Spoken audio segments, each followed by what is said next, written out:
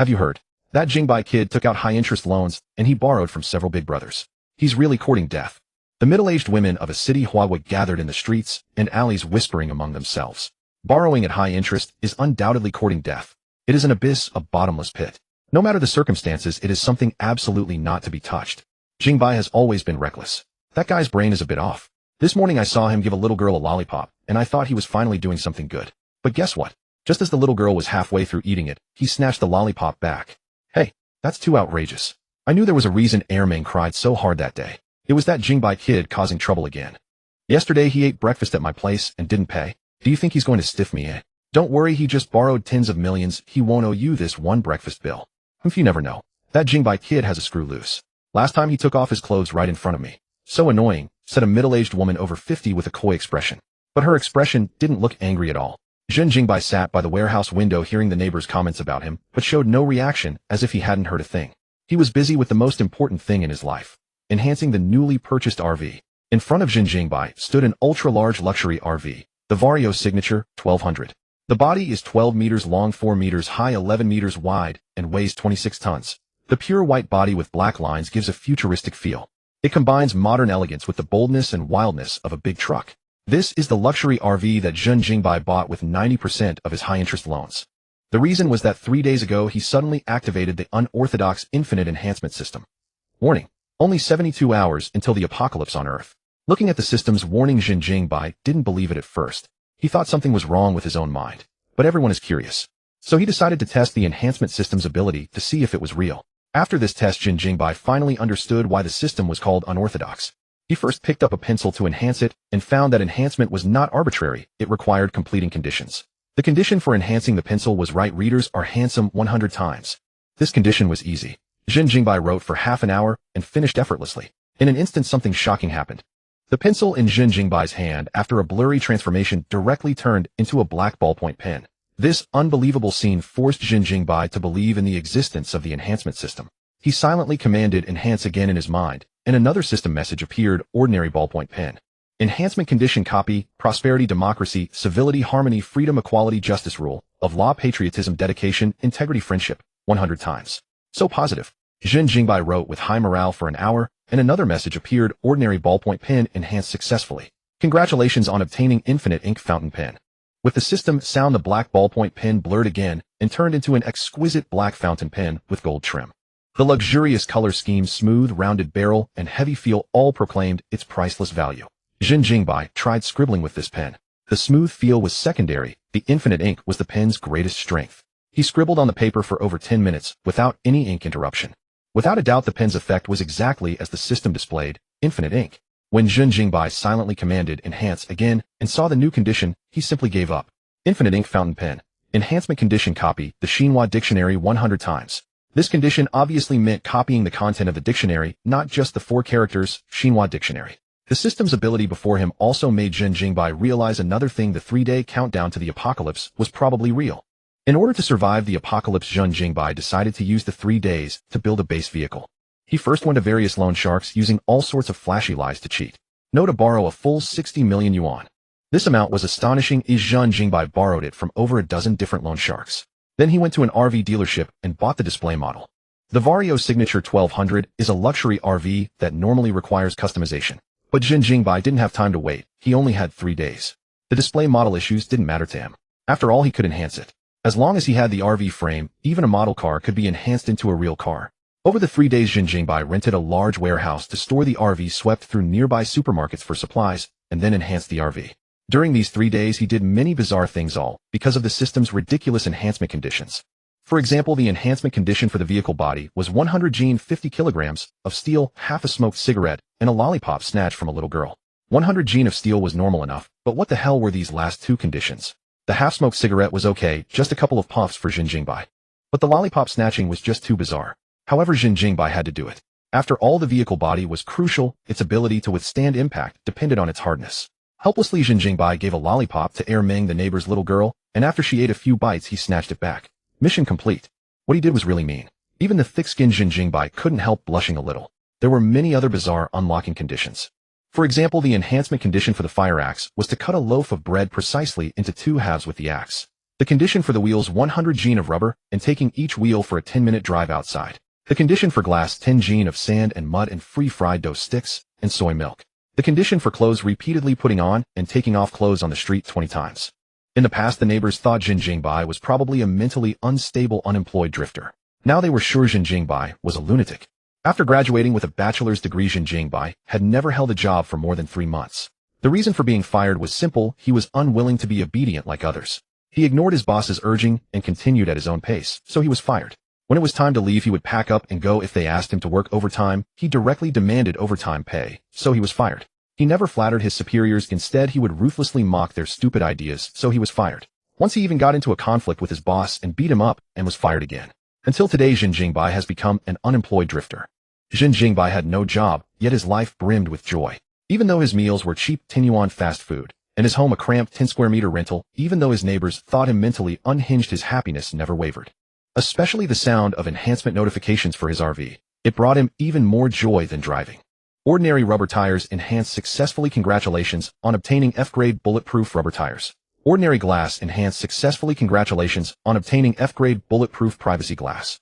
500-liter fuel tank enhanced successfully. Congratulations on obtaining a 1,000-liter fuel tank. 1 cubic meter freezer enhanced successfully. Congratulations on obtaining a 10 cubic meter freezer. After a long chain of enhancements, Zhen Jingbai felt a wave of exhilaration. At the same time, the tens of millions he had borrowed were entirely spent, money truly flowing like water. Gazing at his enhanced RV, Zhen Jingbai felt an overwhelming sense of security welling within him. The reinforced vehicle's appearance had not changed, but its storage capacity had become astonishingly immense. Especially the fuel tank and freezer. These two completely defied the laws of physics. They still looked exactly the same size as before. But once open, one would discover an enormous space within. The freezer shelves had become movable, allowing Zhen Jingbai to drag them at will.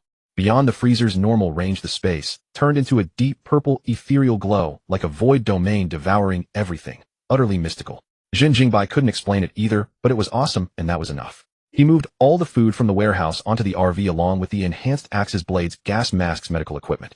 Besides interior comfort, the most important thing about a luxury RV was its vast space to store more things. Zhen Jingbai checked the apocalypse countdown. There were about 5 hours remaining. He had no idea what the so-called apocalypse actually was. The system offered no hint. He thought about it. It probably wouldn't be something too absurd like a meteor impact or a tsunami swallowing everything, or else what would be the point of activating this system? In 3 days, could the system really enhance a super shelter? If the apocalypse truly were these kinds of mega-natural disasters, Zhen Jingbai could only resign himself to fate.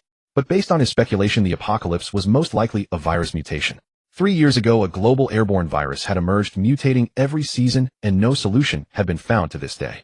Anyone infected would become extremely irritable and enrage their entire body, wasting away to skin and bones. Severe cases leaving them paralyzed in bed, unable to move at all. These days, people rarely went out unless necessary, and when they did, they all wore masks. The virus was controlled reasonably well domestically, which was why neighbors could still be seen chatting about gossip outside. But even though the virus was well controlled domestically, it could still not be completely eradicated. The virus was now evolving to become increasingly powerful, often able to evade detection systems. Zhen Jingbai believed the arrival of the apocalypse was very likely connected to this virus. That was why he had spent a fortune building this armor-like super RV. A vehicle was a good thing. It could serve as a house and also move around freely. But a shelter could only be fixed in one location, severely limiting options. Most importantly, Zhen Jingbai could not build a super shelter in just 3 days. A shelter required too many things to enhance with conditions that would surely be even more bizarre. So the RV was clearly the best choice. With the enhancement system, who needed a shelter? Just enhance the RV directly into a mobile fortress. After finishing the RV enhancements, Zhen Jingbai silently triggered enhancement again, checking the next enhancement condition. F-grade bulletproof privacy glass. Enhancement conditions: aluminum nitride transparent ceramic. Use the bulletproof privacy glass to peek at girls. Enhancement conditions: hexagonal diamond. Use the RV to ram into 100 living creatures. F-grade bulletproof rubber tires. Enhancement conditions: run over 1,000 living creatures. Aluminum nitride transparent ceramic. Hexagonal diamond. These materials aren't common, but since the system didn't specify a quantity, it should be any amount. Zhen Jingbai memorized all these materials one by one. He could only search for them after the apocalypse began. But he wondered whether the ramming and running over of living creatures counted: ants, cockroaches, and the like. Bang, bang, bang. Suddenly the warehouse iron door was struck with great force from outside. A coarse cursing voice came from outside. Hearing the voice outside, Zhen Jingbai frowned. He directly picked up his hard alloy axe and impatiently opened the warehouse iron door. What's all the noise about? It's not like I borrowed just 1 million from you, and the repayment date hasn't even arrived yet, so what's the problem? Zhen Jingbai was not one to back down. Even against burly loan sharks, he had never been intimidated. Li Laohu, I don't want to hear that address for you toward me a second time. Zhen Jingbai walked outside and addressed the 3 burly men with a cold voice. Seeing Zhen Jingbai come out with an axe, the 3 unarmed burly men suddenly held their breath. They had never seen a borrower with an aura more aggressive than theirs walking out wielding a gleaming silver axe. Is he trying to chop someone? Zhen Jingbai, I've heard you've been borrowing money from over a dozen loan sharks like Brother Hui, Brother Tan, and Seventh Master recently. You're not planning to take the money and run, are you? Li Laohu swallowed hard, pretending to remain calm as he asked. His gaze kept drifting toward Zhen Jingbai's hand axe, afraid he might suddenly swing it. It's only a bit of money, why are you so nervous? If I were going to run, I would have run long ago. Would I have waited until now? If you're afraid I'll run, I'll just pay you back right now. So much hassle. Zhen Jingbai was even more of a rogue than they were, directly spitting and saying disdainfully, I dared to borrow so much precisely because I have the ability to pay it back. Do you think I don't value my life? Use your brains. Hearing this, Li Laohu felt that his words actually made sense. Borrowing so much money at once. If you can't pay it back, it won't be as simple as being thrown into the sea. No one would be stupid enough to gamble with their own life. But how are you going to pay it back? Tens of millions in loans in just 3 months. You're not planning to gamble, are you? Zhen Jingbai smiled, lowered his voice, and said, I'm too lazy to waste words with you. Let me tell you straight. I've come into contact with a get-rich-quick deal. The specifics are not something I can disclose. Once this deal is done, even if the interest goes up 3 or 4 times for my future self, it will be nothing. Understand? Zhen Jingbai's arrogant expression made Li Laohu and his men suddenly somewhat believe him. Really? Real? Of course it's real. Zhen Jingbai's words have always been truer than gold and silver. Zhen Jingbai grinned broadly. You know how my name came about. It's Zhen Jingbai, as in real gold and silver. Real gold and silver. Oh, that actually is a real phrase. Not bad, Zhen Jingbai. So that's where your name comes from. Li Laohu only now realized why his name was so strange. It's really the Zhen of real gold and silver. Looks like a man with quite a story. Didn't expect Brother Li to be so knowledgeable. I'm impressed. Zhen Jingbai laughed. Of course, don't underestimate Tiger Me just because I only have an elementary school diploma. I'm actually quite cultured, ha. Li Laohu laughed heartily. Alright, I'll trust you this once. I dare say you wouldn't dare run anyway with so many people watching you. We're leaving. Having said that, he turned and left with his 2 underlings. Gazing at Li Laohu's smug, retreating figure, Zhen Jingbai's smile gradually twisted into mockery. He had worked in debt collection before and was well acquainted with the backgrounds of such people. Despite Li Laohu's arrogant demeanor, he was merely a lackey doing errands. The company specifically sought out uncultured, fierce-looking men to handle debt collection. Relying on their numerical advantage, they would resort to beating people, occupying homes, and employing hooligan tactics to recover debts.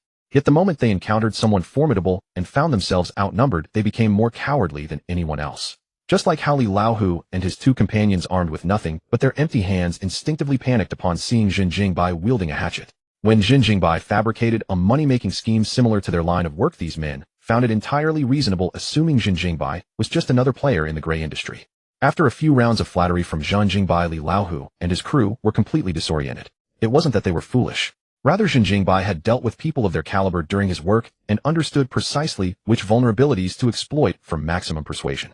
Everyone considers themselves clever, believing they could never be easily deceived. That is merely because their weaknesses have yet to be exposed. Much like those who fell victim to telecom scams. Before being deceived, every single one believed it could never happen to them. As for the money, Zhen Jingbai certainly had no intention of repaying it. The apocalypse had arrived. Who still pays debts? Zhen Jingbai glanced around the warehouse, noticing numerous slovenly men lurking about, watching him intently. They were clearly fellow debt collectors. However, they were smarter than Li Laohu, merely observing from a distance without approaching to demand repayment. As long as Zhen Jingbai showed no signs of fleeing, they wouldn't cause trouble, content to watch from afar. Zhen Jingbai smiled and shut the iron gate. Soon rhythmic slapping sounds echoed through the warehouse. Slap, slap, slap, slap. Zhen Jingbai was alone inside, performing jumping jacks, his palms striking together with particularly loud resonance. The enhancement system could strengthen not only objects, but also one's own body. Skeletal frame. Enhancement requirement: 100 jumping jacks, 100 sit-ups, 100 push-ups daily for 7 days. Progress, 27. Having completed the 3rd day's intense fitness regimen, Zhen Jingbai inspected the missing items in his car once more.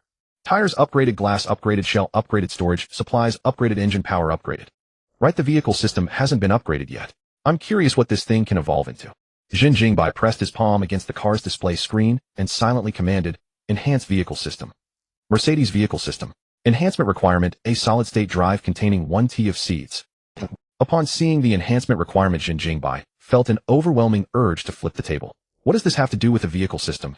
But recalling previous enhancement requirements, it seemed that lollipops, soy milk, and fried dough sticks had absolutely no connection to mechanical enhancement either. With that thought, it suddenly became somewhat more palatable. He departed the warehouse and returned to the rental building where he previously lived. Zhen Jingbai remembered that the 16-year-old kid next door had numerous seeds on his computer. Raowen, open up. Zhen Jingbai arrived at Raowen's door shouting loudly and pounding until the door rattled. After knocking for quite some time, a simple-looking boy finally opened the door, grinning sheepishly. Brother Bai, what do you need? Your solid-state drive is 1 T, right? I'll give you $100. Fill it with seeds, then give me the hard drive.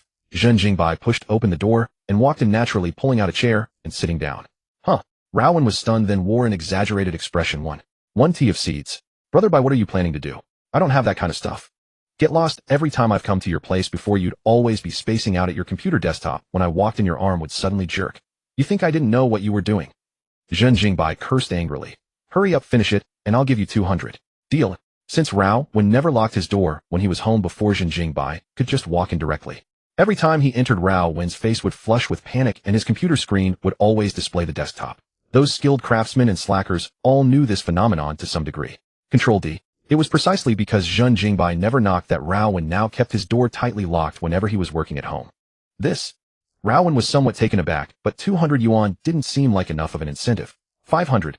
Zhen Jingbai raised the price directly. A brother Bai, that's not quite appropriate. Raowen was beginning to waver, but 500 didn't seem worth the effort to find that many seeds considering the nature of the goods.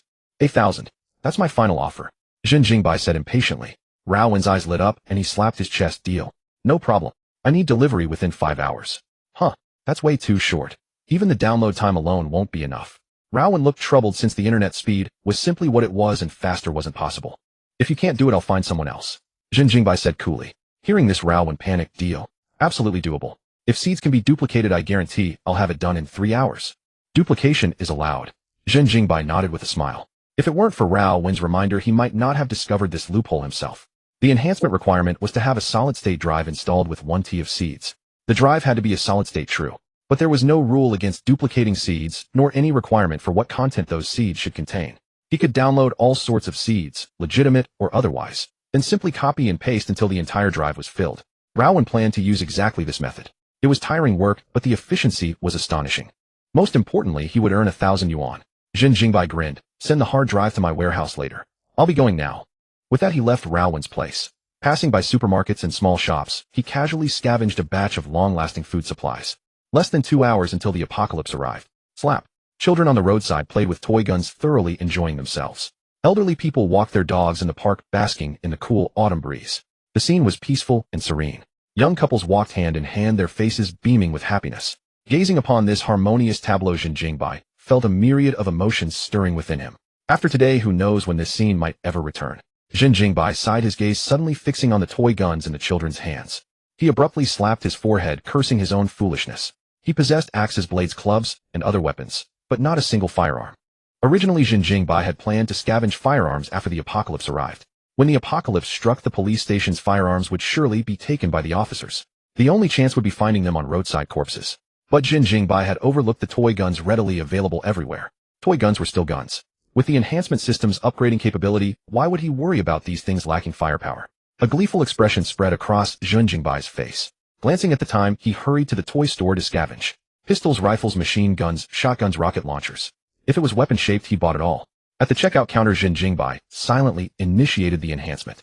Toy rifle. Enhancement requirement: 1 gene of steel, and firing an entire magazine at the toy store owner. Toy rifle. Enhancement condition: 1 gene of steel, fire a full magazine at the toy shop owner. Toy machine gun. Enhancement condition: 1 gene of steel, fire a full magazine at the toy shop owner. Toy shotgun. Enhancement condition: 1 gene of steel, spray 1 shot at the toy shop owner. Toy rocket launcher. Enhancement condition: 1 gene of steel, launch 1 shot at the toy shop owner. Toy handgun. Enhancement condition: 1 gene of steel, shoot the toy shop owner. Before the enhancement, Zhen Jingbai had a bad premonition. When he saw the enhancement conditions, his face fell immediately. The most ridiculous was the toy handgun's enhancement condition. Shoot the toy handgun, just shoot the toy handgun. Why omit the word toy? It's so easy to cause misunderstandings.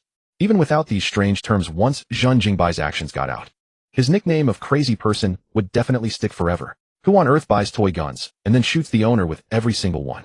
Isn't that what a lunatic would do? Thank you for your purchase, young man. Do come again. The fat shop owner's smile wrinkled into a chrysanthemum. How could the fat shop owner not be thrilled? Zhen Jingbai had bought all the toy guns in his store. Usually it would take 2 or 3 months to sell through this inventory. After all, ordinary families' children had no money. Zhen Jingbai said expressionlessly, "You want me to come back?" "Of course. You're our most valued customer," the fat man said with complete sincerity. Hearing this, Zhen Jingbai's smile grew increasingly intriguing. So enthusiastic. Well, don't blame him for being ruthless then. "Sure, I'll definitely come back. But I have one condition. You must agree to it," Zhen Jingbai said with a smile. The fat man, completely oblivious to anything amiss, said boldly, "No problem. Please, valued customer, go ahead." Zhen Jingbai burst out laughing. "Good, since I don't know how effective these toy guns are, I want to test them on you a few times. Be ready." "Ha ha ha. No problem." "Wait, what did you say?" The fat man stared with wide eyes, wondering if he'd misheard. How could there be anyone in the world who would say something so absurd, testing guns on him? "I said I want to test the gun's effects. Boss, maybe you should put on more layers so it won't hurt." As he spoke, Zhen Jingbai tore open the toy gun packaging and click. The bullets were loaded. The fat shop owner frantically grabbed his jacket and clumsily pulled it on. A guest's rude request should normally provoke anger. But he recognized Zhen Jingbai. This guy was indeed a certified lunatic, just like the rumors said. If he dared curse at Zhen Jingbai, he would definitely get beaten up. The fat shop owner trembled as he turned around, voice shaking. You go easy." Zhen Jingbai made an okay gesture and aimed the toy gun at the fat man's back. Bang. Ah. An odd cry suddenly rang out from inside the toy store. Bang. Ah. Bang. Bang. Bang. Ah. Passers-by hearing this strange sound couldn't help but peek incautiously. Some unknowing mothers stood frozen at the toy store entrance. Hearing the fat man's voice, their expressions turned peculiar. They spat at the toy store and hurried away with their children as fast as possible. In broad daylight, under the clear sky, someone was doing something so perverted. What a disgrace to civilization. After Zhen Jingbai had tried every toy gun, he walked out of the toy store in high spirits. Noticing the strange looks from people around him, he felt somewhat confused. Wasn't it just buying some toy guns? Why were they looking at him like that? "What are you staring at? Never seen an adult play with toys." Zhen Jingbai glared at the crowd. Zhen Jingbai was known as the crazy person on this street. One look or word from him was enough to send pedestrians scattering, not daring to come near.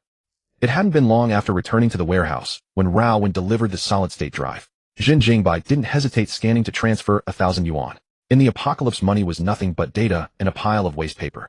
"Thanks, brother Bai. You're such a great guy. If you ever need anything like this again, come find me." Raowen grinned with an honest-looking face. If he didn't know this kid's true nature, Zhen Jingbai wouldn't have believed that this seemingly guileless young man could have provided 1 tea of seeds. "All right, get out of here." Zhen Jingbai waved him away. Raowen chuckled twice, stealing glances at the luxurious RV inside the warehouse. Beautiful, majestic, elegant. Raowen was inwardly stunned. He simply couldn't suppress his curiosity. He swallowed hard and asked, "Brother Bai, I heard you took out high-interest loans. You didn't use that money to buy this car, did you? What are you going to do with this car?" Zhen Jingbai's hands stopped mid-motion, carrying the steel. He didn't answer Raowen's question. Instead, he asked, "Little Rao, if the world ended, what would you do?" "The end of the world? What kind?" Raowen froze. This question came out of nowhere. "Like alien invasion or zombie apocalypse?" Zhen Jingbai said. "That kind. Then I'd definitely go find my parents in B City, no matter the dangers." Raowen's expression turned serious. "Ha ha ha. Good luck with that." Zhen Jingbai laughed, pushing Raowen out of the warehouse. From a city to B City was a journey of at least 300 kilometers. Trying to fight his way through there. What a joke. He had only asked to give Raowen a heads up and to see what choice Raowen would make once the apocalypse arrived. Raowen rubbed his head naively, not quite understanding the meaning behind Zhen Jingbai's good luck. Remembering the movie he hadn't finished watching on his computer, he rushed home excitedly. With only 30 minutes until the apocalypse, Zhen Jingbai enhanced the toy guns one by one. Toy rifle enhancement successful. Congratulations, acquired high-quality AK-47 rifle. Toy machine gun enhancement successful. Congratulations, acquired high-quality M60E4 machine gun. Toy rocket launcher enhancement successful. Congratulations, acquired high-quality RPG rocket launcher. Toy shotgun enhancement successful. Congratulations, acquired high-quality Franchi 12. Toy handgun enhancement successful. Congratulations, acquired high-quality 50 GS handgun. So satisfying. The sound Zhen Jingbai loved hearing most was the system notification. It gave him an unprecedented sense of satisfaction and security. The same feeling he got when the RV was fully stocked with supplies. Like a squirrel hoarding food, filling its nest to the brim. It was incredibly comfortable. He moved all the firearms into the RV, enhanced the vehicle system, and the solid-state drive containing 1 tea of seeds vanished as well. Mercedes vehicle system upgrade successful. Congratulations, acquired information detection system. As the notifications sounded, the RV seemed to come alive with spiritual energy at that moment. An invisible magnetic field spread from the vehicle's body, presenting all detected information from the surroundings onto the monitor. Current information detection range 500 meters. This ordinary warehouse contains nothing valuable except the RV itself. 27 healthy humans detected outside. The display not only listed item information but also marked living persons as red dots on the map. The information detection system monitored the RV's status and was also linked to the onboard computer. On Zhen Jingbai's RV sat a desktop computer loaded with maps and an encyclopedia. Its purpose was to ensure functionality after the apocalypse struck and internet access was lost. It could also be used to record valuable information. Even without a network, a computer remained immensely useful. A desktop computer worth 20,000.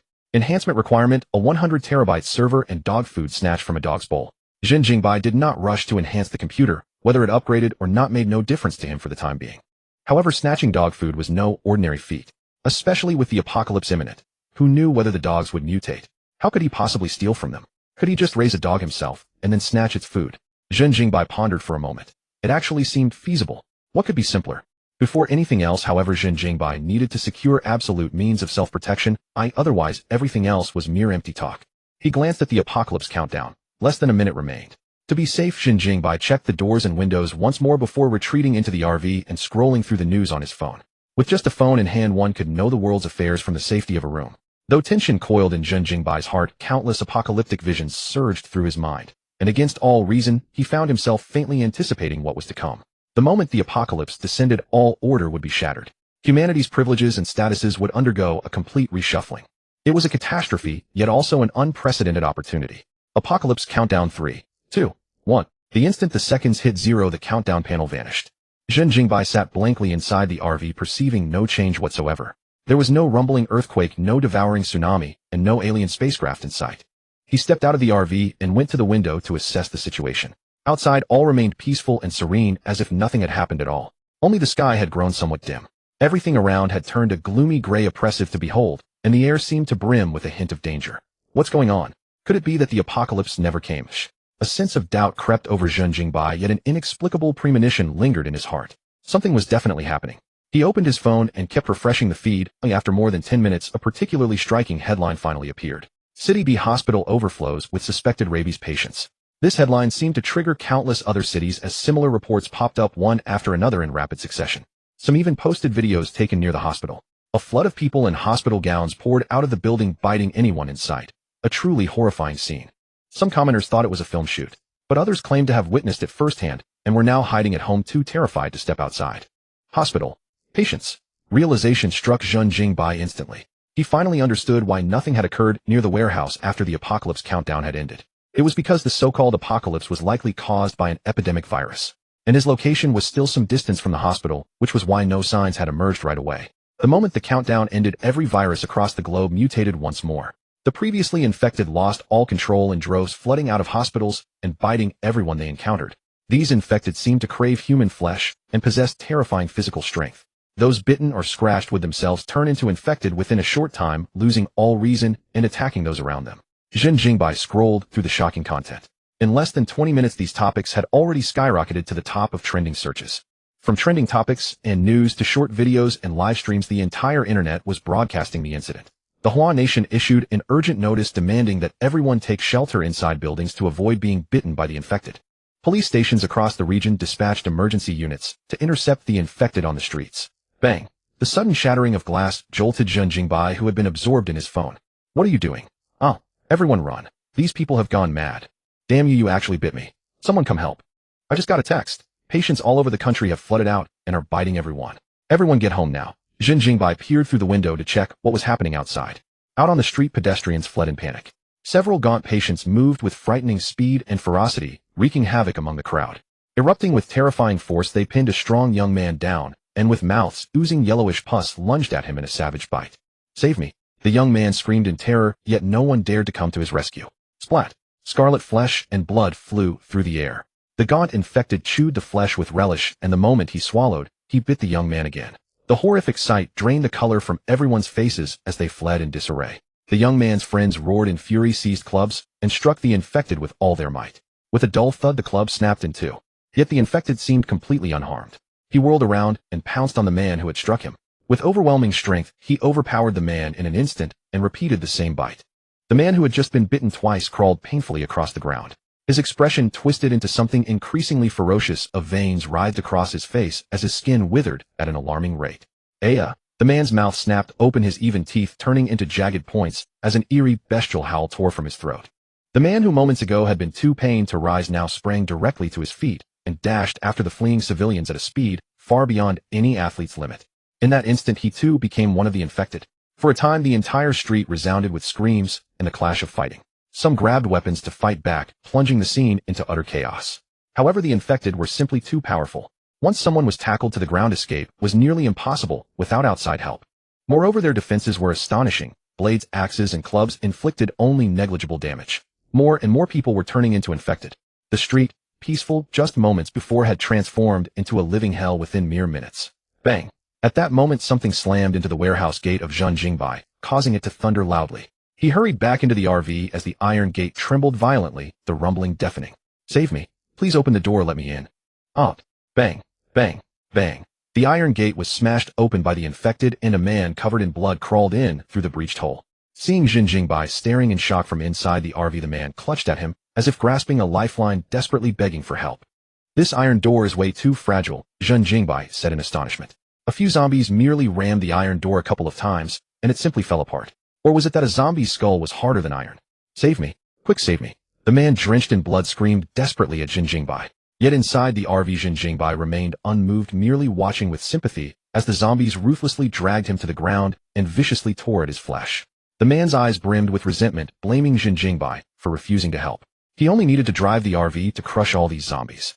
But he simply stood by and watched. The man was devoured alive, reduced to gore and agony and hatred. The infected had lost all reason. They were no different from walking corpses, attacking and devouring any human they encountered. Those bitten by zombies either got consumed entirely and died on the spot, or survived the initial attack only to transform into one of them eventually. Zhen Jingbai had watched plenty of zombie films and understood the stakes well. Anyone with sense would never get out to rescue someone. He never expected the scenes from movies would actually unfold before his eyes. The apocalypse heralded a new era. The warehouse door was smashed open, and the zombies behind it spotted Zhen Jingbai, immediately charging at him without hesitation.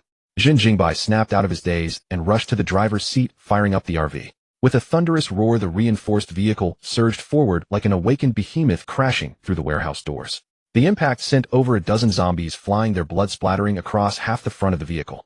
"Yikes, what a mess," Zhen Jingbai couldn't help but mutter. Seeing such a pristine RV smeared with blood felt deeply unsettling. Yet that vivid crimson also lent the vehicle something primal and fierce, like the untamed spirit of a beast. "I really wish this thing had an auto-clean function. Otherwise stepping out would be unbearable," Zhen Jingbai complained as he wiped the blood away with the windshield wipers and continued driving steadily.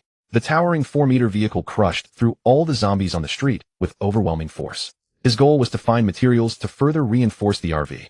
With zombies running rampant through the streets, China would surely develop countermeasures and establish shelters.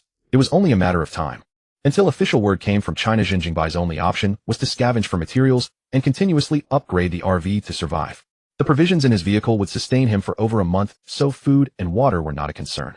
Zhen Jingbai drove forward relentlessly, unstoppable. By the time he reached the main road, city A had completely descended into chaos. Wrecked vehicles, mangled corpses, spilling blood, and roaring zombies. Thick smoke billowed skyward while flames raged uncontrollably. The congested roadway echoed with constant noise as everyone desperately tried to flee the city. Yet the more frantic they became, the worse the traffic grew. Zombies relentlessly attacked vehicles on the road, clawing at windows and trying to drag passengers out, sending countless people into sheer panic. Thud! Zhen Jingbai's massive RV came under attack too. It was simply the most conspicuous vehicle on the entire stretch of road. However, the reinforced body and windows proved far too durable. Despite the zombies pounding against it relentlessly, not a single mark appeared. When the zombies spotted shattered glass in the adjacent vehicles, they immediately abandoned Zhen Jingbai's massive RV and converged on those easier targets. For creatures that appear completely mindless, they still retain a shred of human instinct. Zhen Jingbai sat calmly on the air cushion, watching the zombies roam freely. The road ahead was completely blocked, making passage impossible, though his RV could easily plow through the obstruction. Yet the vehicles ahead contained living people, and Zhen Jingbai couldn't bring himself to slaughter them. He wasn't some twisted killer who could turn cold and callous the moment the apocalypse began. His RV was impervious to the zombies' attacks anyway, so waiting here posed no real risk. Soon enough, the people trapped outside would either flee their vehicles or become part of the horde. Zhen Jingbai had no intention of crushing humans outright. But once they transformed into zombies, the situation changed entirely. To him, each zombie was simply an experience point. He couldn't forget that reinforcing the RV's exterior and tires required colliding with and crushing living organisms. Zombies, though mindless and shambling, still qualified as living beings. Zhen Jingbai rose and walked into the RV's interior, where luxurious furnishings and warm amber lighting created a comfortable atmosphere. The living room, kitchen, bathroom, and bedroom were all fully equipped, making it feel like residing in a modest mansion. Outside, zombies snarled and roamed while humans fled in panic, yet none of that chaos penetrated the RV's serene interior. The stark contrast between the two worlds felt like heaven and hell divided by an invisible boundary. Zhen Jingbai settled onto the sofa, sipping his soda and munching on spicy beef jerky, thoroughly enjoying himself. He also pulled out his phone to search for nearby materials needed for the upgrades. Aluminum nitride transparent ceramic is in City C 400 kilometers away, and hexagonal diamond is nearly 300 kilometers distant in City B. Both locations are far. Zhen Jingbai scratched his head in frustration, suddenly realizing that the earlier unconventional enhancement conditions had been remarkably straightforward. Looking at these serious requirements, his head began to ache. Once the zombies have fully spread, the military will surely intervene to suppress them. At that point, acquiring materials should become considerably easier. Zhen Jingbai remained composed, understanding that maintaining mental fortitude was essential for survival in this apocalyptic world. As he brushed his fingers against various items in the RV, messages began appearing in his mind. Information detection system. Enhancement requirements: half-eaten bread consumed by a zombie, 1 complete blue JK uniform, 10 automotive circuit boards. Half-eaten bread consumed by a zombie. Do zombies even eat bread? Zhen Jingbai said in bewilderment. And what was this JK uniform requirement about? Some kind of quirky preference in the system. Kwame 11. Enhancement requirements: a photograph taken alongside a zombie, 5 Snapdragon 8 Gen 1 processors. Spicy beef jerky. Enhancement requirements: fresh mutated beef. Want your cola. Enhancement requirements: feed a sip to a 250-pound otaku. Genuine leather sofa. Enhancement requirements: 100 people dancing on the sofa. Mutated beef. Could it be cattle that had been infected with the virus? So mutations weren't limited to humans. Animals were affected too. This was an important piece of information which Zhen Jingbai quietly recorded on his computer to prevent forgetting. As for the enhancement requirements for the cola and the sofa, he had simply dismissed them outright. Although the system's enhancement conditions were rather peculiar, they were far simpler than the previous requirements for aluminum nitride transparent ceramics and similar items. Zhen Jingbai recalled a shopping mall not far away that should have quite a few JK uniforms. Moreover, the phone enhancement conditions required phone processors, so this mall trip was unavoidable. Why did I forget about enhancing my phone? Zhen Jingbai slapped his own forehead, secretly cursing himself for his carelessness. But he couldn't entirely blame himself. There had been so much to prepare within just 3 days.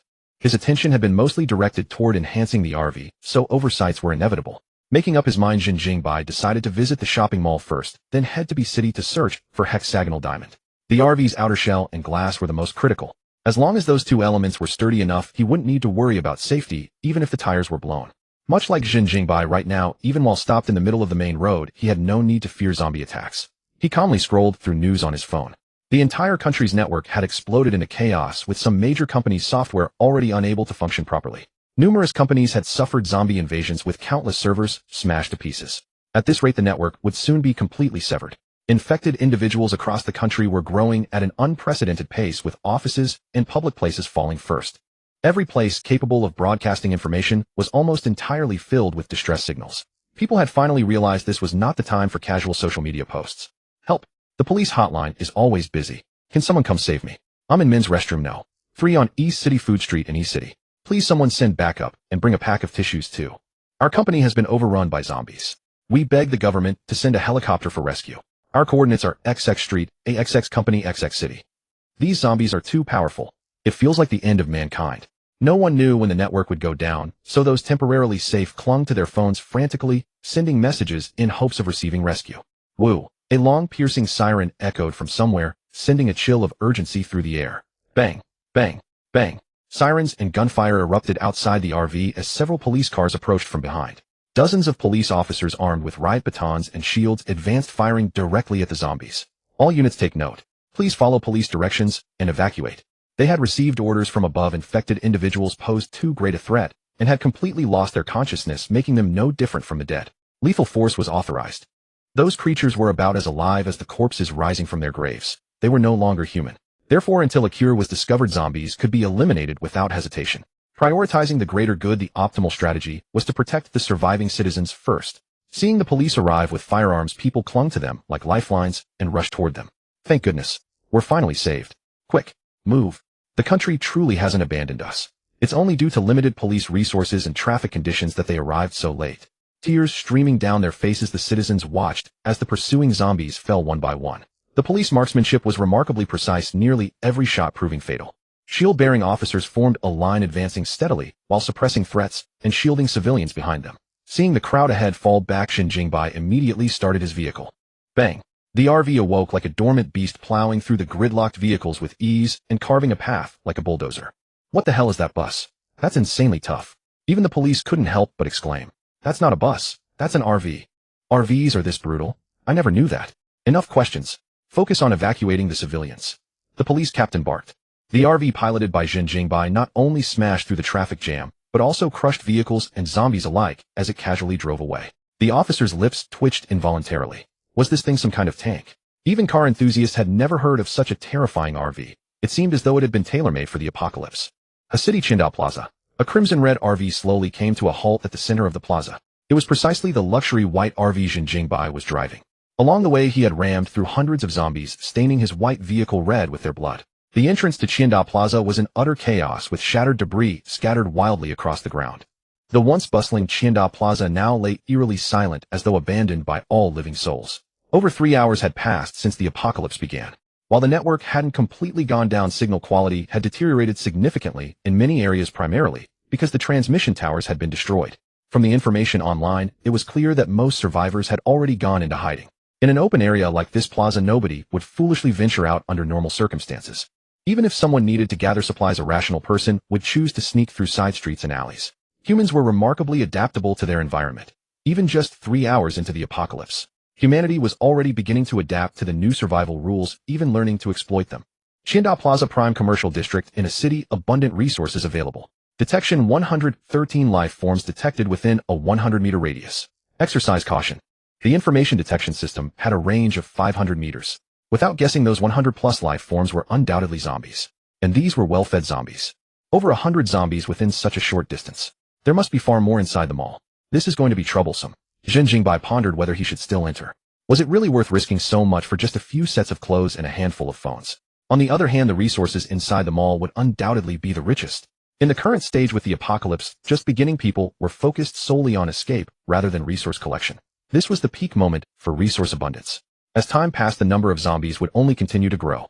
By then, Qingdao Plaza would escalate to hell-level difficulty. Therefore, if he wanted to enter this mall, he had to act sooner rather than later. Glancing at the enhanced clothing and weapons on his desk, Zhen Jingbai's confidence surged.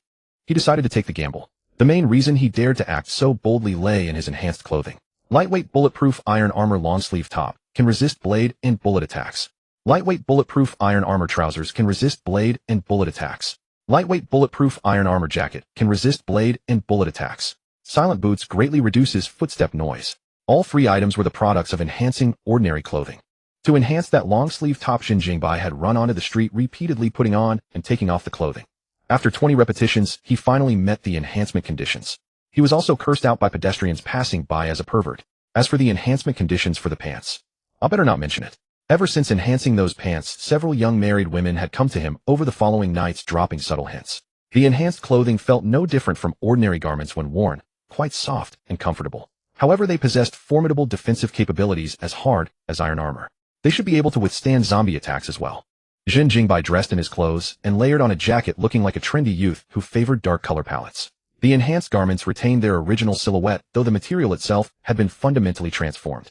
Zhen Jingbai lifted the AK-47 assault rifle from the tabletop, slung the black backpack over his shoulders, and donned the gas mask equipped with night vision, fully geared and ready to move. After deliberation, he felt that relying solely on a rifle was insufficiently secure. He then tucked a pistol into the small of his back. Even in games, one wielded primary and secondary weapons. How could he neglect such precautions in reality? What if I run out of ammunition and need close-quarters weapons? Zhen Jingbai drew a hardened alloy hand axe from the cabinet and secured it to his black belt. And what if I'm surrounded and need to blow open an escape route? Better carry 2 grenades, one to clear the path, one as backup. Zhen Jingbai was thoroughly cautious, tucking one grenade into his jacket pocket and the other into his trousers. Only after securing everything did he open the RV door. A blast of cold wind hit his face, carrying a nauseating stench. This was precisely why Zhen Jingbai wore the gas mask. The reinforced gas mask boasted not only night vision, but exceptionally potent filtration. The plaza was absolute chaos, with bloodstains visible everywhere, mingling with scattered food remnants on the ground. The autumn wind carried these foul odors far and wide. Zhen Jingbai ignored the blood-soaked ground beneath his feet and briskly approached the mall entrance, peering through the glass to assess the interior. The mall's electrical system had completely failed. Within the vast structure, illumination was exceedingly dim save for the central glass skylight that filtered in sparse rays of light. Several zombies stood motionless in the expansive hall, their bodies swaying faintly, as though digesting the flesh and blood within their bellies. Surrounding them were piles of skulls and bones with vast pools of blood, rendering the scene particularly horrifying. 6 zombies at the entrance. Don't know how many are lurking around the corner. Zhen Jingbai moved stealthily and swiftly, the silent boots granting him extraordinary stealth capability. Even while jogging at this pace, not a single sound escaped. Even when stepping into bloodstains on the ground, the contact produced only a subtle ripple, without the slightest splashing noise.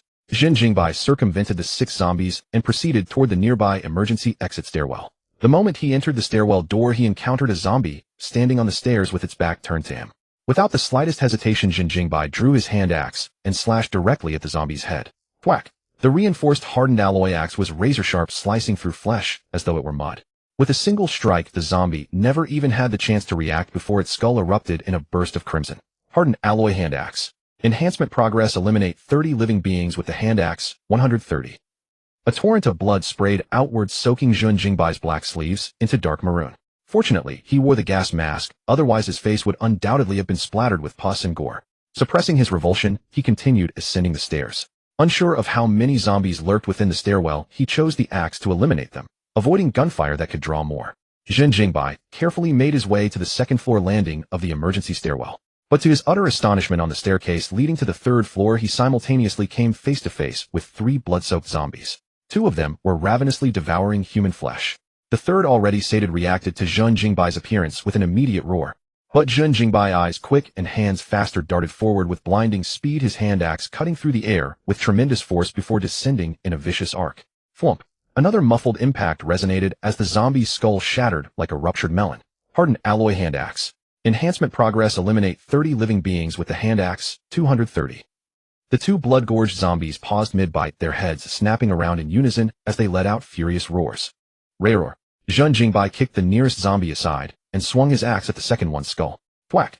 This strike failed to crack the zombie's cranium, merely shoving it backward, a realization that soured Zhen Jingbai's spirits instantly. The 3rd zombie had already opened its putrid maw and lunged forward with a vile stench. In that split second, Zhen Jingbai drew the pistol from his waist and mercilessly shoved it into the zombie's gaping mouth, pressing it against its throat before pulling the trigger.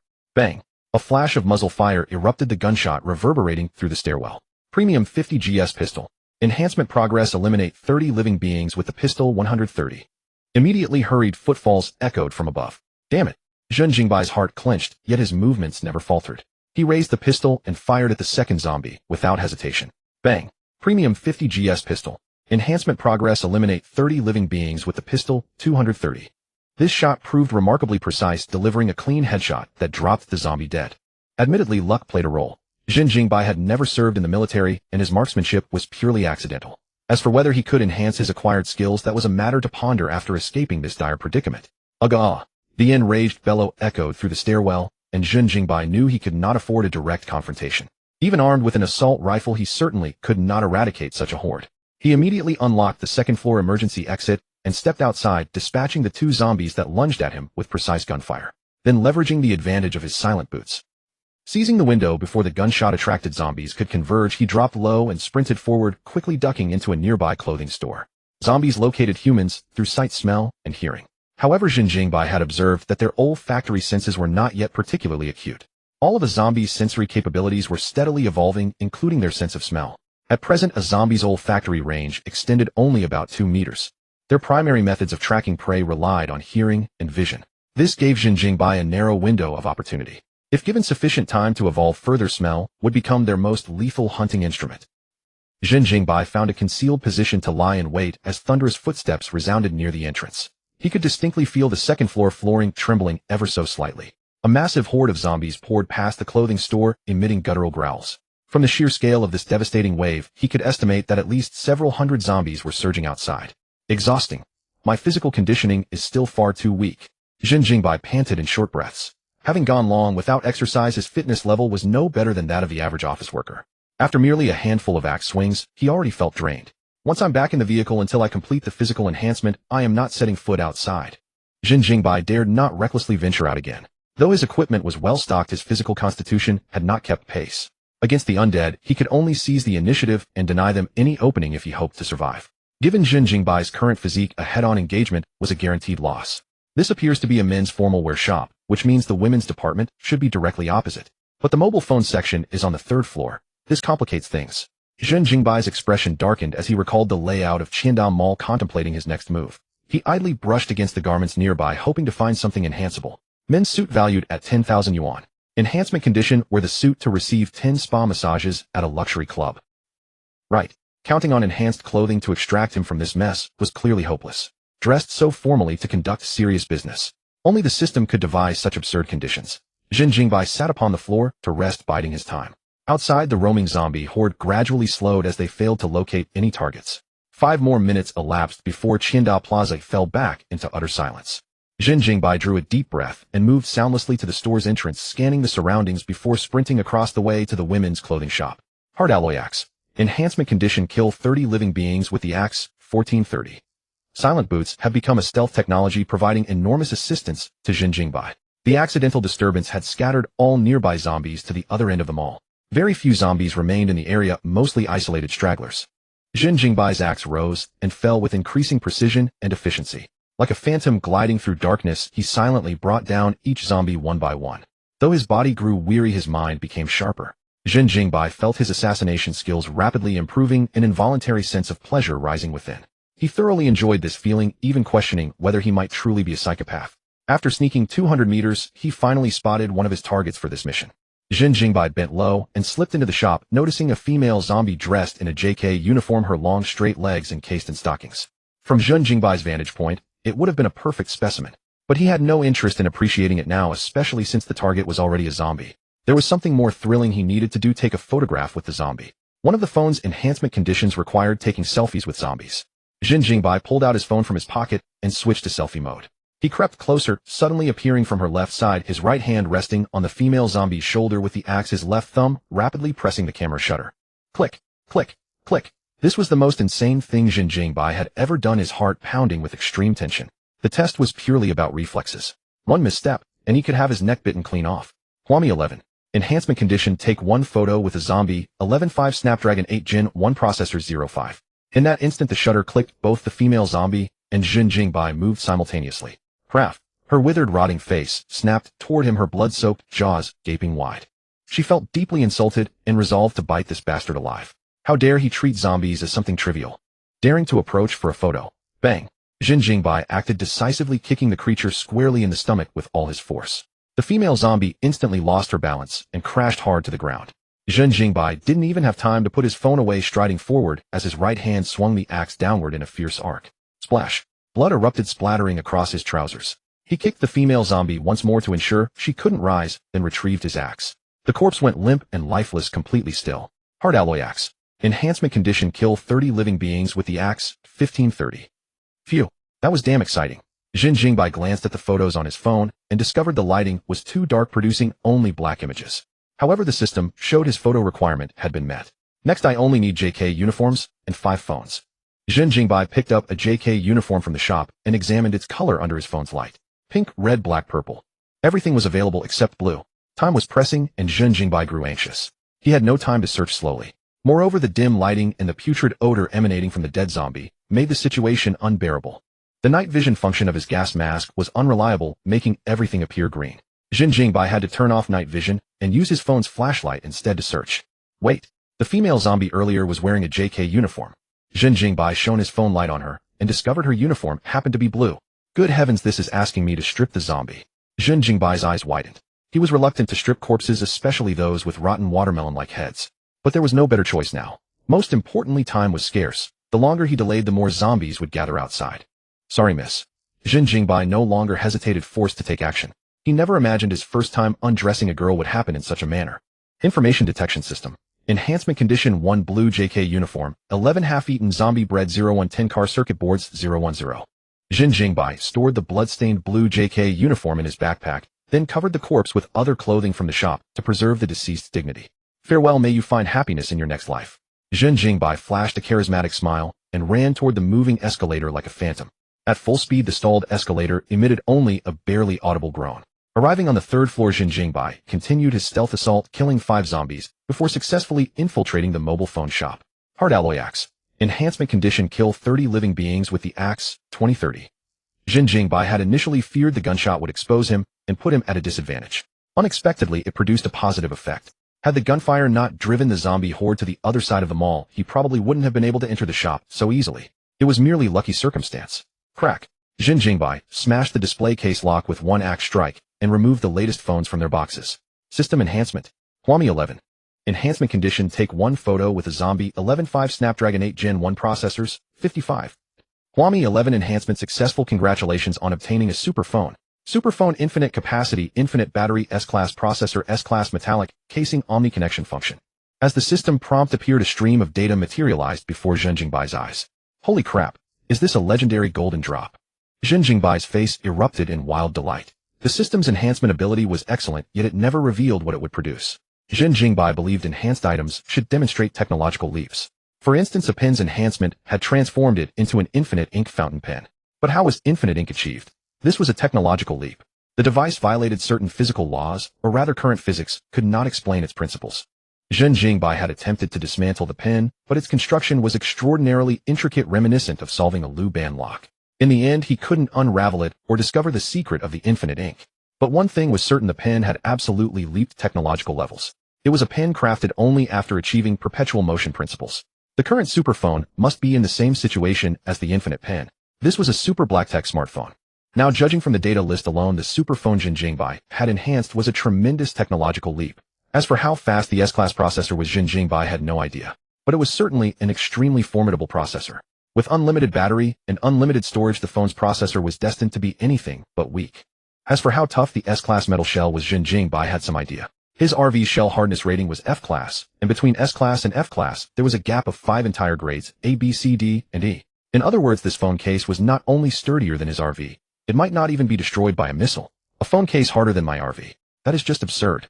Zhen Jingbai did not know whether to laugh or cry. While resting on the spot, he fiddled with the new phone. The body felt lighter, and the system ran faster. When he tapped it twice on the ground, it gave off a crisp, brittle ring. It seemed that with the slightest exertion of force, the phone would crack the ground. What is this All Things connection? Zhen Jingbai noticed a strange app and opened the system's data panel to check. All Things connection: it can wirelessly connect to and control any electrical product. Zhen Jingbai opened the app, and it displayed the controllable objects nearby. There were only the phone and the camera. Why isn't there a light? Is it because the lights here aren't connected to power, so they can't be controlled? He tentatively tapped the phone, and a brand new control interface appeared. Zhen Jingbai could manipulate the selected phone at will, just like a hacker breaking into a phone's internals. Everything was under his control. With this feature, my phone can connect to the RV's detection systems. But the range seems a little small. I hope that after the information detection system is enhanced, it can be linked to my phone. Zhen Jingbai put away his phone joyfully. The next step was to fight his way out. The enhancement conditions for his hand axe, pistol, and rifle all required killing zombies to be met. But to be safe, Zhen Jingbai decided to complete the hand axe enhancement first. Once he returned to the entrance of Qingdao Plaza, he would complete the pistol and rifle enhancements. If he ever found himself unable to cope, he could immediately hide inside the RV. He did not dare gamble with his life. The apocalypse was not a game. After resting fully, Zhen Jingbai returned the same way he came, via the escalator. The reason he had not chosen the emergency stairwell was that the number of zombies there was unknown. It was all too easy to stumble into disaster. Descending from the 3rd floor to the 1st, he dealt with 5 zombies along the way. 5 more were needed to complete the enhancement condition. Yet Zhen Jingbai could feel the zombies' sense of smell sharpening at an alarming rate. The range of their sense of smell had expanded from the original 2 meters to more than 3 meters. As a result, Zhen Jingbai had to speed up, and the stamina he had just recovered was quickly draining away. The 1st floor lobby was too open and exposed for combat. So Zhen Jingbai slipped into the various shops and carefully eliminated the last 5 zombies required for the enhancement condition. The hard alloy hand axe was successfully enhanced. Congratulations on obtaining the titanium alloy thermal cutting hand axe. Sizzle. With a thought, Zhen Jingbai saw a streak of orange-red light appear on the axe blade. Scorching energy radiated from the hand axe like a blazing chainsaw ready to tear through everything. Not only has the material been changed to titanium alloy, it also has a thermal cutting function that can slice through hard objects with ease. Zhen Jingbai was extremely pleased with the new axe. The faint glow given off by the hand axe could even serve as temporary illumination. The most remarkable part was that the thermal cutting switch was controlled by a silent mental command from Zhen Jingbai. That was practically supernatural. If someone else picked up my hand axe, could they activate the thermal cutting mode? Zhen Jingbai straightened up and slowly walked toward the lobby. The hand axe enhancement was done. Next came the pistol and the rifle. Find 50 GS pistol. Enhancement condition, kill 30 life forms with a pistol, 230. Find AK-47 rifle. Enhancement condition, kill 100 life forms with a rifle, 100. The enhancement conditions were by the book, but straightforward enhancement conditions usually came with high difficulty. In the apocalypse, once a gun was fired, it would draw a zombie horde, anytime, anywhere. Zhen Jingbai took a deep breath, glanced at the entrance not far away, and then looked at the notification on the superphone. The RV's main door has been connected. It can be opened with a single tap. At this distance, the superphone's all things connection could already link to the RV, controlling everything about it, even driving it. After mentally preparing himself, Zhen Jingbai did not hesitate and charged straight at a zombie. Closing the distance would make his shot more accurate. Zhen Jingbai knew his marksmanship was only average. This first shot would also signal the beginning of the fight, so it had to hit. The instant the zombie turned its head, he raised the pistol and pulled the trigger. Bang! The zombie's head burst apart, and the gunshot echoed through the silent Chinda Plaza. Find 50 GS pistol. Enhancement condition, kill 30 life forms with a pistol, I-330. Successive roars seemed to answer Zhen Jingbai, drawing closer from far away. Target. Piercing screams came from all directions as countless zombies emerged. Large groups of zombies jumped straight down from the upper floors and charged over in a frenzy. The dense, swarming numbers far exceeded Zhen Jingbai's expectations, but he showed no fear. He licked the corner of his mouth, and a trace of feverish excitement crept onto his face. Bang! Bang! Bang! Facing the surging tide of zombies, Zhen Jingbai fired again. All 3 shots hit. 2 were headshots that killed instantly. Find 50 GS pistol. Enhancement condition, kill 30 life forms with a pistol, 530. Bang bang bang. 3 more shots rang out, and 3 zombies collapsed mid-charge. Find 50 GS pistol. Enhancement condition, kill 30 life forms with a pistol, 830. With 2 clicks, Zhen Jingbai swiftly reloaded the magazine. He was retreating as he fired. When he could no longer hold them off, he immediately grabbed the AK-47 slung over his shoulder. A burst of rat-a-tat-tat fire. Find AK-47 rifle. Enhancement condition, kill 100 life forms with a rifle, 26,100. The overwhelming firepower suppressed the zombie horde, forcing it to keep its distance. Whenever he found an opening, Zhen Jingbai immediately switched back to the pistol and continued grinding the pistol objective. Watching zombies fall in droves, Zhen Jingbai felt the same thrill as if he were playing a hack-and-slash mowing game. Roar! A zombie dog that had appeared out of nowhere suddenly materialized beside him. He was startled. The attack came from such a tricky angle that he had no time to swing his gun muzzle around. Zhen Jingbai could only raise his arm to block. The vicious zombie hound, its face hideous and green pus oozing from its eyes and mouth, lunged forward and bit down. Squelch! The zombie hound's razor-sharp fangs lunged at Zhen Jingbai like steel rods. A single bite could warp the shell of a car. Yet what was truly shocking was that when the zombie hound sank its teeth into Zhen Jingbai's arm, sparks actually flew. Sparks erupted like clashing blades, and the rebound force sent the zombie hound's brain quivering. Huh, didn't expect that, did you? My clothes have iron armor effects. Zhen Jingbai laughed heartily, aimed his pistol at the hound's gaping mouth, and pulled the trigger. Take this. Bang. The dog's head exploded instantly, spraying disgusting green fluid all over Zhen Jingbai. A foul stench filled the air. Fine grade 50 GS pistol. Upgrade condition, pistol must eliminate 30 living beings, 2,930. At this point, Zhen Jingbai had already grown accustomed to the feeling of being drenched in blood. Seeing the mission almost complete, a smile spread across his face. Just one more. Zhen Jingbai quickly swapped the magazine. Running while firing continuously at the surging horde behind him, he emptied the entire clip. Fine grade 50 GS pistol. Upgrade condition, pistol must eliminate 30 living beings, 3,330. Fine grade 50 GS pistol upgrade successful. Congratulations. You have obtained Smart Targeting Pistol. Smart Targeting Pistol automatically locks onto enemy positions, never misses. Creak. The pistol suddenly transformed in Zhen Jingbai's hands. The dark gun body partially disassembled and hovered midair. Mechanical parts materialized from nowhere, assembling themselves autonomously. A faint blue glow emanated from within the barrel, and a transparent glass panel replaced the original scope. Full of futuristic flair, so cool that Zhen Jingbai wanted to stop right then and admire it. Auto-targeting 100% accuracy. Let me test it. Zhen Jingbai casually fired 2 shots at the ceiling. Bang! Bang! 2 bullets flew out, yet suddenly changed trajectory mid-air, carving elegant arcs toward the zombie horde. Then came 2 muffled thuds, and 2 zombies' brains exploded on the spot. Holy crap, that's amazing. Hitting enemies by shooting at the ceiling. This targeting function was truly flawless. It was too damn high-tech. Now it's just the rifle left.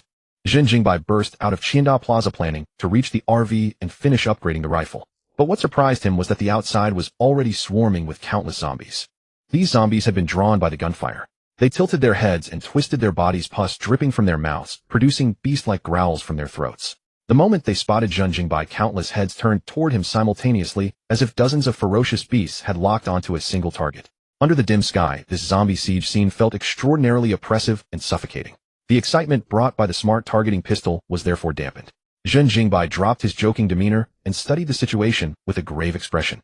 At this moment he was completely surrounded by a sea of zombies, a pitch-black mass.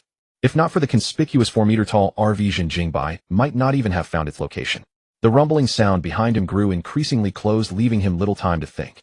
Zhen Jingbai gritted his teeth, gripped the assault rifle in his left hand and the thermal battle axe in his right, and charged straight ahead.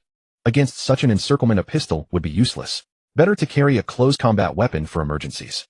Rayag. Countless zombies charged toward him, their roaring echoes spreading in all directions, the ground trembling slightly. Zhen Jingbai's assault rifle fired continuously, carving a path of survival forward. Fine grade AK-47 rifle. Upgrade condition rifle, must eliminate 100 living beings. 88,100. The massive gunshots echoed across the plaza, yet they couldn't mask the zombies' piercing shrieks. Click. A grenade flew from Zhen Jingbai's hand. Boom. A massive explosion erupted, flames shooting skyward. The powerful shockwave sent over a dozen zombies flying, their flesh and blood splattering everywhere. Zhen Jingbai had become a walking bloodbath. The thermal battle axe in his hands was particularly devastating, slicing through zombie bodies as easily as cutting tofu. Whether it was a spine or a skull, everything was split cleanly in half, with a single stroke meeting zero resistance. Following the passage blown open by the grenade, he rapidly closed the distance to the RV, pressing the button on his phone to control the RV door. Whoosh! The RV door suddenly swung open. Zhen Jingbai arrived right at the threshold, kicked off the ground with both legs, and leaped aboard. He immediately pressed the phone button again, and the RV door slammed shut. Ugh, hi! At that exact moment, a zombie suddenly grabbed Zhen Jingbai's ankle, its bald head wedged perfectly into the doorway. The zombie unhinged its jaw and bit down without hesitation. But Zhen Jingbai's pants were also reinforced. If bullets couldn't penetrate them, what chance did a zombie's teeth have? Crack!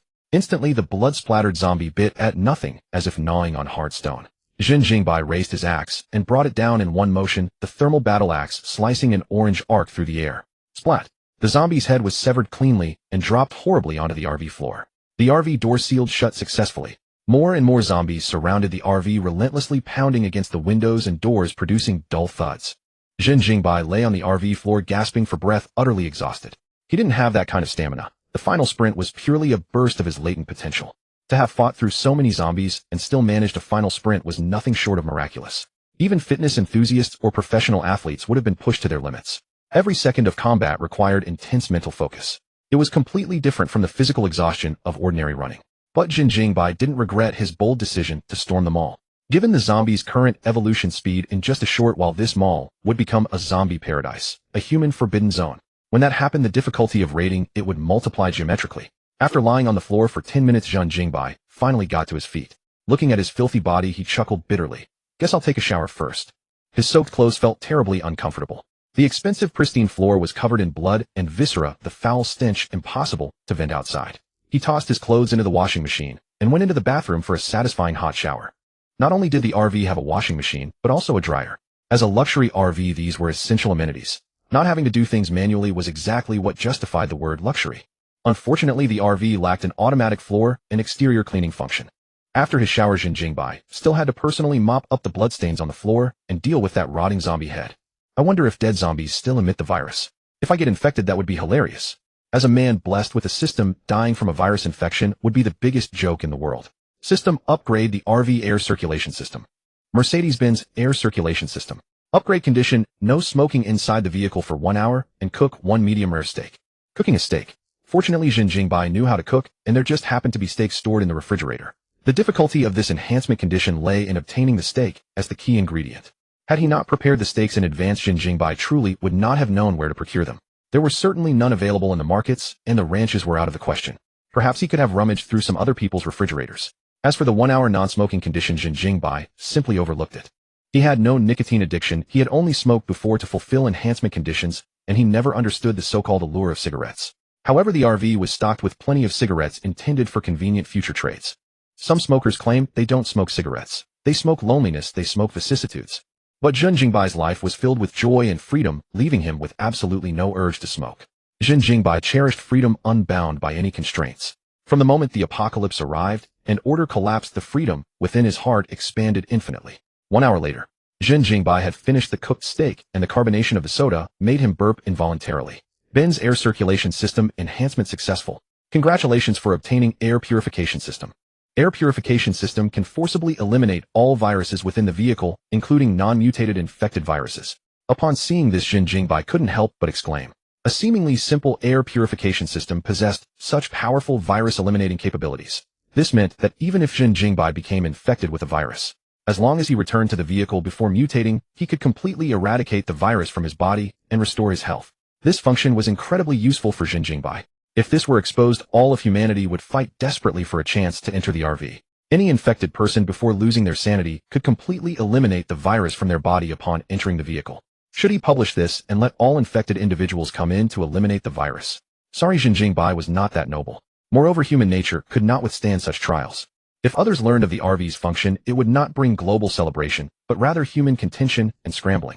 Therefore, Zhen Jingbai would keep this vehicle's decontamination function hidden in the depths of his heart. 9 o'clock at night. Zhen Jingbai sat on the soft sofa, wiping down his hand axe while fiddling with the superphone. The AK-47's enhancement condition ultimately remained unfulfilled. His rifle had only killed 88 zombies, falling short by 12. However, it didn't matter. There would be plenty of opportunities ahead. Zhen Jingbai stored the day's spoils into the storage cabinet, then studied the phone's connection function with the RV for a while. As he expected, the RV's information detection system could be utilized on the phone. Though he didn't understand the underlying principle, as long as it was connected to the RV, the phone could use the information detection function. He wondered aloud, I just don't know how large the phone's detection range is, and whether it can stack with the RV's distance. Zhen Jingbai glanced at the restless horde of zombies gathered outside the windows. The night was pitch black, so dark that one could not see one's own hand. Yet there were terrifying, bloody handprints pressed against the glass and heads with falling hair constantly banging against it. Under such circumstances, there was simply no opportunity for Zhen Jingbai to venture out for experiments. He casually closed the curtains, no longer looking at the scene outside. The phone signal was somewhat weak, but still decent enough to watch a standard definition video smoothly. It was unclear whether the signal base stations had yet to be destroyed, or if the superphone's receiving capability was simply too powerful. Zhen Jingbai browsed through some online information. Most apps had become unusable, but there was one official live streaming app that was still operational. Out of curiosity, Zhen Jingbai tapped on it. What appeared before his eyes were several middle-aged men engaged in heated discussion together. I believe this kind of live stream serves no purpose whatsoever, teaching citizens how to survive the apocalypse. With barely any signal base stations left now, how many people can even watch our stream? A bespectacled, refined-looking, elegant man spoke with evident agitation. Clearly he was not fond of this live stream, believing the government was wasting time. The obese middle-aged man beside him said calmly, the apocalypse may be an exaggeration. I believe that under our nation's efforts this virus battle will eventually pass. Yes, Professor Ten, don't be too impatient. And our live stream's purpose is precisely to let those who can access network information understand more survival knowledge. The young female host smiled, trying to smooth things over. Easy for you to say. What situation are we in now? Anyone with a sound mind would know the truth. Professor Ten snorted coldly. It's already the apocalypse. The virus mutated long ago. It's simply erupting today. He grew more agitated as he spoke, his voice beginning to tremble slightly. In just a few short hours, the entire world has fallen. This is no longer an ordinary virus battle. At this point, do you still wish to deceive yourselves, eh? If we want more people to understand apocalypse survival methods, the first thing we must do is dispatch troops to protect the base stations, preventing the network from completely collapsing. Countless people needed to use the network to seek rescue, to find ways to handle emergencies through the internet. The internet's impact on modern humans was simply too profound. Not everyone was a survival expert, not everyone could quickly adapt to the apocalypse, nor did everyone possess sharp reflexes and presence of mind. Many people, when encountering something unprecedented, could not respond correctly. But with the internet, national leadership could guide citizens through the network. How to escape, how to hide, how to find nearby allies, and so on. The internet's influence was truly immense. The obese middle-aged man sighed heavily and said in a low voice, Professor Tan, you're right. We must face the current situation. But you've oversimplified things. The nation faces far too many problems. Huagua is simply too vast, and military personnel are severely insufficient. Huagua must not only build shelters and evacuate and protect civilians, but also protect research institutes from destruction. With so many pressing matters, where do you expect the nation to find extra hands to protect every base station? Huagua had many soldiers, but not enough to save every citizen across the entire nation simultaneously. Moreover, a country had far too many matters requiring attention. Where there was gain, there was loss. Under such circumstances, they had to prioritize the greater good. To put it bluntly, they had to weigh the pros and cons. It was not that the nation was too realistic, but that to survive the apocalypse, one had to understand the art of trade-offs. The discussion topic among a group of experts gradually turned solemn and stark. Enough. Let us stop quarreling over such matters. Do not forget the purpose of this live broadcast. We are here to disseminate the ways of seeking refuge so that more of our people may survive. A woman who had remained silent from beginning to end finally spoke up. She seemed to hold some status for the very instant she spoke. Everyone around ceased their discussions, turning their collective gaze toward her. We might as well stop hiding things. There's no point. The authorities should not object to what I am about to say, so I will speak with complete candor. The woman rose to her feet, seemingly about to announce a momentous event. The virus that has plagued the globe for 3 years has mutated completely. It has erupted simultaneously across every corner of the globe. We have given this mutated virus the most unadorned of names, the zombie virus. The woman drew a deep breath and said in a solemn tone, all the previously infected turned into walking corpses this afternoon all at once. They feed on human flesh and transmit the virus through saliva and blood. Do not think a scratch is harmless. Those blood-stained hands of theirs are also a route of transmission. Those around could not help but heave a sigh. Some even shut their eyes as if they could already hear the curses hurled at them by the people. The fact that such detailed data could be obtained indicated the virus had given warning signs beforehand. Any nation with real power had likely known all along. Yet in order to avert panic, they had kept it concealed until now. It was only natural that countries worldwide would be cursed for hiding such a monumental secret. The woman went on, once the virus infects a person within a short time, they become skeletal, their neural responses sluggish, their gaze vacant, hair falling out rapidly, blood seeping from their eyes, and pus oozing from their mouths. Anyone who witnesses these symptoms must flee at the first possible moment, for these are the signs of mutation. Once the infected have fully become zombies, their every physical capability receives a tremendous enhancement. Their strength, speed, vision, smell, hearing, all will far surpass that of ordinary humans. With a grave expression, the woman said, the most horrifying thing is that this is merely the start of the mutation. As time goes on, they grow increasingly powerful, and their bodies begin to swell and bloat. Therefore, if you encounter a corpulent zombie and lack heavy firepower, you must run as far away as possible. After listening for a long while, Zhen Jingbai finally caught sight of a piece of useful information. He had already discovered that zombies could evolve, but only now did he realize that a zombie's physique could be used to gauge its power level. As for whether zombie evolution has a ceiling, the authorities have offered no answer either. This catastrophe is even more dreadful than I imagined. Zhen Jingbai sighed. He resolved to remain inside the vehicle for the time being, absolutely not stepping out. This also steeled his determination to reinforce the RV at the earliest opportunity. The F-level body shell could withstand zombies of the current strength, but there was no guarantee it could hold against the attacks of future zombies. If he wished to continue enjoying his current comfort, Zhen Jingbai would have to perform a new round of enhancements before the zombies shattered the F-level defenses. Zhen Jingbai switched off the live stream. The rest of the woman's speech was about evacuation and rescue measures along with various other matters. Zhen Jingbai opened the system panel to check. F-level bulletproof and privacy glass. Enhancement requirements: transparent aluminum nitride ceramic. Use the bulletproof and privacy glass to peep at girls. F-level bulletproof vehicle body. Enhancement requirements: hexagonal diamond. Use the RV to ram 100 living beings, 100,100.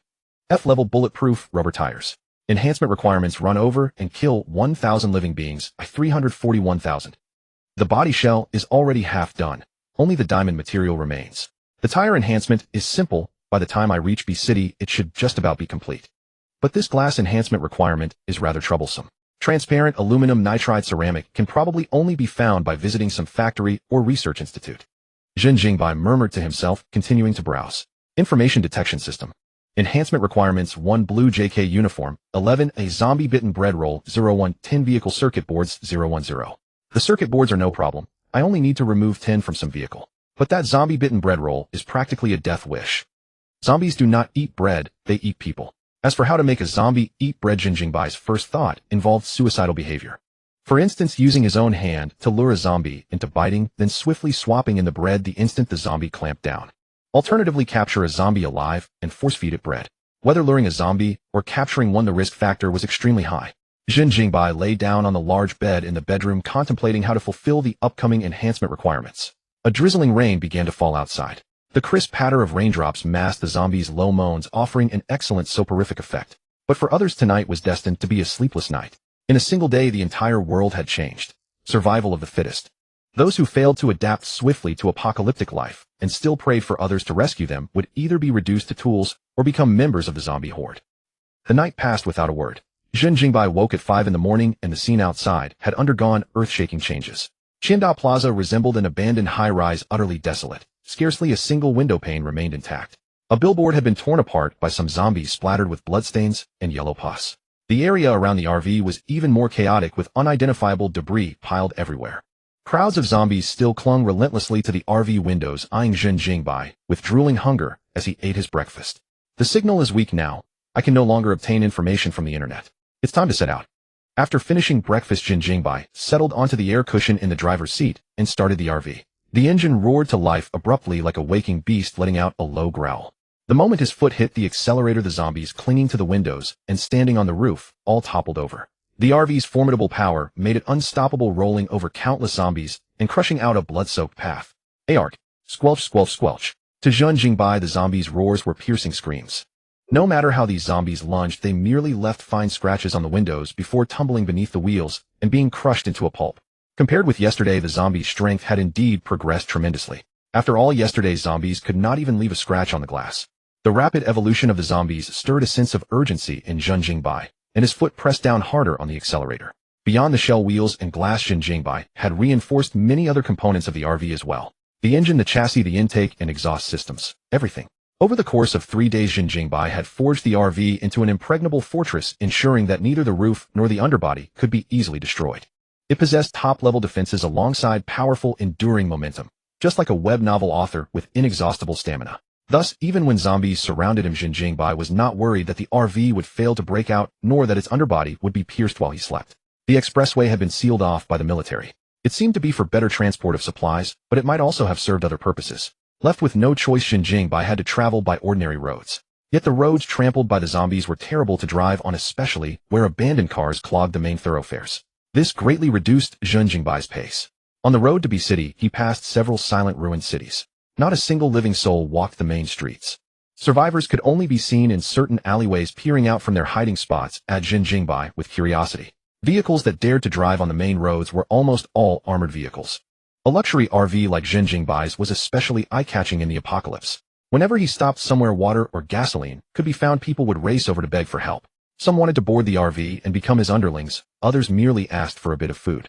Among them were even pre-apocalypse internet celebrities and stars who offered to share his bed just for the chance to live inside the RV. These people had sharp eyes and knew that Zhen Jingbai's RV was no ordinary vehicle. If it were, how could it swagger so brazenly down the main road? One could tell from the bloodstains alone that this RV was an absolute beast, having carved through mountains of corpses and seas of blood. In the apocalypse, none had a harder time surviving than internet celebrities and stars. Their skill points had all gone into the arts, their combat prowess was negligible at best, and to make matters worse, they had spent every night carousing and engaging in group debauchery, hollowing out their bodies. For such people, surviving in the apocalypse was far harder than for ordinary humans.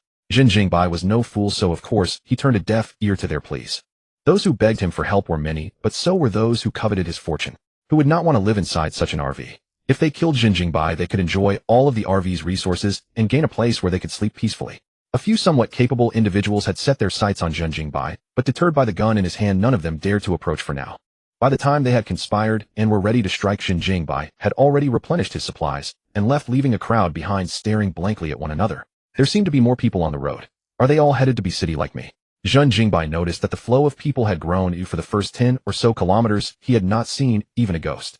Yet now he encountered several modified cars racing along the road one after another. Whenever they met Zhen Jingbai, they looked him over appraisingly.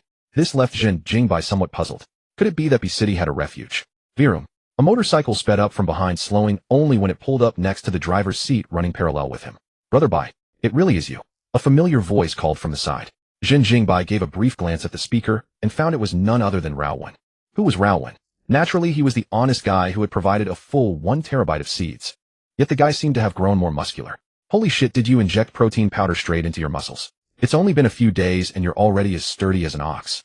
Zhen Jingbai's speed gradually dropped as he pulled over to the roadside. He did not get out, instead winding down his window a little to chat with Raowen. Even a former neighbor, Zhen Jingbai did not dare to fully trust. In this era, without order, the human heart could change. For the same person, the difference between good and evil might be just a single legal constraint. Raowen stopped his Yamaha VMAX motorcycle and laughed. I don't know what's going on either. Lately I felt like I have endless strength and my body gets stronger every single day. He raised an arm to show off his muscle.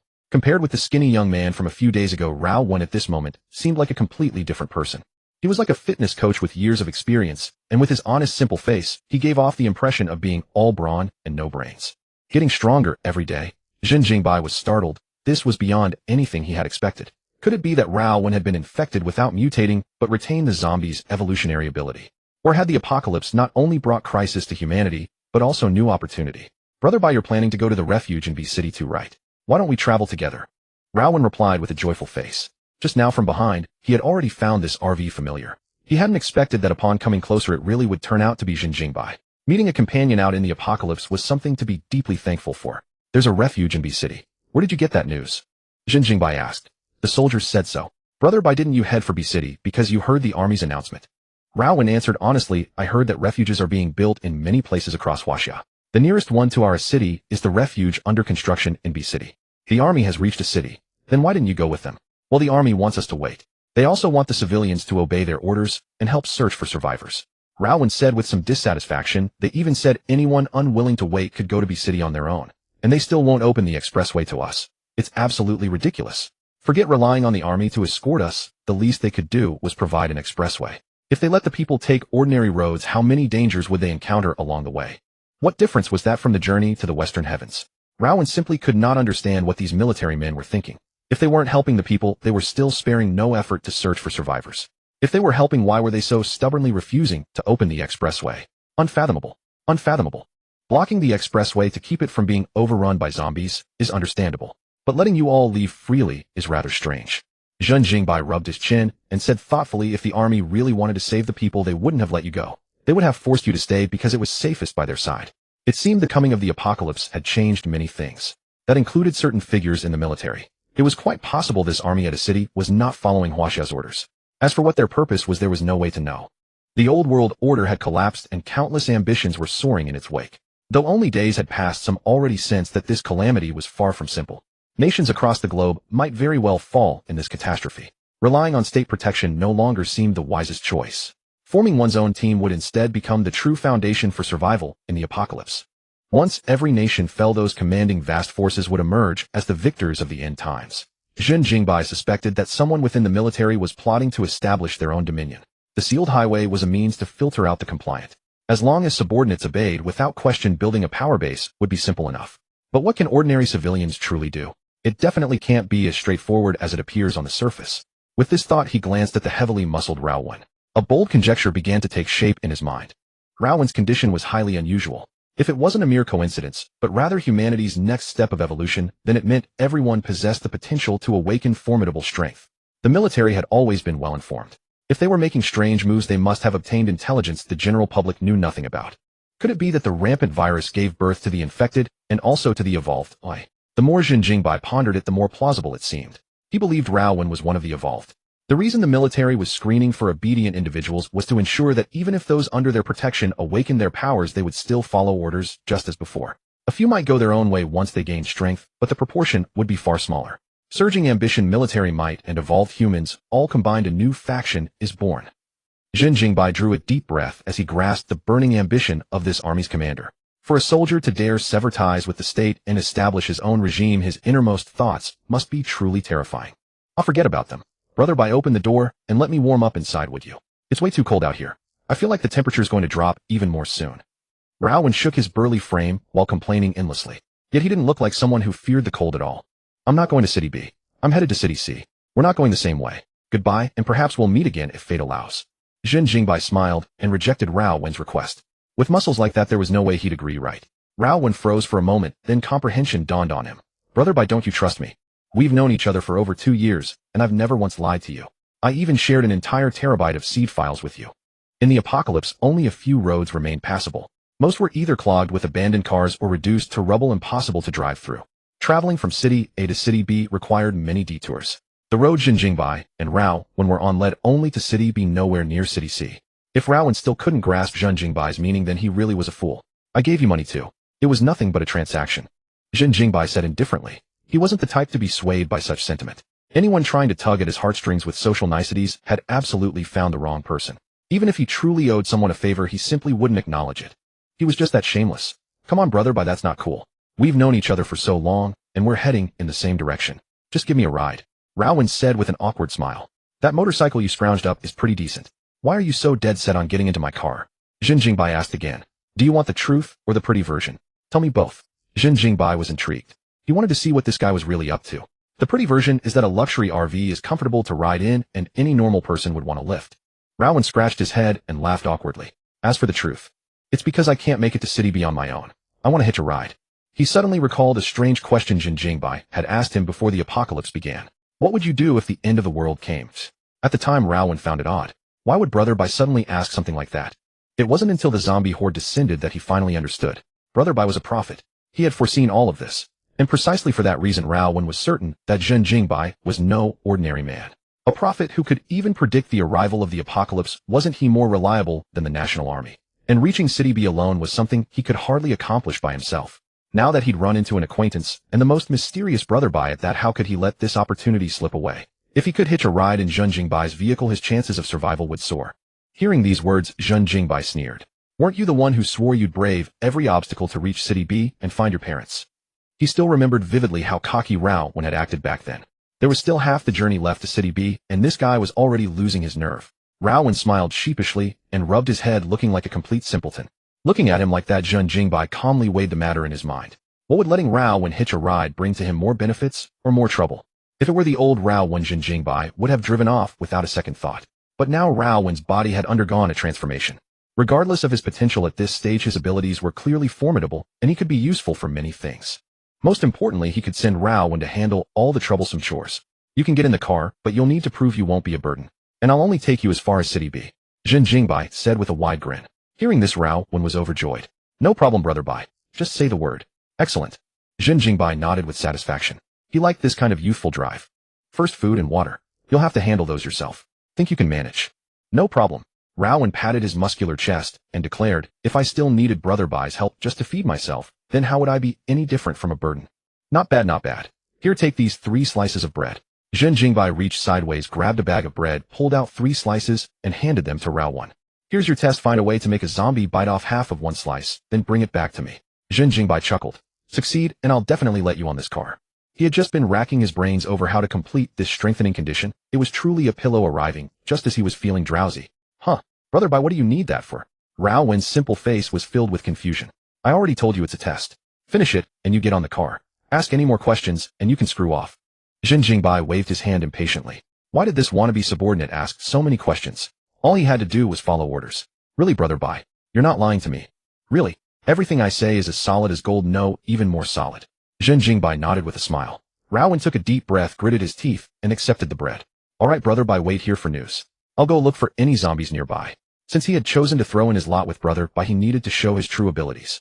Rowan reasoned that this was a test of his strength. After all, nobody wanted to carry dead weight, even if the test itself was a little bizarre. Just as Rowan was about to leave, Zhen Jingbai suddenly called out, oh, and one more thing. Bring me back 10 vehicle circuit boards. Just rip them off any car. Thanks, brother. Zhen Jingbai gave Rowan a thumbs up with a smile. From the look in his eyes, it was obvious he was eagerly anticipating Rowan's return. After all, with such a troublesome task assigned, how could he not look forward to it? But to Rowan, that gaze seemed like nothing but care and encouragement, stirring a wave of gratitude deep within Rowan's heart. Sure enough, Brother Bai does care about me.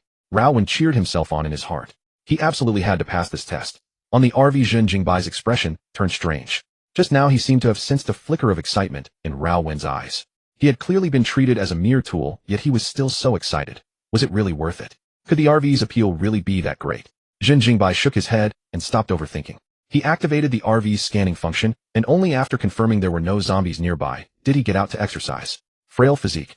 Enhancement requirement: do 100 jumping jacks, 100 sit-ups, and 100 push-ups every day and persist for 7 days, 67. Today was the final day of the body enhancement requirement. The reason Zhen Jingbai dared to let Rowan hitch a ride was precisely because his body enhancement condition was about to be completed. Even a body strengthened by the system, no matter how poor, couldn't be weak enough to be flattened by a single punch from Rowan right. And the precondition for letting him ride along was that Rowan had to prove his worth. If he died out there, everything would be for nothing. Slap, slap, slap, slap. Zhen Jingbai started doing jumping jacks beside the RV. Fortunately, no one walked by, or he would definitely have been mistaken for a madman. 100 jumping jacks, 100 sit-ups, 100 push-ups. Complete. Frail physique enhancement successful. Congratulations, you have obtained a physique beyond human limits. Boom. A torrent of power from deep within his body burst out like a river breaching a levee, instantly flooding every inch of Zhen Jingbai's frame. He could feel his muscles writhing and his cells exulting. His skinny arms turned sturdy and substantial.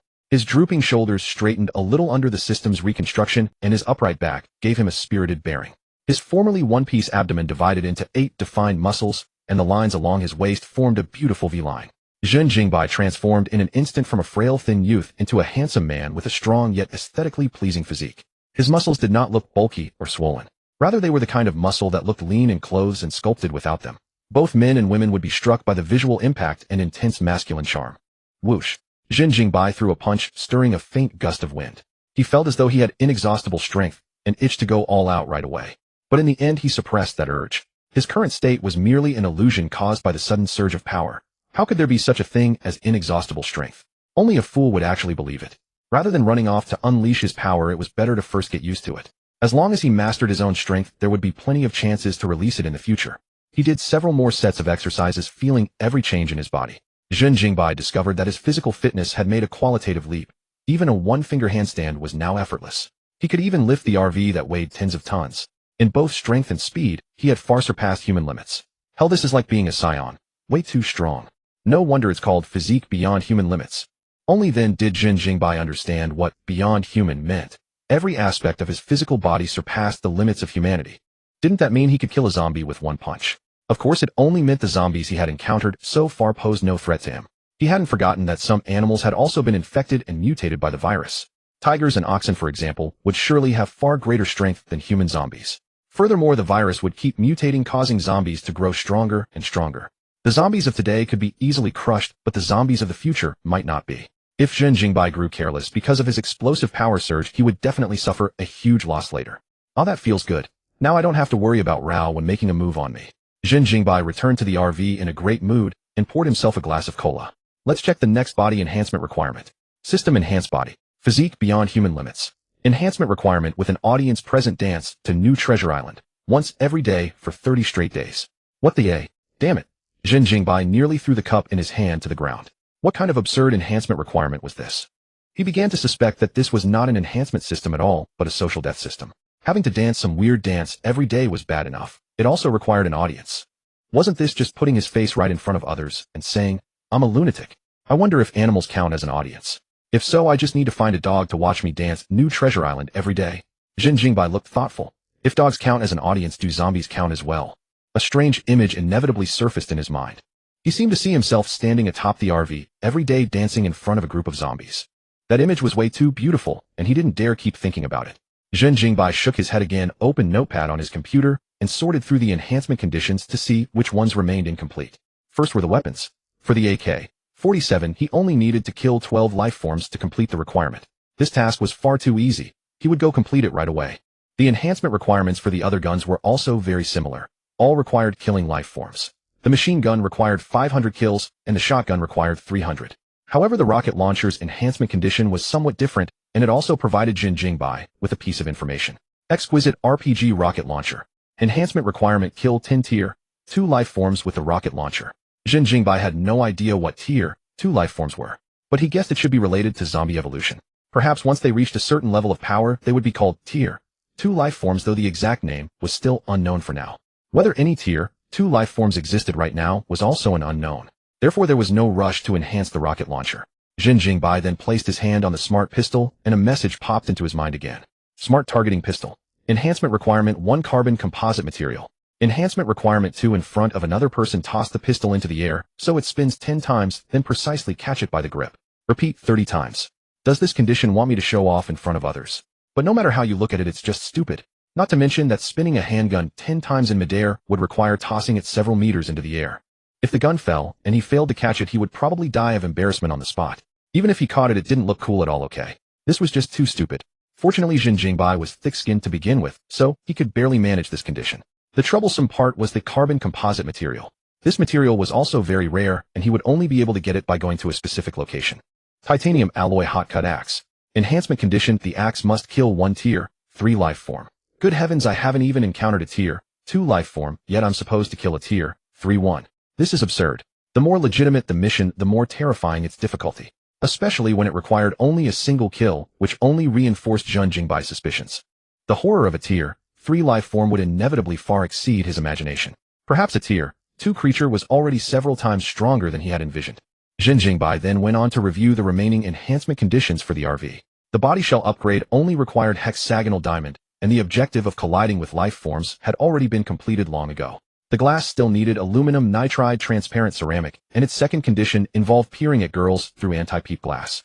Zhen Jingbai reasoned that zombies could qualify as girls in this context. However, trials proved the system rejected this entirely. The only people he'd encountered on the road were men. There weren't a single girl for him to spy on.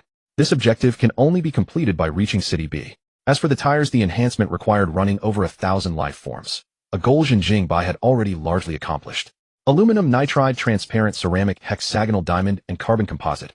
All three would need to be sourced from City B. According to Rao, when a shelter was being constructed there, so these materials might be available. Overall, Zhen Jingbai didn't require many materials. The behavioral conditions proved far more challenging, testing his courage, strength, and audacity. Let me watch the Shinbao Island dance video first. While waiting for Rao Wen's return, Zhen Jingbai pulled up the saved Shinbao Island Muscle Man version and began learning. Don't ask why he had such videos stored on his phone. Meanwhile, on the other side, Rao Wen rode his motorcycle slowly forward, his heart filled with gratitude. Brother Bai's task for him was to have a zombie gnaw half a loaf of bread, retrieve 10 car circuit boards, and solve his own food and water needs. By any measure, it felt like a losing deal. In the apocalypse, the most pressing issue to resolve was sustenance. If he could handle his own food and water, why would he need to cling to someone else? Yet following Zhen Jingbai meant solving his own meals and water while also serving as a tool. No company exploited its workers this ruthlessly. But Rao Wen didn't see this as a problem. In his view, merely securing food and water wasn't enough for long-term survival in the apocalypse. Zombie numbers would only grow larger, and they would grow stronger each day. Alone, it would be nearly impossible for him to reach City B. Moreover, in the apocalypse, he wouldn't just face zombies. Humans would be a threat too. Along the way, Rao Wen had witnessed too many humans plotting against and slaughtering each other over resources. That was why he longed for a reliable teammate. Though the neighbors spoke ill of Zhen Jingbai, calling him eccentric and vicious, it was often people like him who survived longest in the apocalypse. Rao Wen didn't consider himself particularly clever. Facing deceitful humans, he could only choose to avoid them. The reason he had made it this far relied solely on overwhelming brute force. If his body hadn't undergone changes, he would have long perished on the road. To reach City B, he had no choice but to hitch a ride with Zhen Jingbai. Otherwise, death was inevitable. Rao Wen drew in a sharp breath of cold air and brought his motorcycle to a halt in the ruined alley. His strength was formidable. He easily dismantled the car circuit boards from roadside vehicles. He casually stripped several belts from the dead zombies at their waists, then secured the circuit boards to the rear of his motorcycle. Carefully, he entered the rental buildings. The surroundings were eerily silent, yet Rao Wen dared not let his guard down. The rental building doors were fragile and could be broken open easily, ideal for scavenging resources. Scavenging for water and food wasn't difficult. The hardest part was the task Zhen Jingbai had assigned him. Rao Wen needed to use his strength to pin down a zombie and forcibly make it gnaw on half a piece of bread. He was gambling with his life. If the zombies' shrieks spread, they would attract a horde from nearby. Rao Wen carried a riot shield taken from a police corpse and a bloodstained machete as he climbed the stairs. Relying on sheer strength, he wrenched the door handle off. The clanking echoes reverberated through the silent apartment building, pushing Rao Wen to the edge of his nerves. The moment any zombie cry reached his ears, he would turn and flee. After searching several rooms consecutively, Rao Wen had located 3 zombies in total. Rather than charging in directly, he scouted the floor once more. After confirming only 3 zombies were present, Rao Wen drew his blood-soaked machete and took out the 2 largest ones first. Schlick! Rao Wen charged forward aggressively, using the riot shield as cover. The blood-crusted blade cut through the air with a whistling sound like a bullet in flight. The zombie barely turned before his machete cleaved through its neck. Throughout his journey, Rao Wen had learned not only how to fight, but also how to handle ordinary zombies. Bang! The zombie's head separated from its body, the bare skull crashing to the ground, while the torso flew sideways from the riot shield's impact. Rao Wen caught his breath and headed straight for the 3rd zombie's room. The target was a female zombie. Though weaker than the males, she moved faster. Rao Wen immediately slammed her with the shield, giving her no time to react. Thud! The female zombie was pinned against the wall by the shield. Her limbs flailed wildly, trying to tear into Rao Wen, but the shield was too massive. She was flattened against the wall, unable to reach him. Hug! Hug! The female zombie opened her mouth to roar, but Rao Wen suddenly shoved a piece of bread roughly into it. Thick yellow fluid poured from her mouth, cascading down over the bread. The more she struggled, the more excited Rao Wen became. Wait, why am I feeling excited? This scene feels oddly familiar. Rao Wen paused for a moment, but the perilous situation left no room for deep thought. If he carelessly put his fingers near her mouth, they'd definitely be bitten off. Ugh. Heh. Cough, cough. The zombie coughed from the bread stuffed in her mouth, making Rao Wen even more thrilled. As soon as half the bread disappeared inside, he immediately pressed the shield harder, forcing the zombie's jaws shut to bite off the half piece. Got it. Rao Wen violently tore off half the bread, a perfect 50-50 split. But to be safe, he stuffed 2 more pieces in, repeating the same mistake. After all 3 pieces of bread had been gnawed halfway by the zombie, Rao when yanked away the shield without mercy and swung his blade down in one motion. Shield withdrawn, merciless strike. Inside the RV, an upbeat and light-hearted BGM echoed. On the monitor, a group of free-spirited men danced joyfully, carefully sketching stroke by stroke, the trembling pen tip tracing crooked lines. Zhen Jingbai danced inside the RV, clumsily imitating the men on the video. For some reason, he felt a flicker of joy, his movements gradually growing more liberated. Zhen Jingbai's carefree dancing stood in stark contrast to this terrifying apocalypse. He gradually opened himself up, even losing himself in the dance. The echoing music was so rhythmic. Clack, clack, clack. Suddenly a light tapping on the window glass jolted Zhen Jingbai back to reality. He saw Rao when standing outside the vehicle, shaking 3 pieces of bread slick with slime, his faint voice filtering through from outside the RV. Brother Bai, what are you doing? Zhen Jingbai's face froze. He suddenly remembered something serious. The privacy protection mode was not activated. The reinforced glass, in addition to its hardness, also featured an anti-peeping function. This function could be freely toggled on and off through the vehicle's central control screen. However, once activated, the glass would appear somewhat dim, lacking the comfort of transparent glass. Zhen Jingbai reasoned that only zombies would peep at him in daily life, so he had simply turned off the privacy feature. Clear glass allowed for better environmental observation and superior light transmission.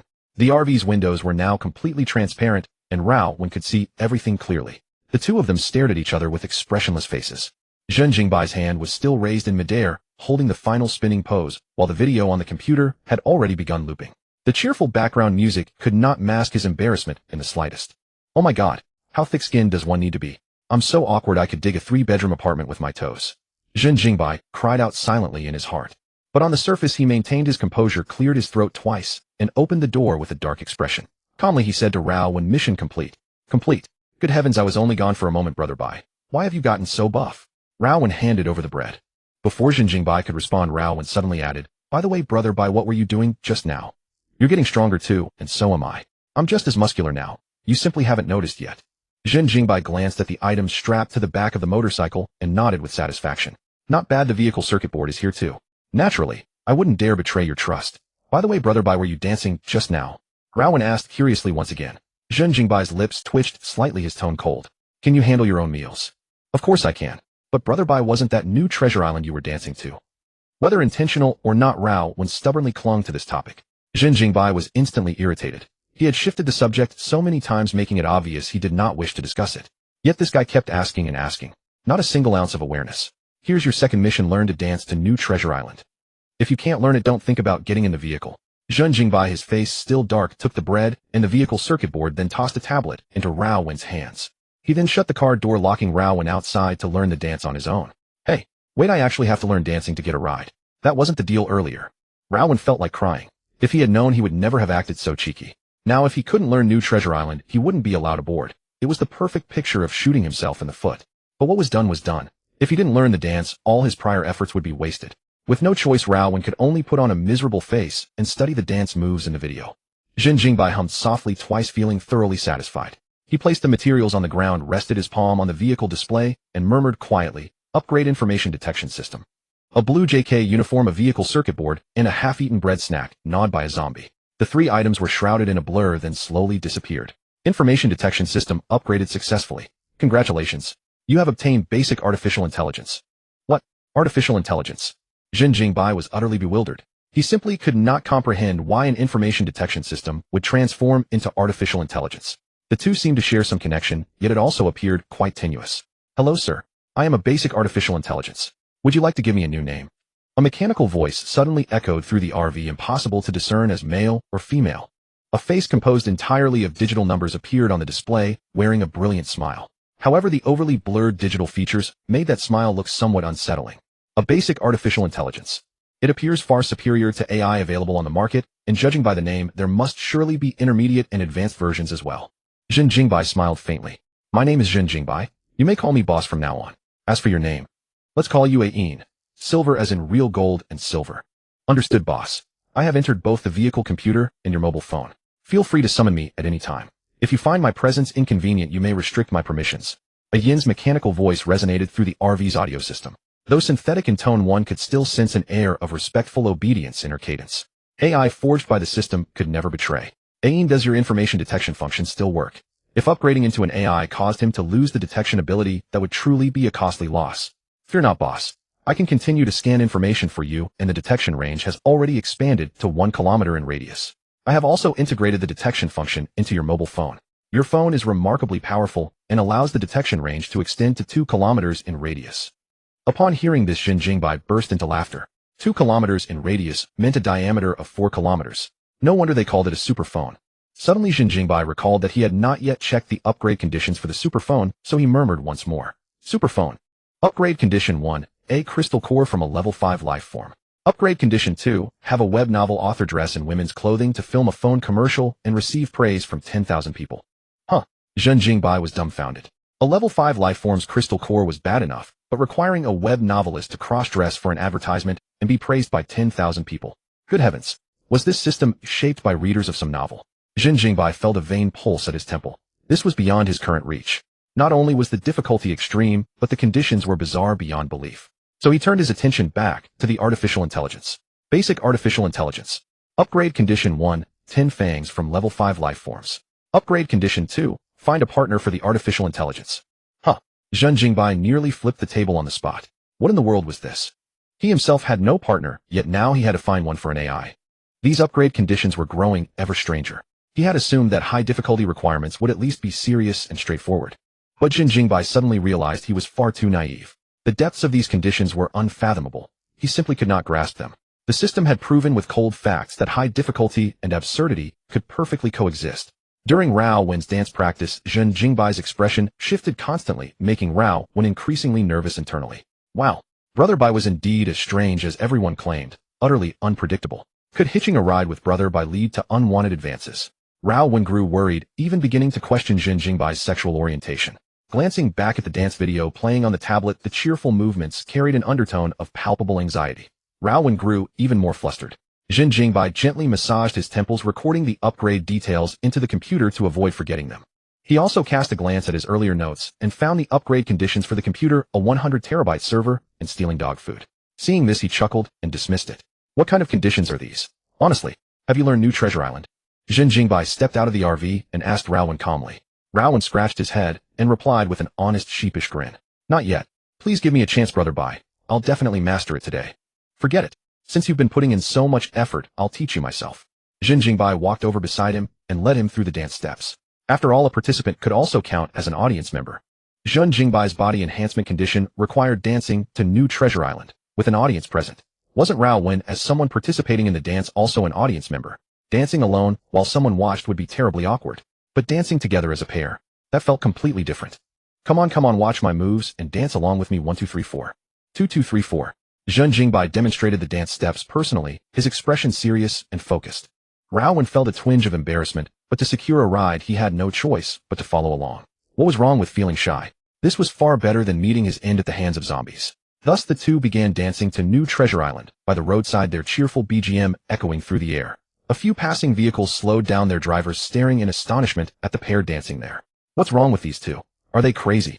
Good heavens, look at their RV. How about we? Some people started entertaining thoughts about the RV. Such a large RV obviously had abundant supplies. But someone nearby immediately shut it down. What the hell are you thinking? This is clearly suspicious. Who in their right mind would be dancing outside for no reason? Exactly, these two are definitely setting a trap. Let's move quickly and not get involved. Those passing by all showed cautious expressions. The arrival of the apocalypse had also caused humanity worldwide to let loose, giving rise to a large number of strangely behaving individuals. Their moods were unpredictable, their words and actions eccentric. One moment they could be chatting with you with a smile, and the next they might swing a blade at you. The most frustrating part was that you couldn't reason with them. All you could do was compare the size of your fists against theirs. So Zhen Jingbai and Rao Wen's strange behavior actually made passers-by too afraid to approach. Transcendent physique.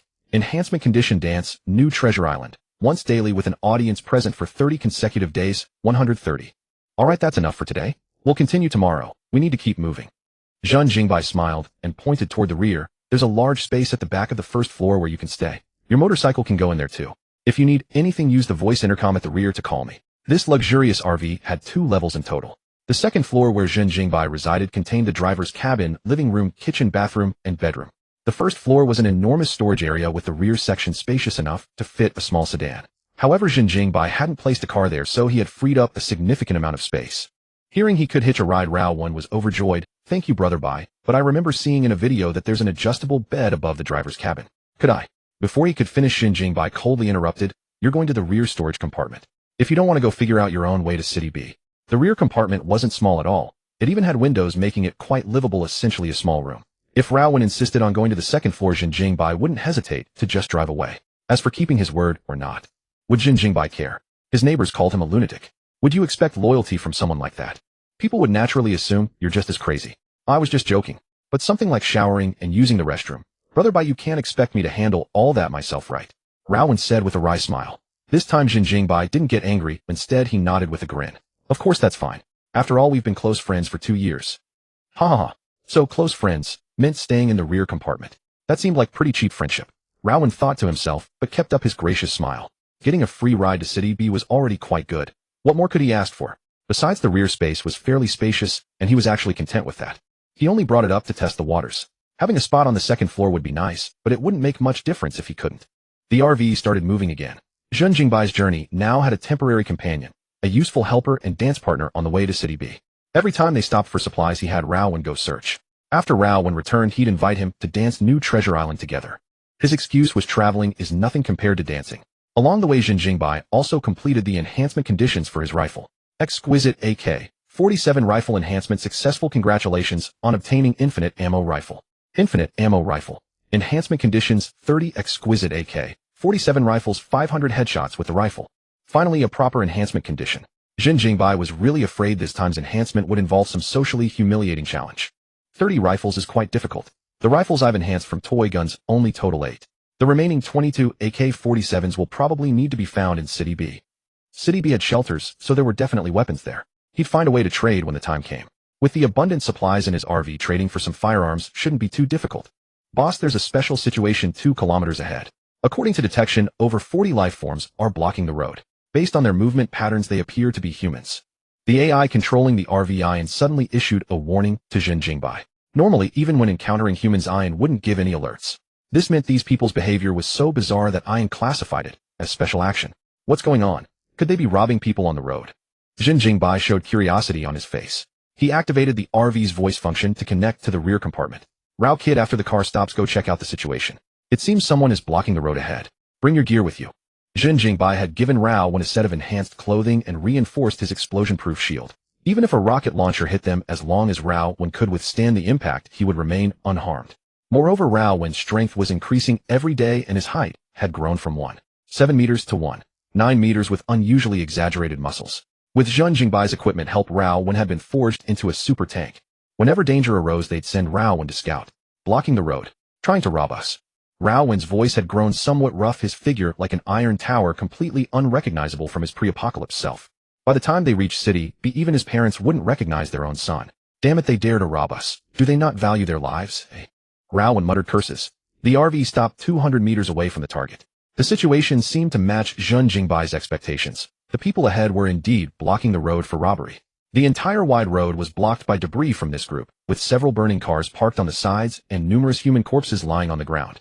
Mounds of abandoned vehicles piled up along the road. The gloomy sky and scrap metal formed a desolate backdrop, evoking an overwhelming sense of bleakness. Roadblockers perched atop the heap of wreckage, their greedy gaze bare for all to see. Brother Joe, we're about to strike it rich. Look at this massive RV, clearly loaded with supplies. A fat sheep, the henchman guarding the road, grinned broadly. Better stay cautious. A vehicle this large isn't ordinary. It might even be an armored RV. Someone spoke up to warn them against growing overconfident. Ha ha ha. So what if it's impressive? Our brother Gio is a metamorph. No amount of bullets could threaten him.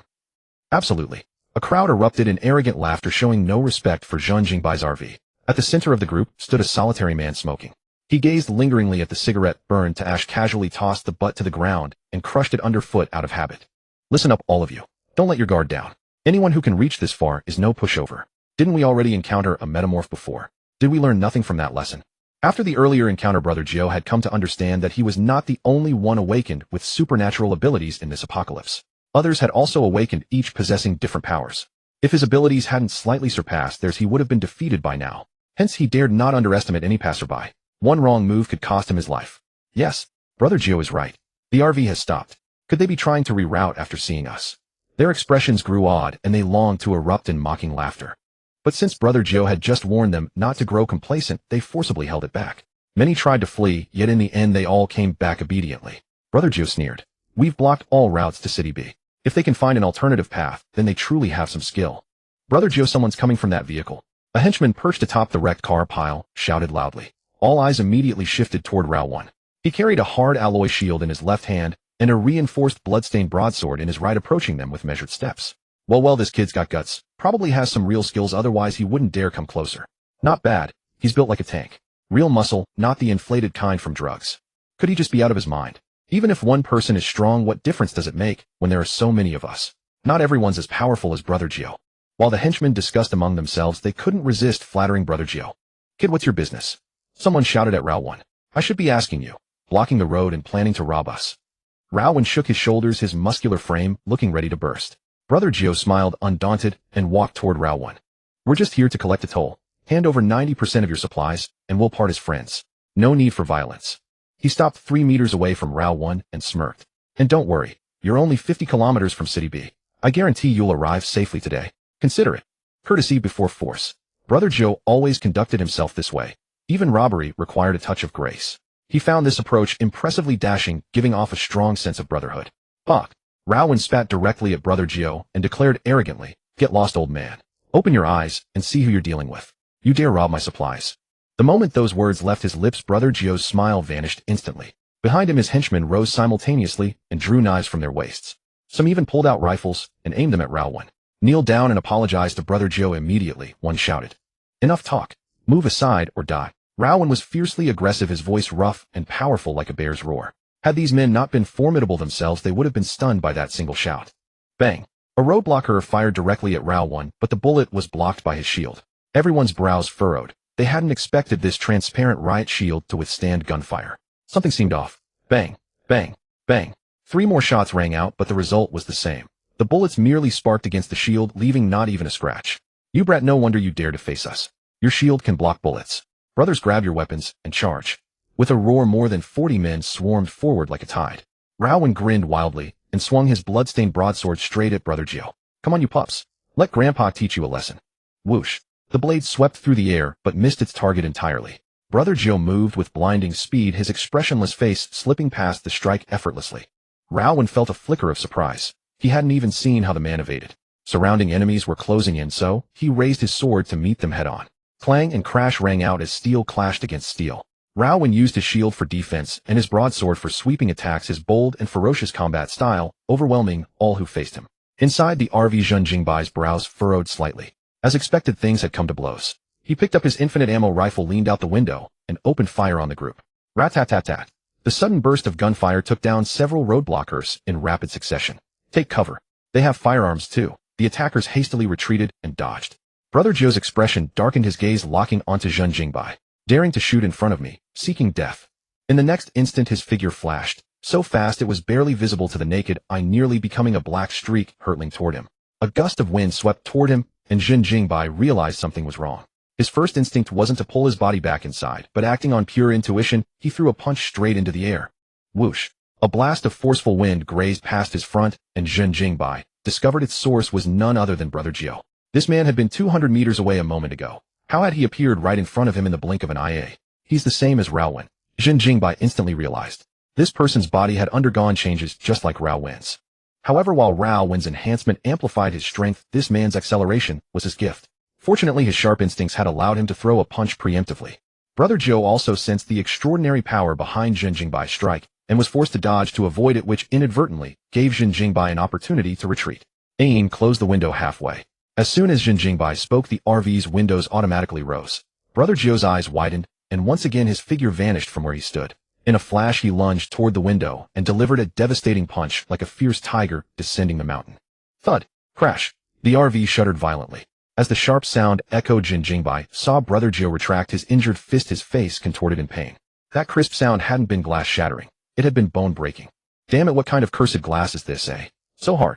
Brother Gio was in so much pain that tears nearly welled up in his eyes. Speed, as the saying goes, is power. When an object moves at high speed, it can easily shatter a stationary one. To withstand the attack of a high-speed object, the stationary object must be extremely hard. Hard enough that everyone would cry out, "Holy crap." Otherwise, even if it weren't penetrated, it would definitely be deformed by the impact. But the situation before him exceeded Brother Gio's expectations. Accelerated by his ability, not only did his fist fail to smash the glass, but it shattered his own knuckles. Phew, you scared me. Zhen Jingbai let out a long breath, then raised his smart targeting pistol and pulled the trigger with a bang. The bullet flew out through the half-open window. Brother Gio tilted his head and dodged it with ease. Such boorish attack methods dare to threaten me? Brother Gio sneered. He had never been afraid of bullets, because bullets weren't even as fast as he could run. But the moment this thought settled, he suddenly sensed a powerful gust of wind rushing from behind. Without time to turn his head, his figure turned into a whirlwind and dodged. Yet the fierce wind behind him also turned and continued its pursuit. Running, Brother Gio looked back and discovered that the source of the wind was actually the bullet Zhen Jingbai had just fired. How is that possible? Could this guy be an ability user too, one who controls bullets? Brother Gio panicked for a moment. But then he felt something was wrong, because when Zhen Jingbai had thrown that punch earlier, the wind pressure he created was far beyond that of an ordinary person. His ability was wind manipulation, so he was especially sensitive to wind. His instincts couldn't be wrong. If Zhen Jingbai was an ability user, then he had to be a strength type. But what about this bullet that could make turns? Brother Gio couldn't figure it out, nor did he have time to think about it. He turned into a phantom and sprinted around the RV, the swirling gale nearly blowing the vehicle over. Even so, Brother Gio still couldn't shake off the bullet chasing him. He was forced to shift position, ran to a pile of wrecked cars on the road, grabbed an iron plate, and swung it toward the bullet. Bang! The bullet embedded directly into the iron plate, and the homing bullet finally came to rest. Brother Gio's breathing was rapid, whether from exhaustion or fear he didn't know. Eyeing Zhen Jingbai with shock and uncertainty, he saw the man grinning at the window and emptying an entire magazine. Bang, bang, bang, bang. 6 bullets flew out one after another, carving graceful arcs in the air, and flew at Brother Gio like homing missiles. Now that he knew how to handle the bullets, Brother Gio naturally wouldn't repeat the same mistake. Covering his body with wind ability, he used the battered iron plate to swat them out of the air in succession. In an instant, gunfire echoed and sparks flew. Iron plate and bullets clashed repeatedly, striking out showers of sparks. After Zhen Jingbai reloaded, he fired 7 more shots in a row. Brother Gio swept in like a phantom, using the iron plate as his weapon to precisely swat down every bullet. This farce is over. Brother Gio returned to a spot not far from the RV's window and hurled the battered iron plate with all his might. Whoosh! Driven by the gale, the plate shot through the half-open window, heading straight for Zhen Jingbai. Enhanced by his wind ability, the iron plate was like a spinning, slicing power saw, ferociously powerful. Facing the howling plate, Zhen Jingbai remained calm. With a sharp crack, the spinning iron plate was caught by his single hand. A violent gale force power surged from his palm, as if it could tear everything apart. But Zhen Jingbai possessed a body beyond human limits, and he directly neutralized it with brute strength. Outside, Brother Gio instantly showed a horrified expression. Impossible. Even with wind energy applied, he still blocked it with his bare hands. This fellow really is a strength-type ability user. Brother Gio's face darkened. Knowing he had fallen into a disadvantage, his right hand's bones were shattered, already costing him half his combat power, and the enemy's RV was as unyielding as a fortress. The RV alone was already troublesome enough, and on top of that, Zhen Jingbai inside, it was an ability user. Brother Gio couldn't help glancing at his underling's side, and what he saw gave him a shock.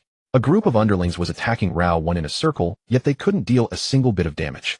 Rao-1 was like a world boss in a game dungeon. Gripping his hard alloy shield, he viciously charged into the crowd, sending several people flying into the air on the spot. Then Rao-1 swung his great saber, cleaving out with an aura of primal wildness. If the mere wind from his swing could blow people away, what of those struck by the great saber? Anyone it hit was either gravely wounded or killed instantly. More than 40 people had surrounded Rao-1 alone, yet he cut down 10 and gravely wounded several more. Such a record, if told, would make it sound like an adult beating up little children. The gun-wielding roadblockers broke out in cold sweat. They tried every possible way to shoot Rao-1, but to their utter astonishment, Rao-1's clothes were like iron armor. Bullets simply couldn't hurt him. He's an ability user too. Damn it. Brother Gio realized they might really be finished this time. Inside the RV, Zhen Jingbai grinned, squeezed slightly, with his palm crushed the iron plate into a ball and dropped it to the floor. Ayin closed the windows. The windows shut completely. Zhen Jingbai picked up his superphone, opened the Universal Connect app, selected all controllable vehicles within range, and finally tapped Rao-1's location. Virum. In an instant, the sound of vehicle engines revved up simultaneously. More than a dozen armed vehicles charged from behind the roadblockers, smashing every obstacle to pieces. Boom. One oil barrel was hit by a car and exploded, triggering a chain of explosions. The burning vehicles crashed into the battlefield, flinging a dozen people into the air on the spot. Rao-1 seemed long accustomed to vehicles driving over on their own. Without even looking back, he did a backflip onto the roof of a car, then charged into the crowd alongside the driverless vehicles to fight. What's going on? Why are the cars moving on their own? Not good. They also have ability users. They've taken control of our vehicles. Everyone scatter. The road has been smashed open. The roadblockers cried out in alarm. The sudden turn of events caught them completely unprepared. The roadblocks they had set up earlier were all plowed down by their own vehicles, and the explosions turned the area into a sea of fire in an instant. The raging flames did not affect Rao 1, but they threw the roadblockers into disarray. Especially when they saw Brother Zhou's grim face, they all realized something was terribly wrong. Rao get on the RV first. Zhen Jingbai sat in the driver's seat and drove the RV toward Rao 1. The surrounding vehicles not yet scrapped seemed imbued with intelligence, escorting the RV as they scattered the flames.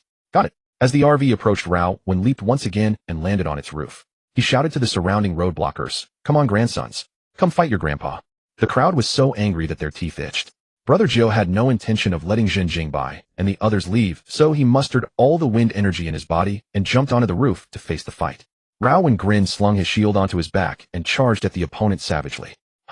With a fierce roar, he swept his blood-stained saber across. The terrifying force made Brother Zhou's scalp crawl. Using his speed advantage, he evaded the great saber's attack, then launched a sneak attack from the side. Rao 1 laughed wildly. He was not afraid of Brother Zhou attacking him. He was afraid Brother Zhou would be too cowardly to strike. After leaping onto the roof of the RV, he seemed to have become a living target. Actually, it was Brother Zhou's range of movement that had shrunk. The RV was moving fast if Brother Zhou wanted to attack Rao when he could not pause on the road. Every attack had to be launched while he was on the RV. This placed a huge restriction on a speed-type ability user. In contrast, Rao 1 had nothing but brute strength. For someone without speed like him, the roof actually shrank the area he had to defend, especially with the shield tucked behind his waist. This way, Rao 1 only needed to watch the front and flanks for sneak attacks. With the enhanced suit protecting his whole body, his only weak point was his head. Such a tiny effective attack zone made Brother Zhou feel powerless. None of his underlings could help, or in the end, he was the one bearing it all alone. Whoosh! Rao 1's blood-stained broadsword swept through the air with whistling force, and Brother Zhou was forced to dodge again and again under that overwhelming power. If that blade caught him, he would either die or be badly wounded. As the two exchanged blows one after another, Zhen Jingbai suddenly slammed on the brakes. Screech! The two figures on the roof jolted at the same time. Rao 1 used his strength advantage to steady himself. Seizing the moment while Brother Zhou was off balance, Rao 1 viciously chopped down with his broadsword. Squelch! Brother Zhou's body was sent flying like a kite, with a broken string leaving a trail of blood across the air. There was a deafening crash as he smashed into the pile of scrap cars. The mountain of steel collapsed and buried Brother Zhou alive. Brother Zhou! The underlings were shocked. Some ran toward Brother Zhou, while others were already thinking of retreating. If even Brother Zhou with his special ability had been defeated, how could they keep fighting? Rao, catch the gun. Zhen Jingbai stepped down from the RV and tossed the machine gun to Rao 1. He himself held the infinite bullet rifle and aimed precisely at the heads of those blocking the road. Kill them all. Zhen Jingbai's voice was as cold as a machine without feelings. The moment he finished speaking, he fired first, spraying bullets at their heads. Rat-a-tat-tat-tat. Several heads burst into blossoms of blood on the spot, like blood-red roses in full bloom. Gorgeous and savage. Infinite bullet rifle. Enhancement condition 30, superior AK. 47 rifles, 830 and 500 headshots completed with a rifle, 139,500. Kill. Kill them all. Rao 1 was stunned. Zhen Jingbai coldly declared, "This is the apocalypse now. If you dare to let even one person go, you can walk the remaining 50 li on your own." Anyone who dared to attack him had to die. Even if the other person had been a saint before the apocalypse, he still had to die. Rao 1 swallowed hard. A murderous glint flashed in his eyes, and he immediately raised the machine gun and sprayed the fleeing men. Superior M60 E4 machine gun. Enhancement condition, kill 500 living beings with a machine gun, 243,500. Gunfire echoed along the road, filled with an aura of slaughter. Every flicker of the muzzle flame meant a life was perishing. Standing one high and one low, the two men commanded unlimited firepower. In less than a moment, more than 40 people lay fallen in pools of blood.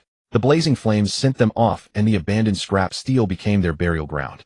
Before leaving, Zhen Jingbai dragged the severely wounded Brother Zhou out from the wreckage and gave him a grenade whose pin had already been pulled. More than 40 roadblockers had all died miserably in the street. A small number of people witnessed this scene. They were the ones lingering nearby, because though they were intimidated by Brother Zhou's group, they were unwilling to hand over their supplies. They had hoped to gather a few companions and break through Brother Zhou's blockade together. But to their utter astonishment, Zhen Jingbai and Rao 1 drove through in an RV and slaughtered Brother Zhou and all his men. That combination of power and ruthlessness left a deep impression on everyone. Who is this guy? Too vicious. He even killed ability users. Those two are ability users too, and they're extremely strong. I remember that luxury RV. They were even dancing by the roadside before. Good thing I didn't go provoke them. That dance, I saw it online once. It was super popular. I think it's called New Treasure Island. Is the dance the point? The point is how impossibly strong that guy is. Okay. Some people recognized Zhen Jingbai and felt a wave of relief. If they had been stupid enough to provoke him back, then they definitely would have been killed. So terrifying, especially that driver. He killed people without the slightest hesitation. He must have killed plenty before. He's a complete butcher.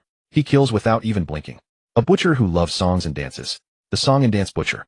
Behind them the survivors murmured to one another, but in their hearts they also felt gratitude and admiration. If not for Zhen Jingbai's intervention, it would have been very hard for them to get past this place. Little did Zhen Jingbai know that a strange nickname about him was spreading out there. Brother Bai, aren't we being a little too cold-blooded? Rowan asked cautiously. Apart from his 1.9-meter-tall, powerful frame, he was nothing more than a 16-year-old youth. Zhen Jingbai's cold-blooded slaughter left Rao when confused and afraid. If you want to survive in the apocalypse, you have to wipe out every enemy. Anyone who lays a hand on me, I'll kill them all. Zhen Jingbai replied calmly. Rowan felt those words made sense, so he forced a stiff smile. Then to lighten the mood, he joked, if I ever became your enemy, brother, why would you kill me too?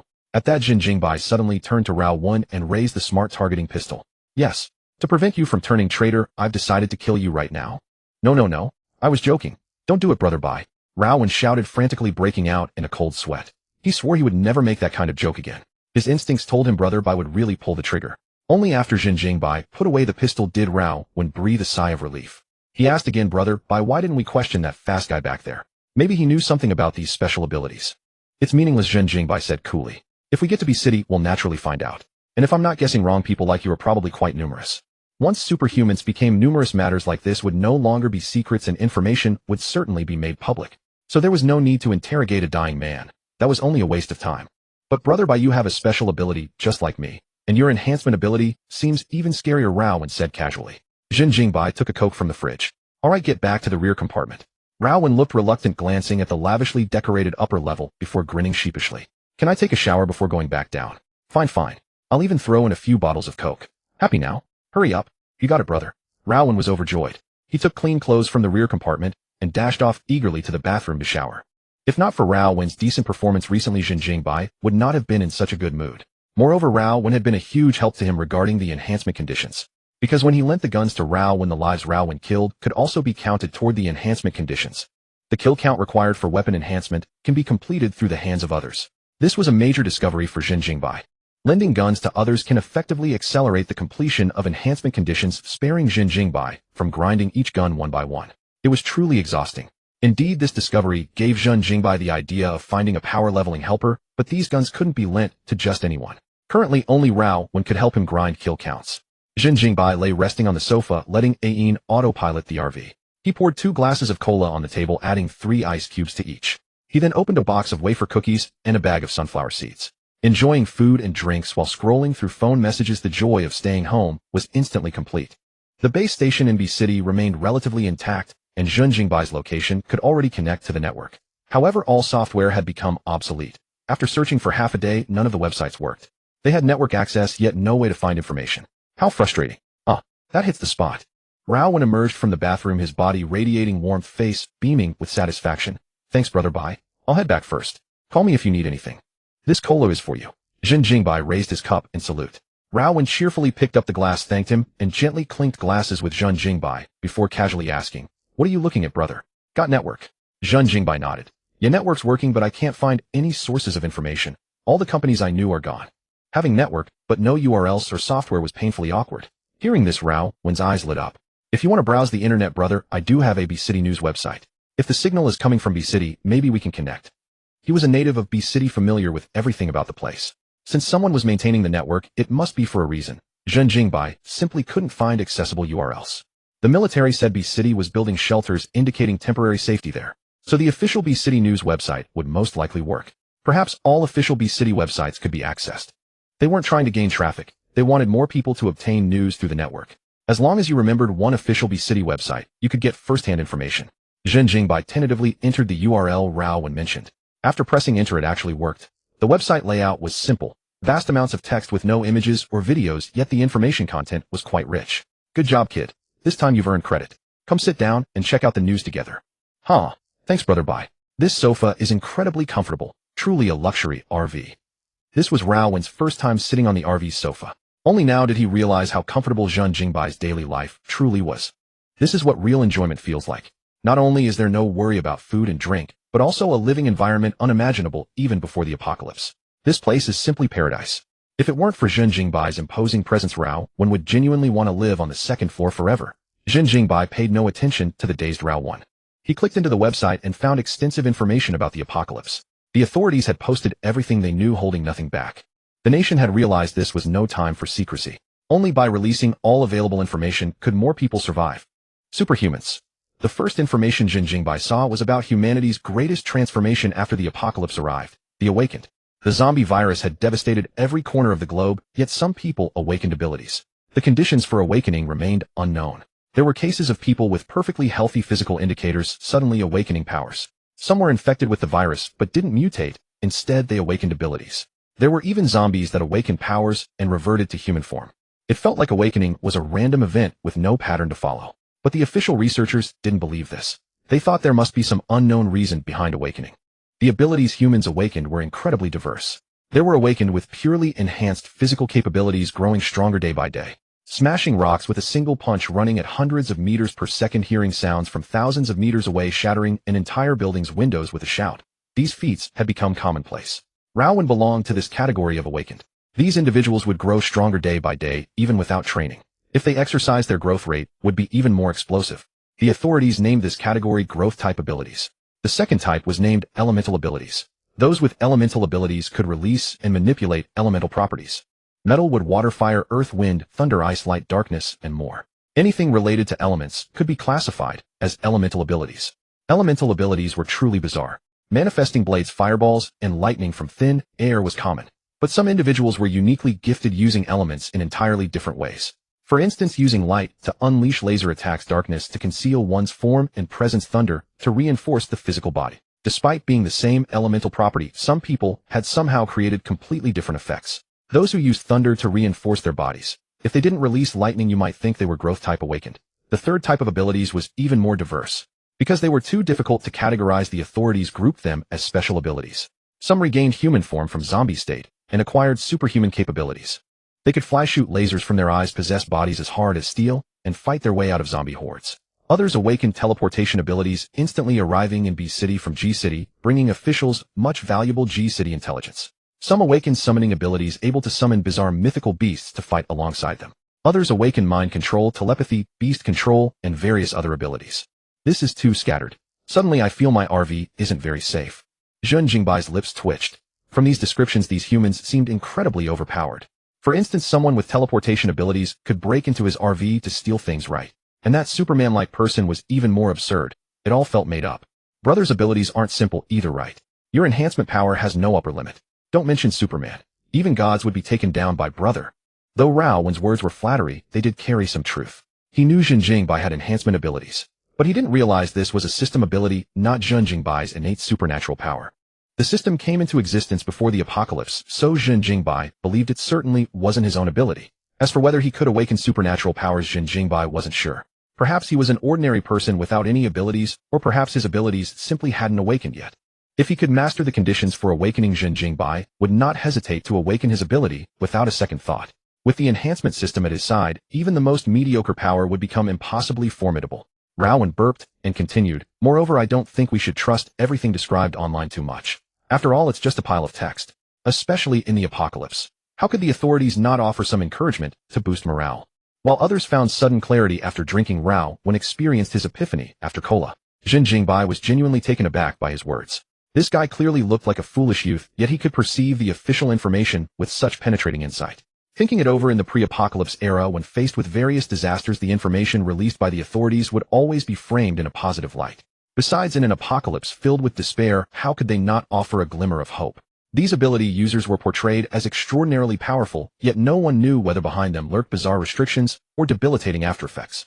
At the same time, there was no denying that exaggeration existed within these accounts. The authorities would not unreservedly disclose their own information now, but they certainly would not reveal any personal abilities, flaws, or weaknesses. At this thought, Zhen Jingbai's mood calmed considerably. He continued scrolling through the information, absorbing a vast amount of data about various abilities. His mind was occupied with weighing scenarios. Should he come into conflict with any of these individuals, how would he respond?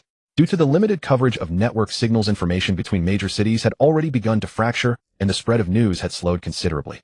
City B had only released limited information, and many strange abilities remained unrecorded.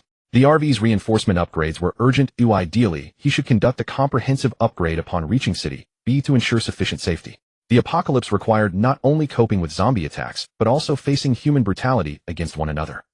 The RV sped along the road with only 20 kilometers remaining to City B. The road surface grew increasingly bumpy. The cause of the bumpy road was not potholes, but countless piles of bleached bones and gore.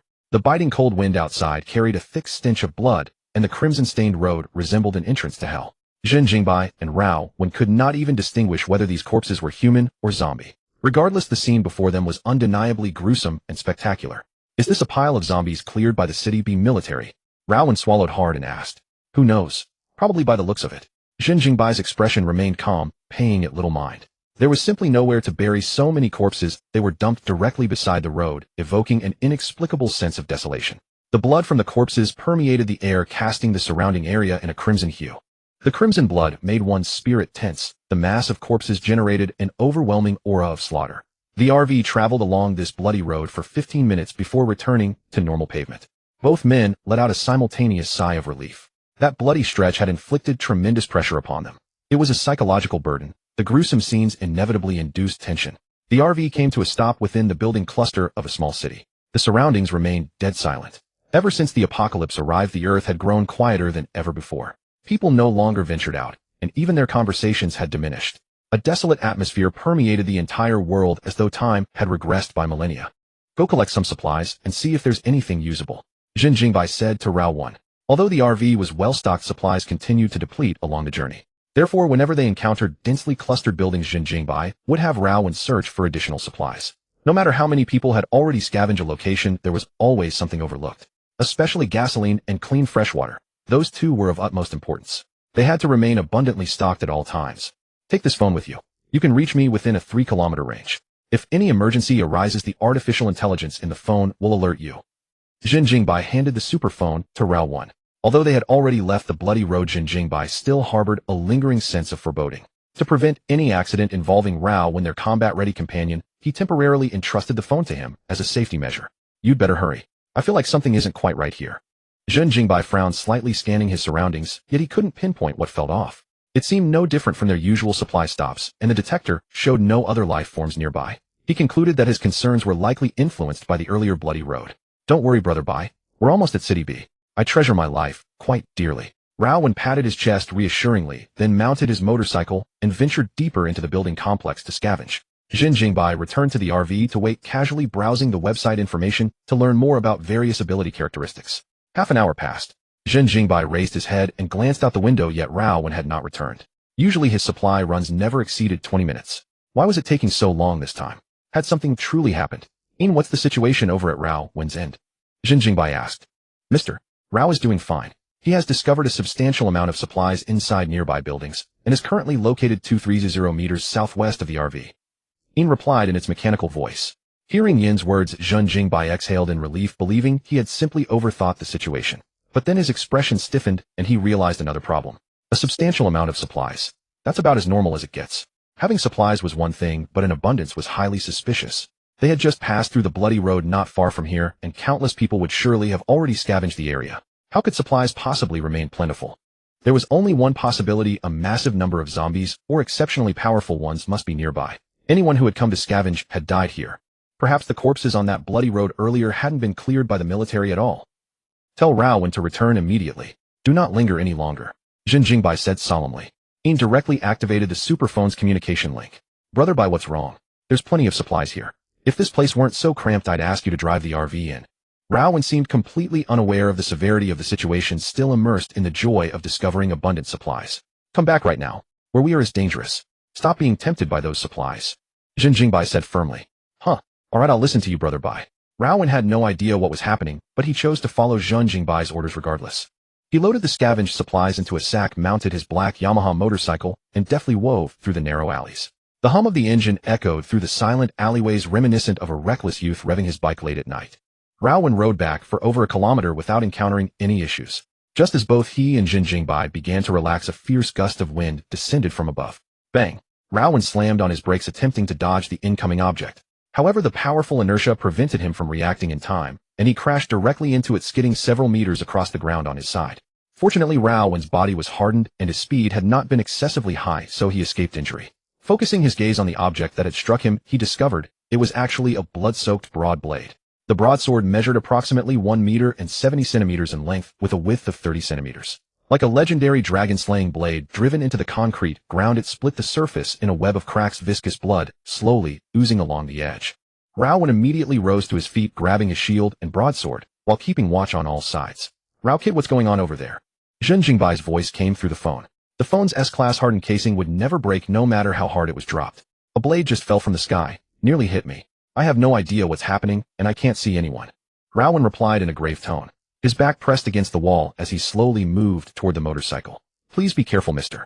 Rao. A level 2 life form is rapidly approaching from the southeast direction. Estimated arrival 1 minute. Please prepare yourself." A Yin's mechanical voice suddenly blared. It wasn't that a Yin failed to warn in advance. It was simply that the target had only just entered the detection range. Before the person even appeared, the broadsword came crashing down right in front of Raowen. "Holy shit. That broadsword came from 2 kilometers away." Raowen cried out, utterly incredulous. Not wasting a moment to question whether the attacker was human or something else, he hastily picked up his motorcycle to flee. But the motorcycle's wheels had been sliced apart by the broadsword on the ground, and there was no time for repairs. "Damn it. I'll have to run on foot." Raowen, anxious and furious, strapped the sack to his body, grabbed the shield and the broadsword, and took off running. "Thanks for the dragon-slaying broadsword, bro." The bloodstained broadsword was filthy, its surface slick and sticky to the touch, absolutely disgusting. Yet its appearance was undeniably fierce. The moment he saw the broadsword, Raowen immediately abandoned his old cleaver. The RV was still 1 kilometer away, and Raowen wasn't a speed-type ability user. Even without the broadsword, he couldn't make it in under a minute. If that was the case, why not carry this fearsome blade and use it in combat later? How wonderful would that be? Inside the RV, after hearing a Yin's report, Zhen Jingbai also displayed a look of shock. A level 2 life form. Is the opponent human or a zombie? The RPG rocket launcher's enhancement condition required killing 10 level 2 life forms. He had always believed that level 2 life forms should not appear in the current stage of the apocalypse. After all, evolution required time. Neither humans nor zombies could evolve so quickly. Yet the reality now was a harsh slap in the face. Raowen's location is too narrow, the RV can't enter. Should we save him or not? The question flashed through Zhen Jingbai's mind. In less than a second, he made his decision. Save him, but only while ensuring his own safety. If the level 2 life form proved too powerful, he would sell out Raowen without hesitation. No matter how obedient a teammate was, their own life always came first. Zhen Jingbai was exactly that kind of person. He never believed his actions were wrong, nor did he care about others' judgments of him. Of course, he would do his best to save Raowen, with no holding back. If he could save him, fine. If not, so be it. Zhen Jingbai confirmed Raowen's position through the in-car display, then grabbed his weapons and stepped outside, moving quickly toward him. The rumbling sound of collapsing buildings echoed from afar, raising clouds of white dust. From this, it could be deduced that this level 2 life form was most likely a zombie rather than a human. Openly charging and killing did not match human hunting methods. The massive noise drew closer rapidly. Raowen ran at full speed, his towering figure knocking over piles of debris along the way. The reverberating clamor allowed the pursuer to lock onto his position directly. "Damn it. Bring it on. Think I'm afraid of you." Feeling the wind pressure howling behind him, Raowen grew enraged. He hadn't provoked the enemy, yet they chased him from 2 kilometers away, recklessly hurling the broadsword. This was a blatant disregard for him. Raowen abruptly turned, planting his foot diagonally, and raised his hard alloy shield in front of him. A dark shadow suddenly blocked his vision. Boom! The moment the shield was raised, Raowen collided with the attacking object, unleashing a violent shockwave. He felt an overwhelming force surging forward, and the hard alloy shield cracked densely with fissures. His entire arm went numb, and his body was uncontrollably sent flying backward. What the hell is this monster? Panic surged within Raowen. Since his body had grown stronger, this was the first time he'd encountered such a situation. A single simple collision had actually cracked the hard alloy shield. Bang! Raowen's towering figure smashed straight through a building. Cement crumbled from the walls, steel bars snapped, and the pain in his back made him grimace. Enduring the agony, he gritted his teeth and rose, finally getting a clear look at his opponent. Before him stood a bald, portly figure fully 2 meters tall, its skin a greenish hue, its bloated belly resembling a woman 8 months pregnant. It wielded a blood-stained broadsword identical in appearance to the one Raowen held. The fat man radiated a lethal aura, his expression grotesquely sinister, revealing gums stained with blood. He fixed his gaze upon Raowen as a predator locks onto prey. Clearly this fat man was also a zombie, yet one that had evolved unusually powerfully. "Meat!" The fat man roared excitedly, the sound deafening. A foul stench emanated from his mouth, nearly making Raowen retch. "Your whole body is just meat. Stop yelling and die, damn it." Raowen discarded his shattered shield, gripped the broadsword, and charged toward the fat man. Whoosh! Both broadswords swung simultaneously, generating twin gusts of wind. The moment they collided, Raowen clearly felt this force was beyond his match, as if striking an invisible barrier. Boom! Raowen's body was sent flying once again, crashing through 2 buildings before slamming heavily to the ground, raising a cloud of dust. Cough. Blood spewed from Raowen's mouth, and his body bore multiple wounds. The shockwave from that blow had violently disturbed his internal organs, leaving him in excruciating pain. The gap between them was simply too vast. The fat man's strike carried an irresistible, devastating momentum. In just one exchange, Raowen had been completely overwhelmed. Meet. The fat man bellowed, his obese frame charging toward Raowen. Each step sent ripples of mini earthquakes through the ground. Despite his size, his speed was astonishingly fast. His agile movements resembled a phantom, creating a sharp contrast with his jiggling flesh, like a high-speed train barreling toward Raowen with thunderous force. Raowen had no time to curse. He attempted to rise and dodge, but the fat man was far too fast. In the blink of an eye, Raowen could only raise the broadsword to block. Boom. An overwhelming force struck again, and the 2 broadswords collided with a piercing metallic ring. The ground beneath Raowen cracked, incrementally, waves of violent energy radiating outward. The terrifying power nearly knocked him unconscious on the spot. Whiz. Boom. Suddenly a streak of fire came hurtling from the distance, striking the fat man directly in the head. The rocket blast struck the fat zombie, and it let out a deafening roar. A putrid stench slammed into Raowen's nostrils, a wounded and coughing blood. He nearly retched up last night's meal. Good grief, that still didn't kill it. Zhen Jingbai stood on the rooftop and stowed his rocket launcher. He hadn't seen the enhancement condition refresh, which meant this fat zombie was far from dead. So a single rocket couldn't finish off a level 2 life form. That was awkward. It seemed the rocket launcher's enhancement requirement was a little too steep. Pain. The fat zombie, smoke curling from its head, bellowed furiously. Ignoring Raowen below entirely, it charged straight at Zhen Jingbai, whipping up a violent gust. Having been struck once, the fat zombie flew into a violent rage. Its speed was even greater than before, so fast the naked eye could hardly track it. Whoosh. The gale arrived in the blink of an eye. The corpulent form appeared before Zhen Jingbai, almost as if by teleportation. Aork. The fat zombie swept its colossal broadsword through the air with a mighty gust, spinning a storm vortex that seemed ready to flatten everything. Zhen Jingbai's gaze sharpened. He instantly drew a titanium alloy thermal cutting hand axe from his waist. Clang. A grating metallic clash rang out. With the small hand axe, he forcibly withstood the impact of the enormous broadsword. Whoosh. A surge of force suddenly exploded from between them. Every muscle in Zhen Jingbai's body tensed, and his coat snapped loudly in the fierce wind. Amid the clashing blade and axe, he angled the hand axe, redirecting all of the fat zombie's strength away. The massive broadsword was skillfully knocked aside. The fat zombie swayed backward slightly, then bellowed and struck again. Clang, clang, clang. They clashed 3 times in rapid succession, sparks flying between axe edge and sword edge. The ring of steel echoed between heaven and earth, and the shockwave rippled outward in all directions. Damn, is Brother Bai seriously this fierce? Down below, Raowen was utterly stunned. The fat zombie's broadsword slid down the axe blade and slammed into the ground. A thunderous boom carved a huge crater into the ground. Zhen Jingbai jumped down through it. The instant he landed on the 3rd floor of the building, he sprinted toward the window, shaking his numbed arm. He had to admit that this fat zombie was truly terrifying in strength. Even his body, which had surpassed human limits, was rattled numb by the shock. Killing this thing was not impossible for Zhen Jingbai, but it would take a great deal of effort. Bang! The fat zombie behind him jumped down as well, but its bloated body was too heavy for the floor to bear. It plunged through from the 3rd floor to the 2nd, then was sent tumbling down to the 1st by the collapsing rubble. Dust filled the air all around. Fragile abandoned buildings nearby collapsed one after another under the relentless tremors. The endless rumble shattered the silence of the area. Zhen Jingbai smashed through the window glass and jumped from the 3rd floor to the ground. Behind him, the building completely caved in, thick smoke billowing and his clothes covered with white dust. Raowen sprang to his feet in excitement, his eyes full of admiration. He couldn't even block one casual blow from the fat zombie, yet Zhen Jingbai had not only endured its furious strike, but had exchanged blow after blow with it, terrifying energy surging for miles around. And now he had emerged completely unscathed. So Brother Bai was actually stronger than that monster. Cough, cough. I'm choking to death. Zhen Jingbai coughed a couple of times and walked out of the smoke. He brushed the dust off his clothes. Seeing Raowen still standing there dumbfounded, he was so irritated that he strode over and slapped him. Move. Stop gawking. With that, he immediately retreated toward the RV. This fat zombie was too powerful. Fighting it head-on was not wise. Besides, the continuous collapse of the buildings here would definitely attract a huge number of zombies. From any angle, retreating was the wisest choice. Moreover, killing this bloated zombie would bring no benefit at all, so why do something so thankless and exhausting? Brother Bai, wait for me. Seeing Zhen Jingbai running at full speed, Raowen didn't dare hesitate. He grabbed the broadsword and the sack and hurried after him. The fat zombie roared in the dust storm, its breath scattering the haze.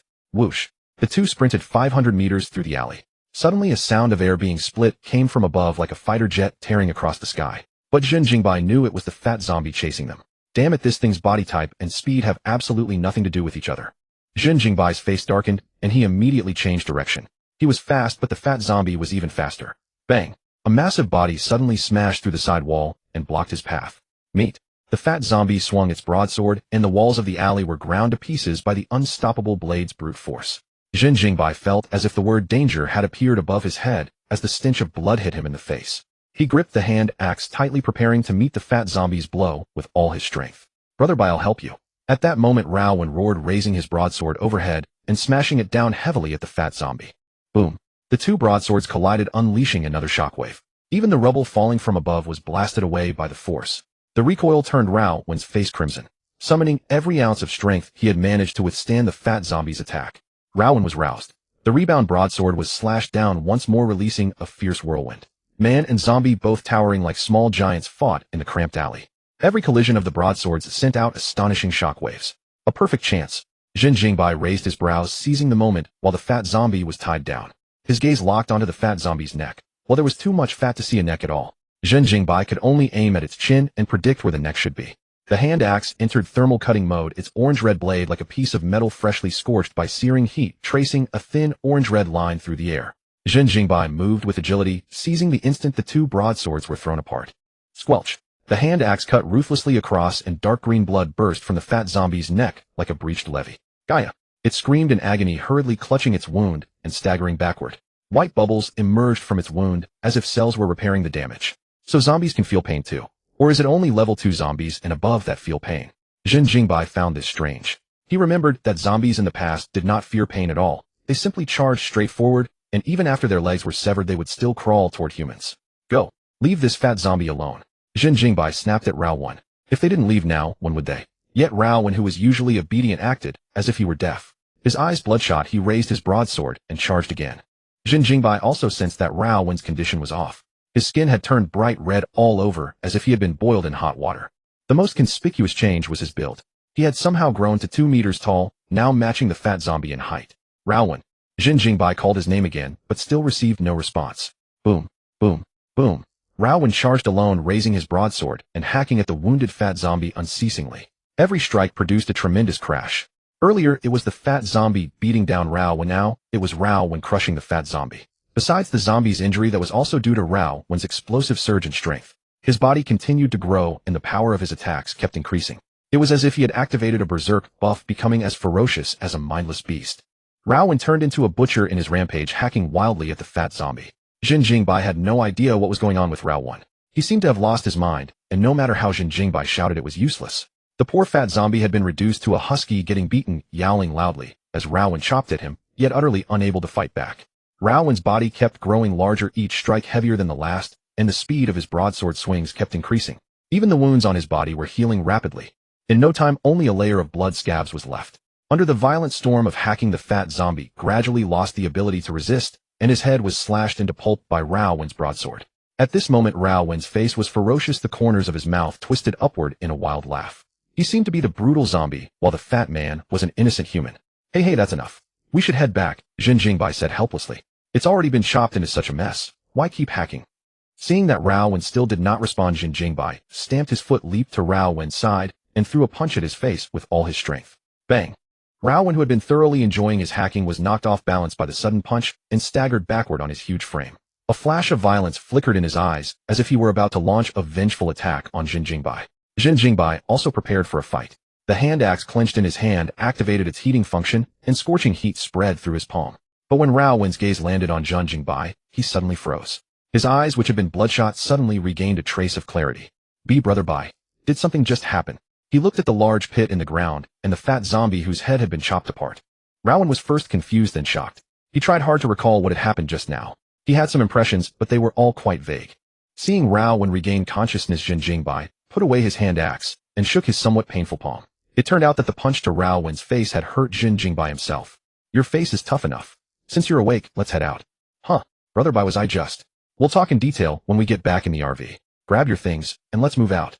Zhen Jingbai put away the used rocket launcher and took the lead in evacuating. The earlier battle had already attracted many zombies. If they stayed any longer, they would not have another chance to leave. Having regained consciousness, Raowen was quite obedient.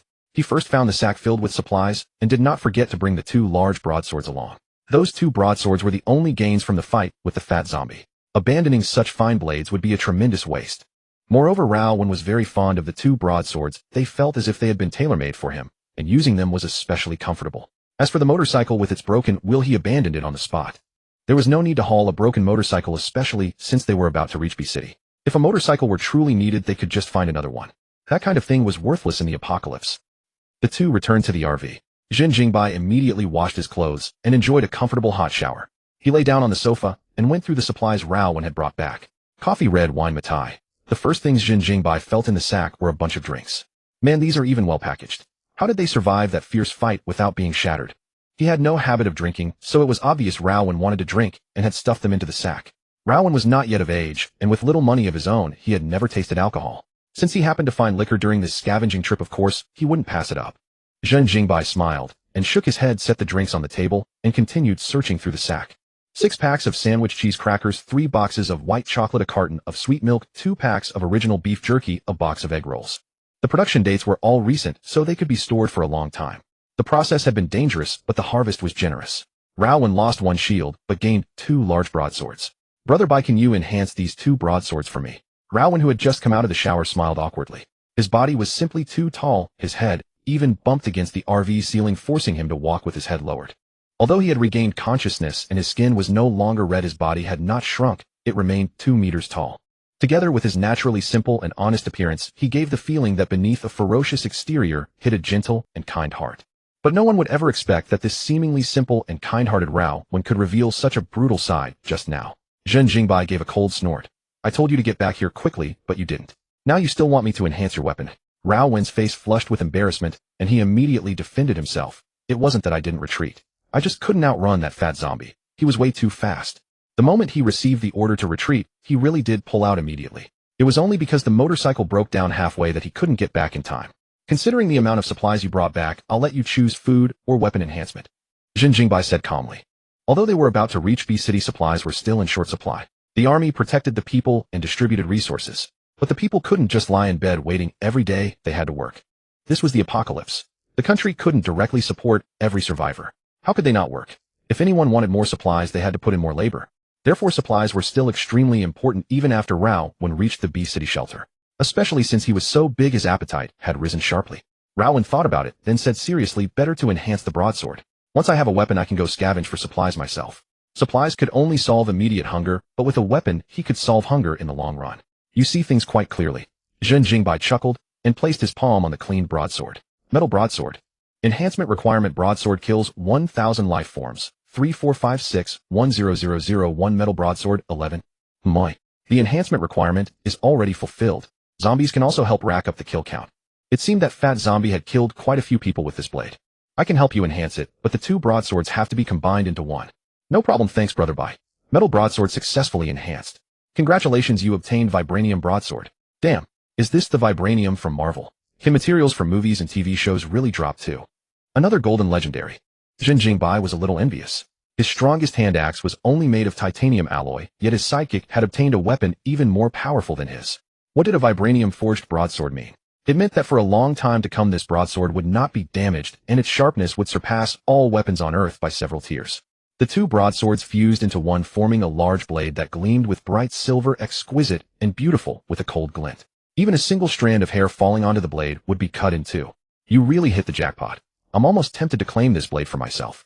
Zhen Jingbai tossed the broadsword to Raowen and waved impatiently. Take it and get back to your compartment now. If I look at it any longer, I might just snatch it away. A look of excitement surged across Raowen's face. He didn't know how formidable this blade was, but judging solely by its appearance, it was nothing short of extraordinary. Look at that gleam. Look at that luster. Look at this. Raowen chuckled, unable to put the blade down. Fine, I'm going back now. A blade this fine. He definitely didn't want Brother Bai to snatch it from him.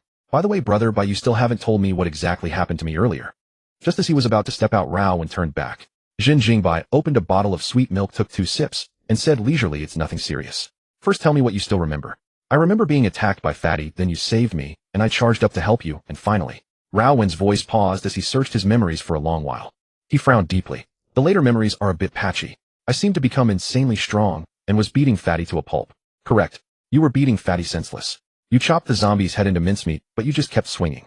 The expression on your face was horrifying, like a complete madman. Zhen Jingbai chuckled lightly. He didn't seem to care about the matter and continued savoring the sweet milk in his hand.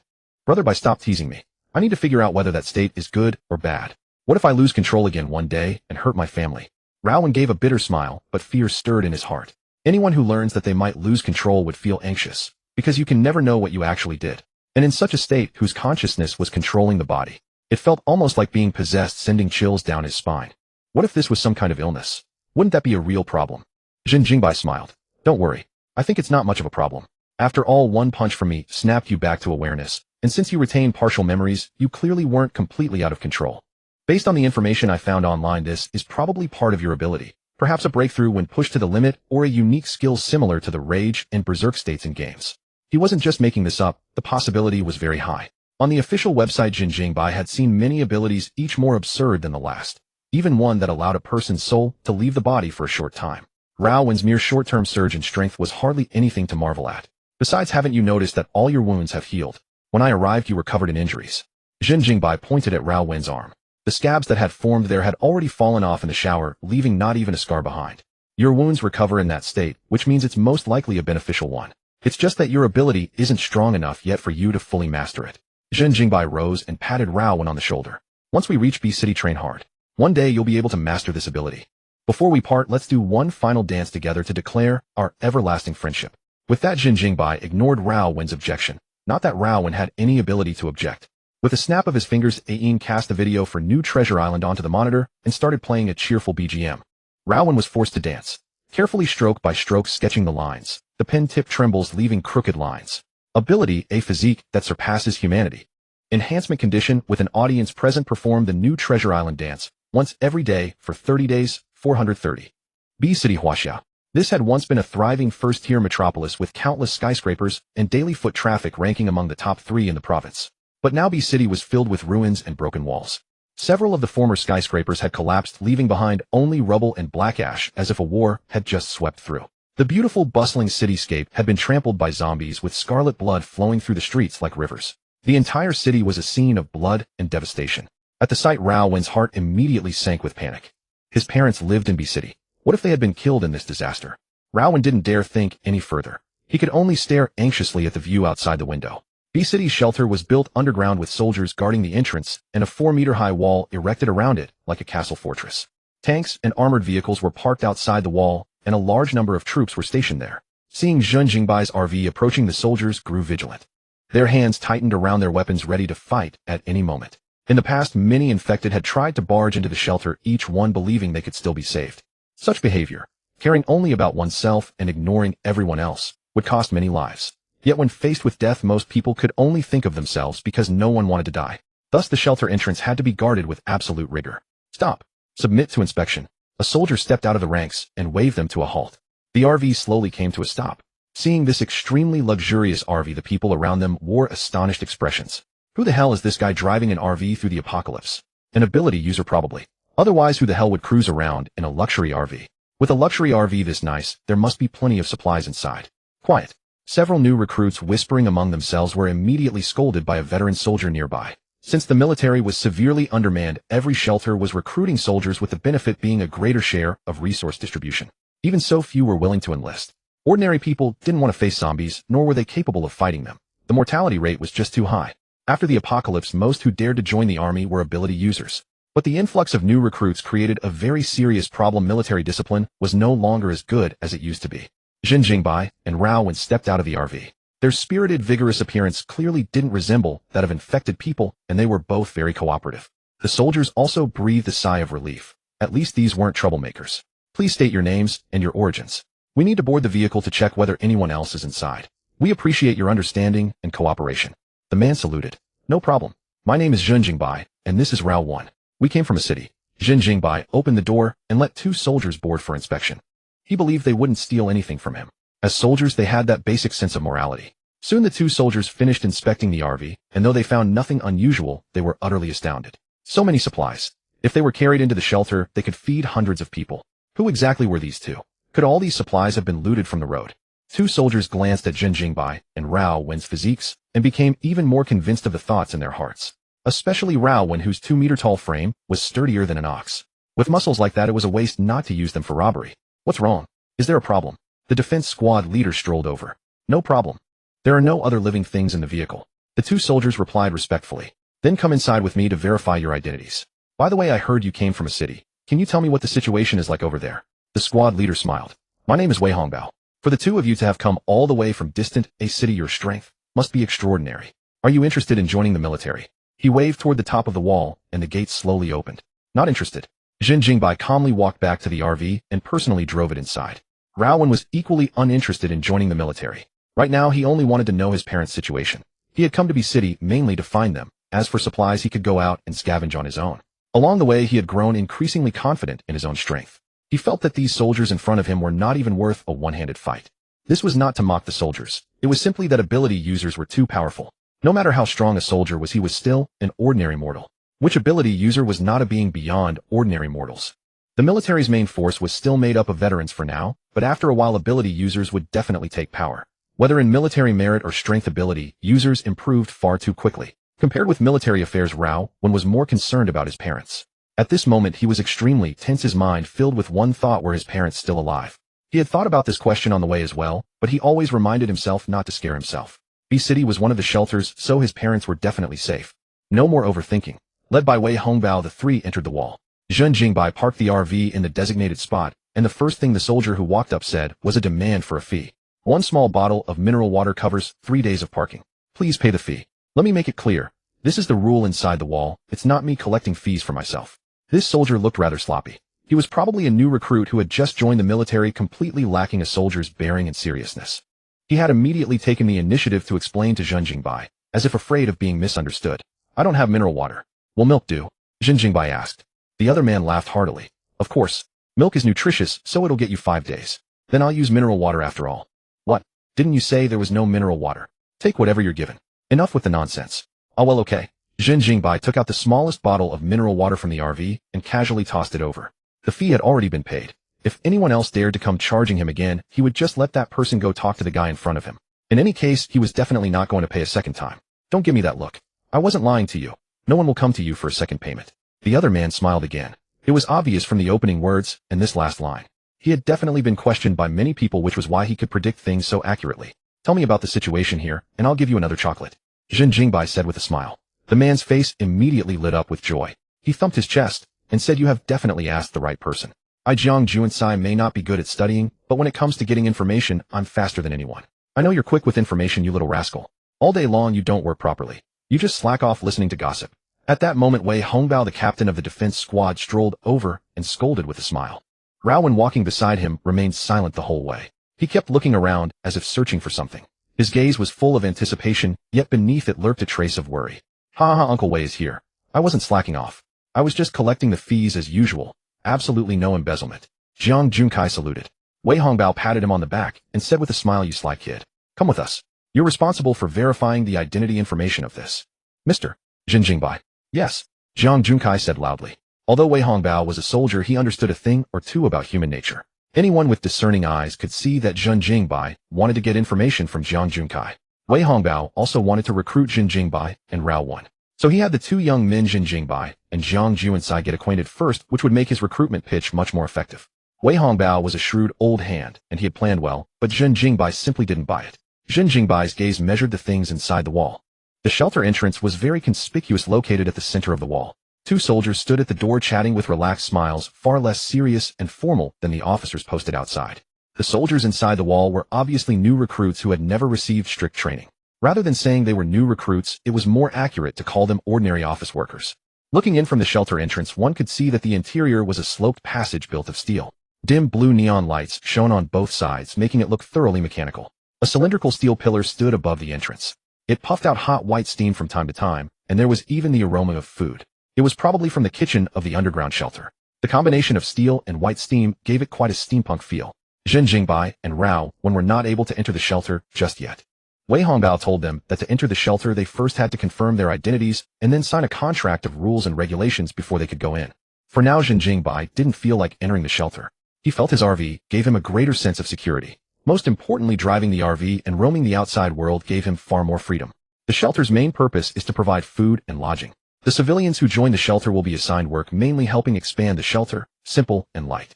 Later we'll also grow food inside the shelter so that everyone can live the same life they had before the apocalypse. Right now we already have communal meals, clean and hygienic. After hearing Zhang Juansai's speech, Zhen Jingbai couldn't help but want to laugh. That was too hollow a promise. The expansion work of the underground shelter was bound to be grueling. How could it be easy? Moreover, to have a dedicated area for growing food, there had to be enough living space for the citizens first. Who knew how much time it would take to complete all of that? On top of that, the wall protecting the shelter entrance had to withstand large-scale zombie attacks. In the face of crises from both inside and out to create a bright future together. Without 10 years that was impossible. Zhang Jingbai pointed toward a place not far from the entrance where many people were gathered and various items were laid out on the ground. That's the trading area. It has everything, materials, weapons, food, clothes, and so on, all on a barter basis. As long as the other party is satisfied with what you have, you can exchange for anything. There's nothing you can think of that you won't find. Zhang Juansai's smile turned a little lewd, and one glance was enough to know that some of those items were not exactly proper. But Zhen Jingbai was intrigued. Of course not by anything lewd, but by materials and weapons. How many upgrades he could make in the next wave would all depend on whether this trading area delivered. Really, they have everything. Zhen Jingbai glanced at Zhang Jingbai. Zhang Jingbai immediately raised a thumb and said, really, truer than real gold and silver. Huh, that line sounds really familiar. Zhen Jingbai blinked, but did not respond. The group entered a modest building registering their names and identification numbers. All information about Zhen Jingbai and Rao Wen immediately appeared on screen, detailed from birth to the present. Before the internet was cut off, officials had preserved everyone's information to facilitate identity verification. Those with criminal records would certainly receive special attention. After confirming that Zhen Jingbai and Rao Wen were upstanding citizens, Wei Hongbao immediately broke into a smile. Welcome to the B City Shelter. If you wish to join the shelter, you may sign this regulatory contract. A contract appeared on the display screen, listing pages of text. The main purpose was to better manage the shelter. For instance, no fighting within the shelter, no harming others, no theft, and the like. But neither Zhen Jingbai nor Rao Wen had any inclination to look. I want to know how my parents are, Rao Wen asked urgently. You have our information, so you must have my parents' information as well, right? From the moment he stepped through the wall, he had been extremely anxious, desperate to learn about his parents' situation. Wei Hongbao hesitated, then turned to operate the display screen. After clicking through several panels, an expression appeared that Rao Wen most dreaded to see.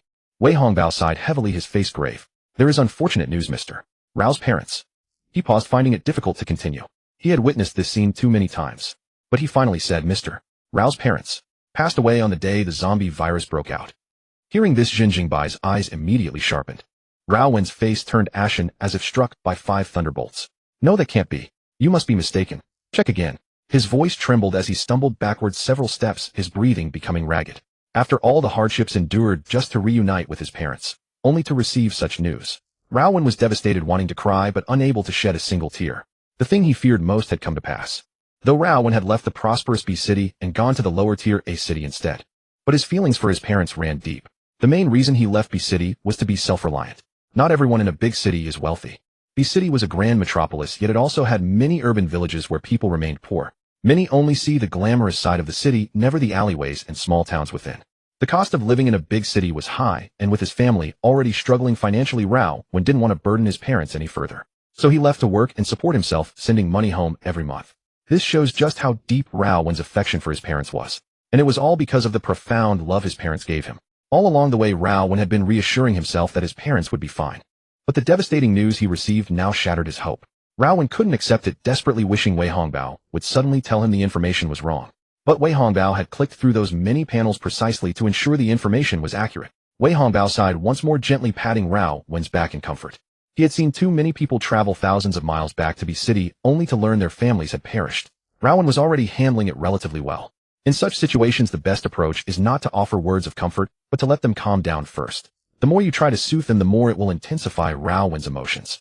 Zhen Jingbai also walked over to Rao Wen's side and patted his back. He could understand Rao Wen's loneliness after losing his parents, but he couldn't comprehend the deep bond between Rao Wen and his parents. Because Zhen Jingbai had grown up in an orphanage. However, driven by his love for freedom at 13, he escaped from the orphanage and fended for himself.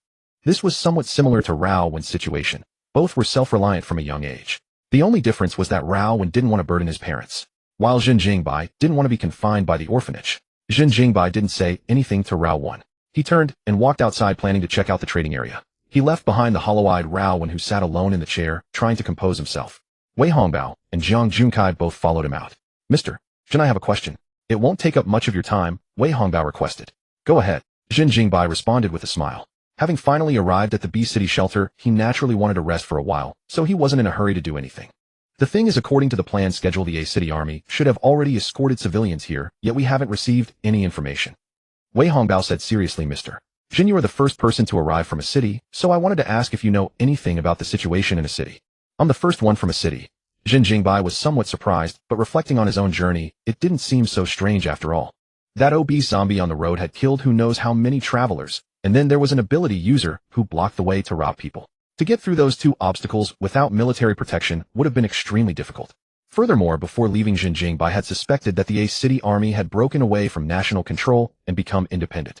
Now it seemed the A City Army was indeed as he had suspected. They had not escorted civilians to the shelter at all. I'm not sure. Ask others when they arrive, Zhen Jingbai said with a smile, giving a brief reply before walking away. He had guessed some information, but had no intention of sharing it. What happened to the army was none of his concern. Besides, those were just his speculations. Saying them or not saying them made no difference. Is that so? Wei Hongbao sighed and turned to walk toward Route 1. Jiang Junkai and Zhen Jingbai arrived at the trading district. There were quite a few people nearby, but they all looked dejected. Healthy people were trading cold and obscure goods, while those popular stalls trading food. Their sellers had their hands and feet wrapped in bandages, clearly injured, while scavenging for supplies. The healthy ones couldn't get enough to eat, while those who were fed had injuries on their bodies. Under such circumstances, it would be strange if their spirits were high. The shelter wasn't omnipotent. It could only ensure survivors inside survived. To eat well and drink one's fill, one had to work much harder. Either work overtime to expand the shelter or venture outside the walls to scavenge supplies. Seeing this scene, Zhen Jingbai couldn't help but shake his head. Indeed, the shelter wasn't as good as the RV. Once the RV was reinforced, he would set out and make his way in the world. Seeing him shake his head in disappointment, Jiang Junkai quickly explained, Mr. Zhen, our shelter is actually quite good. Especially for those who join the military, eating well is absolutely no problem. With your abilities, joining the army would make your life extremely comfortable. These people outside haven't enlisted. The food rations they receive are limited, so they look dejected. Not everyone is like that. Jiang Junkai had received Wei Hongbao's hint, do everything possible to recruit Zhen Jingbai into the military. Anyone who could make it from a city to B City, even if not an ability user, must have considerable strength. Jiang Junkai invited Zhen Jingbai once again. Zhen Jingbai said with a half smile, my life is quite comfortable now, why would I join the military to be constrained? Hearing that, Jiang Junkai remembered that luxurious motorhome. Its supplies were evidently abundant, and the living conditions were far better than cramming 40 or 50 people in one shelter room. Under such good conditions, who would covet the military's meager food rations? You can't say that entirely. Joining the military has many benefits. Humans are social animals. Only by uniting can we survive in this doomsday. Jiang Junkai went on and on, earnestly spouting all sorts of grand principles. Zhen Jingbai didn't even bother to reply with a single word. He wandered around the trading area and after searching for a while suddenly asked, do you know where I can buy toy guns and toy bullets? Although he felt the question was stupid, Zhen Jingbai shamelessly asked anyway. Asking wouldn't make you pregnant, and at worst it would just be a little embarrassing. The thing he cared least about was his face. What if someone actually had a stall selling toy guns? The conditions for upgrading a toy gun weren't difficult. Just fire a shot at the seller. Hearing this, Jiang Junkai was dumbfounded. What the hell? Was he serious? How could anyone think of buying toy guns? Jiang Junkai said blankly, Mr. Zhen wants toy guns. These things. Maybe the kids in the shelter might have one or two. His gaze also became strange, as if he had discovered a new continent. For some reason, Jiang Junkai felt that the Zhen Jingbai before him was not quite what he had imagined. It seemed.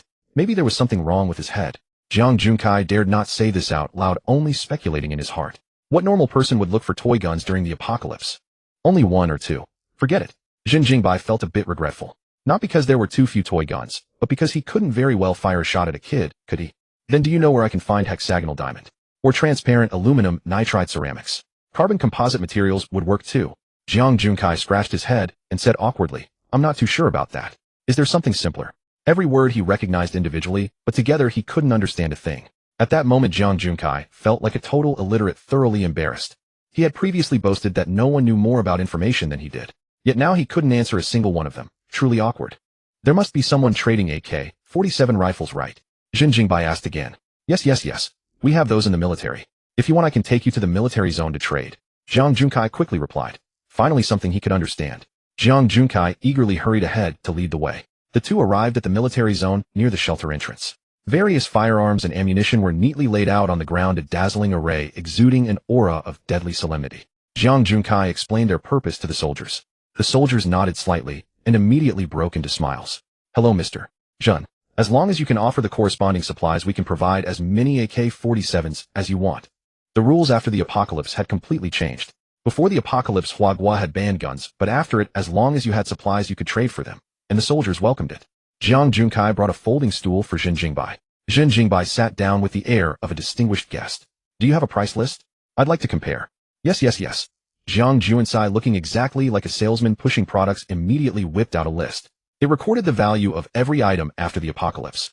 A 500 milliliters bottle of mineral water can be exchanged for a rifle. Zhen Jingbai's eyes widened, as if he had witnessed something incredible.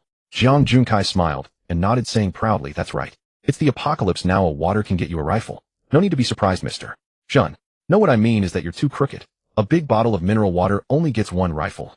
Zhen Jingbai pointed at the list, and said with a dark face, isn't a bottle of mineral water enough for a rifle? And a bottle of milk for 100 bullets?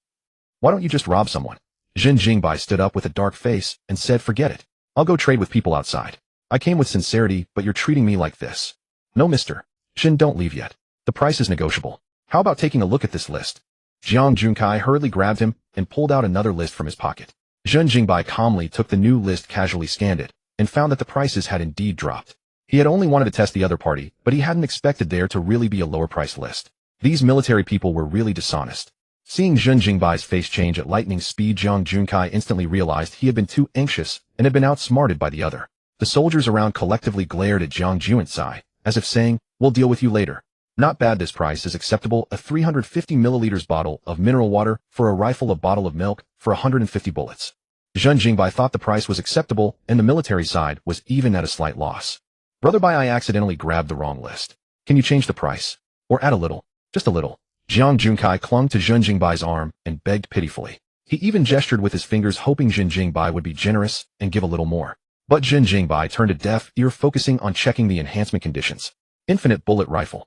Enhancement conditions, 30 fine AK, 47 rifles, 830-500 headshots with a rifle, 223,500. Normal bullet. Enhancement condition, 2 ordinary bullets. Bullets could also be enhanced. However, the zombies at the current stage could be killed easily, so Zhen Jingbai didn't mass-produce them.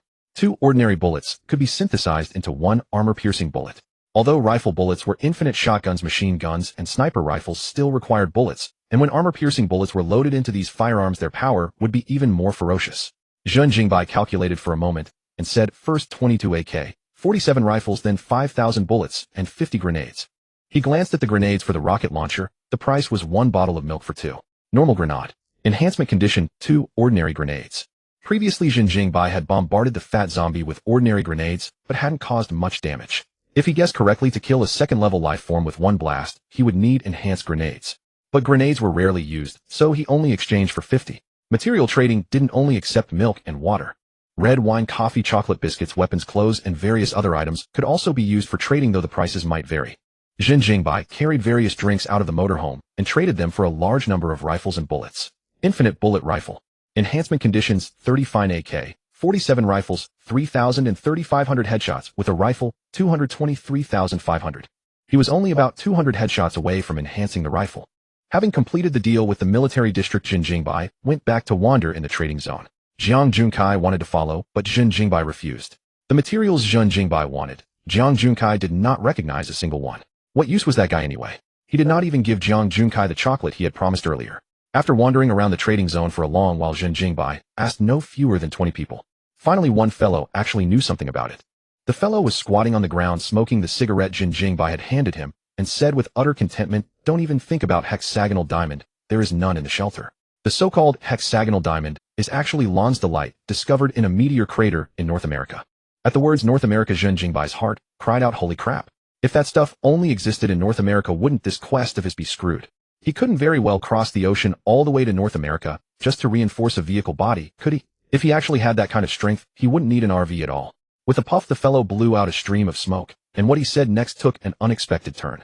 But in a research institute not far from our city B, there is a tiny bit of Lon's Delight, a pitifully small amount.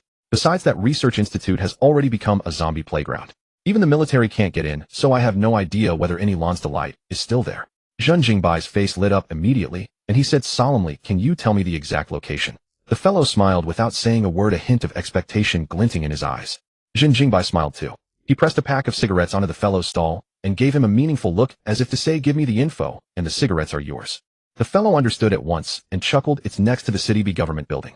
I'll circle it for you on the map later. As he spoke, he reached for the cigarettes, but Zhen Jingbai dodged and refused to hand them over. Zhen Jingbai grinned. Do you know about transparent aluminum nitride ceramics and carbon composite materials? The fellow clicked his tongue in annoyance and did not want to answer. Seeing Zhen Jingbai about to put away the cigarettes and leave, the fellow immediately grew restless. Hey, don't go. I'll talk alright. With a face full of exasperation, he said, you're really not being fair, kid. I already told you about the Lon's Delight, and now you're still holding back the cigarettes. When did I ever say I'd give you cigarettes? Zhen Jingbai looked utterly innocent. That one sentence stunned the fellow. He was about to argue when he suddenly realized that Zhen Jingbai really had never said he would hand over the cigarettes. Damn, you weren't giving them to me. Then what did you mean by winking at me just now? The fellow's eyes widened. My eyes felt uncomfortable. Can I blink a couple of times? You. The fellow was so angry he nearly burst. Then why the hell did you put your cigarettes on my stall? My legs were numb from squatting. I was just bracing myself with my hand. You were overthinking it. Zhen Jingbai replied shamelessly. The fellow was left speechless. Fine, he had an answer for everything. He had gotten the info for free, and now the guy would not even give him a pack of cigarettes. Too much, man. Huh. Just when the angry fellow was about to get up and leave, Zhen Jingbai suddenly laughed. I was just messing with you. This pack is yours, but you have to tell me the other 2 pieces of information too. I'm not believing a word you say again, kid. The fellow snorted coldly. He had just been tricked. How could he possibly trust this guy again? Even if it killed him, even if he had to jump off a wall, he absolutely would not believe the man before him. Seeing how indifferent the fellow was, Zhen Jingbai immediately pounded his chest. He vowed solemnly, everything I Zhen Jingbai say is truer than real gold and silver. How could I possibly cheat you over a lousy pack of cigarettes? The fellow sized him up suspiciously, feeling that this guy was completely unreliable. But the flavor of that cigarette from a moment ago had truly intoxicated him. Fine, I'll trust you one more time. In the end, the fellow chose to compromise. The military has transparent aluminum nitride ceramics. Whether you can trade for it depends on your own skill. As for carbon composite material, most people wouldn't bring that to a street stall, but I happen to have some right here. The fellow beamed and pulled out a roll of silver film from his coat.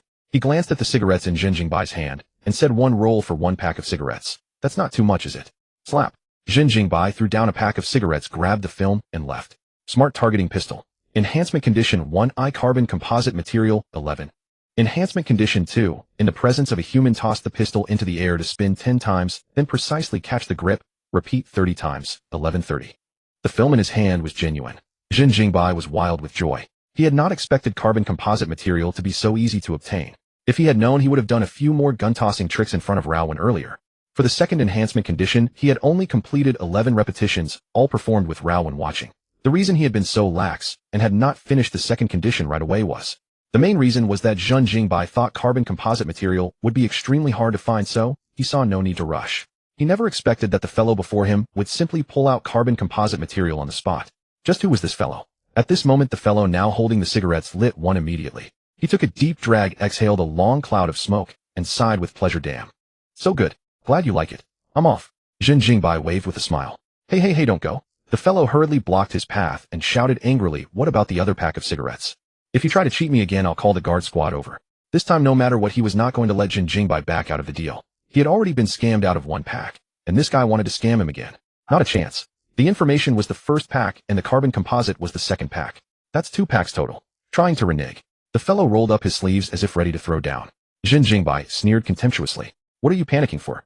Who the hell walks around carrying 2 packs of cigarettes? If I don't go back to my RV to get one, am I supposed to make it appear out of thin air? At that, the fellow's raised fist instantly became an open palm, and the anger on his face turned into a smile.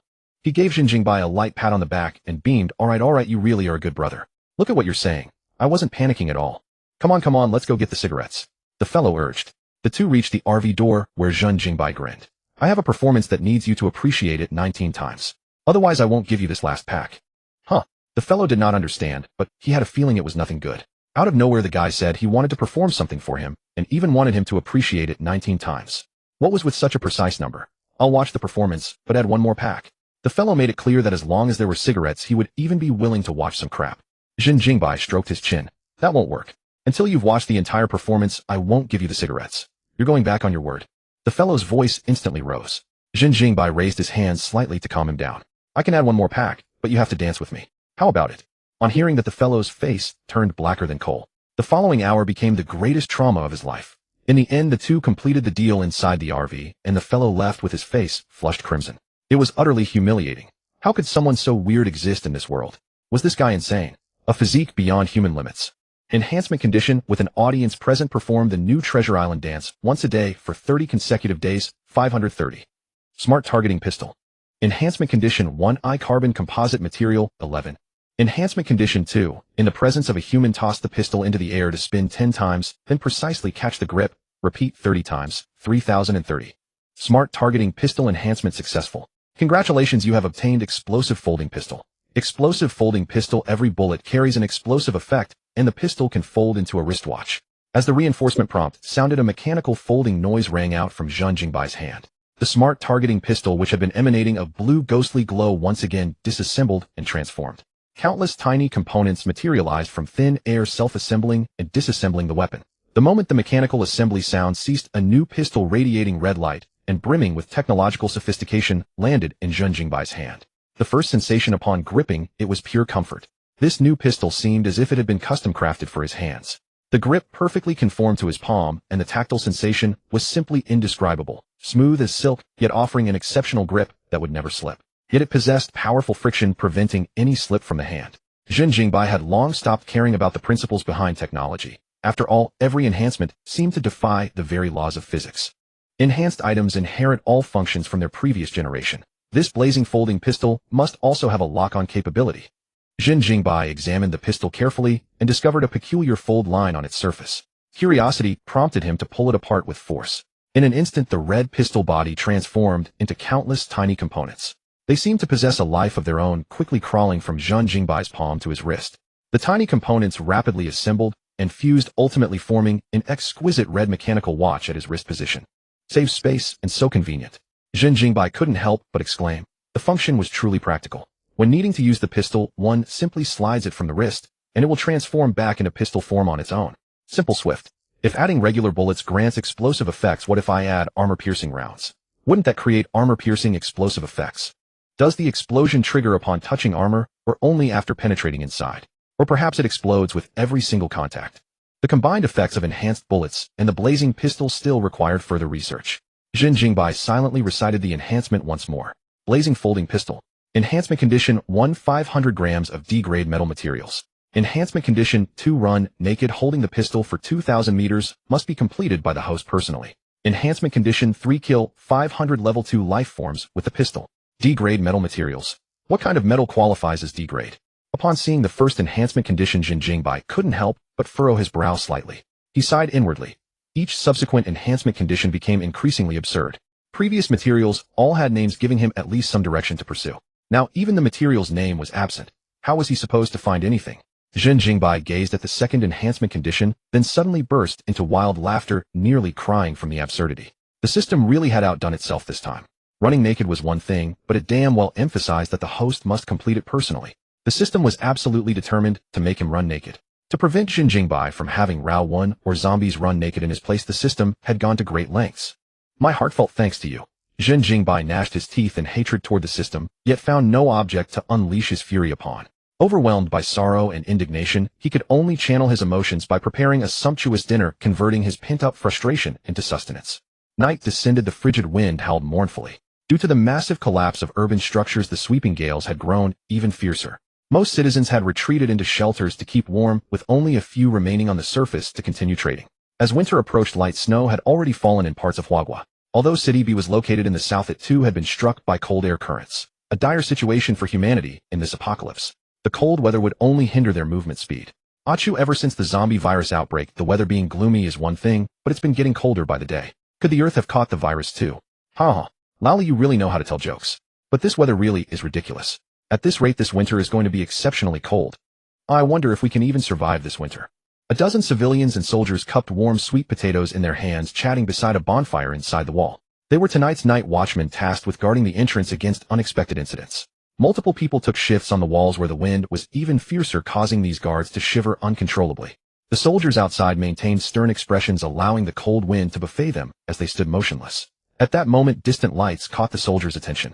Everyone instantly went on high alert, signaling the approaching vehicles to stop. The 3 incoming cars had all been modified, their blood-stained bodies seemingly declaring to all that their journey had been arduous beyond measure.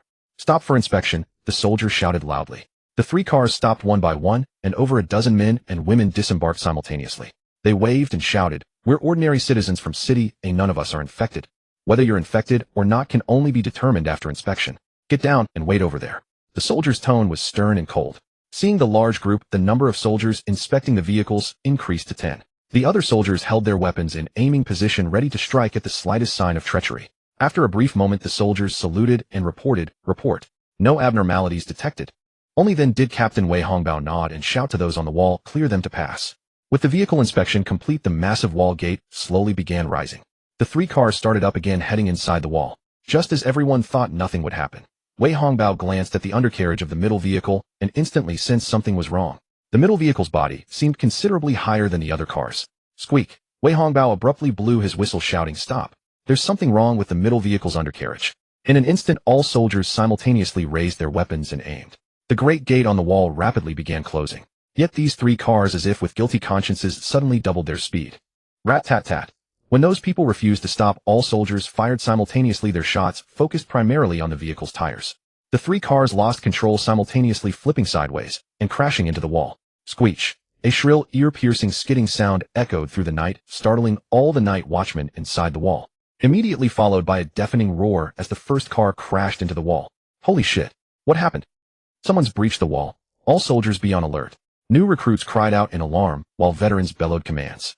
Those untrained recruits stood frozen in place. Dang, there really are people who can breach the wall. I thought it was safe inside. Quick! Block the shelter entrance, we can't let anyone through. Chaotic shouting erupted as the first overturned car burst into flames. The occupants, faces pale with fear, scrambled to escape the vehicle. Boom! The ignited car exploded with a thunderous roar, thick smoke and flames shooting skyward.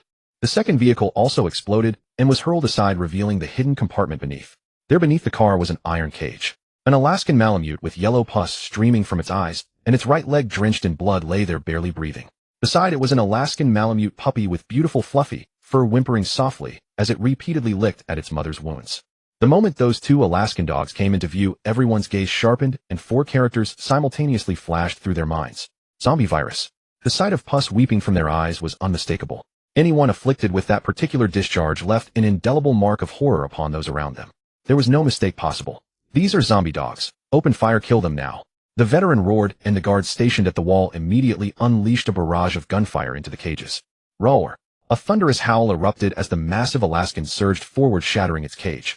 The mutated beast showed no appetite for devouring its own offspring. Instead, it charged into the crowd and tore indiscriminately.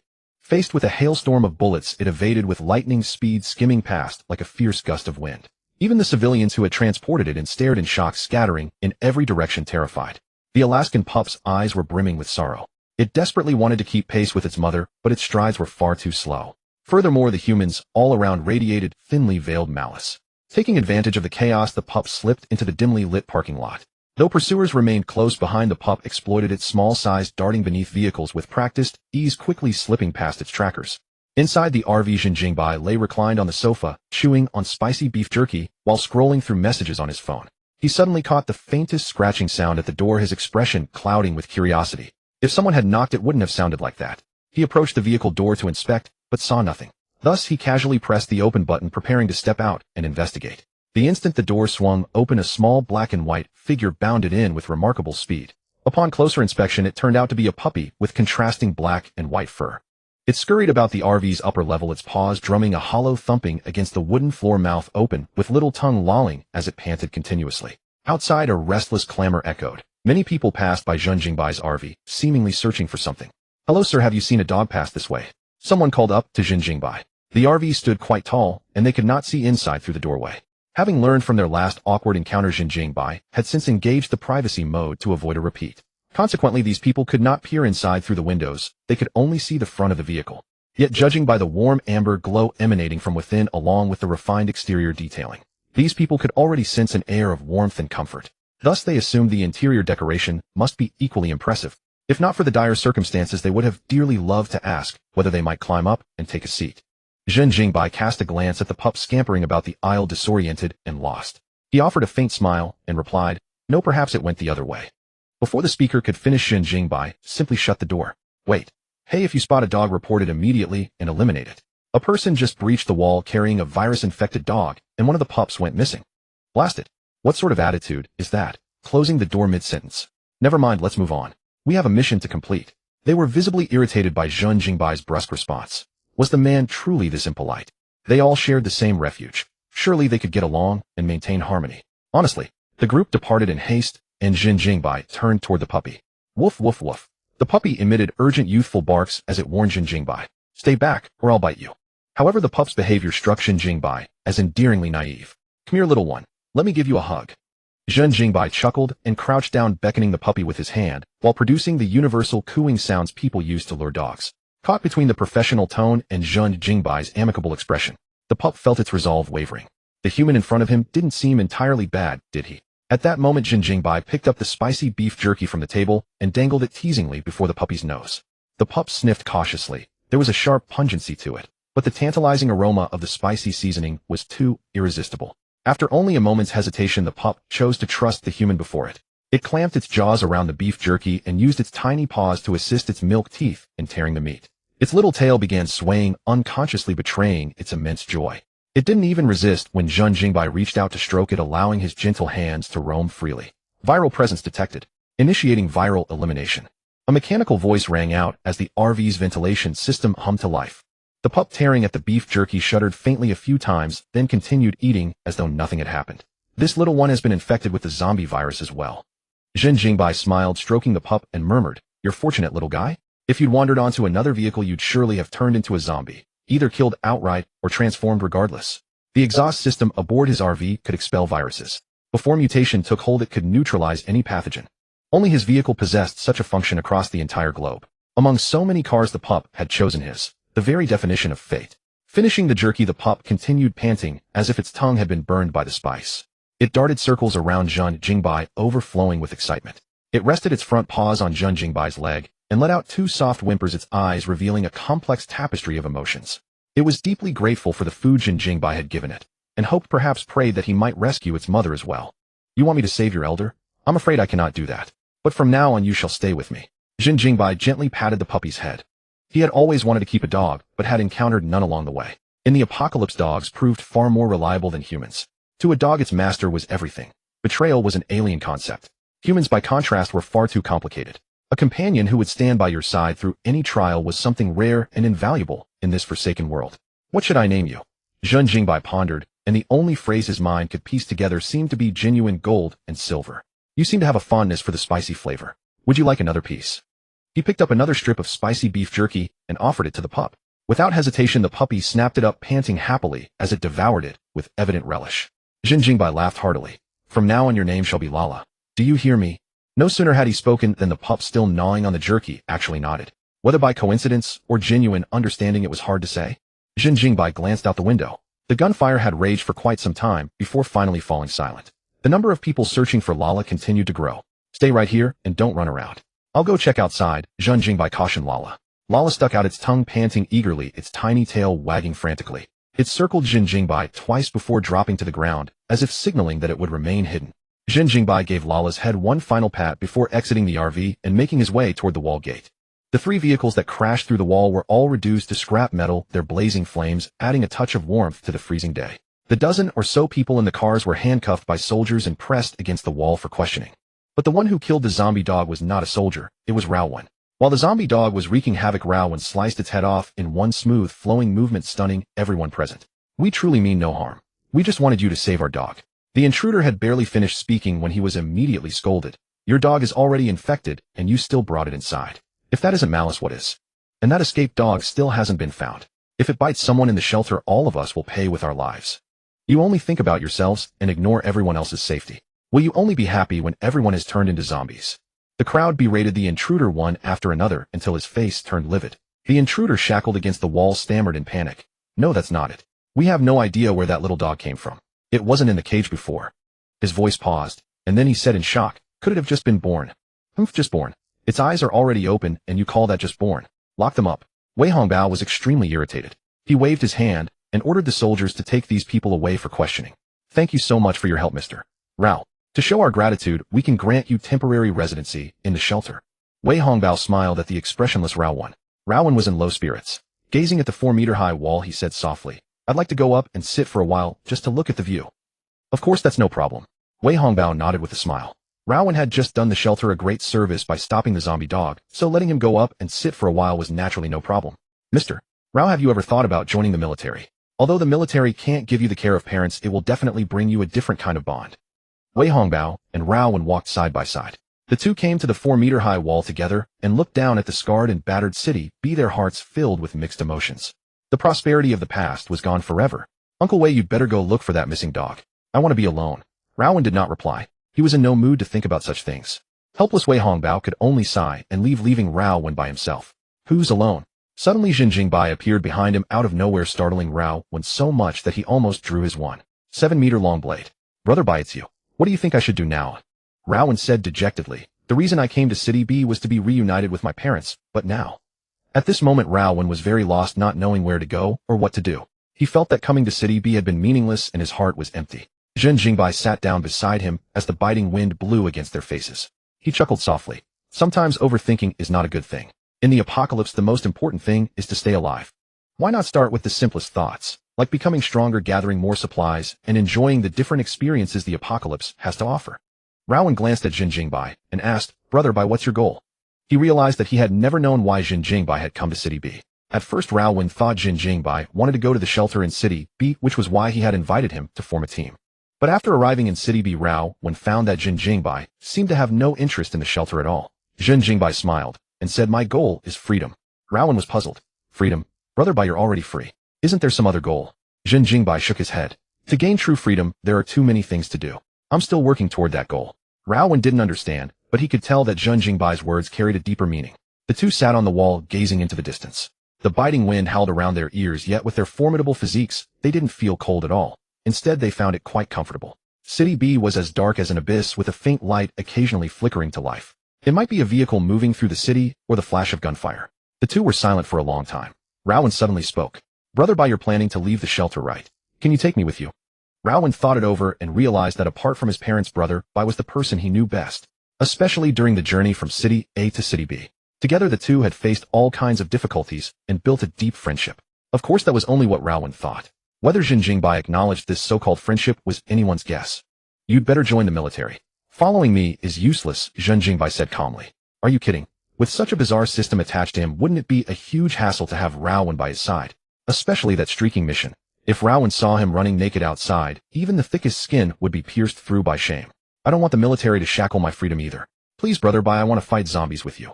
Rao suddenly rose and bowed, his emotions running high. It was as if he had found his life's goal, and his voice was full of anticipation. Zhen Jingbai smiled with a half-smile. I only accept people who do exactly as I say. Can you do that? Of course I can. Rao nodded solemnly. Then what if I told you to die, eh? Zhen Jingbai said with a grin. Rao was stunned for a moment, then answered, if my death could create a chance for Brother Bai to live, then I could do it. Hey, you little sly fox. With that honest, simple look of yours, you can probably fool quite a few people. In short, Rao would not hesitate to die if it was a meaningful death. But if it was a meaningless death, he wouldn't be stupid enough to do it. For example, if Zhen Jingbai were in mortal danger, Rao would risk his life to cut a bloody path for him. But if he was asked to feed the zombies for no reason, he absolutely would not do it. To die, one must die meaningfully. I might fool anyone, but I'd never fool you, Brother Bai. Rao answered with a grin, and his smile became somewhat ingratiating. He looked exactly like a pre-apocalypse salesperson facing a customer. At that moment, Rao really was selling something. Only the product he was selling was himself. Zhen Jingbai yawned, neither agreeing nor refusing. It's getting late. I'm going back to sleep. You should stay in the shelter for the night. With that, he jumped straight down from the 4-meter-high wall. Brother Bai, does that mean you agree to take me? Rao shouted from behind. We'll see. Zhen Jingbai waved goodbye without looking back. In truth, he still hadn't made up his mind whether to let Rao join the team. Before making any decision, Zhen Jingbai would think it over carefully and weigh the pros and cons. After bidding farewell to Rao, Zhen Jingbai did not return to the RV right away. Instead, he went to the trading area to exchange for dog food. The dog at home loved spicy beef jerky, but it couldn't live on that alone. Most importantly, the enhancement requirement for the desktop computer required dog food. A desktop computer worth 2,000. Enhancement condition: a server with 100 T capacity dog food snatched from the dog's bowl. Since he had a dog anyway, he might as well complete this task. Zhen Jingbai found Zhang Junkai again and asked, is there anyone here selling dog food and servers? Dog food? Zhang Junkai gave him a strange look. Then he pointed at a man and a woman not far away. Brother Bai, look, isn't that dog food right there? Zhen Jingbai turned his gaze over. The woman was holding the man's hand with a pained expression, tears glistening in her eyes. Your arm is bleeding, honey. It must hurt a lot, right? It hurts, but as long as my wife is here, any wound, no matter how painful, will be healed, the injured man replied with deep affection. Seeing this, Zhen Jingbai gave Zhen Jingbai a slap on the back of the head and cursed angrily. I want real dog food, not this stuff for humans. Ah yes. Brother Bai, I was wrong. Zhen Jingbai rubbed the back of his head in pain. Zhen Jingbai's slap was not light, leaving Zhen Jingbai looking rather disheveled. He took the lead and quickly brought them to a seller who had dog food. After some haggling, Zhen Jingbai exchanged 1 cigarette for 3 bags of dog food in different flavors. By the way, do you have a dog? Why didn't you come to me during the day? Your dog wouldn't be the one that slipped away just now, would it? The dog food seller asked suspiciously. Zhen Jingbai snatched the dog food and cursed. What I do is none of your business. Here's a cigarette, take it. With a flick of his finger, 1 cigarette flew out of the pack and landed precisely in the other man's hand. Seeing Zhen Jingbai looking so ferocious, the dog food seller backed off and dared not say another word. But he secretly ran to Wei Hongbao and told him about Zhen Jingbai's unusual behavior. After all, exchanging 1 cigarette for 3 bags of dog food made him feel he had taken a huge loss. Under Zhang Juansai's guidance, Zhen Jingbai traded with several people for a large batch of hardware and finally assembled a server with 100T capacity. Back in the RV, Mala was obediently lying on the floor in a deep sleep. Hearing the door open, it immediately ran over excitedly and circled around Zhen Jingbai without stopping. It had spent less than a few minutes with Zhen Jingbai, yet it already felt strong affection and trust toward him. What a simple dog. Zhen Jingbai poured the exchanged dog food into a stainless steel bowl and gave it to Mala. Woof woof. Mala was a little foodie, whether it was spicy beef jerky or the dog food in front of it, it ate happily. But halfway through its meal, Zhen Jingbai suddenly snatched some dog food from Mala's bowl. Mala looked up in confusion, its big naive eyes meeting Zhen Jingbai's gaze. It did not guard its food or make a fuss. Instead, it nudged the stainless steel bowl with its nose and looked at Zhen Jingbai pitifully, as if saying, so the owner is hungry too. Then please eat first, owner. Zhen Jingbai found it both funny and touching. This dog was worth raising. Although it had misunderstood his intention, it was truly devoted to its owner. He smiled and stroked the dog's fluffy fur while pressing his other hand on the computer tower, silently chanting, enhance. Desktop computer worth 2000. Enhancement conditions, server with 100T capacity, 11 dog food snatched from the dog's bowl, 11. The desktop computer worth 2000 has been successfully enhanced. Congratulations, you have obtained holographic projection system. A clever Alaskan Malamute puppy. Enhancement condition, gain the dog's trust, 11. The clever Alaskan Malamute puppy has been successfully enhanced. Congratulations, you have obtained an exceptionally gifted Alaskan Malamute. Zhen Jingbai had intended to enhance the computer, but unexpectedly, he also enhanced Mala. The desktop computer on the desk slowly disappeared. A 3-dimensional projection suddenly appeared with floating transparent panels in multiple places inside the RV. Mala's small body trembled as if enjoying an SBA massage, its eyes narrowing in comfort. Does this holographic projection not need a projector? Nor does it need a host computer to carry data? Zhen Jingbai's eyes widened, feeling that the enhanced items were becoming more and more absurd, completely beyond the scope of modern human knowledge. He turned his palm over, and the control method for the holographic projection floated up. The holographic projection had already merged with the RV.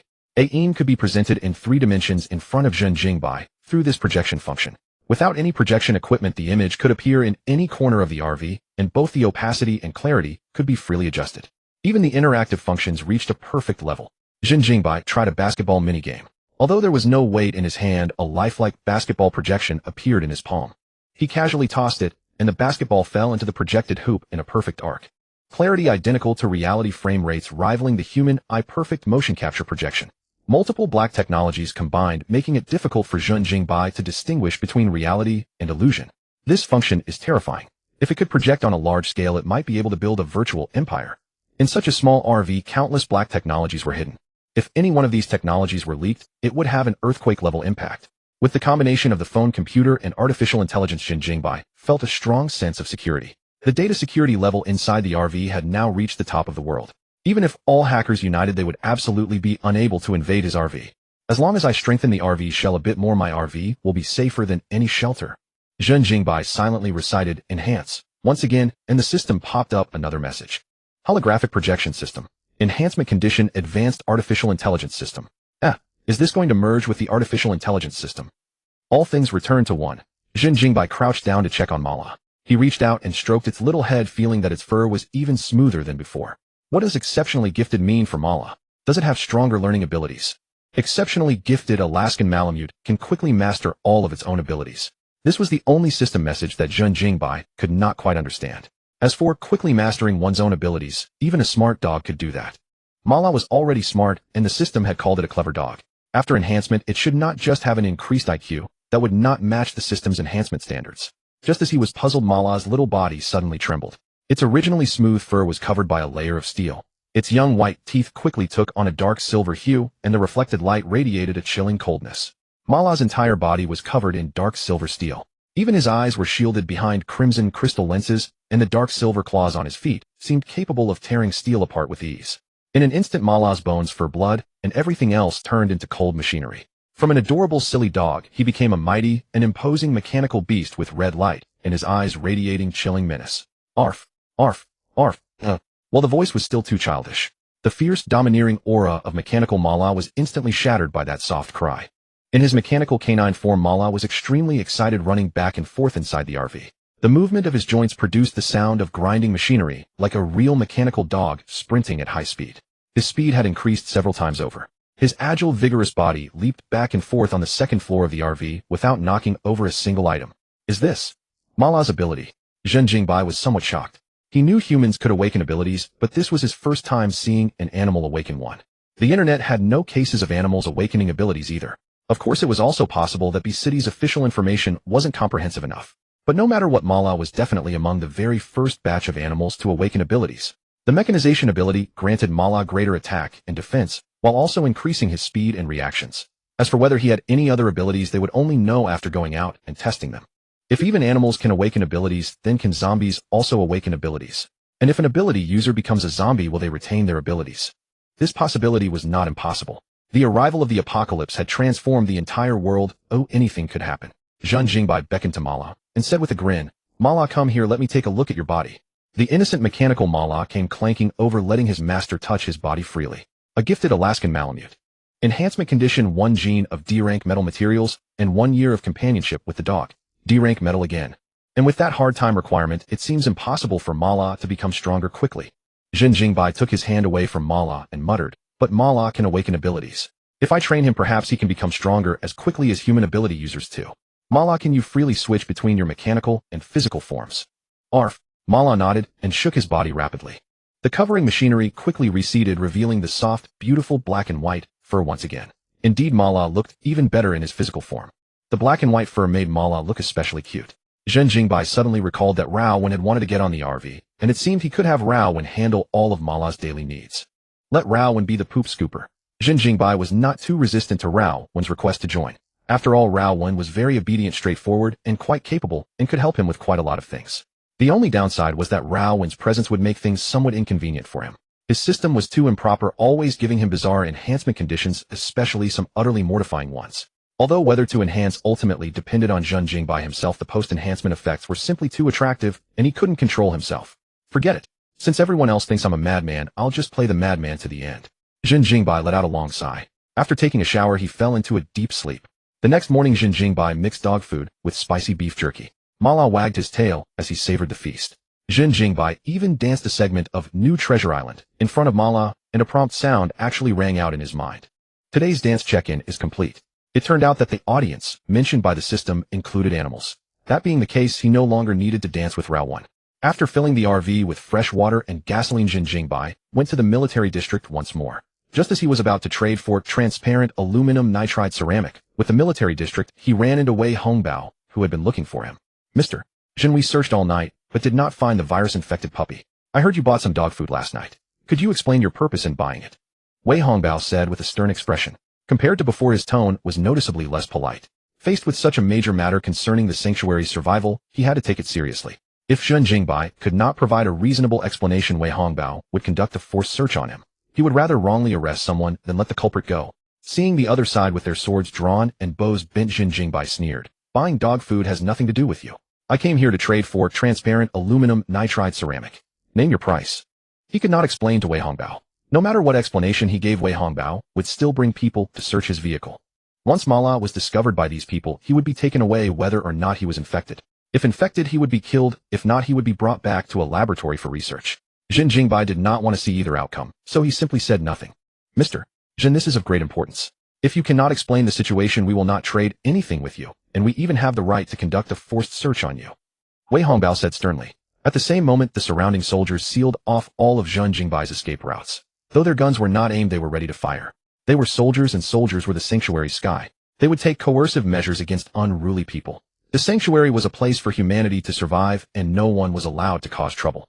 Otherwise, the military's authority would be hard to maintain. Zhen Jingbai grinned and pressed his palm on his watch. He was not someone who feared trouble. Since they wanted a fight, then bring it on. Raowen, seeing this from afar, hurried over to smooth things over. Uncle Wei, wait. It's all a misunderstanding. Brother Bai has always been strong-willed, but he means no harm to the sanctuary. Wei Hongbao frowned. It's not that I'm being unreasonable. He's the one who refuses to cooperate with our work. If you don't want to trigger a conflict, you'd better persuade your friend. He had wanted to recruit Rao when into the military. But Raowen seemed to have a fairly good relationship with Zhen Jingbai, so Wei Hongbao did not find it easy to directly take people into custody. Besides, he only wanted to inspect Zhen Jingbai's RV. There was really no need to blow such a small matter out of proportion. He had expected Raowen to persuade Zhen Jingbai. But to Wei Hongbao's surprise, Raowen only smiled awkwardly and said, we already checked before we came. Isn't it a bit inappropriate for you to check again now? Mr. Rao, what do you mean by that? If you intend to help him, then I'll have no choice but to take strong measures against both of you. Wei Hongbao said with a deep frown. A cold smile on his face, Zhen Jingbai lightly slid his watch and countless tiny mechanical parts instantly assembled into a collapsible burst pistol. Raowen did not hesitate either. Having decided to follow Zhen Jingbai, he had to be ready to face anything. His vibranium broadsword slammed into the ground, sending up a wave of dust. The soldiers quickly raised their guns and aimed, ordering Zhen Jingbai and Rao when to put down their weapons at once. At that very moment, when both sides were locked in a standoff, unusual sounds came from outside the wall gate. A soldier on the wall shouted, "Captain, there's a situation outside. That zombie ox is back again, and behind it are a large group of zombies." Hearing the soldiers' report, Wei Hongbao's face darkened. Damn it, that bull is back again. It could not have come earlier or later. It had to show up at this very moment, which was truly awkward. Everyone follow me outside to defend against the zombie horde. Wei Hongbao waved his arm and ultimately chose to prioritize the greater good. Since the two sides had not yet come to blows, it was better to deal with the approaching zombie horde first. Woo! The alarm suddenly blared, and a large number of gun-wielding soldiers poured out of the shelter entrance in perfect order. Half of the soldiers swiftly climbed the wall, and upon Wei Hongbao's order opened fire, en masse, the unending roar of gunfire echoing between heaven and earth. The other half set up defensive barricades at the gate and hurried every civilian into the shelter. Tension was etched on every face, with beads of sweat forming on their foreheads. Zhen Jingbai remained expressionless, while Raowen beside him looked completely dumbfounded. What on earth is going on? Brother by brother, when come over here. Jiang Junkai hurried over to them and tugged at their sleeves. The three retreated together to a small corner. Jiang Junkai explained, the zombie bull has led the zombie horde to attack the shelter. It is not the first or second time. Boom. The gate suddenly shook violently as several shells exploded outside the wall, causing the ground to tremble slightly. Raowen asked in confusion, "It's just a bull, is it really worth this much tension?" As if some big boss was coming. "It's a zombie at the same level as Fatty. They can't stop it." Zhen Jingbai cut in, staring at the superphone screen. The superphone showed a second-level lifeform nearby. This should be the zombie bull Jiang Junkai had mentioned. Precisely because the zombie bull was a second-level lifeform, the human military's artillery fire could not kill it. That was why this zombie bull had the chance to come back again and again. Jiang Junkai nodded and was about to speak. Zhen Jingbai interrupted. "What I find stranger is that the internet says City B is full of ability users. Why haven't I seen a single one? Facing a second-level lifeform, if no ability users were deployed, how could they possibly hold their ground? Even Rao, when had nearly been taken down by Fatty back, then let alone ordinary human soldiers." Boom. Tremors struck again, and even the 4-meter-high wall was shaken, loose chunks of debris falling from it. Such a terrifying crash was enough to explain why the soldiers were so tense. Jiang Junkai said awkwardly, "There are ability users, but they've formed teams and gone out to scavenge for resources, so right now only military personnel are guarding the shelter." He was not lying. The ability users had indeed formed teams and gone scavenging. But those ability users had no intention of returning. Inside the shelter, they would have to obey the military's orders, and with their extraordinary strength, how many would be willing to do so? They all claimed a new world had already arrived, so why should they obey the military and protect a group of humans who had nothing to do with them? Zhen Jingbai smiled and said nothing. Jiang Junkai had not revealed the truth, but Zhen Jingbai had already guessed it. Calmly, he watched the gate being battered again and again as large chunks of debris fell from it. Only the clueless Raowen kept complaining that the ability users were unreliable. It had been so long, and they still had not come back to defend the shelter. Outside, the sounds of battle grew ever more brutal. Helicopters strafed the ground from above, while tanks kept firing shells. The clamor of battle spread far and wide, and the fighting grew fierce. But the soldiers' faces grew increasingly grim, and even Wei Hongbao's voice became agitated. The military had overwhelming firepower, but the zombie horde was too massive. They simply could not kill them all. Prioritize the zombie bull. Don't let it break through the gate. Repeat, prioritize the zombie bull. Wei Hongbao's voice was already hoarse from shouting. He hoisted a rocket launcher and fired directly at the zombie bull below. Boom. The grenade struck the zombie bull's back, sending up a cloud of smoke. Yet the pounding on the gate did not stop. Below, the zombie bull remained completely unharmed. Every impact from it was like the collision of a siege engine. Even the steel gate had been dented and deformed by the blows. Bang, bang, bang. The soldiers guarding the gate were stretched to the limit. Every slam against the gate made their hearts pound. The zombie bull's ramming force was enough to send a tank flying on the spot, a power that was both fearsome and awe-inspiring. If this zombie bull gets in, it will definitely kill a lot of people. Compared to other zombies, this zombie bull is on an entirely different level. Silence. Everyone be on high alert, prepare to meet the enemy. Bang, bang, boom.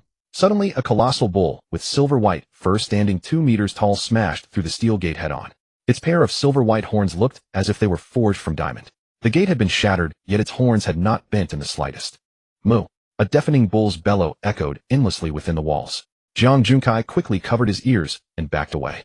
Ignoring Zhen Jingbai and the others, he ran back alone to the underground shelter, not daring to remain above ground. Attack! A soldier within the wall bellowed, and a storm of gunfire and shells rained down in an instant. Rumble! In an instant, flames erupted and thick smoke billowed. The human defensive barriers were no better than decorations. The zombie bull, he flung them all aside, with its horns utterly unstoppable. It roared at the sky, plunged into the crowd, and gored human hearts with its horns. With powerful legs, it trampled humans into pulp. Its speed was horrifying. Even bullets could not catch up. Even when artillery shells struck it, it felt no more than a tickling itch. Mankind's conventional weapons had completely failed against the second-level life form, and it began a slaughter among the people. Like a tiger crashing into a flock of sheep, it utterly shattered the soldiers' defense line in less than the blink of an eye. Blood stained the ground within the walls red, and the zombie horde swarmed in like students pouring into a campus cafeteria. In the eyes of the zombies, humans were simply delicious food. Wei Hongbao's face alternated between livid and flushed, and tears welled in his eyes. The soldiers who had lost their lives were all old comrades who had stood with him through life and death. It would be a lie to say he was not grieved. Raowen rose to his feet and looked gravely at Zhen Jingbai. Brother, why should we make a move? If we don't, I'm afraid even more people will die. Zhen Jingbai grinned and shouted to Wei Hongbao on the wall, hey, need some help. As long as you provide me with aluminum nitride transparent ceramic, I'll help you deal with this zombie bull. This was profiteering from a disaster. It was a despicable act, and the one soldiers hated most. Especially amid the great battle between humans and zombies, Zhen Jingbai clearly had the ability to prevent the tragedy, yet he was taking his time, making demands of the military. In Wei Hongbao's eyes, this was extremely selfish and self-serving. He had not the slightest spirit of self-sacrifice, and it clashed with everything Wei Hongbao believed. Raowen wanted to go up and stop him, but he had not forgotten that since he had chosen to throw in his lot with Zhen Jingbai, he must possess that resolve. Before Zhen Jingbai spoke, Raowen could not act on his own initiative even if everyone here died. Wei Hongbao hated Zhen Jingbai with a passion, but this was not the time to curse him. As long as you can kill this zombie bull, we'll provide you with as much aluminum nitride transparent ceramic as you need. Wei Hongbao shouted through gritted teeth. The soldiers within the walls were completely overwhelmed, facing a scene they could not resist. Wei Hongbao had no choice but to seek help. He knew that Zhen Jingbai and Raowen were ability users, one could tell just from their movements and expressions. If they were not ability users, how could they have driven an RV from City A all the way to City B? If they were not ability users, how could they remain indifferent to the soldiers' warnings? This was the confidence that power brought. Zhen Jingbai grinned, his eyes filled with mockery. He said unhurriedly, I forgot to add one thing. Shortly I'm going to the research institute next to the government building, and I need your soldiers to help me clear out the small fry. Wei Hongbao flew into a rage. At a time like this, Zhen Jingbai was still making demands. Fine, whatever you say. Hurry up and save them, damn it. Wei Hongbao shouted hysterically, his eyes bloodshot. No need to yell so loudly. It's just a matter of 2 shots. Zhen Jingbai smiled calmly. He did not charge at the zombie ox, nor did he ask Raowen to act. Instead, he directly raised his crimson folding pistol loaded with armor-piercing rounds. Bang!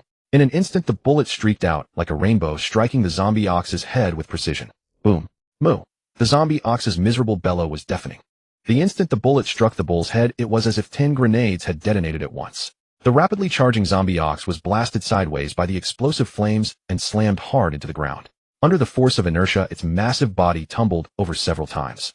Finally, it crashed into the wall, sending spiderweb-like cracks through it with dust and thick smoke billowing everywhere. Inside the smoke, the zombie ox had half its head blown off, but it was not completely dead yet. Bubble-like lumps emerged from the wound, repairing it at an astonishing speed. The zombie ox staggered to its feet, but before it could even roar in fury, Zhen Jingbai had already pulled the trigger again. Bang! The gunshot echoed around, sounding especially loud. Another streak of light flashed across, hitting the exact same spot on the ox's head. Boom! This time, the explosive armor-piercing round was unstoppable, blasting the remaining half of the zombie ox's head into bloody mist. Thick smoke again rose into the sky, and the burning flames ignited the blood on the ox's head. Squelch! Dark green blood splattered against the wall like a blooming dark green rose, eerie and ominous. It took only 2 shots. Zhen Jingbai casually killed the zombie ox that had been rampaging through the shelter. The broadsword Rao, when had raised, never got a chance to be used. The zombie ox's head was shattered into pieces. Wei Hongbao on the wall had not expected the ox to be instantly killed by Zhen Jingbai either. The soldiers nearby found it hard to believe. Even a rocket launcher could not break through the zombie ox's defense, yet Zhen Jingbai had killed it with 2 bullets. What kind of gun was that? Or had he used his ability? The moment the zombie ox died, the zombie horde seemed to lose its commander, and the direction of their attack became chaotic. The soldiers suddenly snapped back to reality and seized the opportunity to counterattack the horde. Warriors, charge with me. Kill. Thousands shouted and fought, their morale surging. Large numbers of zombies fell one after another, blood staining the ground, and a nauseating stench spread for miles around. Zhen Jingbai's pistol transformed back into a watch. He found a spot to sit down and waited quietly. Rowan asked with admiration, "Brother, by your watch is so cool. It can switch between a watch and a gun. Is it also an enhanced technological weapon?" He felt the folding function was incredibly useful. If only his broadsword could fold too. It would not only be easy to carry, but he could also draw it in style. "Yes, but I'm not sure whether your broadsword can be enhanced to be foldable." Zhen Jingbai chuckled. "If you want to fold your broadsword, you can have someone modify it." One look at Rao Wen's expression was enough to know that he also wanted something similar. However, since the blade was made of vibranium, to modify it would require finding a blacksmith with a supernatural ability for the modification to succeed. While the two were chatting, the zombie horde had already been suppressed by military firepower outside the walls. The iron gate had been smashed open by the zombie ox, so the soldiers could only patch the gap with iron barriers. The arrival of victory made countless people shout in excitement. The zombie ox that had plagued them for so long was killed, putting an end to the shelter's lingering threat once and for all. "Congratulations on winning this battle. Now it's time to fulfill your promise." Zhen Jingbai stood up and walked toward Wei Hongbao, then lightly leaped onto the 4-meter-high wall. Wei Hongbao's face was gloomy. This victory brought him no joy at all. If Zhen Jingbai had acted from the very beginning, they would not have suffered casualties. In Wei Hongbao's eyes, this was Zhen Jingbai's revenge against them. So it was impossible for Wei Hongbao to show any goodwill. "I can give you the aluminum nitride transparent ceramics, but if you want us to send troops to help you attack the research institute, I'm afraid that's impossible." Wei Hongbao said with a grim face, "Too many soldiers died just now. To maintain the safety of the shelter, we can't spare any more men. If you want someone to blame yourself for acting too slowly." It was hard to tell how much of his words was true. The shelter had always been short-handed, and with so many soldiers killed just now, it was indeed possible that they lacked manpower. Hearing this, Zhen Jingbai's face also darkened. "Wei Hongbao, what do you mean by that?" His eyes sharpened, and a surging killing intent burst forth from his body like a waking beast. Wei Hongbao suddenly felt a chill wash over him, as if he had fallen into an ice cavern. It was always Zhen Jingbai who tricked others, though no one had ever dared to trick Zhen Jingbai. The folding pistol transformed and appeared in his hand. Zhen Jingbai pointed the gun directly at Wei Hongbao's forehead and said coldly, "If you can't keep your promise, then your life will be the price." Wait a second. Wei Hongbao shuddered and added with a pale face, "We're willing to compensate you with supplies. After all, we truly don't have enough manpower in the shelter. Of course, you can also wait a while until we finish recruiting, and then we'll go to the research institute with you." He really had not expected Zhen Jingbai to be so aggressive, pulling a gun at the slightest disagreement. No matter how much Wei Hongbao had seen of the world, he had not expected the other to react like this. Bro, was this necessary? The worst part was, judging from this guy's demeanor, he would definitely pull the trigger. Oh my god, is this guy insane? Wei Hongbao's face was darker than coal, and he dared not make a reckless move. The surrounding soldiers immediately noticed the situation. Hundreds raised their guns at Zhen Jingbai, their eyes full of confusion. Zhen Jingbai had helped them kill the zombie ox, but now he was turning against Wei Hongbao. For a moment, the soldiers could not tell whether he was friend or foe. "Compensation? How much? Don't think you can fob me off with a few bottles of water." Zhen Jingbai pressed the gun muzzle against Wei Hongbao's temple and barked. "I can provide you with 100 liters of fresh water, 100 liters of gasoline, 100 firearms, and a large amount of ammunition." Wei Hongbao spoke, while watching Zhen Jingbai's expression. The moment he saw the slightest interest, he would shut up and keep the compensation as low as possible. But he suddenly realized that Zhen Jingbai's face was like a mask. After all these offers, his expression did not change in the slightest. "Enough, isn't it? All the supplies I've listed should be enough to make up for dispatching troops once, right?" After reeling off a long list of reparations, Wei Hongbao's lips twitched, feeling that if he said any more, he would have nothing left but his underwear. Zhen Jingbai did not reply, but carried out some mental calculations. Fresh water, gasoline, food, firearms, ammunition. Each item was in generous quantities, showing either a wealth of sincerity or an extremely strong will to survive. This batch of supplies was enough for Zhen Jingbai to live on for over a month. When added to the supplies already in the RV, even if he were stranded in the wilderness for 2 or 3 months, he would not have to worry about food or drink. "Very well, I'll take these supplies. But if you dare trick me, Zhen Jingbai flashed a grin and did not finish the sentence. If Wei Hongbao dared to play any tricks, his head would roll in the very next second. There were no ability users in the B City shelter, which made Zhen Jingbai and Rao win an invincible presence. The pistol broke apart once again into a dense mass of tiny parts, climbed up Zhen Jingbai's palm to his wrist, and reassembled into a sleek mechanical watch. Wei Hongbao let out a sigh of relief and led the soldiers to carry the supplies. There was no choice. He truly had broken his promise first, and to offer no compensation would have been hard to justify. The promised supplies were delivered by Jiang Juansai, including the aluminum nitride transparent ceramics. When the people in the shelter learned what had led up to all this, their feelings were a complex mix. Zhen Jingbai's willingness to strike someone made the shelter residents angry. No matter what, he shouldn't have resorted to violence, should he? After all matters are better resolved through discussion. But Zhen Jingbai had done the opposite. He sent a kick first, then listened to your terms. As for Wei Hongbao, he was indeed the one who had broken his word first. If it had been someone else, perhaps it would not have mattered. But unfortunately, he had come across a madman like Zhen Jingbai. The shelter residents did not feel they could say much. They could hardly keep harping on Zhen Jingbai's hot temper.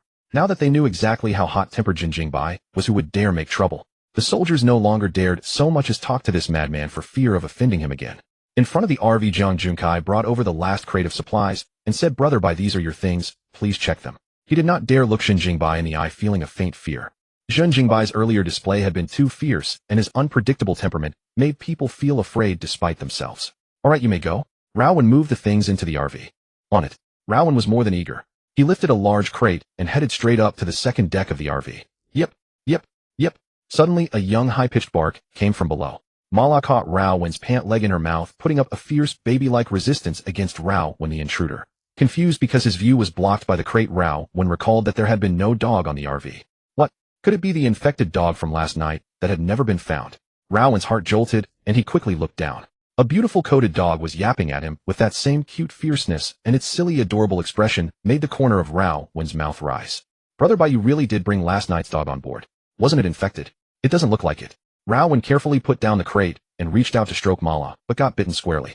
Maybe it was because his skin was thick and rough, or maybe Mala had not used any real force. Though it stung a little, he was perfectly fine.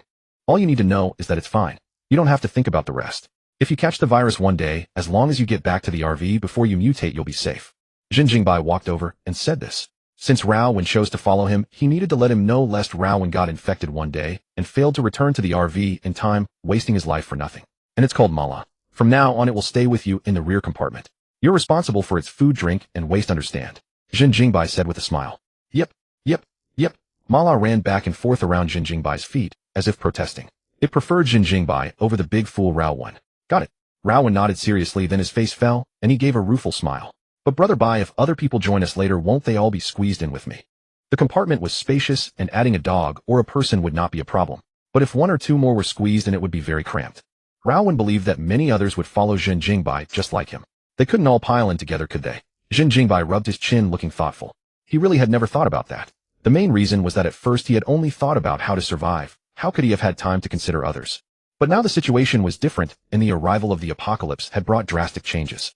Those ability users who had left the B City shelter were right. With the advent of a new world, the old way of viewing the world order no longer applied. If he wanted to survive in this new world, going it alone would be extremely difficult.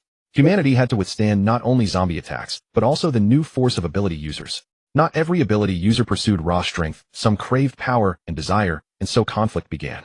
Moreover, there was only so much Zhen Jingbai could accomplish alone. If a group of people worked for him, his efficiency would increase several times over. For now, he did not need many teammates, but the more distant future was hard to say. The RV is my foundation. If I'm going to establish my own faction, I should start by upgrading the RV. Zhen Jingbai felt this was a question worth serious thought. When the time comes, just add another trailer at the back. If one is not enough, then two. If two are not enough, then three. And if that still isn't enough, we'll make it as long as a train. Zhen Jingbai said jokingly. He casually opened the storage cabinet that had just been carried in. He directed Raowen to sort everything into categories. Put what needs refrigeration in the fridge, and what does not go in the storage cabinet. Mala will stay with you for now. System, ordinary storage cabinet. Enhancement condition, pinch your forehead with the cabinet door 100 times. Come on, first pinch your head with the cabinet door 100 times, and then help me put the things inside.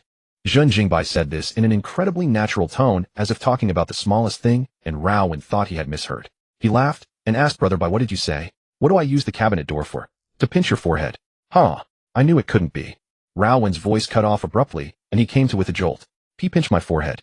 Raowen's eyes bulged in disbelief. Exactly. Just 100 times, and I'll count for you, Zhen Jingbai said matter-of-factly. He sat on the sofa, picked up the sunflower seeds on the table, and began cracking them open. Mala seemed to understand their conversation. A strangely human smile appeared on its face, and it hopped around Rao when not wanting to miss the fun, urging him to hurry up. No, brother, by what are you doing? Why would you make me pinch my forehead for no reason? Hurry up, or you're not coming on the RV with me. Zhen Jingbai frowned slightly, scaring Rao went into immediately beginning the foolish forehead pinching. 1, 2, 3, 4. Zhen Jingbai counted while cracking sunflower seeds, and Mala barked loudly at the side, as if cheering him on. System ordinary storage cabinet enhanced successfully. Congratulations on obtaining the 20 cubic meters spatial storage cabinet. The storage locker enhancement was complete, and Rao felt his brain marrow trembling. He sorted the supplies into the refrigerator and storage lockers, then immediately brought Mala back to the first floor compartment. The RV started up again. Underway, Hongbao's furious gaze Zhen Jingbai personally drove the RV out through the wall. On the way, they encountered civilians who had also come from a city, and there were quite a lot of them. Their traveling speed was far slower than Zhen Jingbai's RV, which was why they only reached the sanctuary today. Through the privacy glass, Zhen Jingbai happened to glance at a girl in the crowd, and the glass's enhancement condition was finally fulfilled. F-class bulletproof and anti-peep glass. Enhancement conditions: aluminum nitride transparent ceramic. 11. Using bulletproof and anti-peep glass to peek at girls. 11. F-class bulletproof and anti-peep glass enhanced successfully. Congratulations. You have obtained E-class anti-superpower glass. E-class anti-superpower glass can perfectly resist E-class superpower attacks. Our superpower levels also divided into A, B, C, D, E, and so on. Looking at the system notification, Zhen Jingbai didn't understand how strong the enhanced glass was. But based on his guess, it should be able to block the attacks of most current superpowered individuals. Zhen Jingbai mentally murmured, enhanced glass. E-class anti-superpower glass. Enhancement condition 1. I 500 grams of transparent material with D-class hardness. Enhancement condition 2. Have 10 girls wipe the glass while wiggling their waists. Enhancement condition 3. The glass blocks 1,000 attacks. Alas! Zhen Jingbai let out a long resigned sigh, feeling mentally exhausted. Or should he turn back and find 10 girls to wipe the glass? Forget it. Wei Hongbao would definitely not let him in. The relationship between the two had completely ruptured. The B-City Sanctuary would never accept Zhen Jingbai again.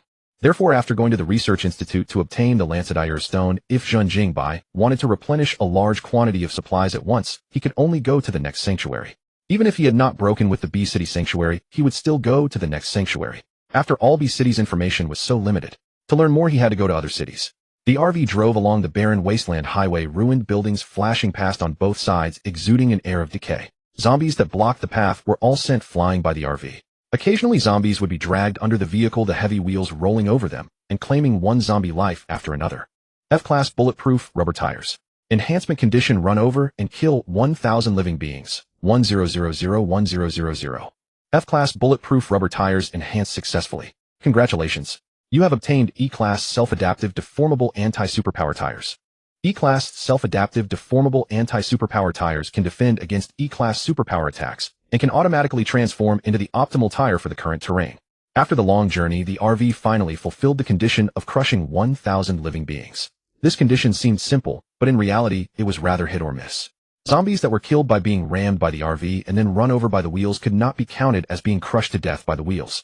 Only zombies that were still alive and then crushed by the wheels counted. Thus, the wheels enhancement condition had been dragged on until now before finally being achieved. The RV came to a stop in a silent place 1 kilometer away from the Research Institute. Zhen Jingbai handed his phone to Rao when saying, "Our target this time is the Research Institute next to B-City. It's said to be a paradise of zombies. Go scout the situation there, and be careful not to trigger a zombie tide." It had been roughly almost 2 weeks since the apocalypse began. Zhen Jingbai had long forgotten these details. The days of the apocalypse could be described as days without light. Almost everyone was worrying about how to survive. Few would think about things like, what day is it today, or how many days until the new year. Yet the number of zombies was soaring every day. As for other cities, Zhen Jingbai didn't know. But in B-City, nearly 70% of the human population had become zombies. This was the world after the apocalypse. A vast number of humans, animals, and insects had been infected with the zombie virus.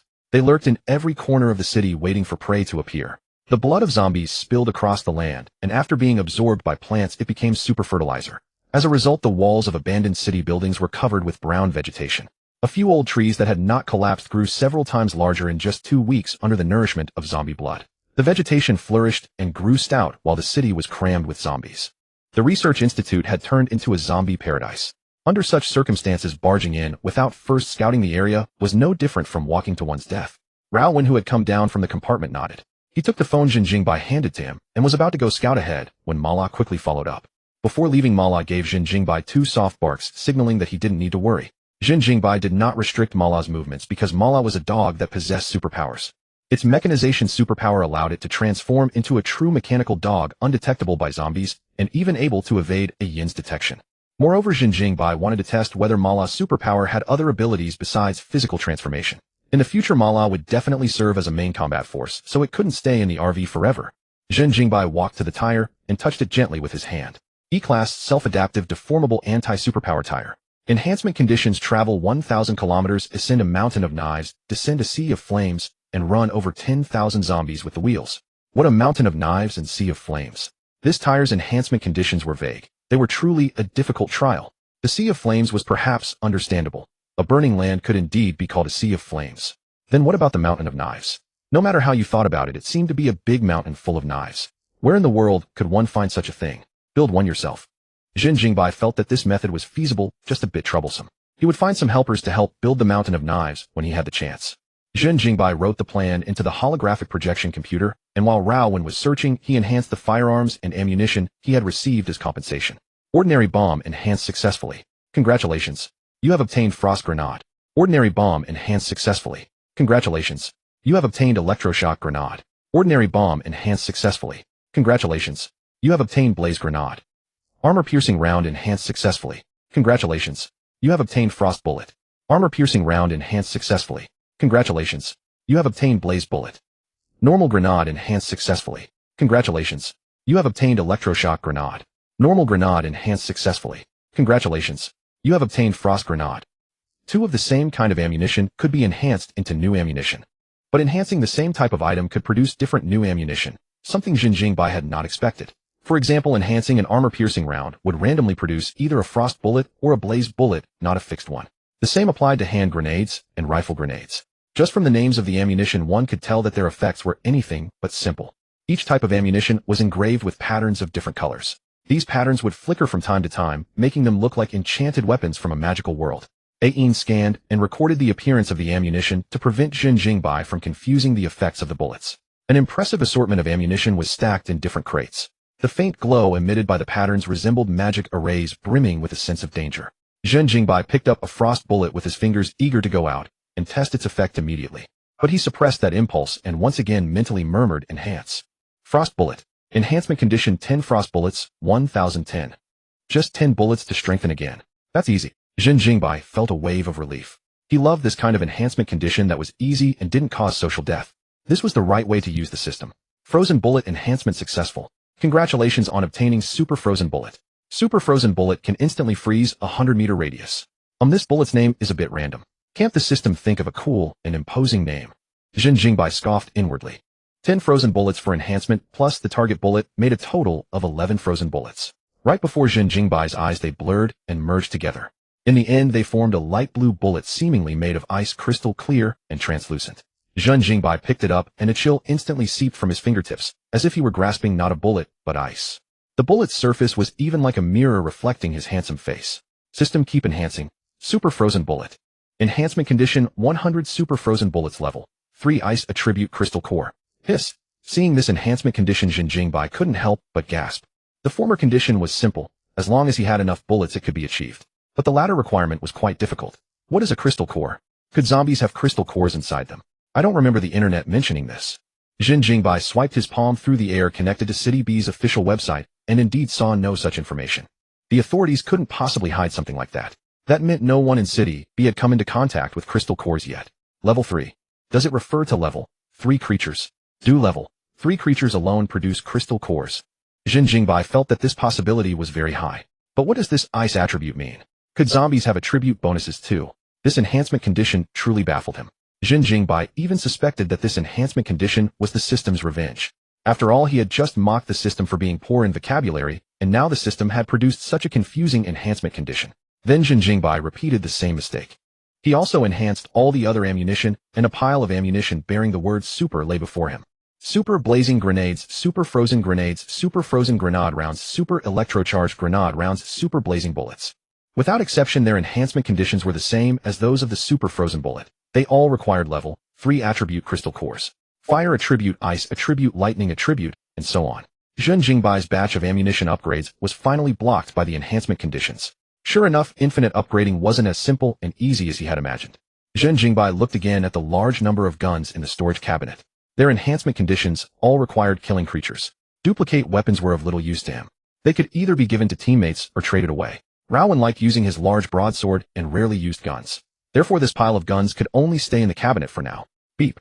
At that moment, a map emerged through a holographic projection, and a Yin's mechanical voice followed. Boss, this is the zombie location map that Mr. Rao scanned near the Research Institute. The zombie count has reached 25728. Among them, there are 6741 zombies in the Research Institute. Some areas are beyond the scanning range, so the total is for reference only. The superphone and the RV could wirelessly connect and transfer data with each other within a certain distance. They were parked 1 kilometer away precisely for convenient information sharing. It also allowed them to deal with unexpected situations. If Rao, when encountered a level 2 creature, like last time, Zhen Jingbai could quickly provide support. Rao, my boy, what's the situation over there? Can you scan more areas? Zhen Jingbai called Rao 1. Rao, who was scanning, wearing a wireless earpiece, replied quietly, the entrance of the Research Institute has too many zombies. I can only scan the periphery. Give the superphone to Mala and let it take a lap around the Research Institute. Ain will be responsible for collecting the information, Zhen Jingbai said. Rowan was slightly startled. Mala, how can it get in? The moment he spoke, Mala beside him immediately shook its body, and its metallic form emerged once more. The transformation from flesh to machine took less than 2 seconds, nearly making Rowan's jaw drop. It turned out this adorable Mala was not an ordinary pet dog. No wonder Brother Bai had brought it along. The transformed Mala did not howl. It merely hopped twice, signaling Rowan to tie the phone to its back. Rowan called it a dog that had become a spirit. He casually picked up a thin rope from the ground and tied the phone on it. In the post-apocalyptic city, garbage drifted everywhere. A casual glance was enough to find a rope. Mala is in its mechanical state and won't be attacked by zombies. You come back first. Okay. Rowan obeyed the order. Before leaving, he turned on the camera function of the superphone, then carefully returned to the RV from near the Research Institute. The two waited in the RV, cracking melon seeds. Watching Mala's first-person perspective on the holographic screen was quite intriguing. When Rowan first saw the holographic projection technology in the RV, he was shocked for a long time.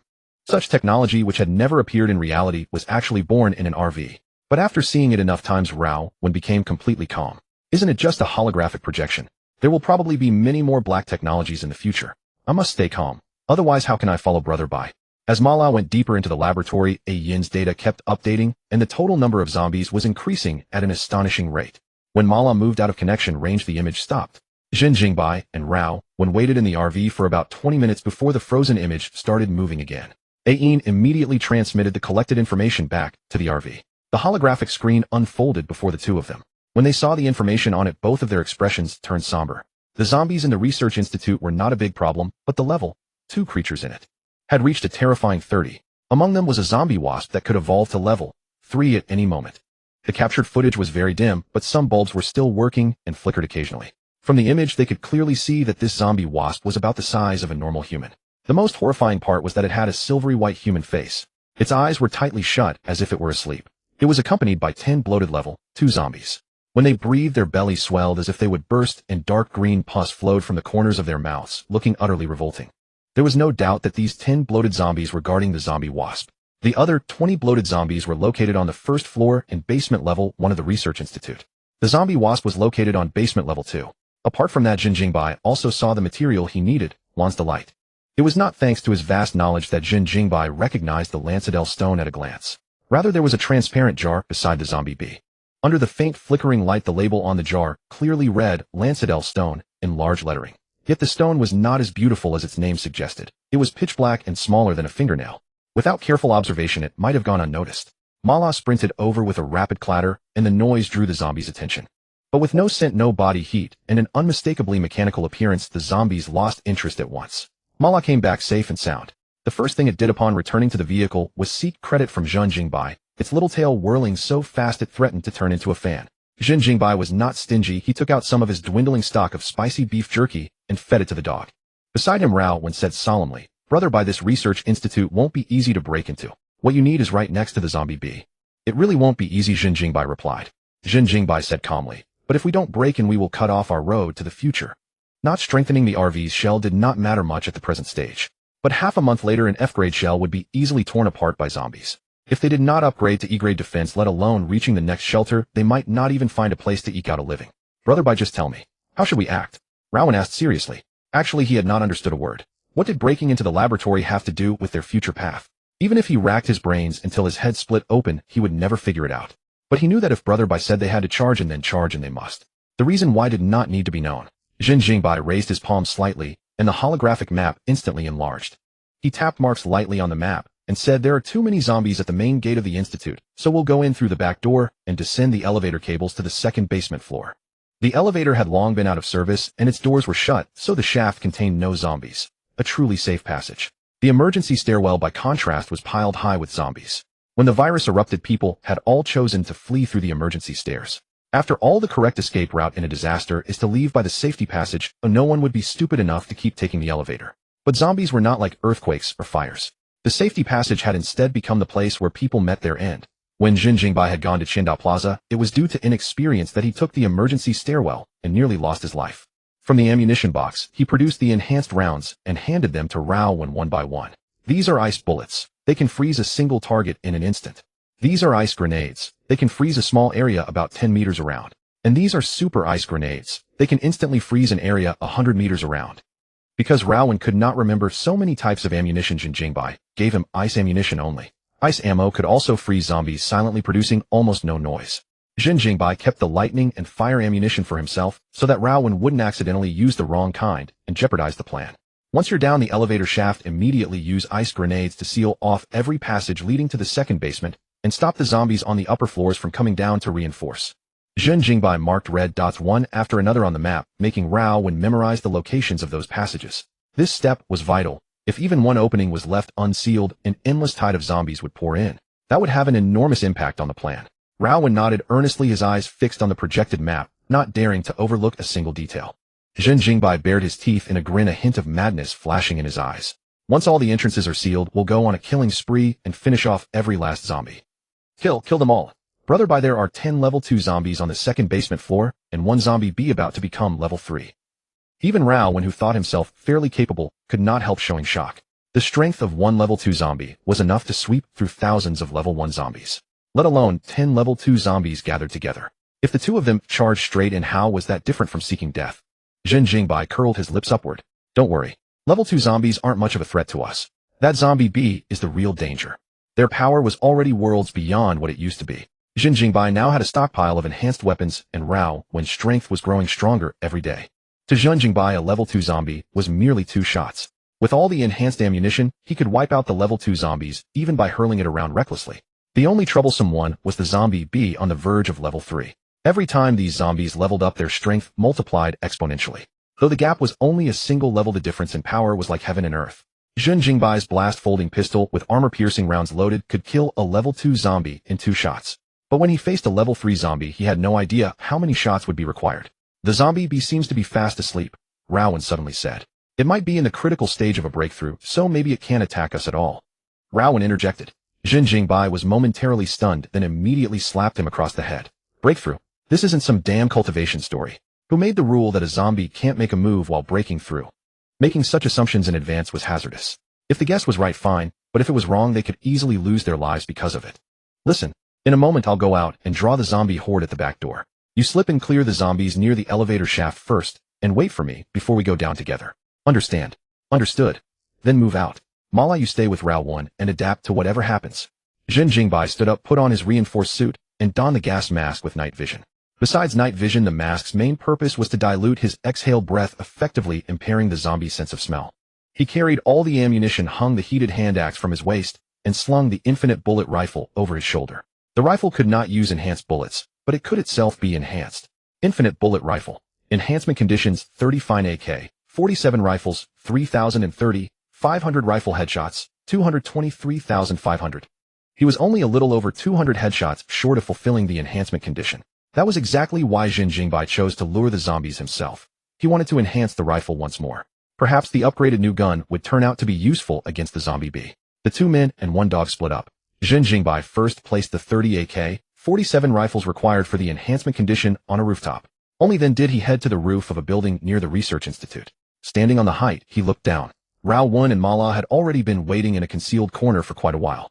He glanced at the desolate city and muttered, might as well complete that naked run task while I'm here. Blast folding pistol. Enhancement condition 1 500 grams of D-grade metal material. Enhancement condition 2 run 2,000 meters naked while holding the pistol must be completed by the host himself. Enhancement condition 3 kill 500 level 2 life forms with the pistol at 1500. One of the enhancement conditions for his blast folding pistol was exactly this 2,000 meter naked run. The center of B City was devoid of people and Rowan was downstairs and couldn't see him. It was the perfect opportunity for some naked running. With a body that surpassed human limits, covering 2,000 meters was nothing. Let's go, brothers. Zhen Jingbai stripped off his clothes on the spot. The cold wind howled past his ears. If not for his formidable physique, a certain part of his body would probably have frozen into an ice sculpture. Zhen Jingbai limbered up his naked body, his blood seething within him, warding off every ounce of chill. This cold is ridiculous. Is it the kind of weather that makes the south snow? Without a word, Zhen Jingbai raised his infinite ammo rifle and pumped 3 consecutive headshots into the zombies below. Bang, bang, bang. The gunfire echoed through the silent city, and all the nearby zombies turned toward him at once. Aya, Gruwa. Heart-rending roars erupted from every direction. The zombies that saw Zhen Jingbai surged toward him at once, packed so densely they were like a rushing sea. Rumble. Countless zombies raced toward Zhen Jingbai at once. The very ground trembled from their charge, and several crumbling buildings toppled one after another in the tremor. The dust raised by shattered rubble made the already dim city even more oppressive. As the din grew louder, the previously lifeless city instantly burst into clamorous chaos. Zhen Jingbai seemed to think the uproar wasn't enough. He sprayed the infinite ammo rifle with wild abandon, racking up headshot achievement after headshot achievement amid the chaos. Rifle headshot task, 500 headshots, 245,500. Rifle headshot task, 500 headshots, 278,500. Rifle headshot task, 500 headshots, 386,500. Zhen Jingbai's marksmanship had transformed from his former rookie days to the level of a sharpshooter who never missed. The process was simple. He kept killing zombies with guns until practice made perfect. Anything done often enough naturally grows into mastery. Bang! A thunderous crack rang out from the iron door to the rooftop as the teeming horde poured through like a broken levee. Aya! The instant they saw Zhen Jingbai, they looked like lechers confronting a naked beauty, eyes bloodshot, saliva spilling from their mouths. Though Zhen Jingbai was naked, he was hardly a beauty. The moment the zombie horde lunged, he grabbed his clothes and rifle and jumped straight down from the rooftop, landing with a graceful somersault. His bare, clean, powerful body looked strangely out of place in the dim, filthy wasteland. His expression unchanged. Zhen Jingbai raised his folding blast pistol and sprinted toward the weapons depot he had prepared in advance. His stark white body had become a striking scene in this ruined city. The zombies above plummeted from the building together. Some with fragile bodies died on the spot, while others scrambled up and chased after Zhen Jingbai. Zombies crashed through windows, and more of them threw themselves from the high rises. A massive zombie tide was beginning to form. Rowan and Mala had no idea that their boss was currently sprinting naked through the city at full speed. At that very moment, Rowan was fully alert. He led Mala into the research institute, silently taking down every zombie they encountered along the way. Bang! Rowan hurled a cryo grenade. The intersection before him froze in an instant, and the biting chill made the temperature plummet. This grenade is so handy. One throw, and it creates a giant ice cube. Don't you think so, Mala? Arf!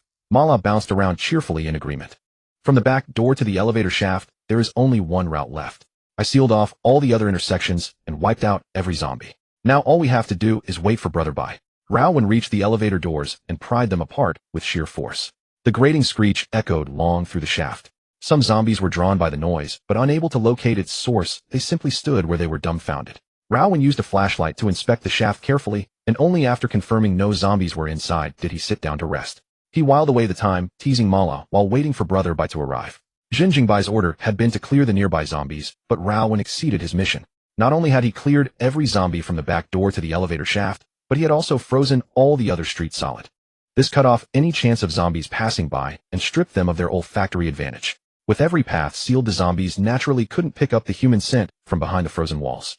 Folding blast pistol. Enhancement condition 1 I 500 grams of D-grade metal material. Enhancement condition 2, run naked while holding the pistol for 200 meters, must be completed in person by the host. 11. Enhancement condition 3, kill 500 level 2 life forms with the pistol. 1500. On a rooftop somewhere, Zhen Jingbai put his clothes back on with a pleased look. This naked run had given him a different kind of experience. Dashing through the city without worrying about being seen felt almost like returning to a primal natural state. Yeah, right. This unlock condition is just wonderful. Please never release it again. That big eagle spreads its wings run wasn't the least bit fun. Everything was bumping and slapping around most uncomfortably. During the run, Zhen Jingbai not only had to avoid being surrounded by zombies, but also had to worry about running into survivors. Lying on the rooftop, gasping for breath, he felt exhausted not in body, but in spirit. Infinite ammo rifle enhanced. Congratulations, you have obtained AK-47 Fire Chelan. Fire Chelan. Is that the legendary Fire Chelan worth 888? Well, I'll be damned. So this thing can be enhanced into existence too. AK-47 Fire Chelan possesses explosive flame bullet effect. The explosive flame bullet effect is just like the folding blast pistol. It may lack the headshot lock-on, but it retains the infinite ammo effect.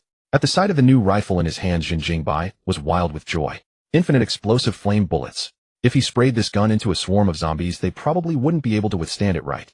No wonder it is called Fire Chelan. It's simply too ferocious. AK-47 Fire Chelan. Enhancement Condition 1 1 kilogram of D-grade metal. Enhancement Condition 2, kill 100 level 2 life forms with a rifle. Enhancement Condition 3, run naked for 300 meters while holding a rifle must be completed in person by the host. Damn it. Naked running again. How much does this system love naked running anyway? I've just finished one run and now I have to do another. And it's an extra 1,000 meters. This is insane. Zhen Jingbai nearly flew off the handle and wanted to abandon the whole task. Besides, enhancement conditions were never mandatory. Whether to complete them was entirely his choice. If he wanted the enhancement, he would complete them obediently. If not, there would be no consequences. Zhen Jingbai stood on the rooftop hesitating for several seconds. Then without a word, he stripped off his clothes again and jumped off the rooftop without looking back. Meanwhile, Raowen waited around bored to death. Why hasn't Brother Bai come back yet? Could something have happened to him? Mala, should we go out and take a look? Arf arf. Mala bounced back and forth a few times, endorsing the decision. Just as they stepped out through the back door, a stark white figure flashed past their eyes. The man and the dog both froze. Could it be a zombie attack? They warily scanned their surroundings, readying their defensive stances. But after waiting a short while, they sensed nothing unusual. Instead, it was neatly dressed Zhen Jingbai, who ambled over from the side. His hair seemed a little mussed, and his breathing was unsteady as he asked, "Why did you two come out? Are all the zombies taken care of?" "Scared to death. Good thing I reacted fast enough." Zhen Jingbai felt his heart race for the first time. He wasn't afraid of military guns or the zombies chasing after him, but he was afraid of being seen running naked. "I really am too thin-skinned. Imagine being afraid of losing face." Zhen Jingbai consoled himself. Only by a hair's breadth would Raowen have caught sight of his great rock-spreading wings form. His big brother image would have been ruined.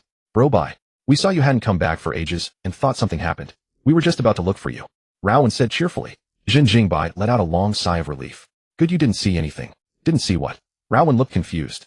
Zhen Jingbai smiled and patted him on the shoulder. "Nothing. It's just a pity you missed that strange scene just now." "Strange scene? Did you run into something, bro, Bai?"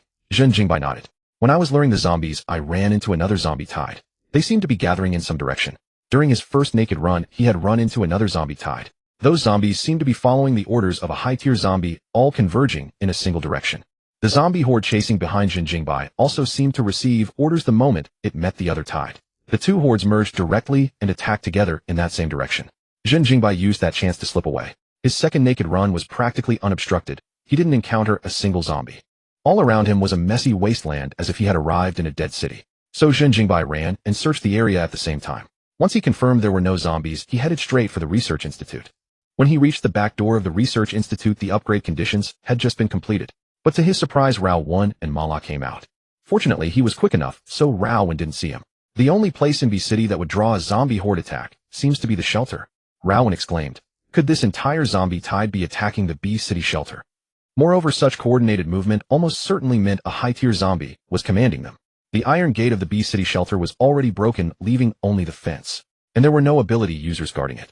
If it really was attacking the shelter, how could the people inside get through this? This isn't the time to think about that. The zombies leaving actually makes things easier for us. Let's go. Zhen Jingbai patted Raowen's shoulder, signaling him not to overthink it. They weren't saviors, nor were they saints reborn. If the shelter was truly overrun, at most they would sigh and lament.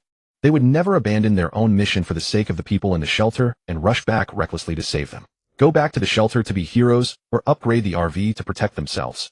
Zhen Jingbai would only choose the latter. Besides, the place where the zombie tide was gathering wasn't necessarily the B City shelter. That was just their guess. Who knew what place had offended a high-tier zombie and triggered such an enormous zombie tide? The two men and one dog entered through the back door.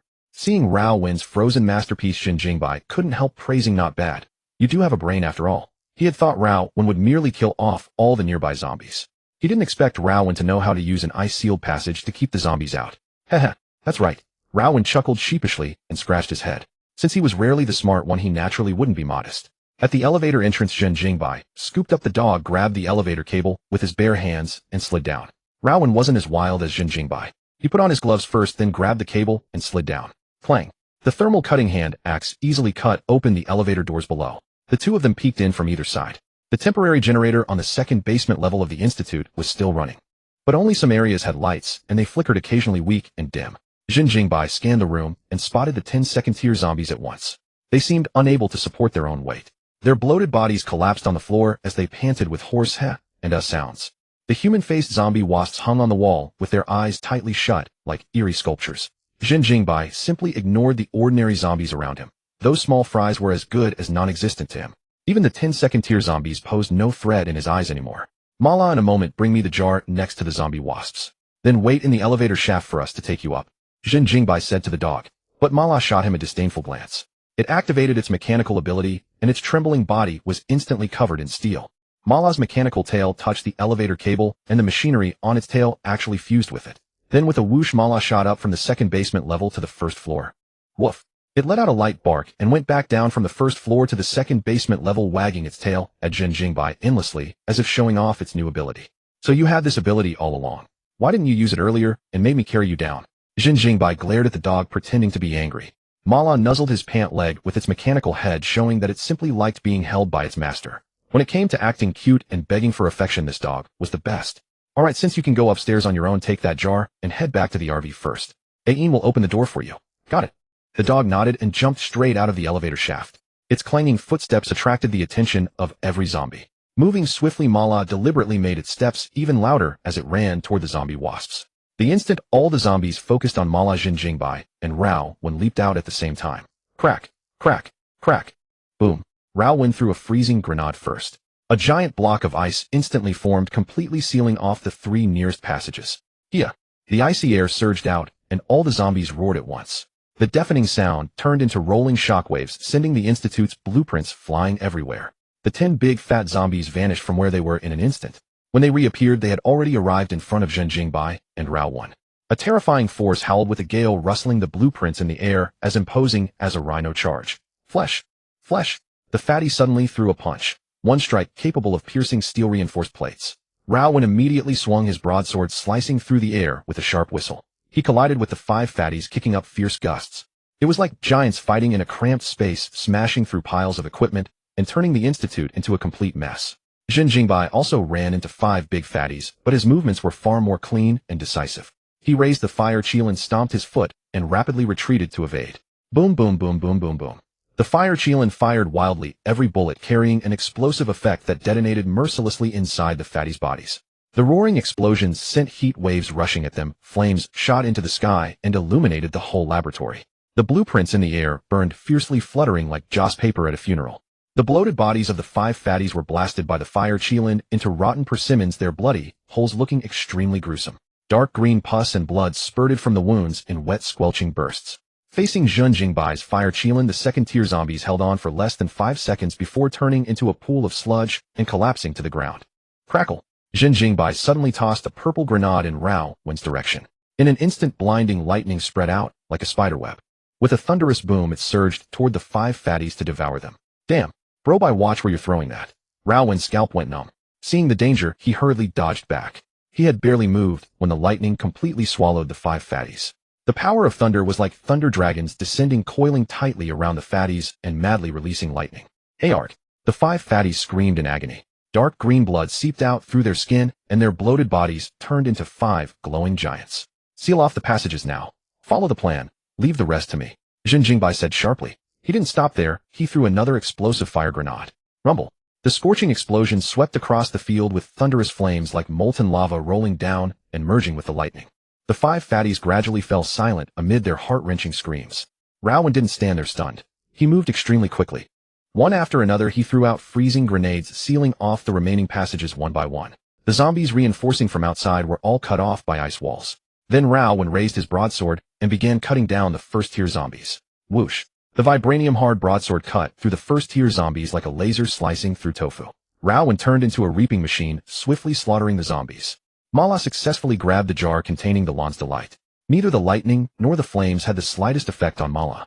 With a light leap it crossed the ground woven with lightning and fire. Entering the elevator shaft it hooked its little tail. Then it shot up along the elevator cable and ran off alone toward the RV. 10 fat zombies were slaughtered only moments after the battle began. Once when facing a single fat zombie, Zhen Jingbai and Rao when had needed to join forces just to handle it with ease. Now however they no longer paid the fat zombies any heed. Raise the gun, toss a grenade, instant kill.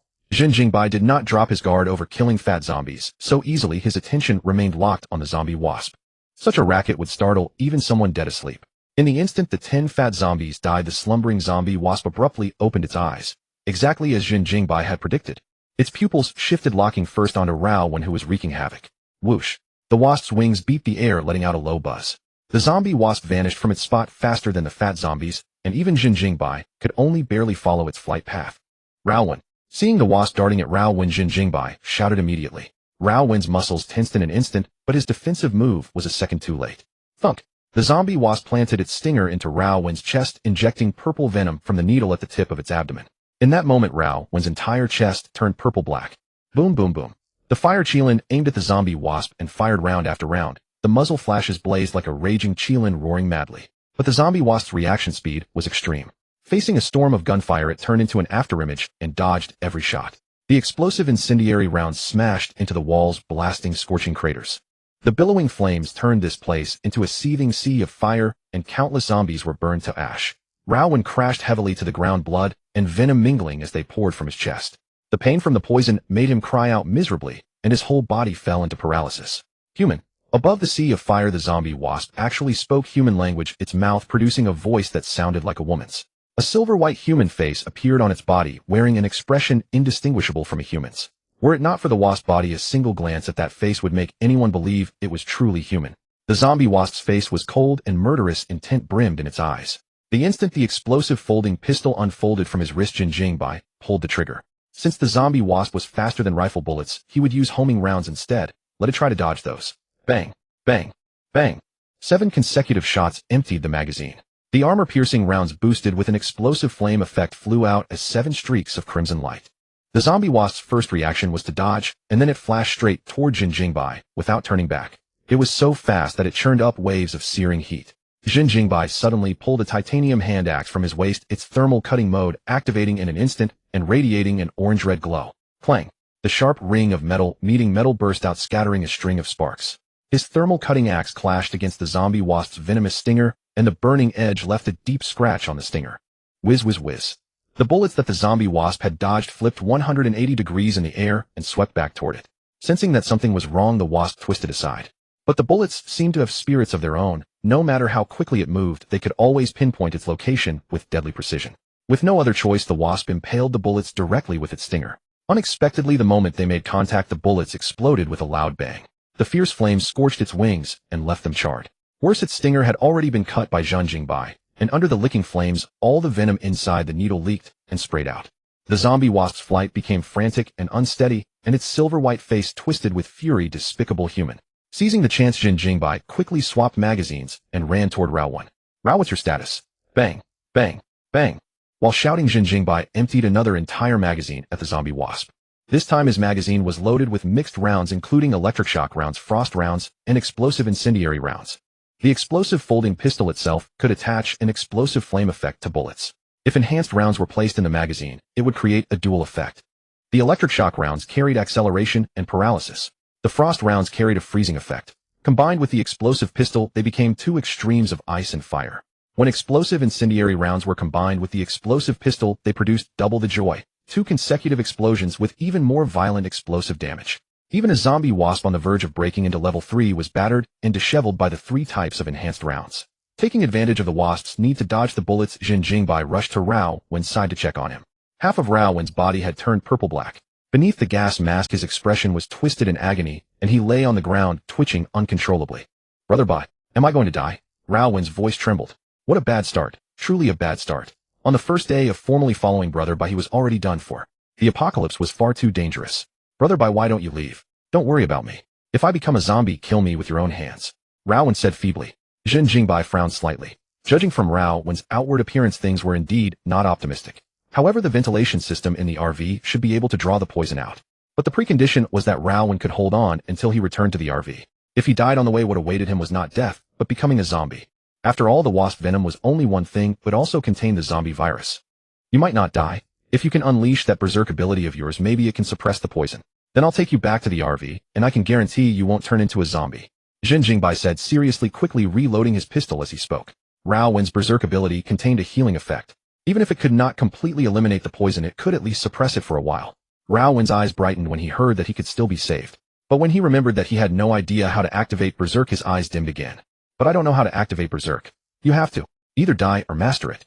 Zhen Jingbai picked up Rowan's vibranium broadsword, his gaze locking onto the zombie wasp weaving through the sea of fire. He turned his back to Rowan and said in a low voice, I can hold off the zombie wasp and buy you time. If you die or become a zombie, I'll withdraw immediately. Forgive me for being unable to take your body back. He was willing to fight for Rowan's time only because Rowan had chosen to join him. Had it been anyone else, Zhen Jingbai would not have cared whether they lived or died. Boom. The zombie wasp in the distance had already figured out the bullet's pattern and learned to use objects to trigger their explosions. Although it had paid no small price and its body was hurt in the process, the zombie wasp was not alarmed. Instead, fierce joy spread across its silver-white face as its flying speed became faster and faster. Only one step away from the level 3 ranks. Whoosh. Suddenly a fierce blast of wind came head-on. The zombie wasp flickered in mid-flight. Zhen Jingbai's broadsword slashed down, sweeping out a surge of force that parted the burning sea of fire to both sides. Boom. The ground under the blades split into a network of cracks. The deafening noise made the entire research institute tremble. The institute, already in complete disarray, was churned into ruins by Zhen Jingbai's interference. Human, I want you dead. The zombie wasp spoke human words once more, its speech becoming increasingly fluid. It was hard to say who it had learned it from. Zhen Jingbai's face turned grim. He emptied his pistol again, then threw all his strength into a swing of the broadsword as he clashed repeatedly with the wasp. Both man and wasp left several afterimages behind them, their speed almost impossibly fast. Zhen Jingbai was pleasantly surprised to discover that his own strength was also rising at a terrifying rate. At first he could barely capture the wasp's flight path. Now he could see it clearly. The zombie wasp kept accelerating, but Zhen Jingbai was gradually able to keep up. So training myself can also improve my strength. Zhen Jingbai bared a grin. He had never awakened a supernatural ability, yet he seemed to possess the same rate of improvement as an ability user. Zhen Jingbai's physical transformation was surely the result of the system's modification. Though he had not awakened any ability himself, the system had reforged his body into that of a growth-type ability user. With such a physique, even without enhancement, he could grow stronger endlessly through training and combat. In short, Zhen Jingbai now possessed a body that surpassed human limits. His constitution was exactly the same as a growth-type ability user's. In the blazing flames, the man and the bee clashed in deadly combat, the shockwaves rattling the fire until it flickered unsteadily. Everything inside the research institute was destroyed. Bullets from the pistol shot through the air like streams of flowing light, forcing the zombie bee to retreat. Zhen Jingbai felt his strength, speed, and reaction time surging violently, overwhelming even the peak level 2 zombie bee. He felt as if he had touched a heavenly barrier pressing down on his body. As long as he broke through that heavenly barrier, all his power would surge once more. Could this be the evolution of a growth-type ability user? Do ability users also have ranks, just like zombies? Zhen Jingbai thought inwardly. After countless collisions, he had forcibly cut off several of the zombie bee's limbs and half of a scorched wing.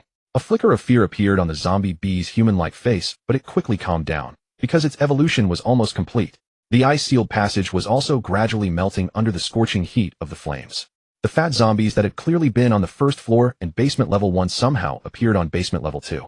As if obeying the zombie bee's command, the moment the ice melted, they all surged upward at once. Rowan, convulsing on the ground, became the target of the zombies. The battle between Zhen Jingbai and the zombie bee had devastated a wide area, and the shockwave sent Rowan flying, slamming him hard into the corner. Seeing more and more zombies closing in, Rowan endured the numbness and pain caused by the virulent toxin. He hurled a super cryo grenade straight into the zombie horde. Boom. Dozens of zombies turned into ice sculptures in an instant, but the fat zombie lunged at him. Yeah. The fat zombie's huge mouth gaped open as it roared, whipping its head and splattering sticky saliva. Fortunately, the gas mask held back the stench. Rowan desperately held back the fat zombie's enormous mouth, struggled to draw his pistol, aimed it at the zombie's throat, and pulled the trigger. Bang! The instant the gunshot rang out, the fat zombie's head froze solid.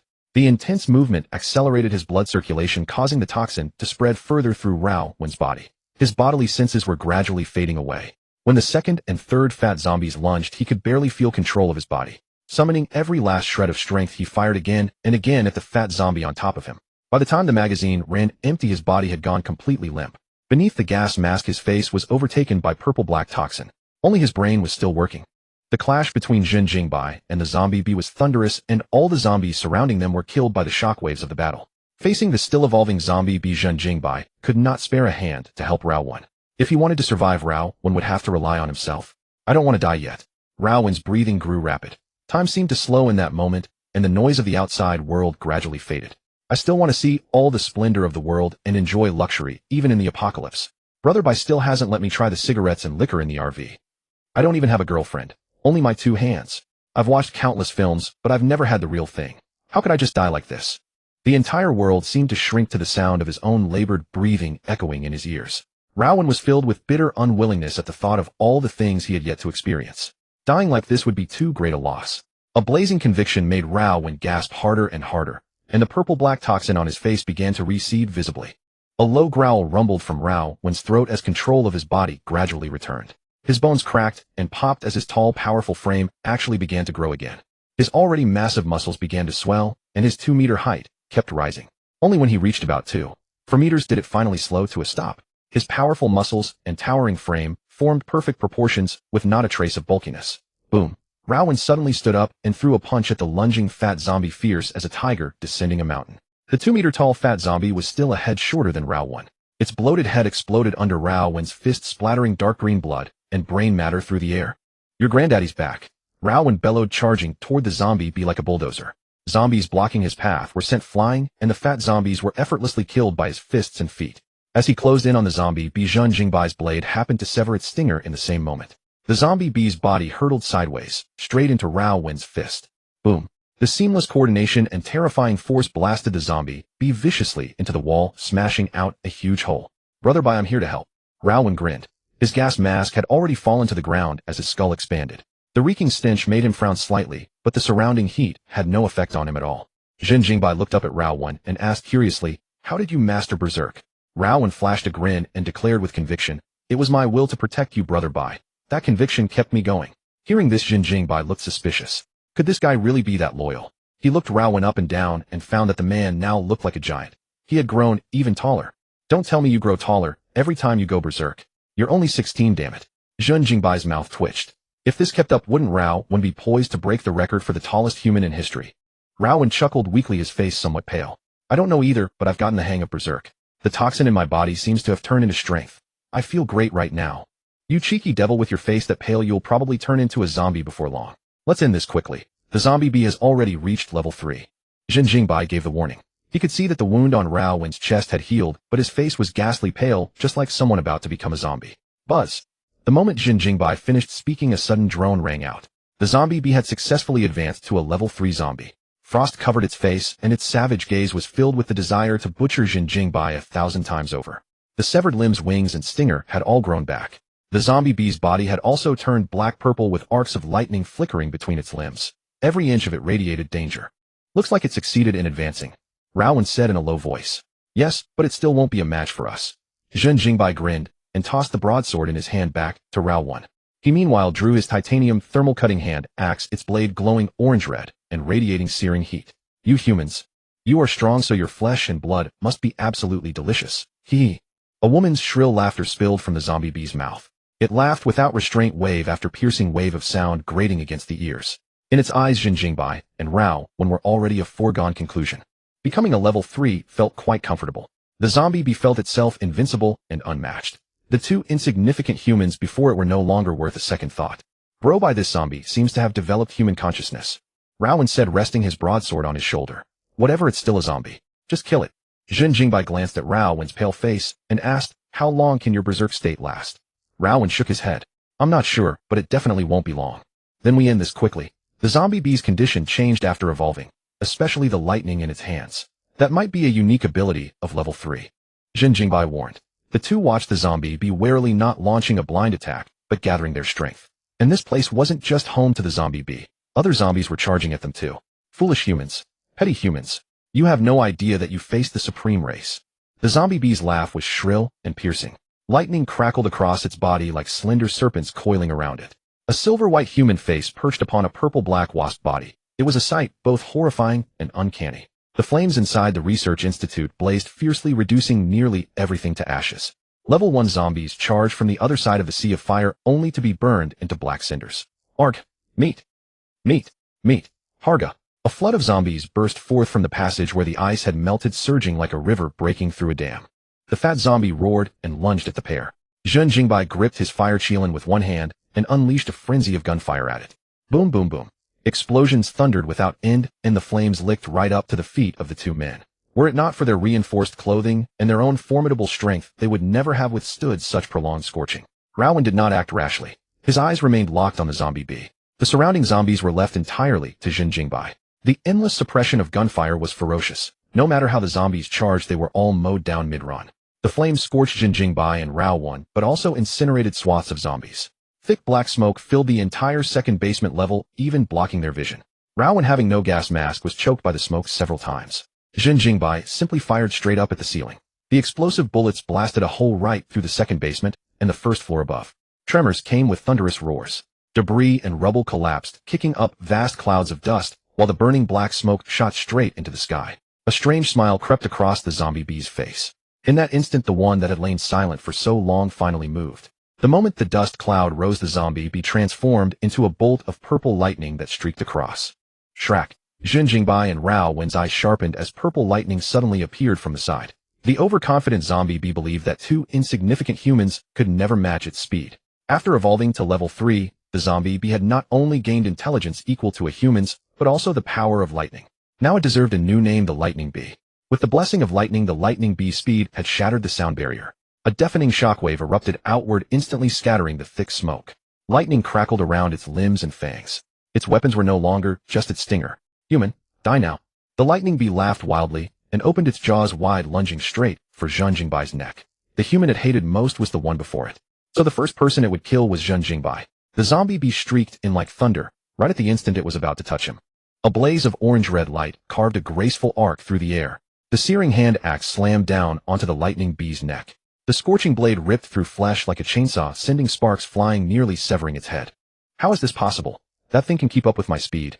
The lightning bee's pupils shrank. It was level 3 with lightning-boosted speed. How could a human keep pace? Panic seized the lightning bee. But Zhen Jingbai and Rowan didn't overthink. The moment Zhen Jingbai's axe struck, Rowan's massive broadsword came down like a spinning windmill riding a gale. The lightning bee didn't dare hesitate. It urgently channeled its lightning power, flying sideways along the axe's cutting path and twisting in midair to force its way out of the strike. But it might dodge the axe, not Rowan's broadsword. Forced to use its stinger to parry, it clashed against the enormous blade. Clang! The metallic ring echoed and the drifting smoke dispersed in a circular wave. The vibranium broadsword was razor-sharp, the hardest metal on Earth. How could a mere bee stinger withstand such a blade? With a wet thud, the broadsword sliced through the stinger and buried itself deep into the creature's body, carving a vicious gash. A splatter of purple-black blood burst from the lightning bee, and its silver-white face twisted in agony. Heh, pretty thick skin you've got. You stung me good just now, so now it's my turn to shower you with love. Rowan bellowed, lifting the broadsword and bringing it down again. The lightning bee obviously wasn't about to stand there and take the beating. Its wings buzzed frantically, sending purple lightning crackling in all directions. Zhen Jingbai and Rowan both felt their bodies go numb, their movements slowed by the lightning's power. You two despicable humans. You forced me to do this. The lightning bee's face contorted with rage. Between its hands formed a sphere of lightning brimming with endless thunderous power. Once it detonated, the entire research institute would be reduced to ashes. The cost was that for a period afterward, the lightning bee would be unable to use its lightning power and would need time to recover. At that moment, Zhen Jingbai forced himself to move despite the paralyzing lightning. Seizing the opportunity before the lightning bee could rise, he stamped down on its wing and swung the searing hand axe once more. God damn it. The lightning bee cursed like a seasoned thug mastering profanity out of nowhere. For the first time, it felt that humans were truly disgusting. Stomping on its wing was as dirty as kicking a man in the groin. The thunder sphere in its hands failed to condense, shattered by that decisive stomp. Zhen Jingbai moved with terrifying speed. Even the lightning bee master of thunder couldn't dodge that axe. The paralyzing effect of the lightning seemed to vanish in that instant. Zhen Jingbai could clearly feel the astonishing change within his body. That barrier had been broken. Just as the lightning bee had stepped into level 3, so too had Zhen Jingbai entered a new realm. He now crushed the lightning bee in both strength and speed once more. In desperation, the lightning bee chose to tear off its own wing and flee. Beating its single wing frantically, it skidded sideways. Boom! Zhen Jingbai's searing hand axe smashed into empty ground. The earth cracked inch by inch, and the research institute trembled violently. Flying debris struck the lightning bee's wound, making it hiss in pain.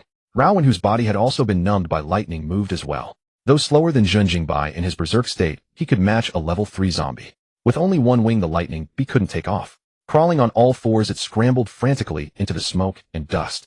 Raowen hefted his broadsword and charged forward with a primal wild aura. His tall, heavy frame pounded the ground with dull thuds, sending countless zombies flying as he barreled through them. Zhen Jingbai did not pause either. He and Raowen charged into the thick smoke at the same time, hunting down the lightning bee. However, the black smoke from the scorching flames mixed with the dust kicked up by broken stones, severely obstructing their vision.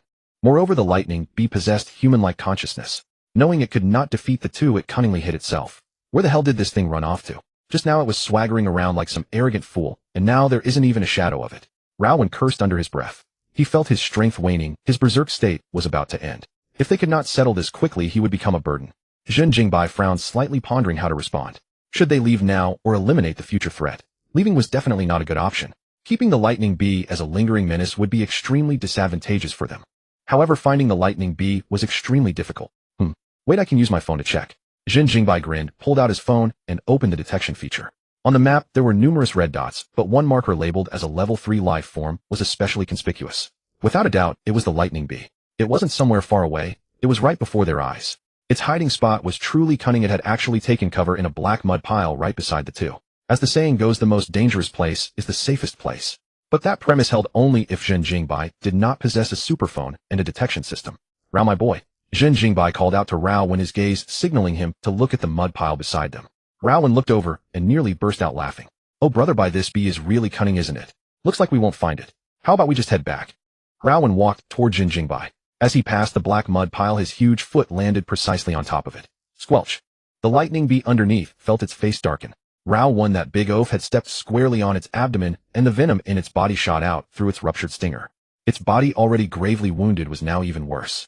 But the lightning bee knew it must not make a sound. If it could endure just a little longer, these two foolish humans would leave.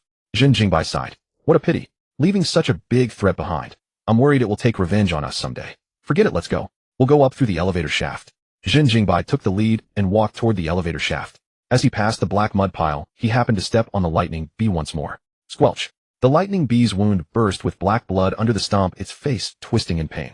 And it didn't end there. Raowen, following behind, gave it another stomp, forcing more blood and venom from its body. By the way, brother, you've already blasted through the floors above. Why don't we just jump up directly?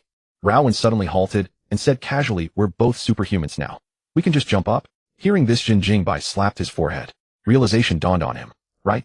We're superhumans now, so why be afraid of an elevator shaft? Looks like we're still thinking like mortals. Come on, let's jump up. As he spoke, he turned right back around and gave the lightning bee another stomp. Raowen snickered, and the step he landed on the lightning bee was especially forceful. The poor lightning bee hid beneath the black mud pile. Under all the stomping, its wounds sprayed blood, and its stinger oozed venom, yet it still did not dare to make a single sound. In its heart, it cursed Zhen Jingbai and Raowen thousands of times, vowing that one day it would repay them 10,000-fold. Raowen leapt lightly upward, and the lightning bee expected him to go straight up to the first basement floor. Unexpectedly, he dropped back down, and of all places landed right on the lightning bee. Uff.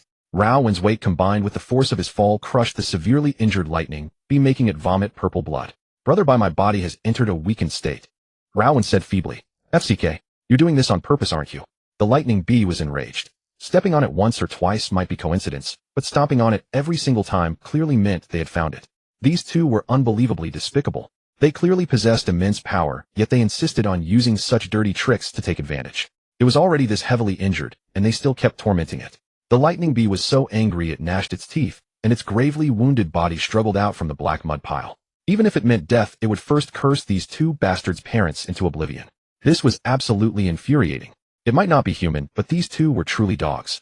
The lightning bee was so furious that its head spun. It was just about to open its mouth and curse. A blast of fierce wind mixed with searing heat arrived in an instant. Squelch. Zhen Jingbai's face was ferocious, his eyes brimming with murderous intent. The searing hand axe viciously chopped into the lightning bee's head. Summoning all his strength, he swept the axe out in a wide arc. The lightning bee had no time to react at all. Its vision suddenly rose into the air. But it saw its own body still pinned beneath Raowen's foot. Zhen Jingbai had chopped off the lightning bee's head with a single stroke, and yet the decapitated lightning bee was still struggling. Bang! Zhen Jingbai immediately drew the explosive folding pistol and blew the lightning bee's body apart, giving it no chance whatsoever. Toying with the bee was one thing, but he absolutely wasn't going to waste any words on the lightning bee. When it was time to deliver a decisive killing blow, he never hesitated. Zhen Jingbai raised the gun again, aimed at the lightning bee's hurtling head, and pulled the trigger. Bang! The lightning bee's head burst in midair like a firework, blooming, beautiful, and dazzling. A purple prismatic crystal dropped from the burst of flames and smoke. With sharp eyes and quick hands, Zhen Jingbai caught it. As soon as it landed in his palm, he felt a force of thunder and lightning, and a slight numbness spread across his hand. Could this be the crystal core the system mentioned? Super Shock Grenade. Enhancement requirement 100 Super Shock Grenades, I-30 100 level. 3 Lightning Type Crystal Core 11. It really is a crystal core, and a lightning type one at that. Zhen Jingbai's face lit up with joy. Finally, he had a clear understanding of crystal cores. His guess had been correct. Level 3 zombies generated crystal cores within their bodies, and it seemed every crystal core carried an attribute. Today's battle had brought a rich harvest. Whether it was the harvest of materials or the harvest of information, it was a great bounty. The lightning-type crystal core was secondary. The most important thing was that the Lan's Delight had finally been obtained. Lan's Delight was hexagonal diamond. The enhancement requirements for the RV's exterior had been met, so they no longer had to worry about survival for a long time to come. Brother Bai, can you pull me up? I think I'm really spent. At that moment, Rao Wen's feeble voice came from beside him. He sat on the ground with a pale face, and yellow pus began to ooze from the corners of his eyes. The imposing aura from earlier was completely gone, exactly the same as an infected person about to mutate. Look at Rao Wen. He's really pathetic. Zhen Jingbai sneered coldly. But despite his harsh words, he still went over and helped Rao Wen to his feet. After all, Rao Wen was his loyal underling. He naturally couldn't be too cold toward him. All right, don't worry. I've got something good in my RV. It'll definitely get you back to full spirits, Zhen Jingbai said jokingly. It was easy to see that he was in quite a good mood at the moment. Rao Wen's face went blank and his voice stammered, "Yeah, by God don't." Zhen Jingbai's motion of dragging Rao Wen suddenly froze. His expression turned cold. You were about to say Jiego just now, weren't you? I should leave you here to become a zombie. Uh-huh. No, just a joke. By God, please don't abandon me. An awkward smile crept onto Rao Wen's pale face. He really had slipped up just now. Well, since you performed quite well today, I'll let it slide. Zhen Jingbai gave a light snort. If he weren't in such a good mood, and if Rao Wen weren't already on the verge of collapse, he truly would have left Rao Wen behind to scare him. Ayo. From above the research institute's pit came Mala's spirited barks, proving that the surface was safe. In the wake of the collision, all the zombies in the research institute had flooded into the second basement level. Even those that hadn't rushed over had fallen through the shattered floor. As the flames dissipated, the horde was reduced to ashes.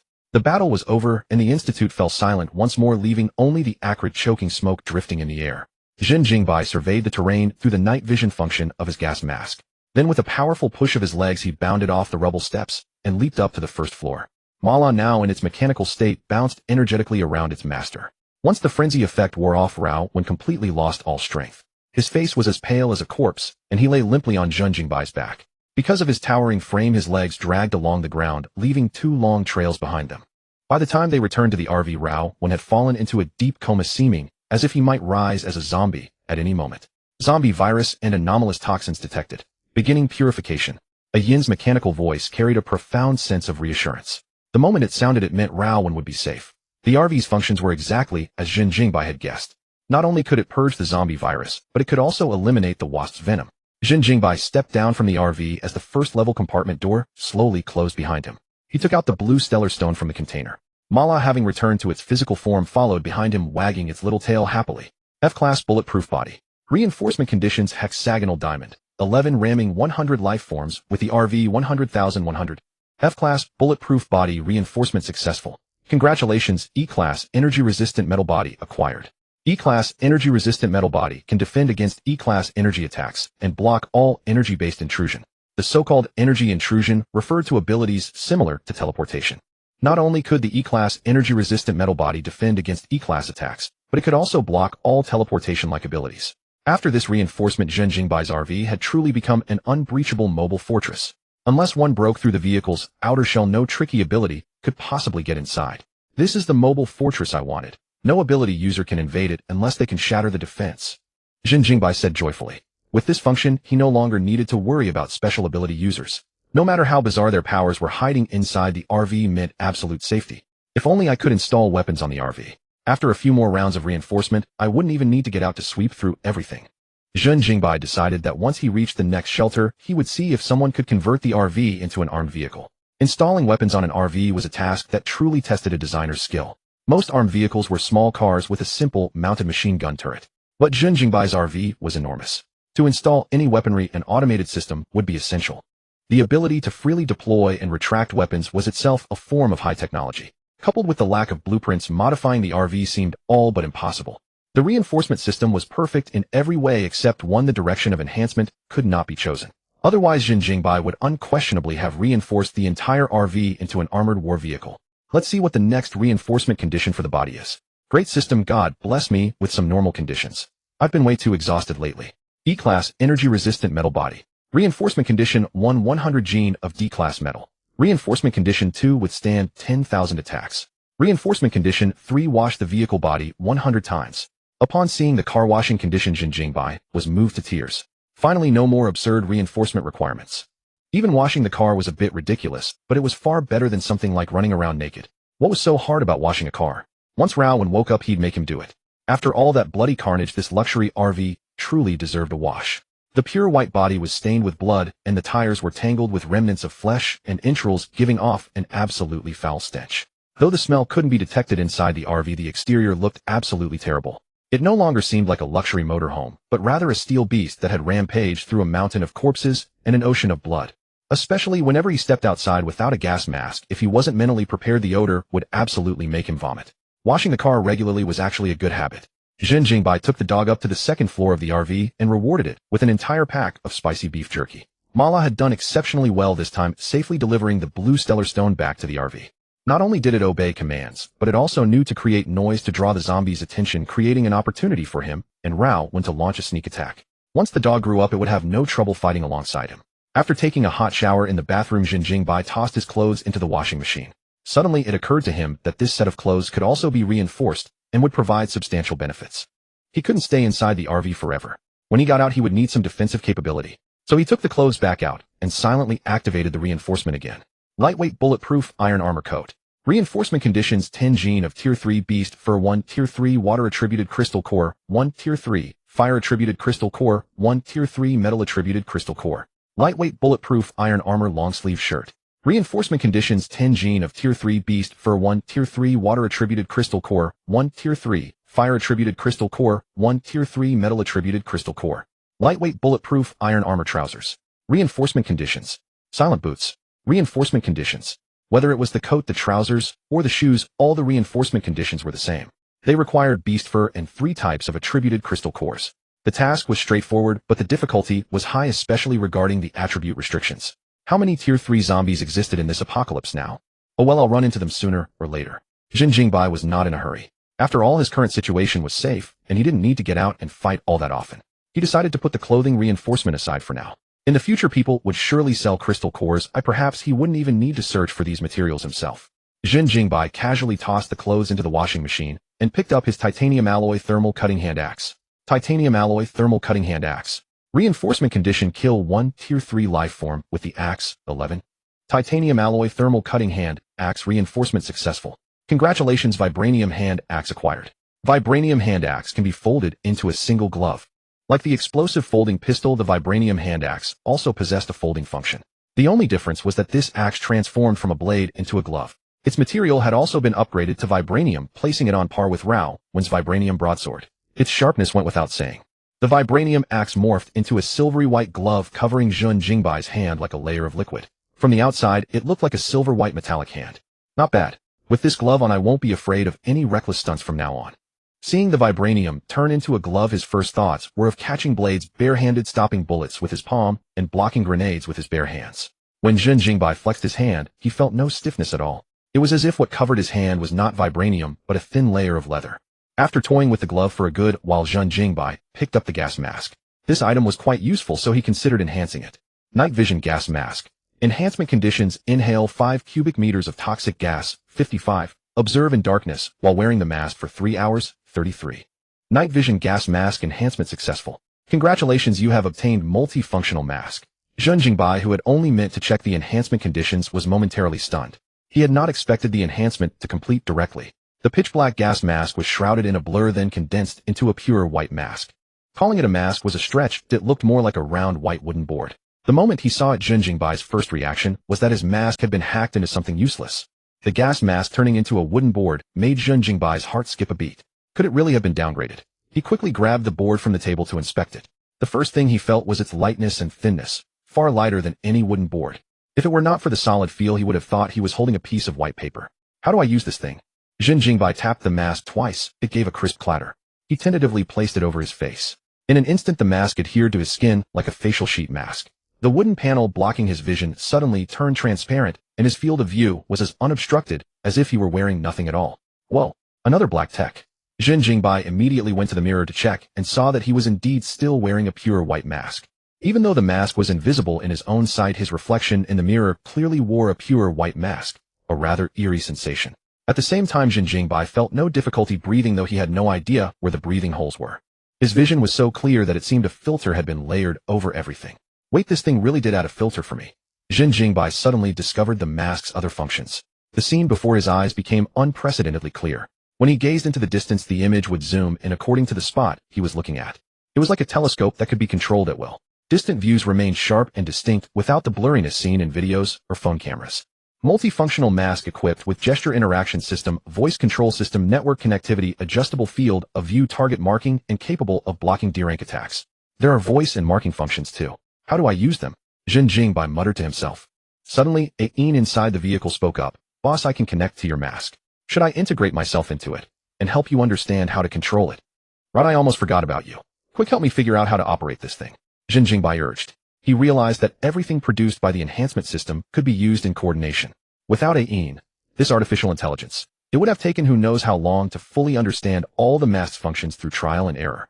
Mala had finished an entire pack of beef jerky, drunk some water, and started bouncing around again. It seemed desperate to get Zhen Jingbai's attention, hopping back and forth on the sofa. Fortunately, its body was still small for now, otherwise this expensive sofa would not have survived its antics. Outside, the wind was biting cold, and a great amount of garbage drifted through the wasteland city. As time passed, the sky darkened completely. In the silent city where one could not see one's own hand, only the warm glow of the RV's lights remained. Zhen Jingbai stayed where he was and did not start the RV. After familiarizing himself with the mask's controls, he ate instant noodles while searching for patterns on his phone. The mask was pure white and looked far too plain. So Zhen Jingbai decided to DIY it a little and add some nice patterns to the mask. After searching for a long time, he finally settled on an orange spiral pattern. That's right, it was a Beato's spiral mask. Zhen Jingbai did not intend to make the world feel pain like a Beato had. But the world after the apocalypse was indeed quite painful. This spiral mask was fitting enough. With nothing better to do, Zhen Jingbai took out the infinite ink pen and began drawing patterns on it. Though the curves were not perfectly smooth, it still looked decent. All it needed was a layer of color to truly capture the vibe. TSK, why doesn't this mask have an automatic transformation function? I have to DIY it myself. Zhen Jingbai said with some disdain. Oh woo, oh woo. The dog gave a couple of soft barks as if in agreement. Boss, Mr. Rao has woken up and is eating instant noodles right now. Ain reported to Zhen Jingbai. Awake. Good, that's good. Has his body shrunk? Mr. Rao's current height is 2.4 meters. Zhen Jingbai's mouth twitched slightly. That guy's height really had stayed at 2.4 meters. At this rate, his RV would not even be able to fit Rao one anymore. The RV was 4 meters tall in total, with each floor being 2 meters high. In other words, Rao one would have to crouch to move around inside. Brother Bai, I'm awake and full now. What's our next stop? Rao said energetically through a holographic video call. He was sitting on the edge of the bed, his massive frame making the space seem extremely cramped. Zhen Jingbai frowned slightly. Our next stop is City C, but your size is a bit of a problem. I'm worried that you might have to sit on the roof in the future. A picture immediately formed in Rao Wen's mind, and he felt it looked quite ridiculous. He scratched his head and said with an embarrassed laugh, then I'll try to use Berserk less often. But I feel the height increasing effect of Berserk should be limited. It won't keep making me taller forever. Even so, your height is a problem. It seems we'll need to add another compartment to the RV. From now on, you'll stay in the second compartment. Zhen Jingbai said, if your height keeps growing, then I'll have no choice but to make you sit on the roof. Rao Wen laughed heartily and assured him, don't worry, Brother Bai. My height definitely won't get too ridiculous. By the way, how exactly are we going to add a compartment to the RV? Are you planning to turn the RV into a train? Your height is already ridiculous enough, alright. Zhen Jingbai complained inwardly. He nodded and said, I do have the idea of making it a train, but putting it into practice won't be easy. First, we need to find a technical expert who can help us build the compartments. Zhen Jingbai already had a clear plan in mind. Go to City C first to find a technician. However, someone who could meet Zhen Jingbai's standards would likely be very hard to find. He hoped the person would not only be skilled, but also as obedient as Rao Wen. Preferably someone with the ability to modify RVs and with a good nature. Well, alright. Even Zhen Jingbai himself felt he was asking for too much. But the RV technician would definitely have to board the vehicle with them, otherwise who would fix the vehicle when it broke down? Especially the task of adding compartments. It was not as simple as just adding one. Since they were going to do it, they might as well turn the RV into a proper train. One compartment for sleeping, one for dining, one for entertainment. One compartment for storing weapons, one for storing food. Even one for planting crops, and one for raising livestock. The more he pondered, the stronger Zhen Jingbai's ambition grew to transform his RV into an armed train. All he needed was someone capable of helping him convert the vehicle and combine it with his enhancement abilities. Then his train could restore all the prosperity that existed before the apocalypse. If one person won't do it, we'll find two. If two won't do it, we'll find three. And if they dare to disobey, I'll help you teach them a lesson, brother Bai. Raowen grinned broadly. Zhen Jingbai immediately swung a slap at him, but his palm passed right through Raowen without making contact. Only then did he realize that the Raowen before him was merely a holographic projection. He cursed in frustration. Teach them a lesson. Is your head filled with nothing but muscle? My vehicle is not for just anyone to board. While both possessed the power to force others into compliance, Zhen Jingbai would never resort to such methods. Once a group grows too large, and every member proves disloyal, disaster is inevitable. Mortal strength may be weak, but humanity's greatest weapon remains its intellect. Even ability users would find it difficult to guard against traps meticulously laid by ordinary people over years of careful planning. Zhen Jingbai would rather travel without companions than allow uncontrollable individuals aboard his vehicle. You're absolutely right, brother Bai. Are we setting off for City C now? Raowen changed the subject. It's too late at night. Let's depart tomorrow morning and get a good rest tonight. No one knew where the daytime zombie horde had disappeared to. Encountering one during nighttime travel would be highly inconvenient. Although the current RV was immune to zombie swarms, he still wished to avoid being surrounded. Zhen Jingbai ended the holographic call and returned to the bedroom to lie down. The dog had curled up asleep by the vehicle door as though guarding were an innate talent. The night passed without incident. It was an unusually tranquil evening, and both men and the dog slept soundly. When morning came, the sky remained a heavy, oppressive gray. Since the virus erupted, a thick layer of clouds had shrouded the sky, and the sun had remained unseen to this day. Zhen Jingbai gazed out the window, momentarily stunned by the vast expanse of white snow. It was actually snowing in the southern region. The biting cold wind howled, making his skin feel as though needles were piercing through it. Light snow continued falling from the sky above, while the accumulation on the ground had already reached 20 centimeters. Overnight, the entire city had been blanketed in ice and snow. Why is it snowing in our southern region? Good heavens, this is my first time ever seeing snow. Raowen scooped up snow from the ground with an excited expression resembling a child full of innocence. Even Zhen Jingbai's face showed a rare glimpse of curiosity. He molded the white snow into a ball and threw it toward Mala, causing the dog to wildly scramble about. The emergence of zombies has already shrunk humanity's living space, and now this blizzard has arrived. I reckon many people will freeze to death on the streets. Zhen Jingbai sighed. Brother Bai, it's the first snowfall in the south. Shouldn't we put on a dance to celebrate? Excellent idea, excellent. You really have initiative. Before he had even considered his daily dance routine, Raowen had brought it up himself. Zhen Jingbai gave him an approving thumbs up. After their morning dance exercise, the RV finally set off. The vehicle's tires featured adaptive deformation technology, allowing it to navigate snowy terrain without obstruction. The journey grew dull, so Zhen Jingbai invited Raowen upstairs to snack on melon seeds, chat, and play games. The holographic display required no separate console, and the game controller plugged directly into the USB port beneath the sofa. Gaming on a holographic screen was an experience that wouldn't have been possible even before the apocalypse. This is amazing. I had no idea there were games on the vehicle, brother. Why didn't you mention this sooner? Raowen exclaimed excitedly. He had been comfortable living in the carriage, but the only downside was how tedious the journey proved to be with nothing to pass the time. Zhen Jingbai laughed heartily. I only just remembered it myself. I was so focused on tracking information about ability users that I completely forgot about this. With the apocalypse upon them, his time had been consumed by gathering intelligence and planning the sequence of his enhancement missions. When could he possibly have had leisure for entertainment? Only now, under these circumstances, did he find a chance to steal a moment of respite. If I'd known there were games to play, I could have lived on this vehicle until the supplies ran out without ever growing tired of it. Raowen chuckled sheepishly. His gaze drifted absent-mindedly out the window, and suddenly he froze. Brother Bai, look over there. I'm pretty sure that's the City B shelter. Zhen Jingbai turned his eyes outward. There, standing against the vast expanse of white snow, rose a 4-meter-high wall, the very City B shelter. The road to City C would lead them past this very location. But the shelter had now become nothing but ruins. Countless corpses lay buried beneath the heavy snow, their blood still wet and seeping into the surrounding white landscape. Toppled tanks, crashed helicopters, walls half collapsed, and severed limbs hanging in the air, all bore witness that this shelter had fallen to the zombies. Even the heavy snowfall couldn't conceal the brutal carnage of the battlefield. The City B shelter has fallen. Raowen stared out the window in shock, hardly able to believe what he was seeing. As humanity's last hope, it too had failed to safeguard its people. It seems the location where the zombie horde gathered yesterday was indeed the City B shelter. Zhen Jingbai gazed at the ruins, his heart heavy with emotion. Against such an overwhelming zombie tide, how could conventional military firepower alone possibly hold them back?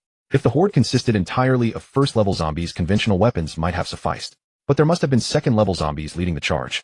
Conventional weapons were utterly useless against second-level zombies. Tanks and aircraft alike could inflict no damage upon them. Brother, by do you think? They're all dead. Rowan felt a mixture of emotions. Just yesterday, they had been wandering through the City B shelter listening to its inhabitants speak of their hopes for the future. And by the next day, the shelter had been overrun. The sight of bodies strewn everywhere struck him with profound shock. It was so tragic. In just one night, life and death had become eternally separated. Zhen Jingbai shook his head. Not necessarily. The military may not have been able to hold back the zombie horde, but they likely had the capability to evacuate civilians. As for where they retreated to, we can't know for certain. Those soldiers were ordinary humans. Their determination to protect the people would not waver. Even if it meant sacrificing their own lives, they would forge a path to survival. City B is hundreds of kilometers from both City A and City C. Where could they possibly retreat to in just one night? Do you think they might be hiding in an underground shelter waiting for rescue? Rowan said with a solemn expression. Hearing this, Zhen Jingbai shook his head again. As long as they're not foolish, they would certainly have chosen to evacuate. Judging from the traces at the scene, the shelter was attacked in the early hours of last night. City B was far removed from the other two cities, making evacuation to alternative shelters impossible and equally preventing any chance of receiving aid. With global communications networks destroyed, information couldn't escape. Staying behind to defend the shelter was undoubtedly a slow death sentence. It would be far better to retreat toward other cities where perhaps a sliver of hope might remain. Most importantly, there were ability users out there. If they encountered kind-hearted ability users, those individuals would surely be willing to help them. Should these ability users join their ranks, their chances of reaching other shelters would increase significantly. The RV sped along the road, and the ruined walls gradually faded from view. The two men sighed and lamented inside the RV. In the current apocalypse, even shelters could no longer guarantee complete safety. Only the strongest fortresses could serve as sanctuaries for humanity, protecting the last remnants of civilization. Those outside the vehicle suffered unspeakably. They not only had to fend off zombie attacks and worry about food and water, but also brace themselves against the approaching winter. Meanwhile, Zhen Jingbai and Rao enjoyed food, drink, and comfort within the vehicle. For them, this journey was nothing short of a luxury. Compared with the shelter, Zhen Jingbai's RV seemed like the true refuge. Inside the vehicle, they had no need to worry about food, drink, lodging, or travel, nor about zombie attacks, nor about the bitter winter of swirling snow. The road to City C was long, and with many roads destroyed, even Zhen Jingbai's RV could not get through. Forced to take detours, their journey to City C was effectively tripled in length. Along the way, Zhen Jingbai had Rao wash the RV several times, then max out the kill requirements for the sniper rifle, shotgun, machine gun, and rocket launcher. The fine AWM sniper rifle was enhanced successfully. Congratulations. You have obtained a recoilless silent sniper rifle. The fine M60E4 machine gun was enhanced successfully. Congratulations. You have obtained a double firepower machine gun. The fine RPG rocket launcher was enhanced successfully. Congratulations. You have obtained an auto-targeting rocket launcher. The fine Frankie 12 shotguns enhancement failed, and the system barely managed to obtain a box of men's underwear. Hearing the final enhancement notice, Zhen Jingbai was completely dumbfounded. How had something so strange slipped into the mix? An enhancement failure. Zhen Jingbai was stunned. It had never occurred to him that failure was even possible. Failure alone would have been bad enough, but his shotgun had been replaced by underwear. Zhen Jingbai was speechless. All he could say was that the system truly lived up to its reputation. It was a total joker. Underwear then. At least it's men's, so I can wear it. The only question is whether they'll fit my not-so-small size. He shrugged, not feeling too bothered. After all, he had so many weapons that he could barely use them all. The enhanced sniper rifle was quite nice. Recoil and sound had been perfectly eliminated. It could be used directly as a run-and-gun sniper rifle. As for the machine gun's double firepower, it meant that every bullet fired would split into two mid-air. 100 bullets fired would produce the effect of 200. Finally, the rocket launcher's targeting function was extremely handy. Once a rocket was fired, he could immediately load the second one, because the launched round was guaranteed to hit. Zhen Jingbai placed his palm on the new weapon, about to silently activate an enhancement, when he suddenly stopped. He was afraid the system would give him another absurd condition, like running naked with a gun raised. Murphy's Law told him that the more he feared something, the greater the chance it would happen. So Zhen Jingbai withdrew his hand. He would rather skip the enhancement than see the words naked run again. After 10 days of travel, the RV finally crossed countless mountains and rivers and reached the outskirts of City C. They had scavenged some supplies along the way, which was just the icing on the cake given the mountain of provisions in the RV. City C was one of the province's top 3 super metropolises, and its population was terrifyingly large. The moment the virus broke out, this city was among the first to fall. But precisely because the population was so immense, the military presence was equally massive. Most importantly, many ability users had emerged within City C's armed forces. Relying on their soldiering experience, they quickly mastered their abilities, suppressed the zombies across all of City C, and created a vast safe zone for the people. Simply by reaching the outskirts of City C, Zhen Jingbai could already see signs of human activity. Pedestrians occasionally appeared along the road, seemingly returning from scavenging supplies. When they saw Zhen Jingbai's RV, they instinctively shielded their bundles behind their backs and watched him warily. City C seems very safe. Not many zombies have been detected nearby. Looking out the window, Rowan said, indeed the situation in City C is far better than in City B. Zhen Jingbai agreed. All the survivors in City B could only hide in shelters. In City C, traces of human activity could be seen even before reaching the city center. Occasionally tanks were visible, moving along the outskirts, sweeping nearby zombie hordes and thundering loudly. Looking into the distance, one could see towering city walls standing around the center. Their grand scale was utterly beyond comparison with the shelter in City B.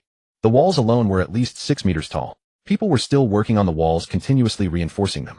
The entrances into the city center had been sealed off by the military, so the area outside the wall was like a lively marketplace. Many people had set up stalls nearby to barter supplies. The cold wind and snow made their bodies shiver, yet none of them seemed inclined to enter the city center.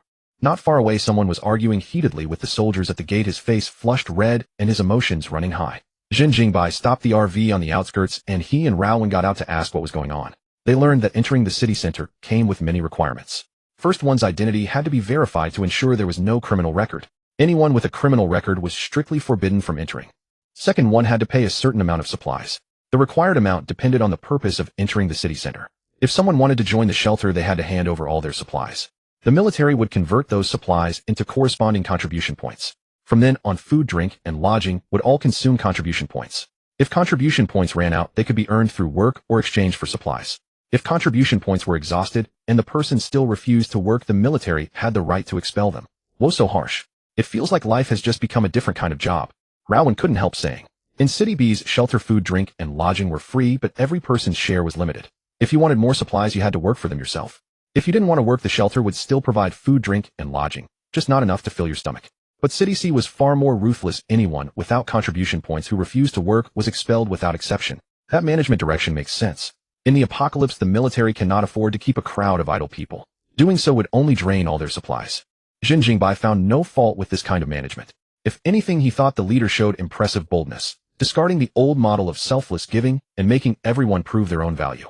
Survival in the apocalypse depended on everyone working together. If all supplies had to rely on the military, even twice as many soldiers would struggle to feed so many people. If you're only entering the city center to take care of business or stay temporarily, you need to pay a certain amount of supplies. Otherwise, you can only remain outside the wall. The old man who had provided the information sat beside Zhen Jingbai. He puffed contentedly on the cigarette Zhen Jingbai had given him, then pointed at the red-faced group in the distance. Do you see those people? They have no supplies to offer and are trying to use connections to get in. But the arrival of the apocalypse has turned every former connection into empty talk. The old man scoffed. After a fierce argument, the group indeed left with nothing accomplished. Actually, the area outside the wall is safe too. As long as no zombie tide breaks out, there's not much difference between inside and outside. The old man smiled and said, I think it's freer outside the wall. There's no governing authority at all. You can come and go as you please. The old man was not a native of Sea City, but he had spent more than 2 weeks on its outskirts and understood local rules well. He had provided Zhen Jingbai and his companion with a great deal of information, and he was open and frank by nature. His mentality toward the arrival of the apocalypse was extremely sound. Perhaps it was also because he was old and knew he did not have many years left, so he faced the coming end of the world with remarkable calm. Brother Bai, should we go into the city center? Rowan turned to look at Zhen Jingbai. Let's first check the outskirts for the person we're looking for. If he's not there, we'll go into the city center and have a look. Zhen Jingbai asked the old man, do you know anyone on this side of the wall who has vehicle modification skills? Vehicle modification. The old man exhaled smoke, thoroughly savoring the taste and warmth the cigarette gave him. He thought hard for a while, then said, most people who know how to modify vehicles have already joined factions and aren't willing to help others. But I do know one fellow with impressive modification skills who hasn't joined any faction. They say he can modify anything mechanical, though I'm not sure whether vehicles are within his ability. Factions. Rowan blinked. Fine, take us to him, Zhen Jingbai said. Whether he could modify vehicles or not, they would know after asking. All right, I'll take you to him. But let me say this in advance. I'm not sure he can modify vehicles either. The old man smoked the last puff, tossed the cigarette, but into the snow, and stood up. He led the way, and the three of them walked through the abandoned streets and alleys. Zhen Jingbai had thought the ruined buildings would be desolate, but what he saw left him rather surprised. These half-collapsed abandoned buildings were not only crowded, but also quite lively, like a market from before the apocalypse. A great many steel barrels lined the streets, their roaring flames dispelling the chill of the heavy snow. Whenever the fire in one of the barrels was about to die out, someone would toss in trash to keep it burning. The alleys were crowded with people wrapped in cotton quilts, lying casually in the corners of the ruined buildings and huddling together for warmth. Though every one of them looked gaunt, there was no fear or grief on their faces. It was like a slum where people were poor in material goods, but rich in spirit. So what do you think? The atmosphere outside the wall is pretty good, isn't it? The old man said with a smile as he led the way. Zhen Jingbai nodded. This place is indeed good. What will lead humanity to extinction is not the apocalypse itself, but humans abandoning hope on their own. The people here had not been able to enter the city center, but they were all striving to survive. No wonder the soldiers constantly cleared zombies in the outer areas. It was because a great many civilians also lived outside the wall. Once these people awakened special powers or accumulated enough supplies, they too could enter the city center. Here we are. This man is named Tang Qiji. He came here 5 days ago and hasn't changed his residence since. The old man knocked lightly on the door and waited for a response. The original residents of the abandoned building were all locals of Sea City. When the virus first broke out, they handed over their supplies and moved into the city center. Thus, these abandoned buildings were now ownerless. Survivors could stay wherever they wanted as long as they didn't have conflicts with one another. If a conflict occurred, it would draw the attention of police on duty or passing soldiers. There was no strict control outside the wall, but if police and soldiers saw people quarreling, they would still come over to prevent a fight. Strange. Is Tang Qiji not here? The old man said in confusion. He had knocked for quite a while, yet there was not a sound from inside. Zhen Jingbai grew impatient. He walked up and kicked the door open with one strike. Bang! The door shattered into several pieces, and everyone could now see clearly what was inside. The room was very small, much like the rental apartment Zhen Jingbai had once lived in. It was clean and tidy with every item placed neatly. One look at the room was enough to tell that its owner was very self-disciplined. No one's here. Where could he have gone? Zhen Jingbai asked. The old man frowned slightly, pulling at the wrinkles on his face. Tang Qiji lives with his daughter. Even if he went out, his daughter would still be at home. But after scanning the room, it was clear no one else was there. This was rather suspicious. Could he have taken his daughter out to play? Rowan blurted out without thinking. Zhen Jingbai immediately gave him a slap. Where the hell could they go to play in the apocalypse? And it's snowing heavily. Are they going outside to build a snowman? But it's not impossible either, Rowan said, covering his head. The old man immediately shook his head. No, they wouldn't. There are troops outside the wall clearing zombies, but some corners still hide zombies. It's not safe outside the wall. Tang Qiji's wife died at the hands of zombies, which has made him extremely cautious no matter the circumstances, especially when it comes to his daughter's safety. So he would absolutely not take his daughter out to play. I don't want to hear all that nonsense. Tell me how to find Tang Qiji. Zhen Jingbai said expressionlessly. He had no interest in Tang Qiji's family situation. He only wanted to know where Tang Qiji was, and whether he was capable of modifying his RV. I don't know either. How about we go outside and ask around? The old man didn't care at all about Zhen Jingbai's attitude. He seemed to know that Zhen Jingbai simply had a bad temper and would not hurt him for no reason. Yo, isn't this Zhen Jingbai? When did you come to Sea City? I thought you were dead. Suddenly, a repulsively familiar voice came from the side. Zhen Jingbai glanced at him indifferently. It was Li Laohu, the lone shark from City A. Well, so this bastard hadn't died after all. How did he get to Sea City? Huh, it really is you. I was just worrying that you might not be able to pay me back. Li Laohu hurried over, his face brimming with excitement. I won't ask you to pay back the money. Just give me supplies instead, and we'll wipe the slate clean. How's that? Zhen Jingbai did not reply. Instead, he asked, do you know where Tang Qiji is? You motherfucker. Li Laohu's smile vanished. He had told Zhen Jingbai to repay the debt, but not only did this bastard ignore him, he even dared to ask him for information. Just because Li Laohu had yet to show his ferocity, did people take him for a sick cat? But just as he was about to fly into a rage, he saw the giant-like Rao, when beside him the huge broadsword on his back radiating murderous intent. The fire in Li Laohu's heart instantly died out. He swallowed hard, and answered honestly, Tang Qiji's daughter has been taken by Brother Xiong. He's probably over at Brother Xiong's turf making trouble right now. Li Laohu shifted his tone, and said with self-righteousness, anyway, you're not thinking of reneging on your debt, are you? Who is Brother Xiong? Zhen Jingbai asked. Hey, I'm asking you a question. What's the meaning of dodging it all the time? Li Laohu's violent temper could no longer be suppressed. So what if there was a big man standing beside him? Maybe he was just using the big man's authority to bully others. Zhen Jingbai had always been a lone wolf before. How could he possibly have companions? At that thought, Li Laohu's courage immediately swelled. He rolled up his sleeves, grabbed a wooden stick from the side, and strode over menacingly. Zhen Jingbai remained indifferent, not taking Li Laohu seriously in the slightest. In the apocalypse, who would still repay debts?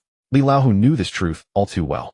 Money had lost all value in the end times, which was why he had demanded that Zhen Jingbai repay him with supplies instead.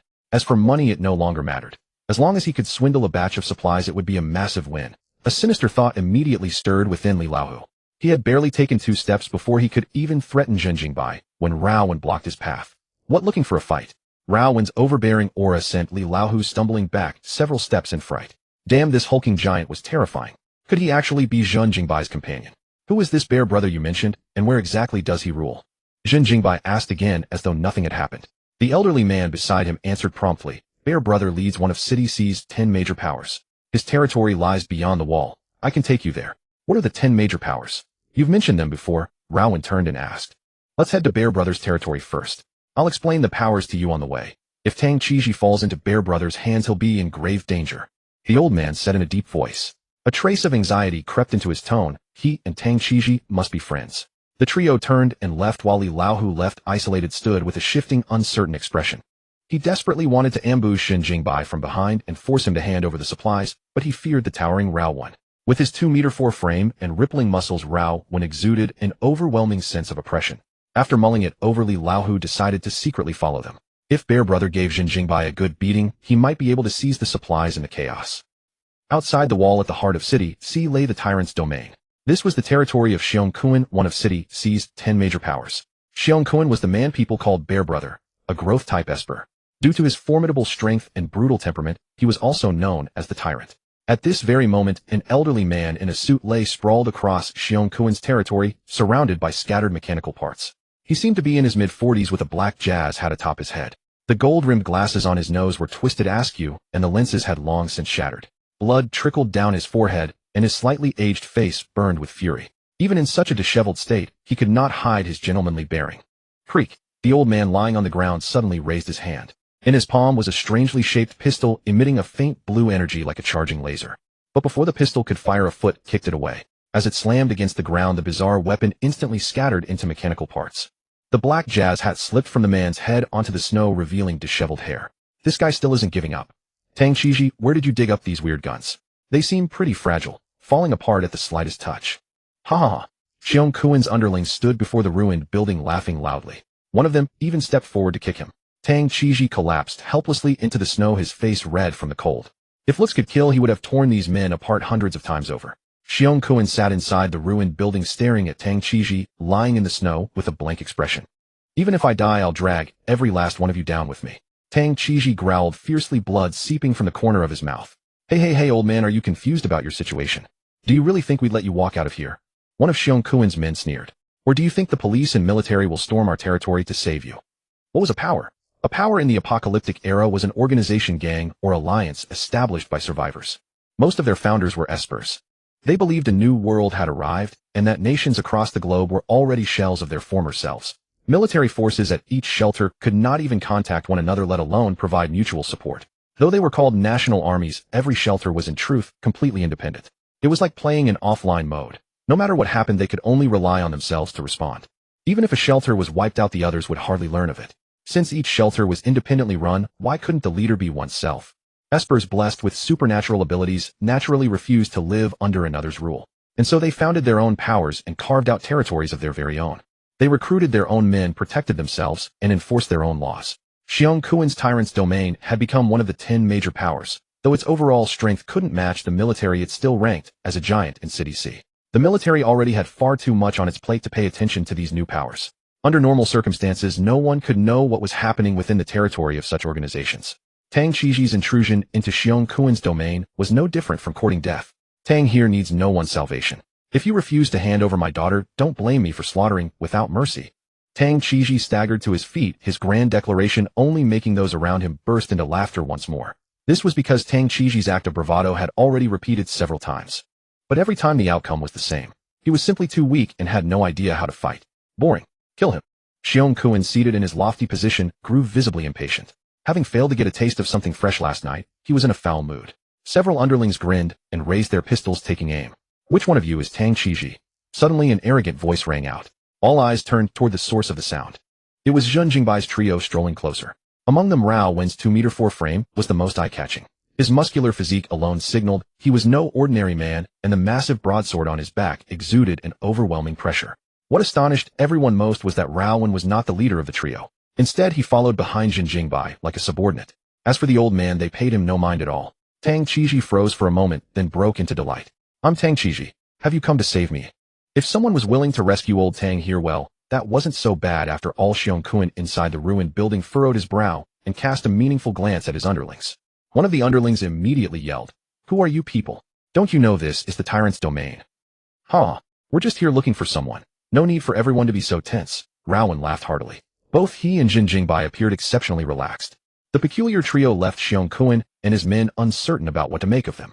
Just what was their background? Zhen Jingbai turned to Tang Qiji and asked, I heard you can modify any machinery. Can you modify an RV? Tang Qiji nodded hastily. Yes, whatever you want. I can do it all. Listen well. If you can't manage it later, I'll turn you into a corpse just the same. Deceiving me has a price. Zhen Jingbai warned in a cold voice. If Tang Qiji thought he could use this chance to survive by lying, he would be far too naive. Once Tang Qiji proved worthless, Zhen Jingbai would kill him on Xiong Kun's behalf. The sole reason he was saving Tang Qiji was so the man could modify the RV. Otherwise, all of this was nothing but empty talk. Hearing the threat, Tang Qiji did not flinch, but instead broke into a confident smile. Other things I may not be good at, but when it comes to mechanical modification, there is nothing I cannot do. Zhen Jingbai couldn't understand where Tang Qiji's confidence came from to speak such words. But judging by his tone and demeanor, he didn't seem to be lying. Tang Qiji's arrogance regarding his mechanical modification skills had reached an extraordinary level. Very well, I can help you get out of here. How about you modify the RV according to my requirements? Zhen Jingbai said with a smile. Tang Qiji's situation was clearly dire. The other party had already drawn a gun, clearly intending to kill Tang Qiji. If they hadn't arrived in time, Tang Qiji would already be a dead man. Tang Qiji took a deep breath and suddenly said, Sir, thank you very much for your assistance. However, I cannot agree so easily unless you can help me find my daughter. The three of Zhen Jingbai were all stunned, simultaneously staring at him, as if he were an idiot.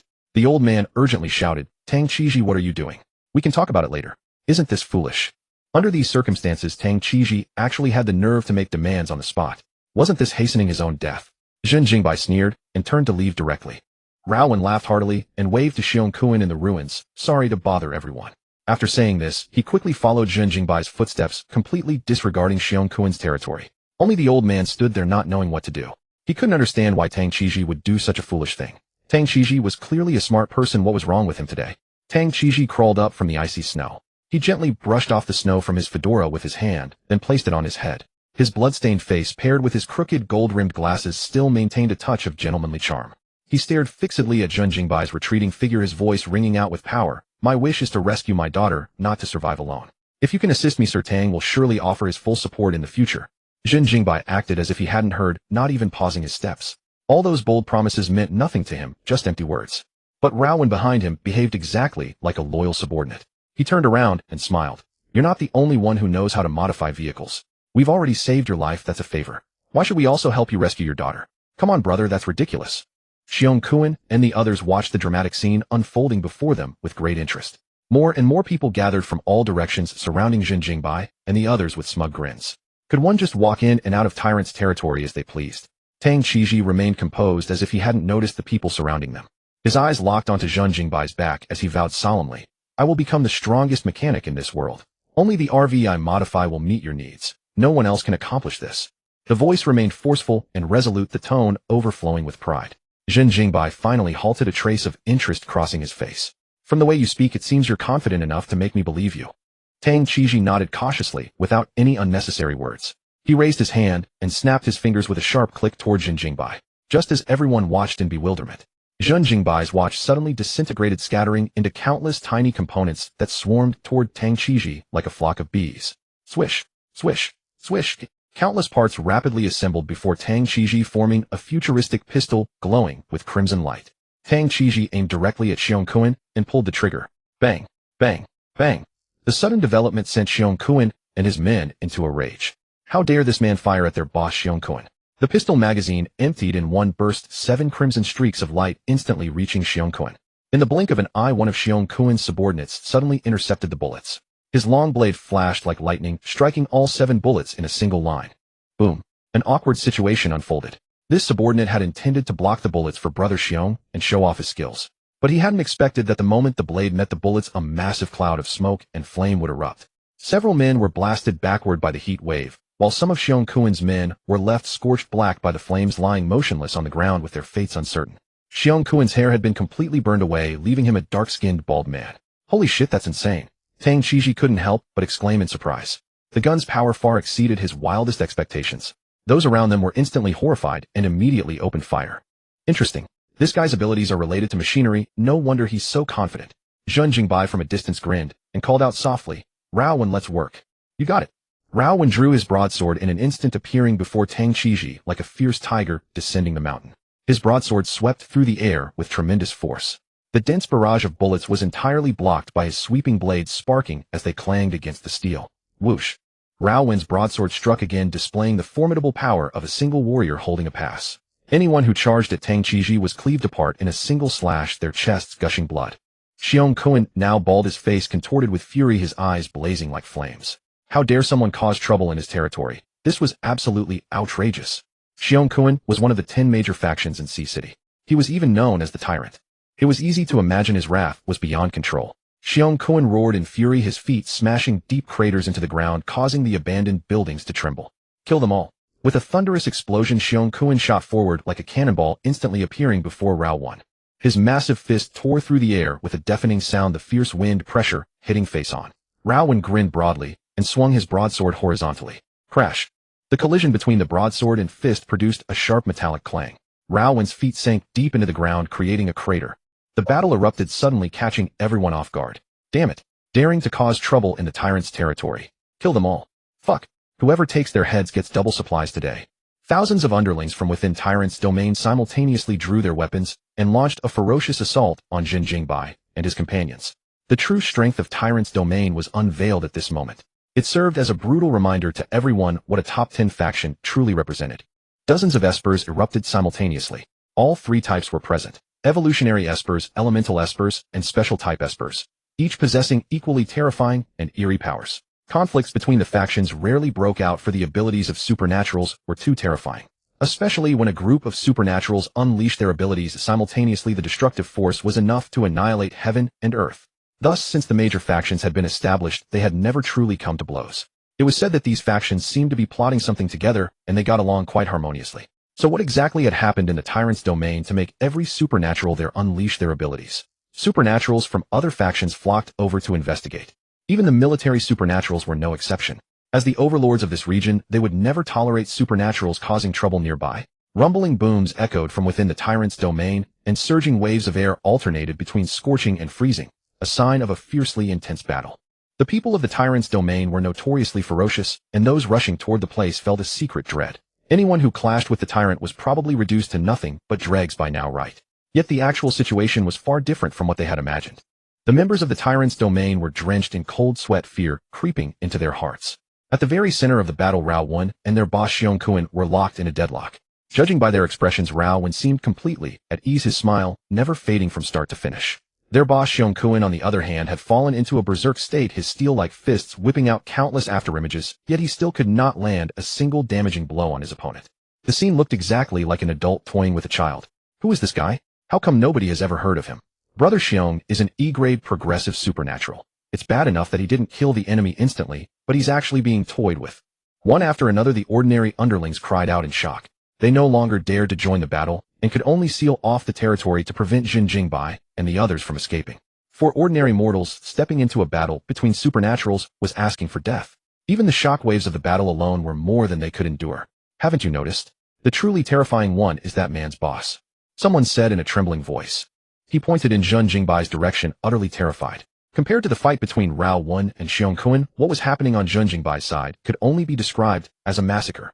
The crowd turned to look, their pupils constricting in unison as a stench of blood hit their noses. The blood-soaked scene was like a slaughterhouse, staining the vast snowfield crimson. Zhen Jingbai stood expressionless, his entire body radiating a murderous aura as he reaped lives with the swiftness of the Grim Reaper. Over a dozen supernatural corpses lay around him, every single one killed in the same manner, their necks sliced open. The earth had been reduced to scorched ruins by all manner of elemental destruction, yet Zhen Jingbai bore not a single wound. His silver-white hand axe had been dyed a deep scarlet by the blood. Drops of blood dripped from the blade, delivering a powerful visual impact to everyone present. Zhen Jingbai stood still and said, "I'm only here to take Tang Qiji away. If you stop now, it's not too late." Otherwise, he would slaughter every last one of those who stood in his way. Zhen Jingbai's only goal was to take Tang Qiji away. He truly did not want a conflict with Xiong Kun. Not because he was afraid, but because it was simply too much trouble. Killing held no meaning for him, it only wasted his time. Rather than fighting here, he might as well be exercising or playing a few games. But the people of the tyrant's domain were not about to back down. From their perspective, after losing so many brothers, if they let Zhen Jingbai and his group walk away, the tyrant organization would be ousted from the 10 great factions and become the laughingstock of everyone. An organization that let someone storm into its territory for a killing spree without even daring to utter a single word of protest did not deserve its place among the 10 great factions. Boom. A bolt of lightning 2 meters thick suddenly descended from the black clouds, carrying the power to annihilate everything aimed straight at Zhen Jingbai. But Zhen Jingbai was even faster. The moment the lightning struck, he had already vanished from his original spot. When he reappeared, he stood before a supernatural. The hand axe swept silently across the man's neck, effortlessly claiming another life. The thunderous crash exploded behind him, serving as a mere backdrop to Zhen Jingbai's actions. Violent energy particles surged toward him from behind, whipping his clothes into a fierce flutter. Before the crowd could even react or cry out in shock, Zhen Jingbai had already arrived before the next supernatural. Another identical axe stroke swept across. Another life quietly faded away. Zhen Jingbai's form dragged multiple afterimages across the ground. He swept past the supernaturals like a raging gale, kicking up a storm of blood and gore. Behind him, elemental attacks of wind, fire, lightning, and more poured down like a torrential downpour, yet not a single one managed to land on him. Progressive supernaturals were no different from ordinary mortals in his presence. 1 axe per person, whether they were members of the Tyrant organization or supernaturals from other factions who had rushed over everyone, wore expressions of shock. D-grade supernatural. He's definitely a D-grade supernatural. Even the military only has a single D-grade. No wonder this guy is so monstrous. The Tyrant organization has hit a wall of iron. Who the hell would have thought a D-grade supernatural would suddenly appear? And that guy fighting Xiong Kuan is also infinitely close to D-grade. The onlookers buzzed with discussion, their hearts shaken. As of now, only the military in Sea City had produced a D-grade supernatural. That was why no matter how many factions rose beyond the walls, the military remained unmoved. Every rank gap between supernaturals was as vast as the chasm between heaven and earth, just like zombies. As long as no D-grade was born within a faction, no matter how many factions there were, none could shake the military's dominance. The landscape of Sea City is about to change. This man will become one of the new 10 great factions, someone remarked. Just then, Xiong Kuan inside the tyrant's domain was suddenly sent flying backward, crashing through 2 ruined buildings in a row. Rowan burst into laughter and was about to pursue when a figure rushed over from the distance. Everyone stop. Humanity's enemy is the zombie horde, not one another. A man in a military uniform barged in, urging both sides to stand down. He was clearly from the military, sent to put an end to this battle. Though to be fair, calling the current situation a battle was generous. It was more like one-sided punishment.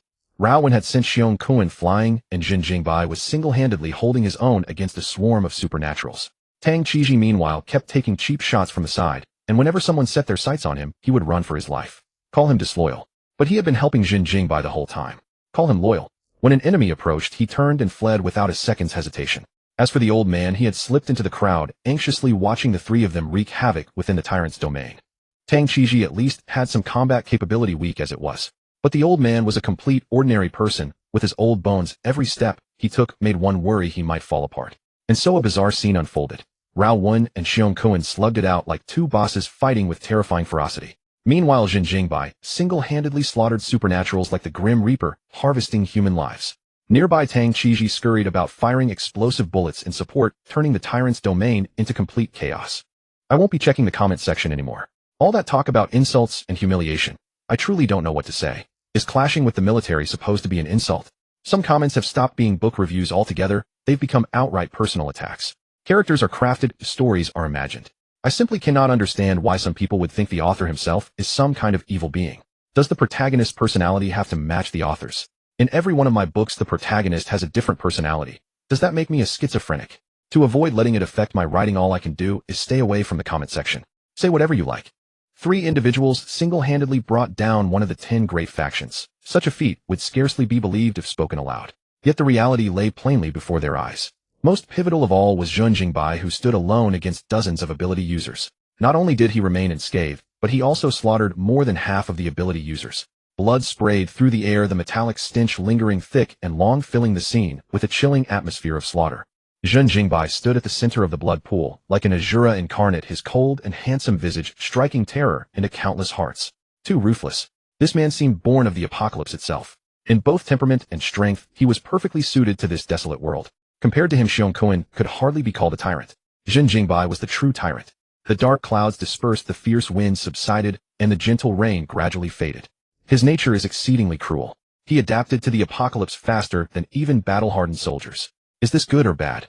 I feel that as long as we do not provoke him, nothing will happen to us. His gaze is utterly terrifying. The moment his eyes accidentally swept over me, I nearly believed I was about to die. The apocalypse is like home to him. I have a feeling that before long he will undoubtedly become a domineering warlord who shakes the region. Those around them sucked in cold breaths, swallowing their saliva as they whispered among themselves. They dared not raise their voices, terrified that Zhen Jingbai might hear. I recognize that guy. He's the dancing executioner. I saw him in City B. Someone suddenly spoke up. I heard he killed a level 2 zombie cattle with just 2 shots, but because he clashed with the military in City B, he was forced to flee. The informant hailed from City A and had heard stories about Zhen Jingbai along the way. When he arrived in City B, he learned of Zhen Jingbai's suppression of the zombie cattle. A profound admiration for Zhen Jingbai rose within his heart, and he decided to pledge his loyalty to him. But by the time he reached City B, Zhen Jingbai had already departed. This informant guessed that Zhen Jingbai's next destination should be City C. So after replenishing his supplies, he set out for City C that very day. He had no idea that he had barely escaped the zombie tide that night. Now seeing Zhen Jingbai in person, his emotions surged wildly. Yet upon recalling Zhen Jingbai's cruelty, the urge to defect was instantly extinguished. Following someone like him was tantamount to making a pact with a demon. The dancing executioner. What kind of title is that? Executioner is vividly descriptive enough, but what in the world is with the dancing part? I heard he is gifted in song and dance, and likes to use performances as bait. Whoever comes he kills. Extremely brutal. The informant stated once more. Suddenly Zhen Jingbai's gaze fell upon them, and the terrified informant promptly clammed up. Good heavens, he might have heard that. Could he kill me? The informant was on the verge of tears, immediately turning and fleeing, daring not to linger, nor to continue spreading rumors. After all, he was not gossiping about an ordinary person, but a ruthless beast. A creature that killed without blinking. At the center of the blood pool, Zhen Jingbai calmly withdrew his gaze. He felt that he himself was the most voiceless and despairing one there. What the hell is a dancing executioner? When did I acquire such a bizarre title? Why have I never heard of it? What's singing and dancing? Wasn't it just that new Treasure Island dance? And I was merely dancing. I was absolutely not luring anyone. Zhen Jingbai couldn't help but sigh, then casually dismissed the matter from his mind. He had clearly heard every word of the surrounding chatter, but he never cared about others' opinions. Whether they called him crazy or cruel, let them call him the dancing executioner for all he cared. Did it affect him? Not at all. If anything, the impact was that people would fear him, keeping countless petty criminals from daring to approach. Such as Li Laohu, who had been completely terrified within the crowd of onlookers. He had originally planned to wait until Zhen Jingbai was beaten into submission before swooping into profit. Instead, he witnessed Zhen Jingbai slaughtering all around so frightfully that he nearly wet himself. Bang! Xiong Kun rose from the ruins, his entire body covered in white dust, looking utterly wretched. A bloody wound marred his chest, the flowing blood soaking his garments. Surrender? Ha ha ha. At this moment, how do you expect me to stop? Xiong Kun demanded of the soldier. If dozens of ability users in your ranks had perished, would you cease hostilities simply because of a notion of our kind? His finger trembling, he pointed at Zhen Jingbai and roared at the soldier. Look at how many he has killed. How am I supposed to stop? True understanding between people requires empathy, but in most cases one cannot immediately put oneself in another's shoes. Xiong Kun spoke merely to vent his emotions. He never expected anyone to comprehend his feelings, nor would anyone think from his perspective. As the leader of the tyrant organization, he now had no path of retreat. Whether or not he avenged his fallen brothers, the tyrant organization could never regain its former dominance. Perhaps after some time it would simply dissolve entirely. The mediating soldier spoke calmly. Regardless, neither of you may continue this fight. Too many factors will be affected. His gaze turned to Zhen Jingbai. You two should stand down. As a D-rank ability user, you ought to shoulder greater responsibilities rather than using your strength to bully the weak. A D-rank ability user could reverse the entire course of battle with a single person's effort. If Zhen Jingbai were to join the military, he would undoubtedly become the second guardian deity at the heart of City C. The soldier's purpose in coming was not only to stop human-on-human slaughter, but also to recruit Zhen Jingbai. However, upon seeing Zhen Jingbai's brutal methods, his intention to recruit was immediately shelved. He decided to report the situation to his superiors, first leaving the final decision to them. As long as he does not intend to seek revenge on me, I can stand down. Zhen Jingbai grinned. If Xiong Kun refused, then he would simply eliminate him. For among all present, only Xiong Kun harbored the deepest hatred for him. He had personally destroyed the tyrant territory. How could the other man not hate him? Indeed, upon hearing these words, Xiong Kun was instantly consumed by fury, charging at Zhen Jingbai without restraint.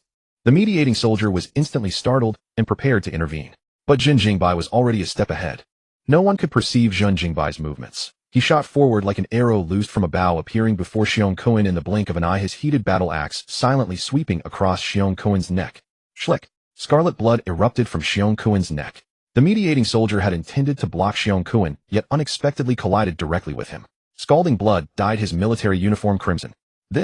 You. The soldier gazed at Zhen Jingbai in utter disbelief. He had greatly underestimated the man's ruthlessness and decisiveness. Zhen Jingbai turned his head and grinned like a demon walking among mortals. He did not even grant the soldier the chance to plead for mercy. He killed Xiong Kun in a single strike, permanently eliminating any threat. In that moment, the mediating soldier felt his entire body grow cold as though plunged into an icy abyss. Having risked his life among zombie hordes, he too now felt fear toward Zhen Jingbai. Before everyone's eyes, Tyrant Xiong Kuan, the leader of one of the 10 great powers, died right there without the slightest ability to resist. Countless onlookers were struck with fear of Zhen Jingbai. Even the leaders of the other powers felt a chill in their hearts. Xiong Kuan is dead. One of the 10 great powers was actually wiped out by 3 people. Who exactly are these 3 people? In my view, it was the Executioner alone who destroyed the entire Tyrant organization. No wonder he's called the Executioner. He truly deserves the name. Executioner. He's more than that. It wouldn't be wrong to call him the god of death and a demon. The crowd whispered among themselves, and the atmosphere grew extremely oppressive. I told you to stop. Why did you still attack Xiong Kuan? The mediating soldier's trembling voice was tinged with anger. Zhen Jingbai looked at him strangely. He was clearly the one who struck first. I was just faster than he was. If Xiong Kuan hadn't made a move, he certainly wouldn't have died. Up until now, Zhen Jingbai had only ever killed enemies. Xiong Kuan had directed killing intent at him and charged without hesitation. Naturally, Zhen Jingbai could not let him go. The mediating soldier was left speechless. He desperately wanted to drag out some moral platitude to prove the man was wrong. But the words reached the tip of his tongue and simply refused to come out. Zhen Jingbai's every word and action was simply too strange. He clearly felt that what the man did was wrong, yet he couldn't find a forceful rebuttal. For a moment, the soldier didn't know what to do. He was a soldier who followed rules, not a scholar stuffed with book learning, and certainly not an online troll. Helpless, he could only gently set Xiong Kuan's corpse down and stand there in a daze at a loss. Zhen Jingbai gestured to Tang Qiji with his eyes, telling him to come over.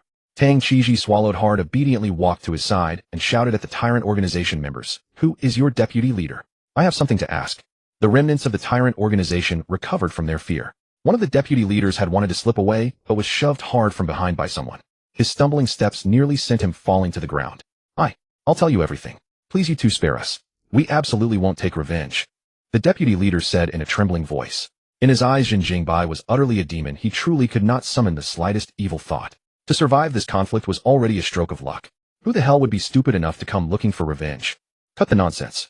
Answer truthfully, and I can't be bothered to quibble with you, Zhen Jingbai said indifferently. The deputy leader hurriedly thanked him. Thank you. Thank you for sparing my life. Ask whatever you want. I will definitely answer truthfully.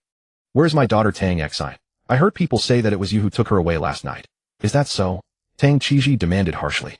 The deputy leader confessed truthfully, we really don't know where Miss Tang is. Last night, when we took Miss Tang away, we happened to meet the Beast King who was about to leave Sea City. She was the one who rescued Miss Tang. We truly didn't harm Miss Tang, and we never had the chance to. I swear it on my life. Yesterday morning, Tang Qiji had gone out to search for supplies. For safety, he had left his daughter at home, and only returned this morning. He never expected that his daughter had long been targeted by Xiong Kuan's men. Tang Qiji's daughter Tang Xine was only 14 and beautiful as a flower. Xiong Kuan's underlings knew that their boss liked this kind of young girl most. So while Tang Qiji was away, they used their abilities to take his daughter away. But to their surprise, on the way they ran into the Beast King, one of the 10 great powers. The Beast King. The Beast King, one of the 10 great powers. Where did she go? Tang Qiji asked urgently. The tyrant's deputy leader replied with a sob. I really don't know where the Beast King went. She took her entire force and left Sea City together. I truly don't know where she was going. The deputy leader kept stealing glances at Zhen Jingbai, terrified that the man would slap him to death. After all, Zhen Jingbai's fearsome reputation was established through killing. The killing intent around him had not yet dispersed, and the pressure was overwhelming. Is the Beast King male or female? Does she fancy women? Zhen Jingbai asked casually. The Beast King is a woman. From what I know, she is a normal girl. The old man who had led the way earlier walked slowly to Tang Qiji's side and analyzed. Tang Qiji was saved by the Beast King. As things stand, she should be fine. Don't panic yet. From what I know, the Beast King is very kind by nature, not a cruel person. As for why she hasn't sent Xiner back, I guess there are 2 possibilities. First, the Beast King was in a great hurry, so she took Xiner along by the way. But I think that possibility is quite small. No matter how pressed for time she wouldn't take a strange girl along for no reason. So I favor the second possibility. More Xiner followed the Beast King of her own accord. Why don't you go home and take a look? Maybe Xiner left a letter or something for you. The old man's analysis made sense, but Zhen Jingbai felt that the matter was not that simple. After all, a father and daughter who depended on each other for survival. How could she leave just like that? Unless she had no choice, or Tang Xine knew the Beast King and trusted her very much. The old man continued, if there is no letter left, then there is a third possibility. Judging from the Beast King's overnight departure from Sea City, she must have had urgent matters. And Xiner's ability is special. Perhaps it might be of great use to the Beast King, so she was taken along. After hearing the old man's analysis, Tang Qiji calmed down considerably. Judging by the Beast King's past deeds, she was not a bad person. Add to that the fact that she needed Tang Xion's ability, so his daughter was most likely safe now. What is your daughter's ability? Zhen Jingbai asked with interest. Tang Qiji was slightly startled and did not hide the truth. Xioner's ability can heal wounds and illnesses. His voice paused and he hesitated for 2 seconds. Then he gathered his courage and said, Sir, I wonder if you could. First help me modify the RV. If your ability is not up to par, I will kill you in Xiong Kuan's place, and you can forget about finding your daughter. Zhen Jingbai grinned, his words full of menace. If Tang Qiji couldn't even keep his own life, what future was there to talk about? Tang Qiji took a deep breath and said with relief, You're right, sir. Let me introduce myself. My name is Tang Qiji. I am a special ability user who can disassemble and assemble all machinery. I am determined to become the strongest mechanic. Mechanical disassembly and assembly. Interesting. What kind of profession is a mechanic? How come I've never heard of it? Zhen Jingbai's eyes gleamed. This ability sounded pretty impressive. It is a new profession I created myself because as long as it is machinery, I can disassemble and reassemble it. Tang Qiji said with a serious expression. He wasn't bluffing. Any machine placed before him, whether he had seen the object before or not, he could instantly understand its principles and structure. Hearing this, Zhen Jingbai screamed, Holy shit, in his heart. If this guy were combined with his own enhancement ability, wouldn't he be a walking cheat code in human form? No wonder that guy could operate his explosive folding pistol. So this ability was truly badass. Huh, not bad, not bad. As long as your ability is as strong as you say, your daughter will be my daughter. Zhen Jingbai clapped Tang Qiji on the shoulder and laughed loudly. Tang Qiji was somewhat taken aback by Zhen Jingbai's sudden warmth. His ability was of little value to others. Without technological assistance, Tang Qiji could at most assemble firearms and weapons. But Zhen Jingbai's RV was different. It was a super motorhome built with advanced black technology. Once Tang Qiji's ability touched upon this black technology, his power would become like a cheat. One could infinitely enhance, the other could dismantle and assemble. I'm Zhen Jingbai, follow me. Hope you're not just bluffing. Zhen Jingbai smiled and led Rao 1 and the others away. The onlookers instinctively parted to form a corridor, their eyes filled with reverence. Rao 1 walked up to Tang Qiji, clapping him on the shoulder. I'm Rao 1. You can call the boss brother Bai, just like me. Brother Bai. An embarrassed expression appeared on Tang Qiji's face. He was already in his 40s, yet he had to call a young man brother Bai. It felt so strange. Was this the strength-based hierarchy of the new world? You're older than me, just call me Jingbai. Don't mind Rao 1. Since he awakened his ability, his brain has been replaced with muscles. He never thinks anything through. Zhen Jingbai chuckled from ahead. Although the post-apocalyptic world was governed by strength, Zhen Jingbai disliked being called brother by elders. It made him uncomfortable too. Addressing each other by proper generation hierarchy felt far more comfortable. Thank you very much, but I'll still address you as Mr. Zhen. Call me whatever you like, Tang Qiji said with a smile. His voice was gentle and unhurried, quite pleasing to hear. Tell me about the 10 great factions, and what does it mean that I'm a D-level ability user? Zhen Jingbai asked. Tang Qiji had only arrived 5 days ago and knew little about this information. The elder behind him spoke up. Sea City has many large and small organizations whose core forces are all ability users. These organizations are called factions. Among them, the top 10 in Sea City were the 10 great factions. Xiong Kuan's Tyrant Organization, Beast Kings, Fierce Beast Legion, Angels, Savior Church, Master Longhu's, Xingyi Gate, and others. All were members of the 10 great factions. Xingyi Gate. That name sounds like a martial sect. Zhen Jingbai slowed his pace and looked back at the elder. The elder nodded. It was a martial arts school before the apocalypse. Growth-type ability users who learned fist techniques possess exceptionally formidable combat power. When abilities first emerged, special ability users were most in demand. Their abilities were diverse and stood out for their uniqueness. Elemental ability users had the most devastating combat power, capable of destruction with every gesture. In contrast, growth-type ability users were pure brutes who could only overcome force with brute strength. Comparing the two felt like the difference between spiritual cultivation and body refinement. Therefore, many factions were vying for elemental and special ability users while ignoring growth-type users. However, the emergence of martial arts schools finally revealed the true terror of growth-type abilities. Once these brute fighters mastered body movement techniques and fist methods, their combat power surged dramatically. The elder continued. As for the D-level ability user they mentioned, it's simply an evaluation of ability rank. Currently, the levels are divided into 6 tiers: A, B, C, D, E, and F. F-level ability users roughly match ordinary zombies. A-level corresponds to level 2 zombies, D-level matches level 3 zombies, and so on. Of course, this was merely a hierarchical comparison and didn't reflect true combat strength. In actual battles, countless factors determine victory or defeat. Killing enemies beyond one's rank or being killed by someone above one's level were both common occurrences. Although that's how the ratings work, the strongest ability user currently in Sea City is only D-level, and there's just one. Ability users above D-level haven't appeared here yet. They say in other major cities there are C-level or even B-level ability users. As he spoke, the old man's gaze inevitably fell upon Zhen Jingbai.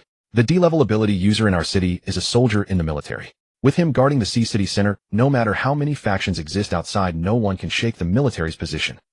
It was this soldier's presence that forged the current Sea City Center. But Zhen Jingbai's arrival had shattered this balance. If he established his own faction in Sea City, countless ability users would surely follow him, becoming a super faction capable of rivaling the military. Shake the military. From what you're saying, it seems these factions would clash with the military. Zhen Jingbai seized upon this crucial point. If the factions wouldn't conflict with the military, how could one possibly use the word shake to describe them? The old man sneered. Factions were created precisely to resist military authority. But the military now controls most of Sea City's resources and territory, so conflict between factions and the military is only a matter of time. Wherever there were interests, conflicts would arise. It was an age-old law of survival. The old man wasn't worried about others hearing him. Everyone knew this, well, they just never spoke it aloud. What were factions, but about establishing one's own independence? The reason factions hadn't conflicted with the military yet was simply because the power gap was too vast. They had ambition, but lacked the strength. Once factions grew strong enough, they would inevitably clash with the military. Because human greed was inherent. No major faction would remain content living outside the walls forever. They all wanted to enter the city center and become its rulers. A slight smile curved Zhen Jingbai's lips as he asked no further questions. Soon the group arrived before the luxurious RV where over 20 survivors had gathered around the 4-meter-tall vehicle. Some restless individuals were already attempting to steal the vehicle in secret. But the RV's security was far too advanced. They strained every ounce of their effort, yet failed to break in. Brothers stealing a car, are we? Zhen Jingbai approached from behind the group of thieves and spoke in a low voice. Their bodies went rigid and they hastily shushed him. Keep it down. There must be plenty of supplies in this RV, enough for us to split. Stop talking nonsense, or you'll attract the owner. Zhen Jingbai grinned mockingly. Your car stealing skills are terrible. Watch this. He then gave a light tap on the car door's glass. The door swung open suddenly. The thieves were stunned. They hadn't realized the door opened by tapping the glass. Overjoyed, they eagerly rushed toward the upper deck of the RV. Suddenly, a tremendous pulling force came from behind. The thieves were violently yanked to the ground by Rao Wen. Just beat them up and give these fools a lesson. Yes, brother Bai. Zhen Jingbai left Rao Wen to deal with the thieves while he led Tang Qiji and the elder upstairs to the second floor of the RV. They were greeted by luxurious interior fittings, warm ambient lighting, gold and treasures unmatched even before the apocalypse, alongside abundant supplies overflowing from storage to fill every available surface. A truly spectacular sight. Both Tang Qiji and the elder gaped in astonishment. Not to mention the comfortable environment. The drinks and food on the table alone were enough to make one's mouth water. The dog pranced around the three, occasionally sniffing at the two strangers. This place is simply heaven, the old man said, unable to conceal his envy. Stop looking, but won't be yours no matter how much you look. Zhen Jingbai looked at Tang Qiji grinning and said, I suppose you can sense the things on the RV. Can you modify them? Tang Qiji took a deep breath and pressed his hands against the ground the instant his ability was unleashed. A vast flood of knowledge suddenly surged into his mind, stabbing like needles. Bang! Tang Qiji let out a cry and fell to his knees, clutching his head, struggling to digest the enormous amount of information. Tang Qiji, what happened? The old man hurriedly crouched down to check on him. Tang Qiji was in a daze for quite a while before finally recovering. I'm fine. He looked up at Zhen Jingbai, his eyes full of awe. Mr. Zhen, where exactly did all this technology in the RV come from? It seems you have fully understood everything in the RV. Zhen Jingbai said with a light laugh. Everything in the RV was created by me. If our two abilities are combined, we can create a miracle. He glanced at the old man beside him. As for my ability, you will know in the future. Nice to meet you, and welcome aboard, Uncle Tang. From the way Zhen Jingbai addressed Tang Qiji, one could sense that his attitude had clearly changed from before. The two gently shook hands. Zhen Jingbai specially opened an expensive bottle of red wine to entertain the two. The old man was quite tactful. After the three of them clinked glasses and savored the wine, he took the initiative to stand up and get off the vehicle. He knew that Zhen Jingbai was hosting him only out of respect for Tang Qiji. Whatever the two were about to discuss next, an old fellow like him was not qualified to be involved. Help me find out where the Beast King has gone, and I can provide you with 3 days of food.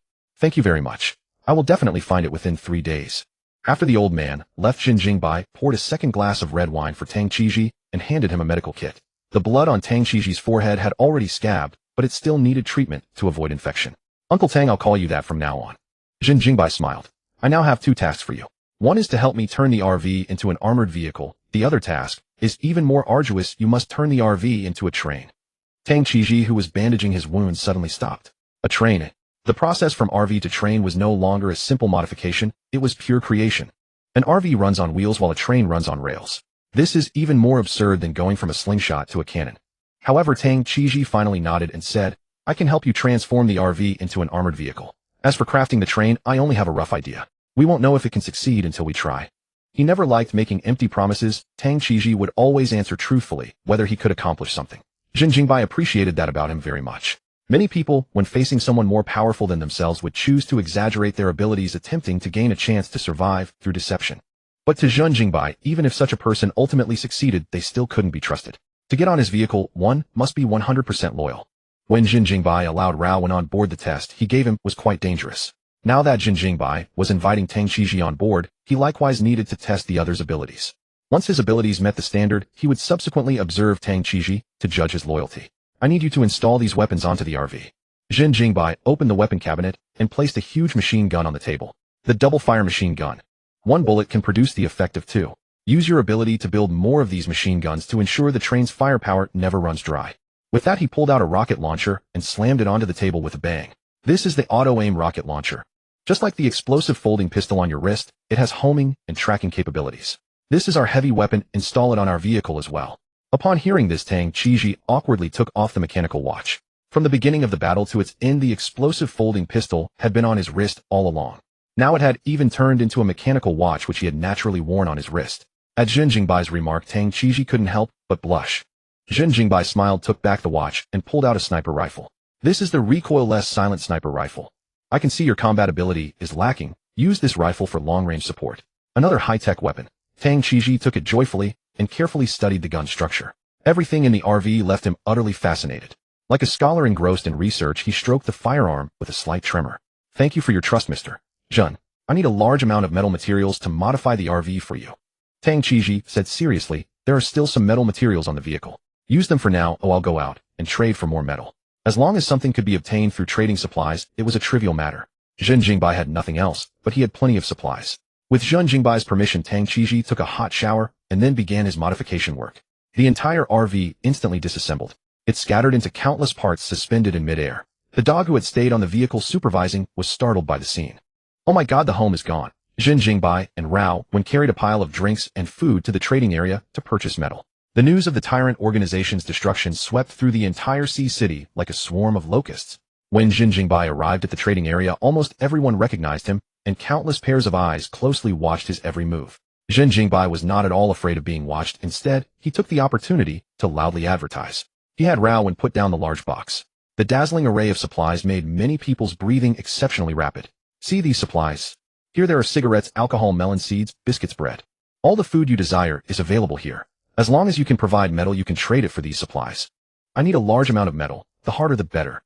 Zhen Jingbai's lips slightly curled up and his words were full of temptation. He needed D-grade metal, but he had no clue at all. C City surpassed B City in both information and supplies.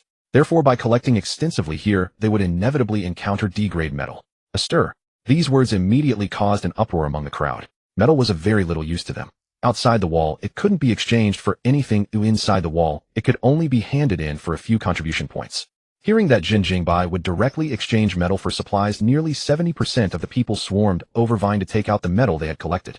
Do you accept steel? It hasn't rusted at all. I stripped it straight off a brand new car. I've got an alloy here scavenged from a research institute. I want to trade it for 5 packs of biscuits. I've got metal I forged myself. The hardness is absolutely top-notch. Facing the crowd's frenzy, Zhen Jingbai unhurriedly accepted the metal from each person's hand, carefully assessing the value of every piece. Ordinary steel. Even a dog wouldn't touch it. Next, Zhen Jingbai tossed the steel back with a look of disgust. All the abandoned vehicles on the roadside were made of steel. This stuff had no value whatsoever. You forged this yourself. Not bad. Here's a pack of biscuits. If you come across better metal, remember to bring it to me. Your metal is also pretty good. It's worth 2 bottles of that couch potato bliss soda. After the apocalypse, this stuff is a rare commodity. You're getting a great deal. E-grade metal. Mediocre. Here's a pack of preserved plums. Take it or leave it. And this pitch black rock. What the hell is it? The hardness is decent. I'll reluctantly give you a pair of men's briefs for it. Deal or not? The other man nodded eagerly. Zhen Jingbai smiled, opened the box, and took out a pair of briefs for him. In the apocalypse, clothing was just as scarce as food and drink. At first, no one cared much about what they wore, but as time passed, they realized that not changing clothes made them truly filthy. Clothes carried too many bacteria and could easily trigger skin diseases. Especially for those who fought against zombies, clothing had almost become a consumable. No matter how often it was washed, it only got filthier day by day. Zombie saliva was even more terrifying than ink. Stains that couldn't be washed away were one thing, but the viruses lingering on the clothes were absolutely lethal. It was precisely for this reason that the bizarre scene of Zhen Jingbai trading briefs for metal had occurred. A few hours later, Zhen Jingbai and Rao, when dragged over 10 tons of metal back to the RV. Mala came running over with soft yelps, seemingly complaining to him about Tang Qiji dismantling the RV. The entire RV had been completely taken apart, leaving only its chassis. A huge pile of parts floated nearby, and beside it were several cars of unknown origin also dismantled into bare frames. All the car parts had merged into the floating mass, making it impossible to tell which component matched which car. Tang Qiji sat at the center of the parts pile, sweating profusely, without a single tool in his hands. With a simple turn of his palm, he could make the car parts assemble themselves. With the point of his finger, the parts would separate exactly the way he wanted. By slowly rotating his palm, he could even force steel to bend into whatever shape he desired. It had to be said Tang Qiji's supernatural ability was quite a sight to behold. Even those who understood nothing about machinery could feel the unique charm of mechanics while watching parts rapidly assemble and dismantle. Clack, clack, clack. One after another, the parts snapped together at speed. From small to large, from slow to fast. Tang Qiji sat on a floating iron plate, gradually becoming wrapped in countless parts as the disassembled RV began to take shape once more. When the final shell panel clicked into place, Tang Qiji happened to be sitting right on the floor of the RV's second level. A fully renewed luxury RV appeared before everyone's eyes. Zhen Jingbai ascended to the RV's second level and found a new staircase in the corridor leading straight down to the ground floor compartment. Tang Qiji smiled and explained, "I thought that since we're going to build a train, the ground floor compartment wouldn't be used for living quarters anymore, so I turned it into a storage room." As the master of the train, Mr. Zhen, you absolutely can't be short on supplies in the lead car. The staircase is there to make it easy for you to move up and down inside the train. I also modified the compartment door so it opens the same way as a train's. I wonder if this design of mine satisfies you, Mr. Zhen. If not, I can change it back. It'll only take a few minutes. The original design of the luxury RV was intended to store cars in the compartment. So the designer had not installed an internal staircase, and the compartment door was a solid panel that opened as a whole. But Zhen Jingbai had no need to store cars, so the original layout had become rather inconvenient. That was why Tang Qiji had decided to make changes, tailoring the RV to better fit Zhen Jingbai's needs. Very nice. It seems your design skills are quite strong too. I'm even more confident about the train plan now. Zhen Jingbai revealed a satisfied smile. So far, he truly couldn't find any fault in Tang Qiji. This man was weak in battle, but in every other aspect he was just too perfect.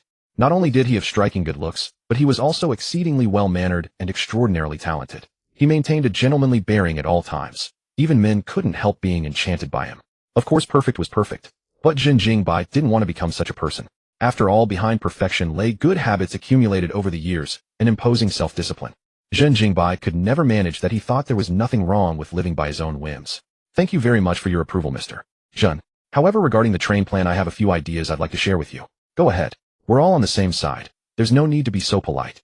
Zhen Jingbai sat down on the sofa. Tang Qiji smiled and said, "About the train plan, I think we should first turn the RV into a giant freight truck and then upgrade it into a train. It takes time to upgrade an RV into a train. Even with our two abilities combined, we can't create a train that can charge through mountains of corpses and seas of blood in one go. So I think we need to build it step by step."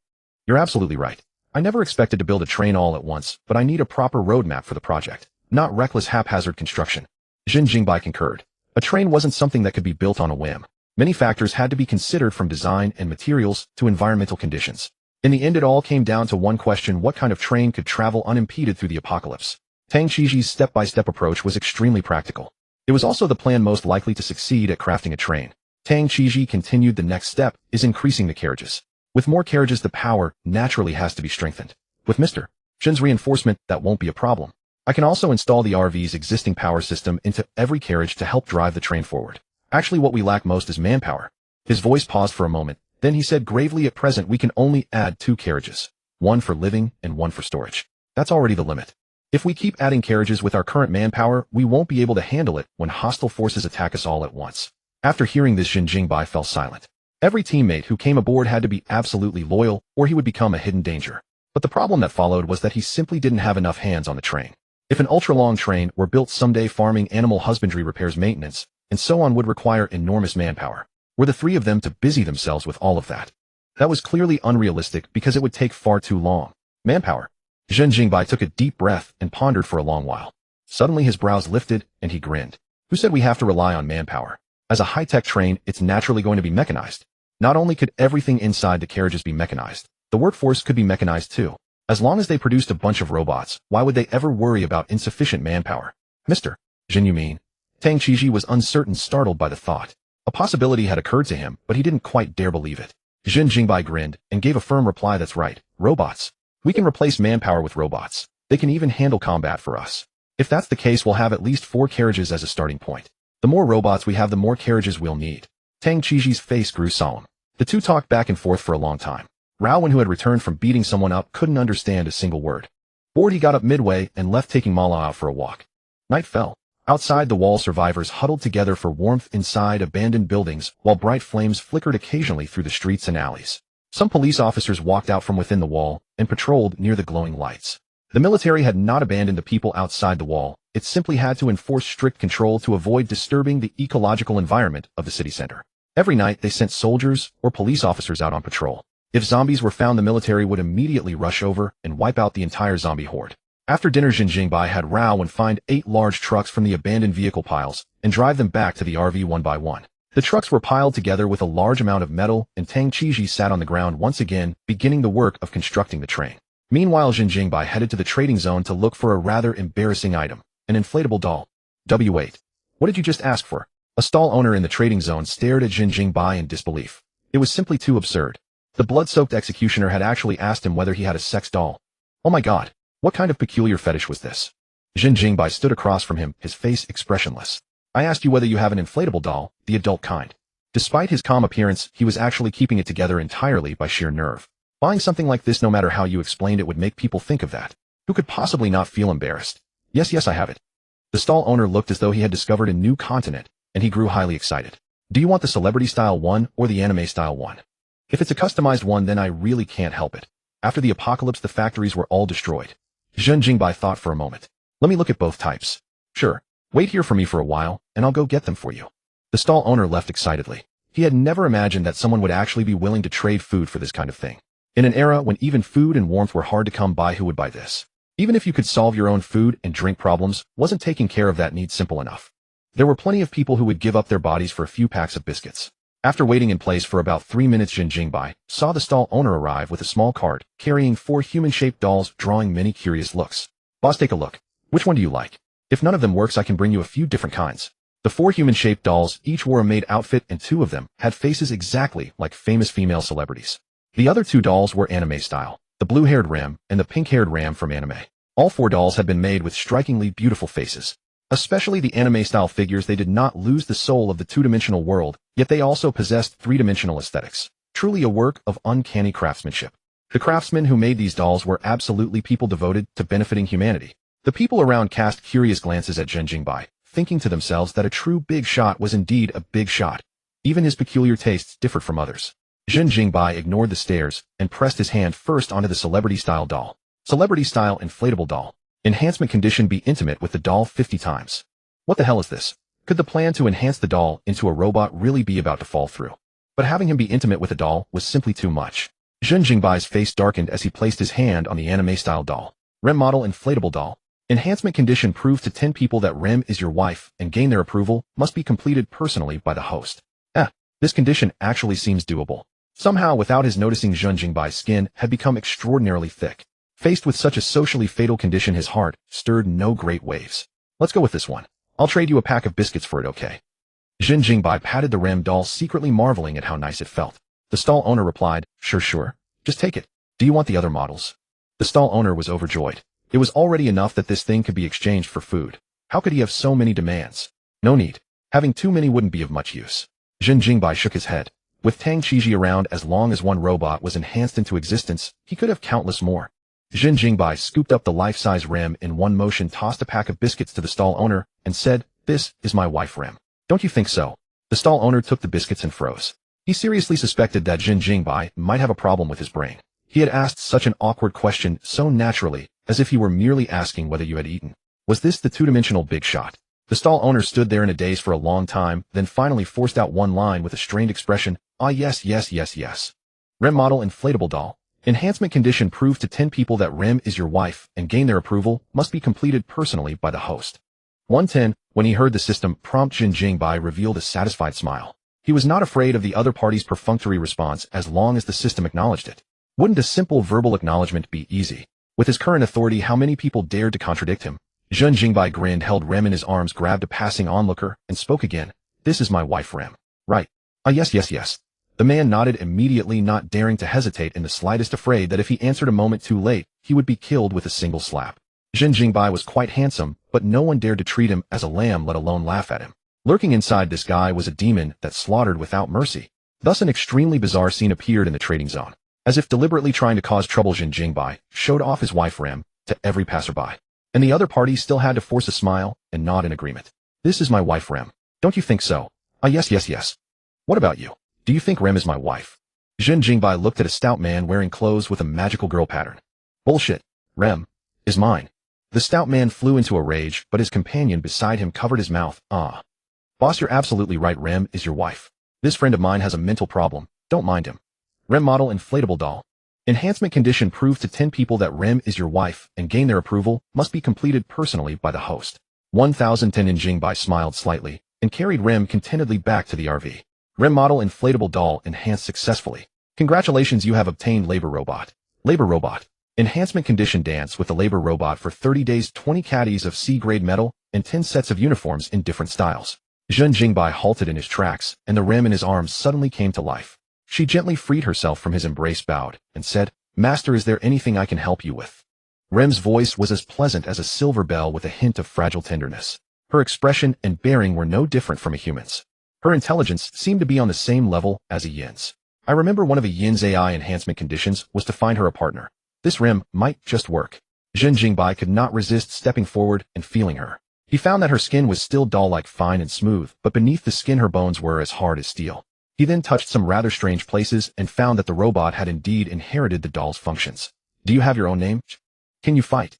Zhen Jingbai asked curiously. The system had called it a labor robot. Was it just a tool incapable of combat? I don't have a name yet. My master can name me. I'm not good at fighting, but if my master ever falls into danger, I will step forward. The robot smiled. In that case, I'll call you Rem from now on. With her looks already right there, why bother thinking of another name? Rem greets master. Zhen Jingbai brought Rem back to the trading district and bought her 10 sets of uniforms. JK Hanfu flight attendant uniforms, British-style uniforms, OL uniforms. Everyone who witnessed this scene couldn't help rubbing their eyes, convinced that they were hallucinating. The inflatable doll came to life. I remember that girl used to be a doll, right? Damn, what's going on? Why can she not only move, but also talk? It must be a superpower, but I wonder which anime god's ability it is. I want a moving Rem too. Hahaha. While the crowd was discussing, Zhen Jingbai had already returned to the vicinity of the RV. Mala ran over, panting, unable to catch Rem's. Senate looked up in confusion, and the view beneath the maid's skirt was fully exposed. Countless parts floated around the RV, blocking the falling snowflakes midair. From within the pile of parts, the clanging sounds of metalwork rang out from time to time. Behind the RV sat 3 4-meter-tall white trailers, all fitted with chassis and wheels. Pressing his palm against a trailer, Zhen Jingbai found that the shell and window glass were both E-grade hardness, and the wheels were made of adaptive morphing tires. Zhen Jingbai walked over to Tang Qiji, who was hammering the coupler between the RV and the trailers, and asked curiously, Are these trailers all done? All done. Tang Qiji, dressed in a suit and overcoat, didn't even look up, his face shadowed by his jazz cap. He continued using his ability to strike the metal and replied, All 3 trailers have the same configuration as the RV, even the power system. Even if a trailer detaches, AIN can control it to keep driving. However, I haven't installed the weapons yet. I was afraid they'd disturb your rest tonight, so I put that off until tomorrow. So fast. Zhen Jingbai was surprised. He had only gone out to buy a doll, and Tang Qiji had already finished 3 trailers. As long as there are sufficient materials, I can quickly forge anything, including smart chips. Can you quickly forge chips too? Then aren't you a human lithography machine? I feel your ability is quite formidable. Zhen Jingbai glanced around. A truck weighing dozens of tons had been stripped down to just a frame by Tang Qiji. If such an ability were applied to a person, the effect would surely be impressive. Tang Qiji stopped hammering and sighed. I thought the same at first, but after testing I found that my ability only works on machinery. My ability is a conceptual one with no clear indicators. For example, the body shell is just a piece of sheet metal, yet I can make it float, bend it easily, or shatter it. But when used on living beings, it has no effect, unless that person is a robot. Also, tires are clearly rubber and glass isn't machinery, yet they can be affected by my ability. Tang Qiji wore a bitter smile. He truly hadn't figured out his own ability. Disassembly and assembly were merely a concept with no precise definition of which objects it could be applied to. Perhaps the definition of machinery isn't determined by the ability, but by you yourself. If you deem something as machinery, then it can be controlled by you. Zhen Jingbai proposed a bold idea. If that were really the case, then as long as Tang Qiji visualized a person as machinery, could he instantly tear them to pieces? If he visualized himself as machinery, he might even be able to modify his own body. He could become exceptionally strong, while also becoming exceptionally long. I'm not too sure either. Fighting and killing don't suit me, and being able to modify only machinery isn't bad either. Tang Qiji patted the coupler connecting the RV and trailers. Mr. Jin, take a look at this coupler. Does it meet your needs? As soon as he finished speaking, his gaze locked onto Ram. A robot. Mr. Jin, you've already gotten your hands on a robot. Tang Qiji grabbed Ram's slender arm to sense the principles of her mechanical structure. Of course, as I said, you and I together will create miracles. Zhen Jingbai placed his palm on it.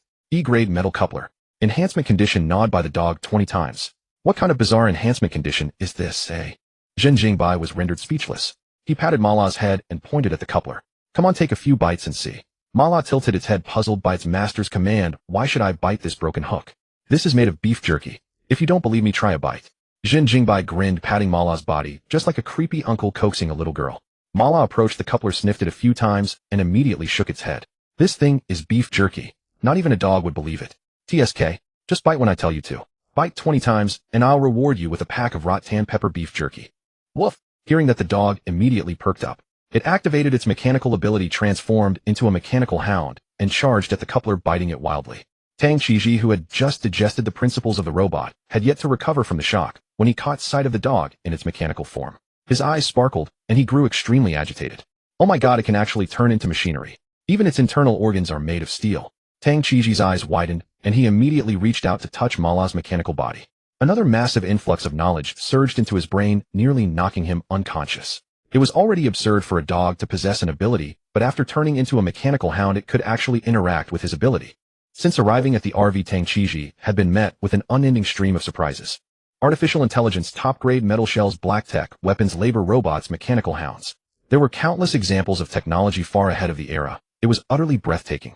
Mala's sharp fangs gnawed at the coupler with a clanging sound, leaving several scratch marks, but it simply couldn't bite through. The coupler has the same hardness as the RV shell. It's E-grade metal. Seeing that the dog couldn't bite through the coupler, Tang Qiji explained with a smile. He had learned the term E-grade metal from Ayin. Before this, he had no idea about the classification of metal grades. Zhen Jingbai was taken aback, then asked in surprise, "You can do alchemy?" It was only then that he realized. All 3 trailers were of E-grade hardness. Wasn't that Tang Qiji's masterpiece? No, I just understand the structural principles of E-grade metal and then synthesize it. Tang Qiji shook his head. Just that? That's already outrageous. By your logic, if I gave you D-grade metal, you could churn out a whole lot, right? It's possible, but the higher the metal's hardness, the more energy I need to expend, and the slower the synthesis becomes. Zhen Jingbai's breathing grew rapid. This ability was truly remarkable. In his upgrade requirements, too many items were held back by D-grade metal. If he could solve the metal issue, he was bound to undergo another massive upgrade. Zhen Jingbai immediately ran to the iron crate filled with metal and rummaged through it, finally finding a piece of dark black metal the size of an egg. This is the only piece of D-grade metal I got in the trading district. See if you can analyze it. Zhen Jingbai handed the metal to Tang Qiji. That you possess D-grade metal. I'm truly astonished. Tang Qiji pinched the dark metal and pushed up his gold-rimmed glasses with his right hand. I can help you synthesize a large amount of D-grade metal. May I ask how many tons you require? Good heavens, measured in tons. I love it. Not too much about.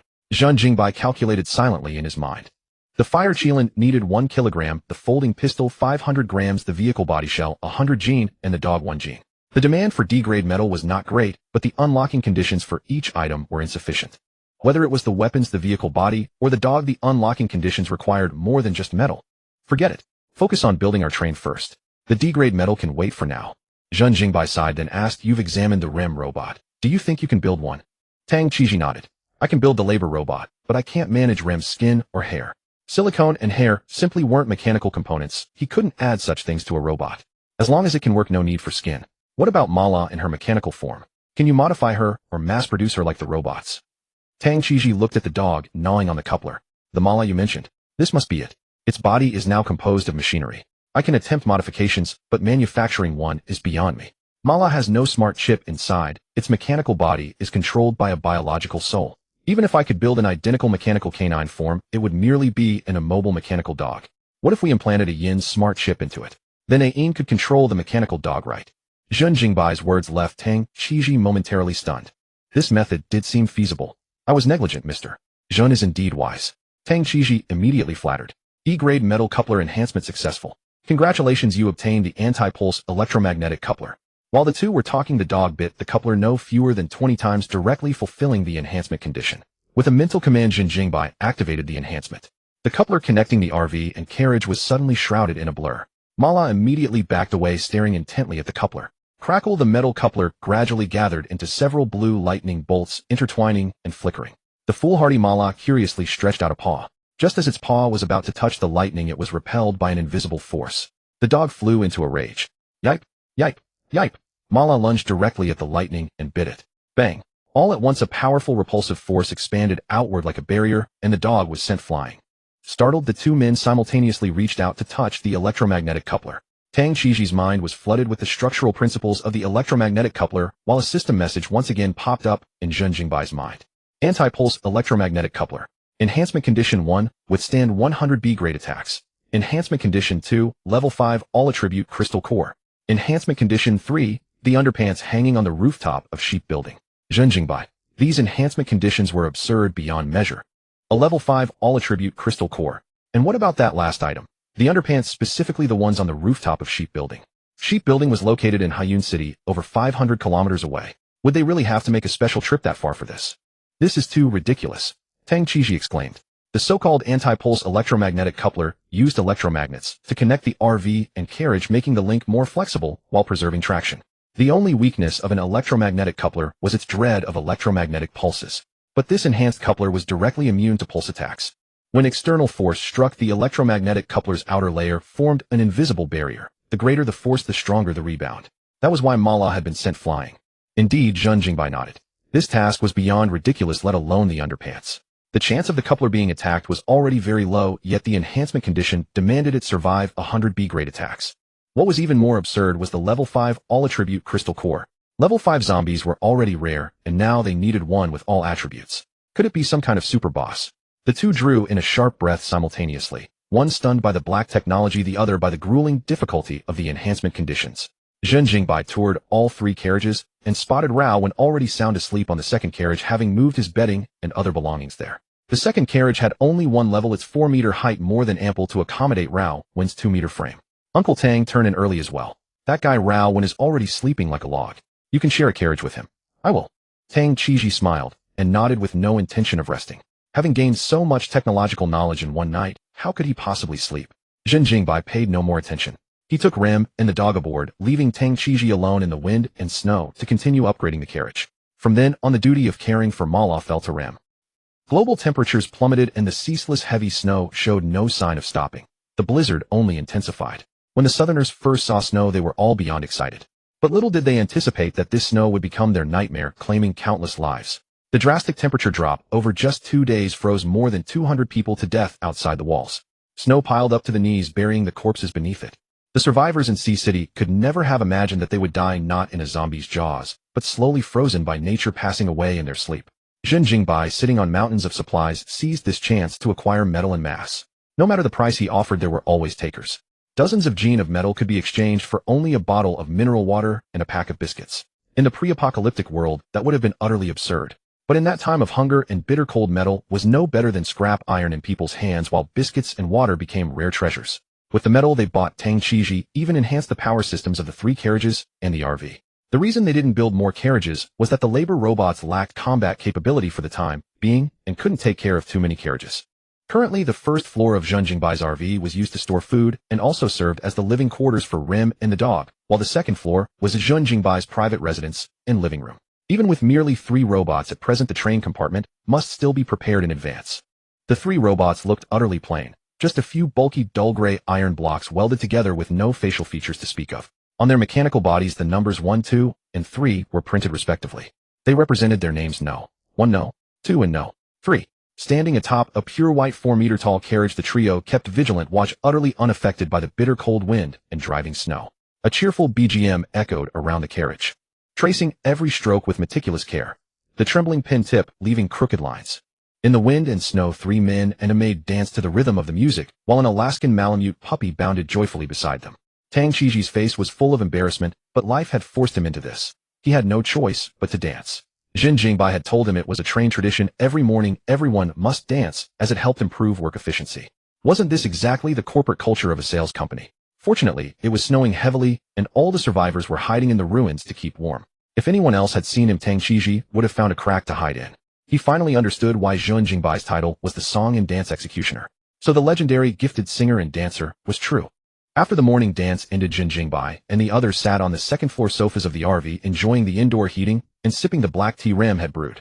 Life was quite comfortable. The old man rubbed his frozen hands, then picked up a steaming cup of tea. Mr. Zhen, I've obtained the results on the matter you asked me to investigate. 2 days earlier, Zhen Jingbai had asked him to look into the Beast King's whereabouts, promising 3 days' worth of food if he handled it properly. This is only my speculation, but the likelihood is high. Would you like to hear it? The old man asked cautiously. Everyone sat in a circle around the sofa. Tang Qiji was eager, but he did not dare to speak out of turn. Zhen Jingbai gave a slight smile. Go on, let's hear it. The old man took a sip of his black tea and said slowly, a week ago someone brought news that a fruit tree grows inside Tanian Cave, and the fruit on it can help people enhance their superpowers. However, this news was riddled with doubts and extremely low credibility. Almost every faction took no notice, except the Beast King. If something so wonderful truly existed, who would be willing to share it? That point alone was suspicious. Besides, the person who brought the news had merely heard of it, not witnessed it with his own eyes. Therefore, the major powers directly abandoned the idea of exploring Tanian Cave. The rumor was dubious, and its credibility was low. Traveling from Sea City to Tanian Cave was far too dangerous. Outside, the zombies were growing in number day by day. Going from Sea City to Tanian Cave meant fighting all the way there. If Tanian Cave turned out to be a trap, even the 10 major powers would be hard-pressed to cope. The old man took another sip of tea. Before the Beast King left Sea City, she asked the informant for a wealth of information. I believe the chance that she went to Tanian Cave is extremely high. Tang Qiji's face lit up with excitement as he looked at Zhen Jingbai, eager to depart immediately. But Zhen Jingbai was silent for a brief moment. To conclude that the Beast King would go to Tanian Cave merely because she asked some questions, I think that guess is rather rash. Merely asking around. Did that guarantee she would go? What if it was just a coincidence? He did not want to make a wasted trip to Tanian Cave. That would be a complete waste of time. The old man said in a deep voice, I went to the center of Sea City and met the Beast King's family. She has a younger brother 10 years old who has awakened an F-rank special superpower. The Beast King's purpose in going to Tanian Cave is very likely to use the fruit to help her brother improve his strength. Superpower ranks could be improved through training. But the difficulty was enormous. Ordinarily, one had to undergo life and death battles to achieve a breakthrough. After all, superpowers were not cultivation. There were no cultivation techniques to practice. They were more like innate talents that required constant training to refine one's proficiency. When proficiency reached a bottleneck, whether one could break through to the next rank was a true test of fortune. The most plain and straightforward method was the sudden eruption of potential at a critical juncture. But the Beast King's younger brother was only 10 years old. How could she possibly let him go out and fight? And an F-rank superpower was far too weak. It wasn't as if they could wait until her brother grew up before training his ability, could they? Awakening a superpower at the age of 10 was already a head start. To help her brother win at the starting line, the Beast King would naturally stop at nothing to get that fruit, which could enhance one's superpower. After listening to the old man's thorough analysis, Zhen Jingbai felt that this guess indeed carried some degree of credibility. Alright, I don't care whether the Beast King really went to Tanian Cave. I can take Uncle Tang on a trip, but... Zhen Jingbai turned his gaze to Tang Qiji. Even if you do find your daughter, how will you arrange for her? I don't allow dead weight on my train. There were two main reasons he was willing to make the trip. First, it was in consideration of Tang Qiji's hard work over the past few days. Second, Zhen Jingbai was also somewhat interested in this kind of fruit tree. Who didn't want to become stronger? His constitution was already that of a growth-type superpower user, so consuming such a fruit would most likely improve him as well. My daughter possesses a healing superpower. She is not dead weight. Tang Qiji immediately retorted. I say she is, and that's final. Zhen Jingbai replied coldly. An overwhelming sense of pressure rushed at him. Tang Qiji's breath caught in his throat, and his retort was instantly suppressed. After several days of contact, Tang Qiji had completely figured out what kind of person Zhen Jingbai was. This guy was normal one moment, and abnormal the next. Sometimes he was like a kind young man, at other times he was like a madman with something wrong in his head. His personality was impossible to pin down, more intimidating than an ancient emperor. On the road, think carefully about where you should arrange for your daughter to go. Zhen Jingbai rose to his feet. Actually, the center of Sea City is quite good. Many factions are outside and troops are stationed inside. Leaving your daughter in the center of Sea City would be a fine choice. He handed the food on the table to the old man, the reward he had promised. There was milk, biscuits, bread, and sweet potatoes, enough to last him 3 days. Many thanks, Mr. Zhen. The old man expressed his gratitude, then also looked at Tang Qiji. I think Mr. Zhen is right. The center of Sea City is a good choice. Having said that, he turned and left without stopping. His final words were not meant to curry favor with Zhen Jingbai, but were uttered from the bottom of his heart. The center of Sea City was far too good. As long as one was willing to work, one could live a carefree life. The safety level there was even better than in the pre-apocalyptic world. Soldiers patrolled everywhere, so there was no crime to speak of, and no one dared to do anything illegal inside. Leaving Tang Qiji's daughter alone in the center of Sea City was completely safe, unless the entire center was overrun by zombies. but the probability of that was very low. Let's move out. Destination Tannian Cave. At Zhen Jingbai's order, Ayin immediately started the train. The 3 carriages, each 4 meters high and 15 meters long, looked mighty and spectacular. With the luxury RV at the head, it could already be regarded as a small train. Woo! The engines of the train and the carriage started simultaneously, like a waking beast roaring at the sky, galloping through the wind and snow. Dim yellow light pierced the snow curtain, and the thunderous train noise drew many survivors in the ruins to watch. In the apocalypse, seeing such a magnificent train was awe-inspiring for many. Somehow they had a premonition that they had just witnessed the birth of a miracle. The train gradually moved away from Sea City, and more zombies attracted by the sound surged after it. They were ruthlessly crushed beneath the wheels, their bodies squelching and rotting under the train. Zhen Jingbai descended the stairs to the first floor, which had been completely opened up during Tang Qiji's renovation. The former storage area now merged seamlessly with the carriage, making the first floor even more spacious. The pale yellow cabinets on both sides of the carriage had all been reinforced, possessing immense cubic space. 90% of the train's food and drinks were stored in these unremarkable cabinets. At the end of the first floor, 2 small beds were placed for Mala and Rem.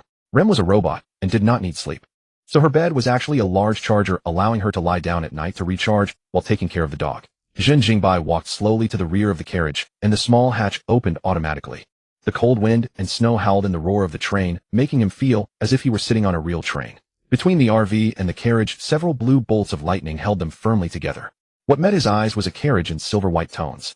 The walls were lined with a dazzling array of weapons, and ammunition boxes of varying sizes lay scattered on the floor, giving the space a distinctly war-torn air. Mr.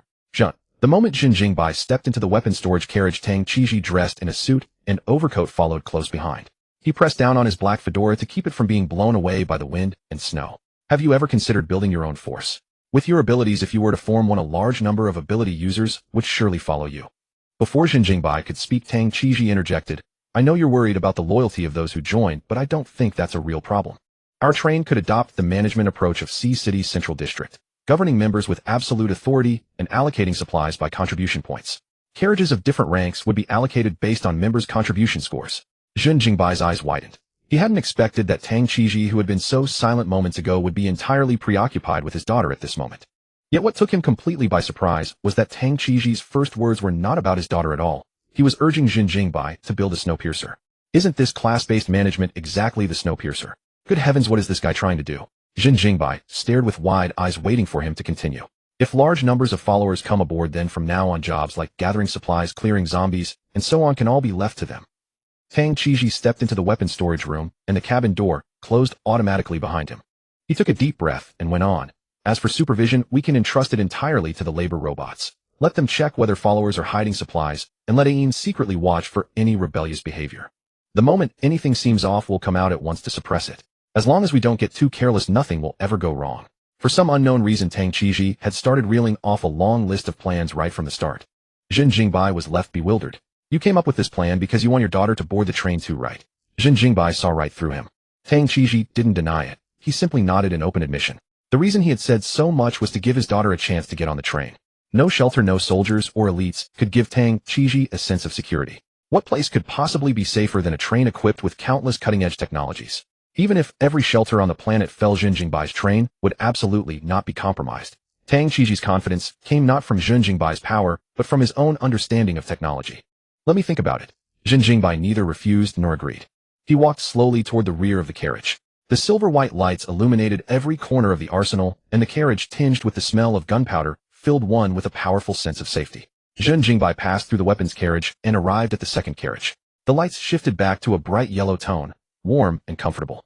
There was far more here: a private bathroom, a kitchen, and 3 bunk beds pressed close together. Fitness equipment occupied the floor, and a mountain of snacks covered the tables. It felt much like stepping into a student dormitory, cluttered yet carrying a hint of familiarity. Rao Wenjung was lifting dumbbells to build muscle. His towering 2-meter-4 frame did not feel at all cramped in the 4-meter carriage. Yo, brother Bai's here. Rao Wenjung smiled in greeting.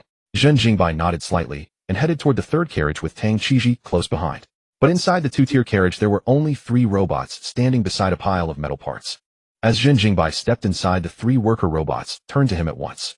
Master, do you have any orders? Zhen Jingbai shook his head and sighed. There are still too few worker robots.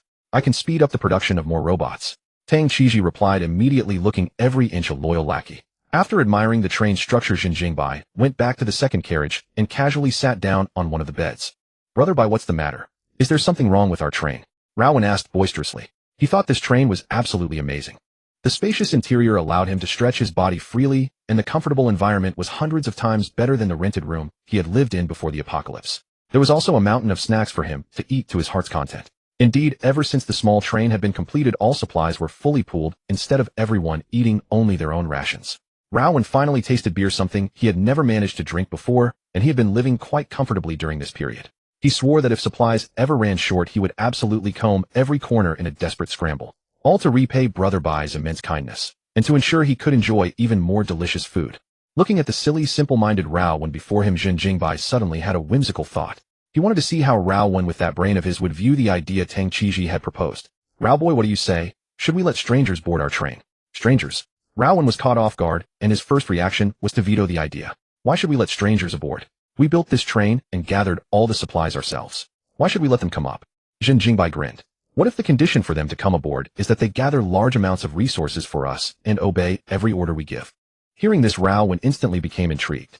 "Brother Bai, do you mean hiring laborers?" Zhen Jingbai nodded with a beaming smile. "Exactly. We'll use supplies to recruit workers. Isn't that just hiring employees?"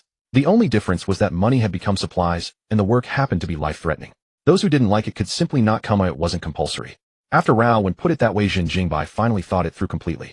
If he was worried about the loyalty of people who boarded the train, he could start them as temporary employees who might be thrown off the train at any moment. If their loyalty proved good enough, they would become regular employees with upgraded benefits. The corporate system from before the apocalypse could be applied perfectly to the end times. Zhen Jingbai had been preconditioned by the system and Snowpiercer, fearing that the train's crew would rebel en masse and everything would end up benefiting someone else. In reality, there was no need to worry about rebellion at all. Snowpiercer did not have this many cutting-edge technologies, nor did it have artificial intelligence overseeing everything. And recruitment could start small. For example, he could first hire a dozen or so people to work on the train. Once he was sure the veteran employees were loyal, he could hire new ones. "I think this plan is great, Brother Bai. You can leave supervision to me," Rowan said, thumping his chest. "If any worker steps out of line, I'll just slice them with my broadsword. We're civilized people. How can we go around killing people? Just throw them off the train." Zhen Jingbai chuckled. Tang Qiji, who had been following along the whole time, also smiled. "It seems Mr. Zhen has decided to adopt my proposal. However, I have another idea. Would you be willing to hear it?" "I'll adopt your proposal for now. After we return to Sea City, we'll start recruiting. Tell me your other idea." Tang Qiji's face lit up with joy, and he asked in a low voice, "To keep a train running, you naturally need tracks. Mr. Zhen, have you ever considered what those tracks should circle around? The adaptive tires could travel at high speed directly on tracks, so Zhen Jingbai and the others did not need to manufacture special metal wheels.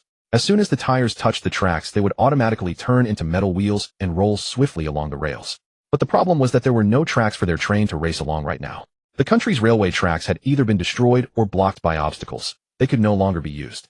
Zhen Jingbai looked calmly at Tang Qiji. "From your tone, it seems you have an idea." "I do have a bold idea, but it's even more difficult than building tracks." Tang Qiji nodded solemnly and continued, "We can build our own power and seize a district in a city as a base. Our train will then circle around that territory." Hearing this, Zhen Jingbai frowned. "Don't you think this plan is stupid? Our train itself is the base. Why do we need to occupy territory? Not to mention how foolish it would be to run around the territory. Our auto-transforming tires can travel on any road and cross every major city. Why should we bind ourselves to one place?" Hearing this, Tang Qiji hastily waved his hands. "Mr. Zhen, you've misunderstood.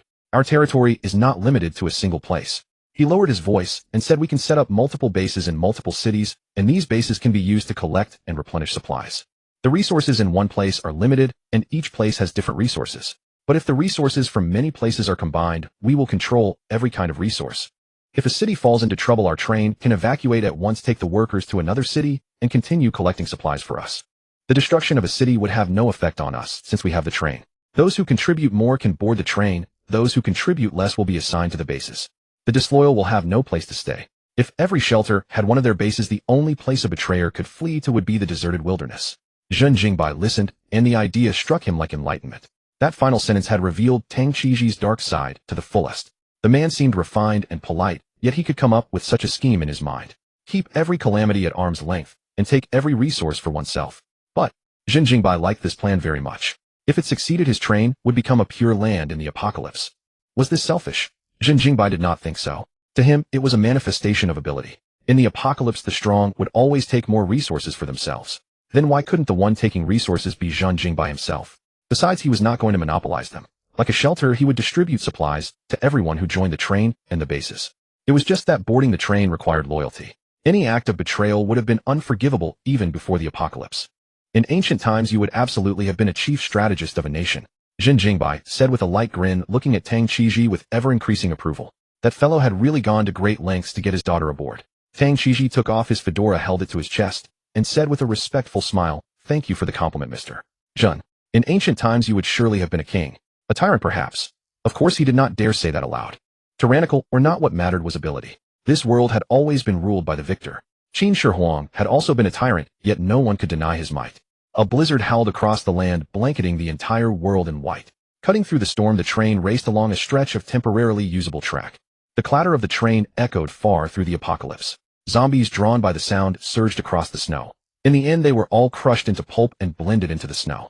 When Zhen Jingbai and the others arrived at Tanying Cave, the world had undergone earth-shaking changes. Snow covered the whole world, countless people had frozen to death on the streets, and many ruins had been swallowed by the blizzard. Tanying Cave had originally been a tourist scenic area with many visitors. Now it was as desolate as a forbidden land. Even its buildings and facilities had been flattened and buried beneath the snow. The long train slowly entered the scenic area. The silence around them was so heavy that it made people feel suffocated. Zhen Jingbai glanced at the snow-covered scene outside and said softly, "There are many bodies beneath the snow. The dark green blood probably comes from second-tier zombies. The Beast King's Beast Legion may have passed through here." This was good news for Tang Qiji. At least they had not come to the wrong place. If the Beast King were not here, then given Zhen Jingbai's personality, he would have gone straight back to Sea City and refused to help search any longer. The only reason he had been willing to come here was out of consideration for Tang Qiji's tremendous contributions. If he were asked to search somewhere else, he would absolutely refuse. Fuel was too precious. But this also reminded Zhen Jingbai that if the train was to keep running, it would have to rely on something else for energy. The train moved slowly through the scenic area, mercilessly crushing the corpses buried beneath the snow. Based on the location shown on the map, Zhen Jingbai and the others arrived at the entrance of Tanying Cave. The Beast King set off 4 days earlier than us, but our train is definitely faster than the Beast Legion's marching speed. The time difference between our two arrivals at Tanying Cave should not be too great. The train cabin door opened, and the biting wind at over 20 degrees below zero howled past their ears. Zhen Jingbai stepped on the zombie corpse in the snow. Judging by the stiffness of the corpse, it died within 24 hours. The Beast Legion is very likely inside the cave. Hearing this analysis, Tang Qiji's face immediately lit up with excitement. "Brother Bai, should we drive in and take a look?" Rowan asked as he got off the train. Zhen Jingbai gave the back of his head a direct slap. "Your brain gets dumber every single day. The cave is this narrow, and you're suggesting we drive in?" Looking in from the entrance, a narrow slope could be vaguely seen. Even if the train could fit inside, getting back out would be no easy task. It seemed that something had gone wrong with Rao. When supernatural ability, he was becoming more and more thoughtless in his actions. Zhen Jingbai even worried that this guy might turn into an idiot after a while. "But if we don't drive in, I won't feel safe at all," Rowan said with a pitiful expression. A giant man putting on such a look made Zhen Jingbai's forehead fill with black lines. Actually, Rowan wasn't wrong. Zhen Jingbai himself also felt very insecure about not driving in. Throughout the journey, they had almost never gotten off the train. The task of looting supplies was entirely left to the labor robots because zombies would not attack robots. Therefore, every place they looted was basically stripped clean and loaded onto the train. From Sea City to Tanying Cave, not only had Zhen Jingbai and the other supplies not decreased, they had tripled in total. A comfortable, easy environment made people reluctant to leave their current state. Everyone who boarded the train basically didn't want to get off. "If you die on the train, you won't need to get off," Zhen Jingbai roared angrily. "Hurry up and clear the path ahead. I'll cover your rear." Rowan. He always felt that Brother Bai's words were a little wrong, but his brain couldn't figure it out, so he could only take the lead and walk toward Tanying Cave. "Wait, take your weapons." Tang Qiji on the train called out to Rowan and tossed him a pistol and an axe. This is an explosive folding pistol and a D-grade metal hand axe. Vibranium is too hard to synthesize, so make do with them for now. Snap! Rowan caught both items in one hand. The hand axe folded into a metal glove, and the pistol turned into a mechanical watch. He grinned. "Thanks, Uncle Tang. When can you help me make my broadsword foldable?" "Give it a while." Tang Qiji's face showed distress. Vibranium's hardness was beyond imagination. It was not only difficult to synthesize, but also just as difficult to break down. This was the first time he had encountered a situation where his ability was blocked. For the time being, he couldn't do anything to transform the vibranium hand axe or the vibranium broadsword. Tang Qiji turned to Zhen Jingbai and said solemnly, "Mr. Zhen, I know this request is a bit excessive, but I still want to ask. I want to go into Tanying Cave with you. His daughter might very well be down there. As a father, how could he be willing to wait on the train?" Zhen Jingbai looked at him several times. "No one will always be there to protect you when danger comes. You'd better think it through." He couldn't be blamed for being blunt. Tang Qiji was the one who insisted on following. Everyone present knew exactly where he stood. If Tang Qiji ran into lethal danger, Zhen Jingbai and Rao Wen might not be able to save him. If you wanted to go down, you had to bear the risk yourself. I understand. I'll take care of myself, mister. Zhen, please don't worry. Tang Qiji's expression was solemn as he nimbly slung the sniper rifle onto his back. All right, take your gear, and we'll all go down. Guzi stays on the train to guard it. Bite any intruder, and Ain remember to notify us. Zhen Jingbai shook the superphone. Woof. Mala let out a soft bark and docilely stayed on the train to patrol. The three braved the icy wind and cautiously walked into Tanian Cave. Under the effect of the silent boots, the three moved swiftly without making a single sound. Zhen Jingbai wore a multifunctional mask engraved with an orange whirlpool, while the masks of Rao Wen and Tang Qiji were pure white. The night vision function showed the dark interior of the cave in perfect clarity.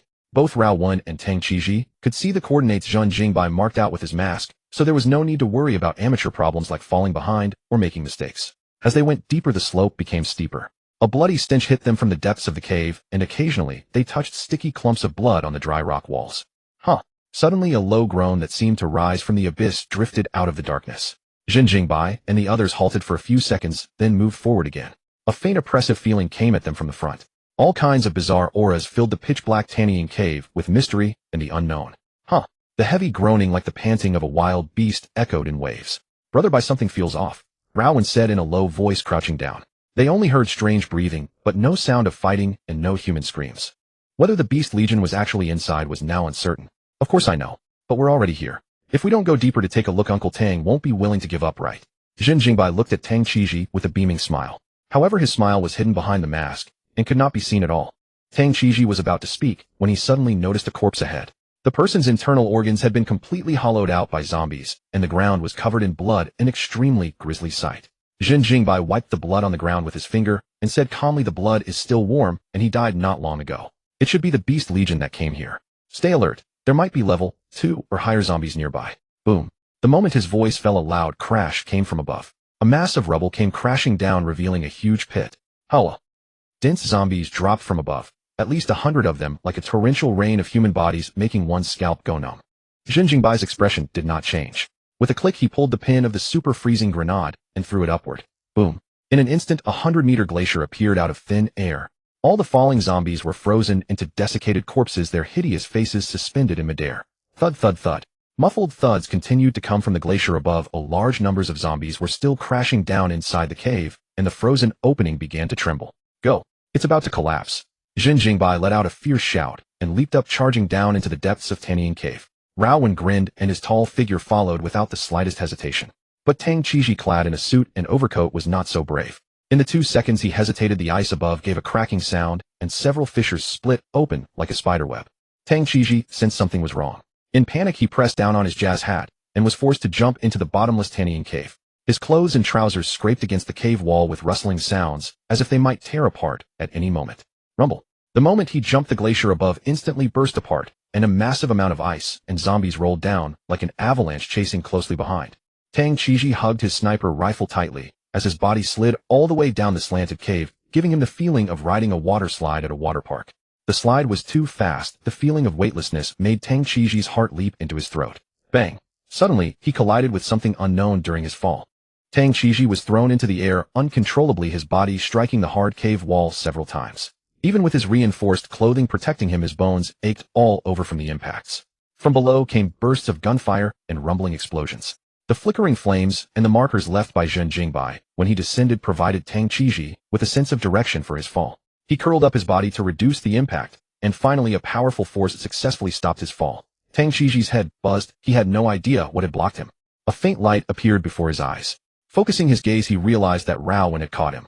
The area was sprawling with dead zombies, clearly just killed by Zhen Jingbai and Rao Wen. Dark ink-like blood soaked the ground, looking extremely disgusting. Zhen Jingbai threw another super ice grenade, instantly freezing over the hole they had entered from. Rumble. Like an avalanche, the tide of zombies continuously slammed against the ice, producing muffled thuds. There are too many zombies. The ice wall will burst before long. Let's move. Zhen Jingbai ran first toward the light, while Rao Wen laughed heartily and carried Tang Qiji on his shoulder as he quickly followed. The three passed through the deep passage and rushed into the light. What came into view was a vast cavern. It was roughly 400 square meters in size, with no ceiling visible. A torch was stuck horizontally into the wall, nearly burned out. It was this faint light that had guided Zhen Jingbai and his companions. Beneath the torch stood 4 zombie tigers guarding a colossus of a tiger that was 6 meters long. The moment the three entered aside from the crouching giant tiger, all four zombie tigers turned their heads, in unison, murderous intent blazing in their dark green eyes. Heh! A heavy low growl sounded again. The source was the giant tiger behind them. It crouched on the ground, biting at human corpses. Piles of white bones were accumulated, and fresh blood smeared all over its mouth. Man, did we come to the wrong place? Rowan said, stunned. How come we didn't see the beast legion, but instead saw a pack of tigers? Do you think a tiger stuck that torch on the wall? Zhen Jingbai calmly glanced at the flesh and blood in the giant tiger's mouth, completely unimpressed by the zombie tigers. They were merely level 2 zombies. The only one worth his attention was the crouching giant tiger. The three could vaguely see a dark passage behind it, and there was no way past unless they killed the giant tiger. Those bones the giant tiger is gnawing must belong to the beast legion, Tang Qiji said nervously. At this moment he was worried about his daughter's safety, and his face became grim. Fortunately, the pile of white bones clearly belonged to thick adult skeletons, otherwise Tang Qiji would have gone frantic beyond reason. In order not to impede Zhen Jingbai and Rao Wen's performance, he took a few steps back to give them space. Besides, as a sniper, Tang Qiji shouldn't be standing in the front line.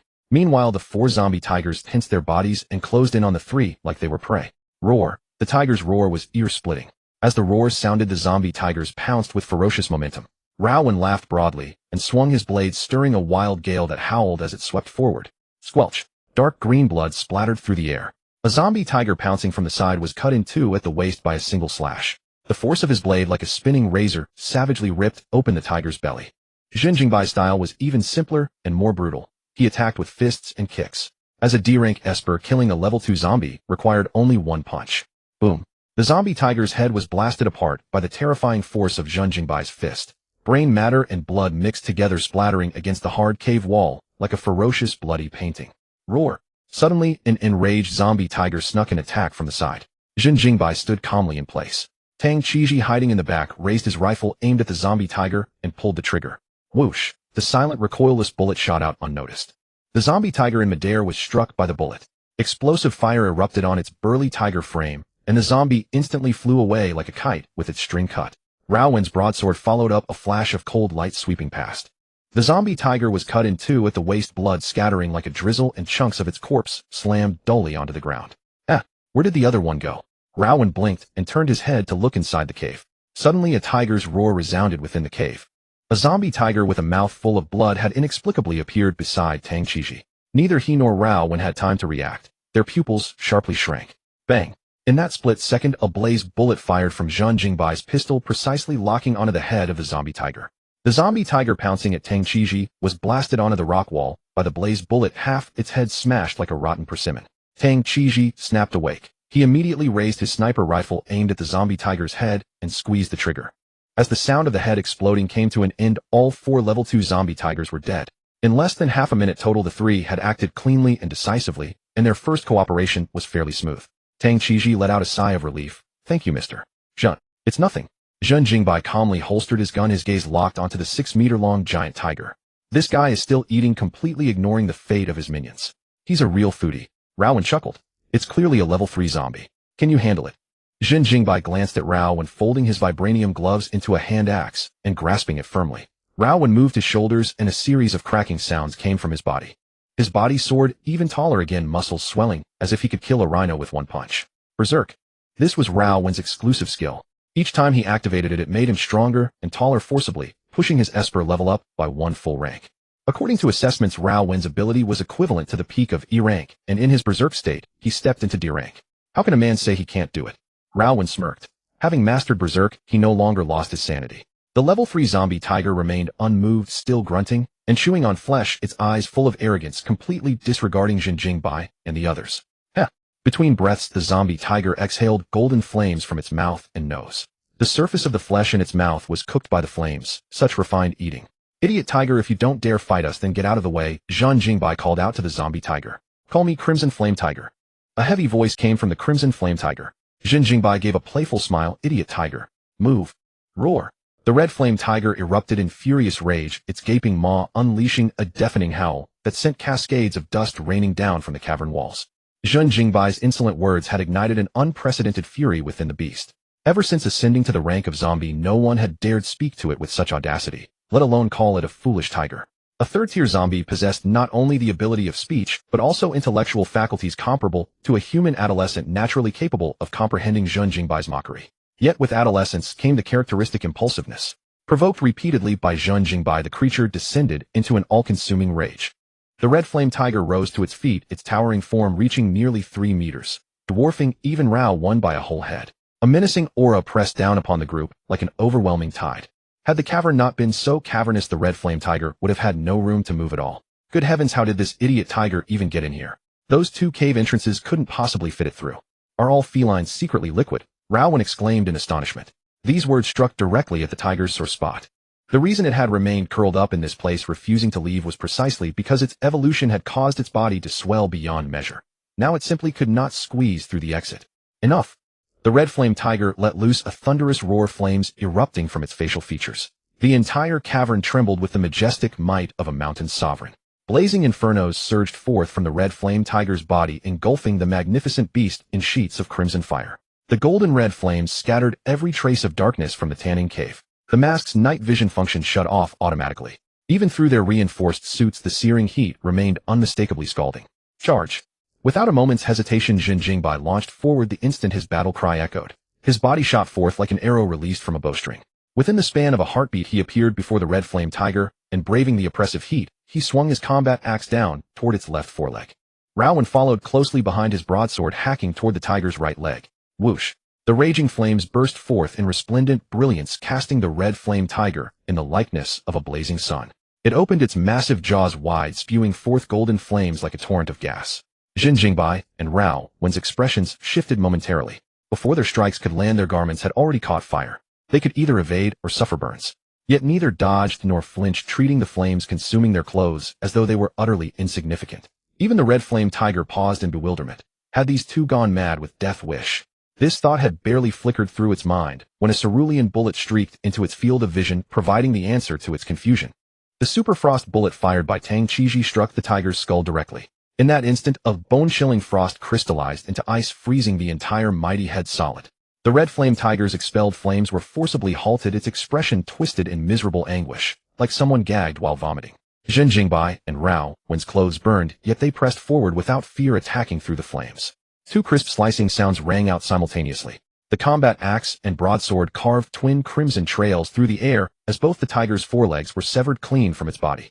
The flames burning upon the severed legs extinguished in the same instant, transforming into nothing more than 2 ordinary tiger legs that crashed bloodily to the ground. Roar! The ice shattered from the tiger's head, and its mournful shriek reverberated throughout Tanning Cave. Its colossal frame crashed heavily to the earth with a thunderous boom. Flames erupted from its mouth uncontrollably, as if suffering severe diarrhea, scorching the entire cavern into a sea of fire. Tang Qiji aimed precisely at the flames, firing repeatedly to extinguish the surrounding infernos with his frost bullets. The silenced recoil-free sniper rifle's projectiles glided forth like spectral phantoms in the night, silently reshaping the cavern's environment. One moment Tanning Cave blazed with roaring flames, the next it had become an icy glacier under cover of darkness. The mask's night vision activated automatically. Zhen Jingbai and Rao Wen moved with lightning speed, appearing as twin phantoms as they swiftly positioned themselves behind the red flame tiger. Their weapons swung down once more. The red flame tiger endured the agony, attempting to leap up for a counterattack. Yet 3 streaks of violet light flashed through the darkness, striking respectively its head and both hind legs. Zizzle! The violet lightning paralyzed the red flame tiger's entire body. Mid-leap, its massive form suddenly went rigid, overwhelming fear flooding its heart. It had not the faintest idea where those streaks of light had originated, nor how that cerulean bullet had materialized. Completely silent, it defied everything it knew about human firearms striking before it could possibly prepare. During that instant of paralysis, Zhen Jingbai and Rao Wen's assault showed not a shred of mercy. The 2 burning hind legs were sliced clean off with the greatest of ease by their vibranium weapons. Completely stripped of mobility, the red flame tiger had fallen into utter terror. A terror so profound that even the agony of its severed limbs could not compete. NLL. The red flame tiger howled in panic, its body temperature surging to the absolute peak of its existence. From the 4 severed stumps, a deluge of bubbles billowed forth as it desperately attempted to regenerate its wounds. However, Zhen Jingbai, veteran of countless zombie-slaying expeditions, would never grant the red flame tiger a chance to regenerate. He and Rao Wen blurred forward, once more, combat axe and broadsword sweeping in from left and right, both hacking into the tiger's neck simultaneously. The searing heat painted both attackers' skin crimson, yet their assault never faltered for an instant. Splurt! The 2 warriors' forms crossed in a dizzying dance. Scarlet blood sprayed through the air. A massive tiger head tumbled to the ground. its bulging eyes wide with shock burned with despair and indignation. Against these three insignificant humans, it hadn't even been granted a single opportunity to strike back.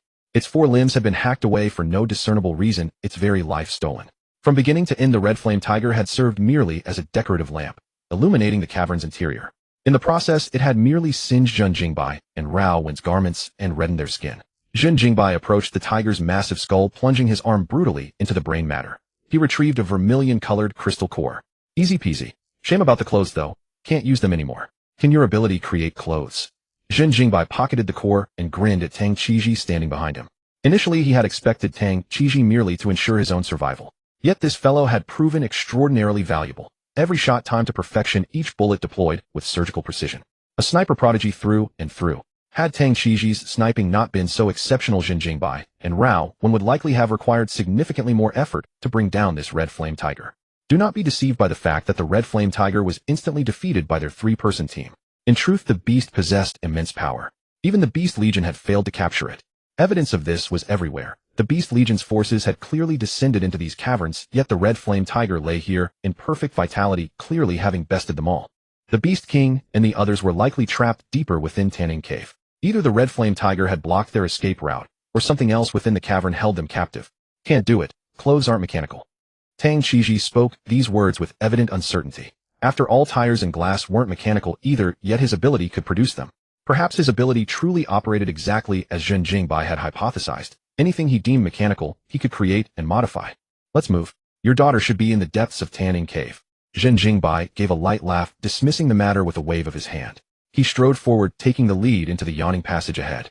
Deep within Tanjong Cave, the pitch-black environment was so dense that one could not see their own fingers. Occasionally, water droplets fell from the rock's ceiling, splashing with a clear, tinkling sound. The air reeked of blood, and faint flickers of firelight hovered within the dark cavern. They revealed hundreds of humans lying on the ground, all still clinging to life, yet their wounds refused to stop bleeding. The earth within the cave seemed to possess a life of its own, absorbing every drop of blood that fell onto it. Sister Hui, please don't die. Whoa. A teenage girl of about 15 or 16 knelt beside a stunningly attractive woman, weeping softly. Pale green light shimmered across her fair hands as she gently pressed against the woman's body, her eyes puffy from crying. Tisk, what nonsense are you spouting? Your sister Hui isn't dead yet. Zhu Hui brushed away Tang Xian's small hand and sat up, coughing lightly before spitting a mouthful of blood. The earth instantly absorbed it, leaving no trace whatsoever. Oh, Sister Hui, you're finally awake, Wu. I thought you were dead. Tang Xian threw her arms around Zhu Hui's slender frame. As she shook her head, she casually wiped her tears on the other's jacket, whether intentionally or not. Before them stood a towering tree. Its roots sprawled from the floor to the cave ceiling, appearing as though this single great tree was holding up the mysterious Tanjong Cave. Crystal clear fruits hung from its branches, their surface radiating a faint, extraordinary glow. I'm sorry, girl. I shouldn't have brought you to a place like this. Zhu Hui picked up two katanas from the ground and pushed herself to her feet. Tang Xian shook her head. It's not your fault, Sister Hui. I was the one who begged to come. Saw you didn't even leave a letter for Uncle Tang. After so many days, he must be going crazy with worry. Zhu Hui gazed at her wounded teammates around her and couldn't help but sigh. Glancing again at the fruits on the tree, her heart filled with reluctance and unwillingness to accept defeat. She had come specifically for the fruits on that tree, yet she lacked the strength to obtain them and had nearly cost her entire faction their lives here. Zhu Hui was consumed with regret and self-loathing for her weakness. Shiner, don't worry. I will get us out of here.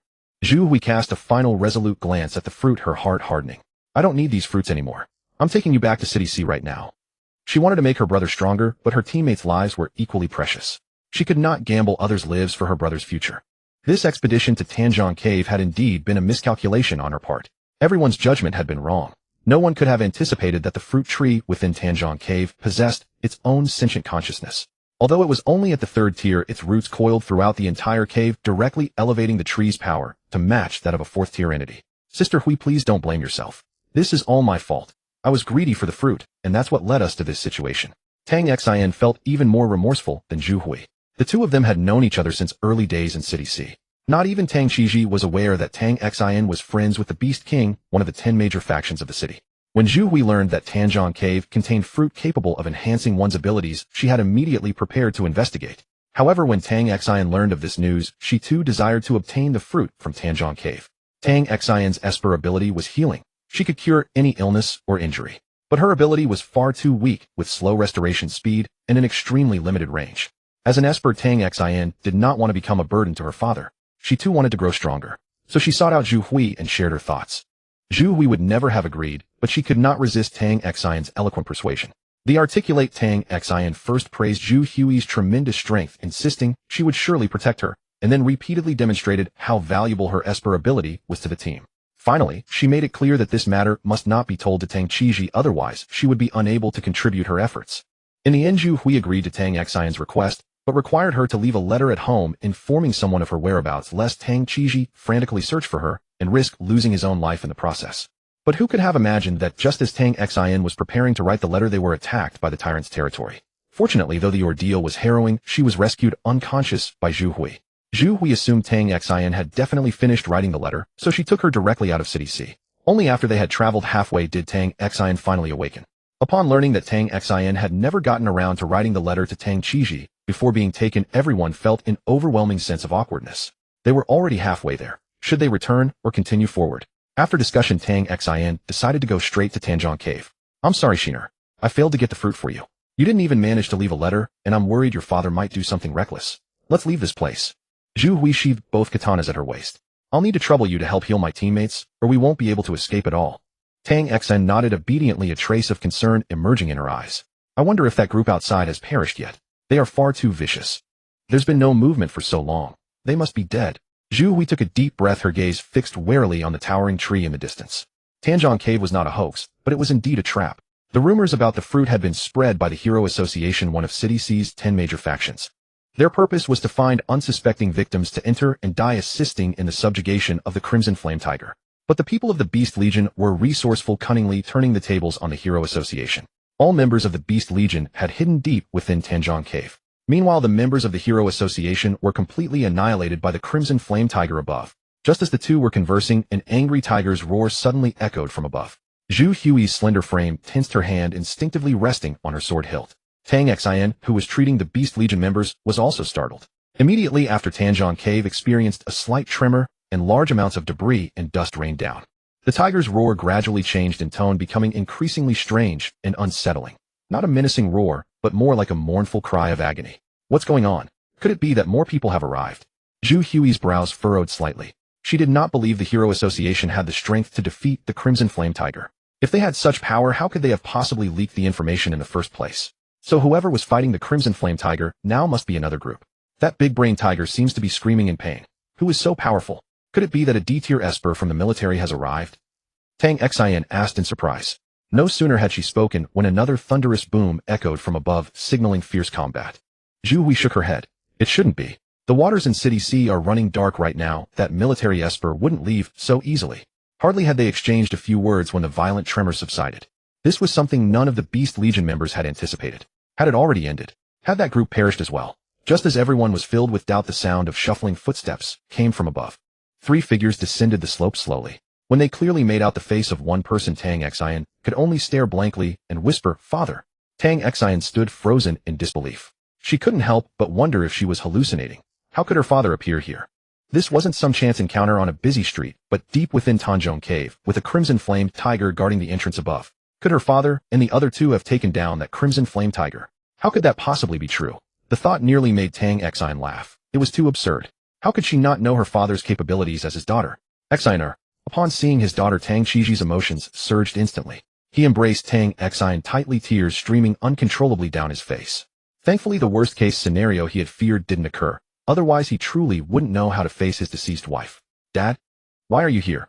That Crimson Flame Tiger up above. Tang Xian subconsciously wrapped her arms around her father's shoulders, her expression filled with awe. Tang Qiji composed himself, removed his gold-rimmed glasses, and wiped the tears from the corners of his eyes. Mr. Zhen brought me here, and we've already dealt with the Crimson Flame Tiger upstairs. Let me take you out of here. You mean the 3 of you defeated that Crimson Flame Tiger? Zhu Hui asked, her beautiful eyes wide with astonishment. She studied the trio, concluding that Rao Wen, who stood about 2 meters tall, must be the one capable of subduing the Crimson Flame Tiger. However, upon closer inspection, she noticed that Rao Wen positioned himself around Zhen Jingbai as the center. In other words, this calm and composed-looking man was very likely the true core of the group. Just a fire-breathing tiger piece of cake. Rao Wen chuckled with a self-deprecating grin, exhaustion evident after his previous frenzy. Without any pretense, he plopped down beside the Beast Legion members to rest. The Beast Legion members sitting on the ground all wore astonished expressions. 3 people killed a Crimson Flame Tiger. Just how strong were they? Even with a grade D ability user present, it shouldn't have been possible to eliminate a crimson flame tiger so quickly. The crowd exchanged wary glances. Tang Qiji voluntarily explained his journey here to his daughter, while Zhu Hui approached Zhen Jingbai. Hello, I'm Zhu Hui, the leader of the Beast Legion. Zhu Hui extended her fair, delicate hand, a gentle smile appearing on her refined features. Her friendly demeanor caught Zhen Jingbai somewhat off guard. Were members of the top 10 forces really this easy to talk to? He had expected arrogance and interrogation about his identity and background. Zhen Jingbai examined Zhu Hui for a few moments before finally giving her hand a light shake. He held no grudge against her, so while his attitude wasn't overly warm, it certainly wasn't hostile either. I'm Zhen Jingbai, and this is my subordinate Rao One. Having said that, his gaze drifted to the towering tree in the distance, its translucent fruits hanging temptingly, as if inviting anyone to pluck them freely, truly alluring. But Zhen Jingbai was not naive. So many fruits hanging on the tree, yet untouched, clearly a danger lurked nearby. Zhu Hui stepped beside Zhen Jingbai and said solemnly, that tree has absorbed an enormous amount of zombie blood and evolved into an evolved plant with strength comparable to a level 3 zombie or a grade D ability user. Anyone who ventures within 300 meters of its roots will be attacked by them. The strikes can come from any direction. Once wounded by a root, the victim cannot stop bleeding unless Exiner uses her ability to heal. Our Beast Legion gave it our all, but could only approach within 200 meters. These were all the information they currently had, and Zhu Hui withheld nothing from Zhen Jingbai. It wasn't because she easily trusted others, but because she trusted Tang Xian's father.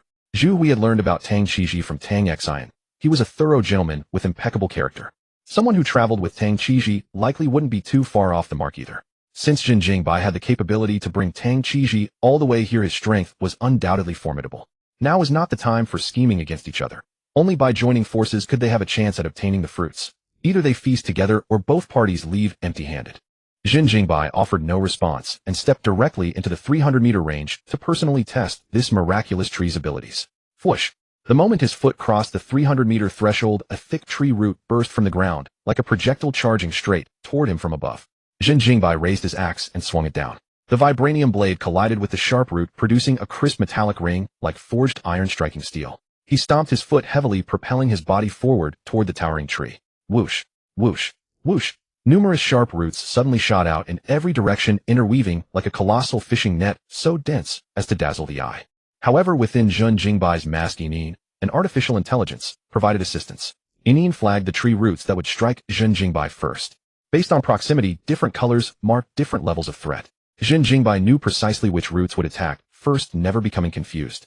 He rapidly wielded his hand axe, leaving afterimages in his wake. His axe collided with the dense web of roots in rapid succession, producing a symphony of clanging rings. Relying solely on his own strength, he pushed through to the 200-meter mark. Thick branches swung down like whips and pierced like arrows. As Zhen Jingbai advanced further, the roots attacked in ever-increasing numbers from unpredictable directions. In particular, roots erupting from the ground nearly caught him off guard. Brother Bai, I'll help you. Rao Wen roared, throwing a grade D metal hand axe toward Zhen Jingbai, while simultaneously raising his explosive folding pistol. Boom. A flame-explosive bullet fired instantly, igniting the dense cluster of roots. Zhen Jingbai slightly shifted his left hand, perfectly catching the incoming axe. With dual axes in hand, his slashing speed became even more ferocious, forcibly suppressing the rain-like roots. Zhen Jingbai advanced again, but when he was less than 100 meters from the fruit tree, a sudden change occurred. The entire towering tree uprooted itself. Tree roots thicker than a crimson flame tiger's body swung toward Zhen Jingbai, accompanied by a fierce howling wind. Zhen Jingbai's expression darkened slightly. He folded both axes into gauntlets and crossed them over his chest to block. Boom! An overwhelming force slammed into him. Zhen Jingbai felt as though he'd been struck by a train. He attempted to withstand it, but the ground beneath his feet suddenly moved. Rumble!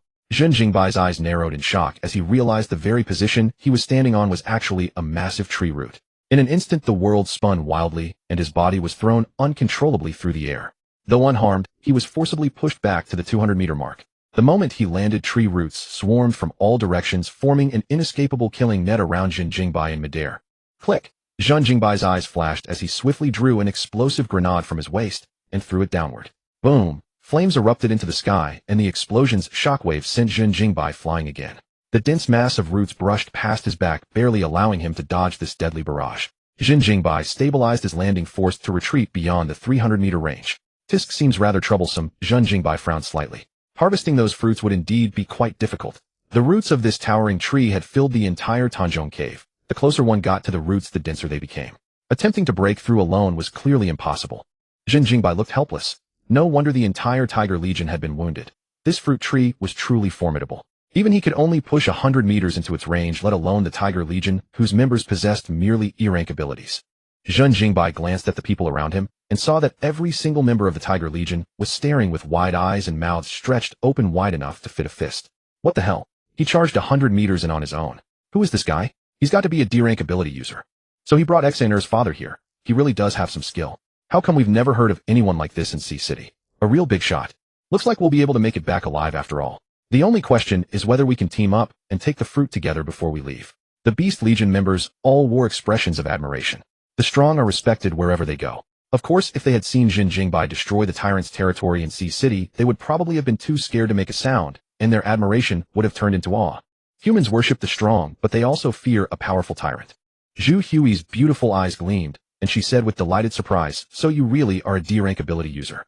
Are you interested in teaming up? I may be E-rank, but I have a small burst ability similar to his." She glanced at Rao when only to find him slumped on the ground, gasping for air, like a man utterly drained of vitality. "I do get a little weak afterward, but I won't end up as miserable as he is." Zhu Hui gave an awkward chuckle. From the very first time she saw Rao, when she had noticed his aura steadily declining. Clearly a sign of an ability that temporarily strengthened the body.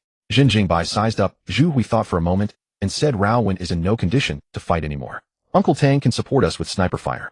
If you can help me hold off the roots within 100 meters, I can pluck the fruit. However," he paused and grinned. "As for the fruit distribution, I'll take 90% and you get 10. Hearing this distribution plan, Zhu Hui was taken aback. "That doesn't seem fair. Uncle Tang's help counts as your side, so it's only reasonable for you to take more. But I'm confident I can block 90% of the attacks within 100 meters. It shouldn't be too much to ask for a little more. How about 60-40? 80-20? Zhen Jingbai said coolly. Zhu Hui pouted slightly. 70-30. 80-20. That's my bottom line. As long as you can block 90% of the attacks within 100 meters, you get 20%. Zhen Jingbai said calmly, "But if you can't manage that, then I'll only give you 10% of the fruit. If your contribution is too little, I won't give you a single fruit." "Okay, deal," Zhu Hui said confidently, raising her hand toward Zhen Jingbai. "What?" Zhen Jingbai was utterly puzzled, having no idea what she meant. "A high five? It means happy cooperation." "Oh." Zhen Jingbai rather reluctantly high-fived her, thinking to himself that she was a little childish. She's a grown woman, and yet she still plays this game. The group rested where they were. Under Tang Xian's healing, Zhu Hui's injuries fully recovered. Tang Xian was also exhausted to the point of paleness from using her ability so many times. "Xianer, when we get back, you'll come with your father and join Mr. Zhen's team. We won't have to suffer anymore," Tang Qiji said softly. He had expected Tang Xian to agree joyfully, but instead she looked hesitant. "What's wrong, Xianer? Is there something you want to say?" Tang Qiji was confused. Judging from his daughter's expression, it seemed she had other plans. Tang Xian hesitated for a moment, then took a deep breath and looked at her father with firm eyes. "Dad, I want to join Sister Hui's Beast Legion." As soon as she said this, everyone nearby turned to look at Tang Xian. Tang Qiji frowned. "What nonsense are you talking about? Do you want to be separated from your father? Or did the Beast King say something to you?" His daughter had always been obedient to him since she was a child. They had depended on each other for so long. So why was she leaving at the drop of a hat? Could it be that Zhu Hui had persuaded her? After all, Tang Xian's ability was healing.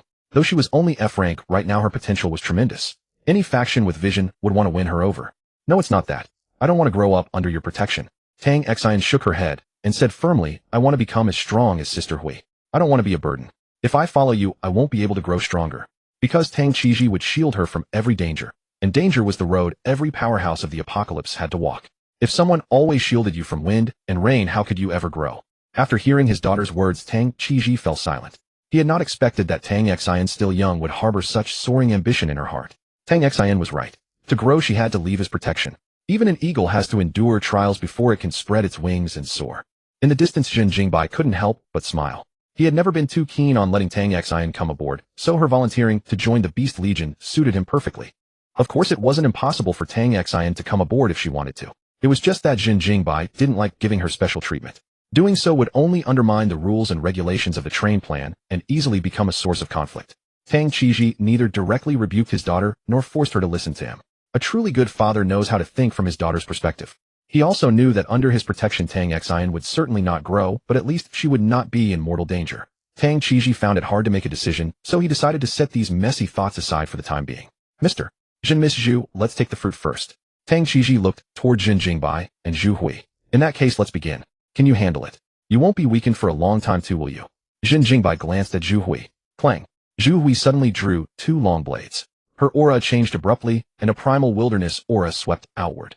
"The words can't aren't in my dictionary. I'll clear the way for you." Bang!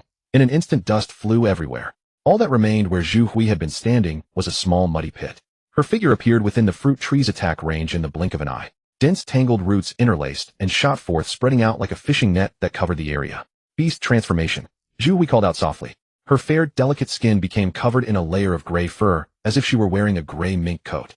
The moment the gray fur appeared, one could clearly sense her aura surging once more, and her sprinting speed also increased. Most astonishing of all, Zhu Hui's exquisite face was also undergoing a dramatic transformation. The gray fuzz completely covered her delicate face. Her features shifted and enlarged all at once. Her azure eyes were filled with murderous intent, her delicate nose tilted up in a somewhat inelegant manner, and two sharp fangs gleamed coldly from the corners of her mouth. A vast, beastly aura swept across the entire field. Beast King Zhu Hui's special ability, Wild Boar Transformation. In that moment, Zhu Hui's figure became a gray streak charging toward the fruit tree, and every stride she took left a deep footprint behind. Two katanas flashed with cold light, tightly gripped in hand.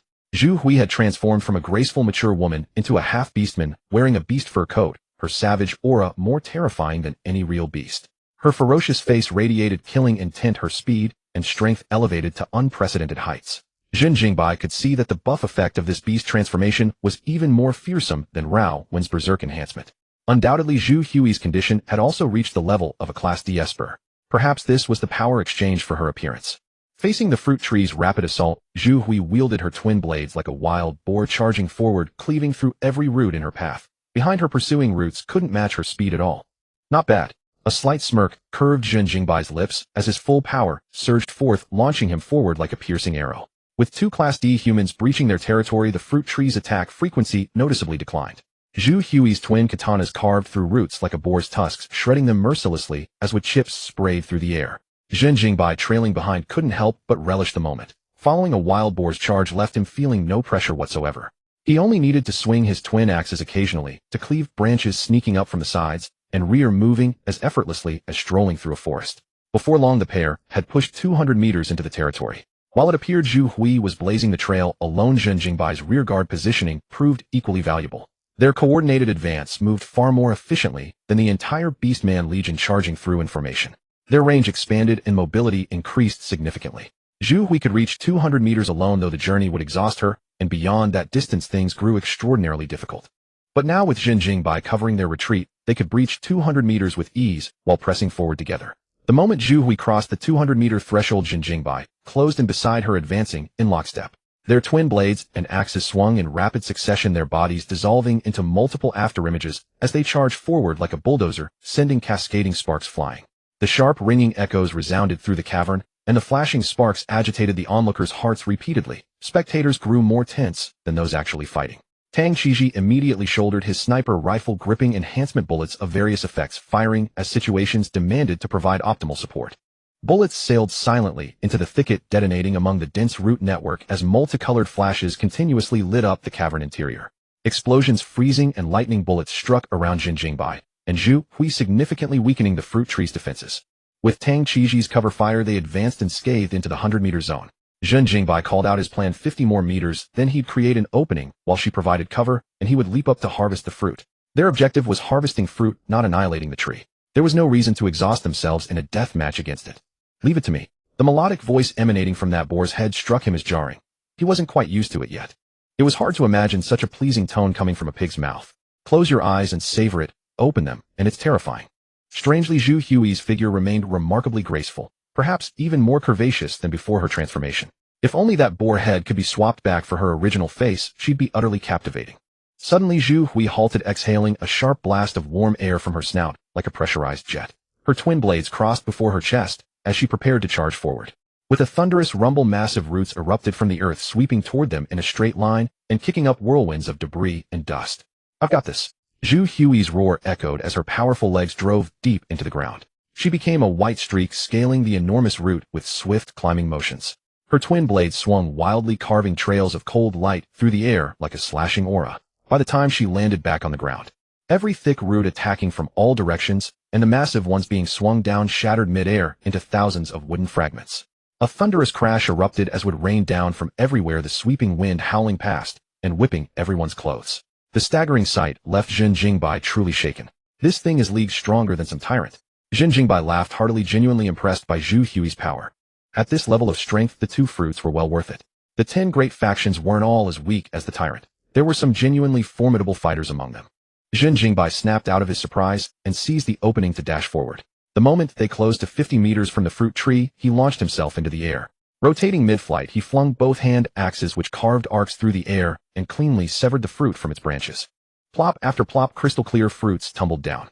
Zhu Hui caught them on wooden platforms and tossed them outward. With her current strength, launching them hundreds of meters away was effortless. Clang, clang. The spinning axes struck the rock wall at just the right angle and bounced back to Zhen Jingbai. The moment he landed, two massive roots burst from the earth like a giant's arms attempting to crush them. Tang Qiji fired immediately his super freeze rounds, encasing one of the swinging roots in ice. Then explosive flame rounds struck, subjecting the fruit tree to simultaneous ice and fire. The other root pressed forward unimpeded, but Zhen Jingbai remained calm. The axe folded into a gauntlet, protecting his palm as he pressed it against the approaching root. A rushing wind sliced toward him like blades. Zhen Jingbai withstood the terrifying pressure, riding the root's momentum outward. He grabbed Zhu Hui along the way, and like a cut kite, they were hurled 300 meters out. Both landed gracefully, completely unharmed. Zhu Hui's beast form dissolved rapidly. Gray bristles retracted inward, her features smoothing back to normal as she transformed into the graceful beauty once more. Zhen Jingbai exhaled, deeply struck by how smoothly this went. The critical moment came when Zhu Hui's final surge shattered those massive roots, clearing a safe path for him. Even the fruit tree seemed momentarily stunned, unable to process what just happened. Is it already over? The entire Beastman Legion stood speechless. Their anxiety never even had time to ease before their leader returned safely, heavily guarded. Incredible power. So this is what a Class D powerhouse can do. My eyes couldn't even track their movements. We were just dead weight. When our leader fights alone, she's this strong. Wah! A burly man wept, openly crushed by shame over his own weakness. Everyone crowded around, their eyes full of reverence. Compared to Zhen Jingbai and Zhu Hui, they felt like complete losers. Despite everyone starting from the same point, the gap between them had grown so vast. Tang Qiji, who provided support, seemed to be overlooked as he silently put away his sniper rifle. Only Rao 1 and Tang Xian noticed him. Dad, your sniper shot couldn't have been more timely. I never knew you had talent in this area. Tang Xian said excitedly, her pretty face flushed with enthusiasm. Rao, when having recovered somewhat, laughed heartily and patted Tang Qiji on the shoulder. You've got skill, Uncle Tang. Those in the Beast Legion lack appreciation. Your contributions are enormous, and Brother Bai would surely acknowledge them. Tang Qiji smiled, gently, slightly lowering his fedora as warmth spread through his heart. It doesn't matter. I don't care about those things. As long as Xian is safe, that's all that counts. As he spoke, he looked at Tang Xian with affectionate eyes and made a significant decision in his heart. I've witnessed the strength of the Beast King. Following her might also be a decent path for you. Hearing these words, Tang Xian's eyes sparkled, and a happy smile spread across her face. She embraced her father tightly, deeply moved. Having a father willing to understand his daughter was her greatest blessing in life. Tang Qiji ultimately chose to let go. His daughter wanted to forge her own path, so he would let her.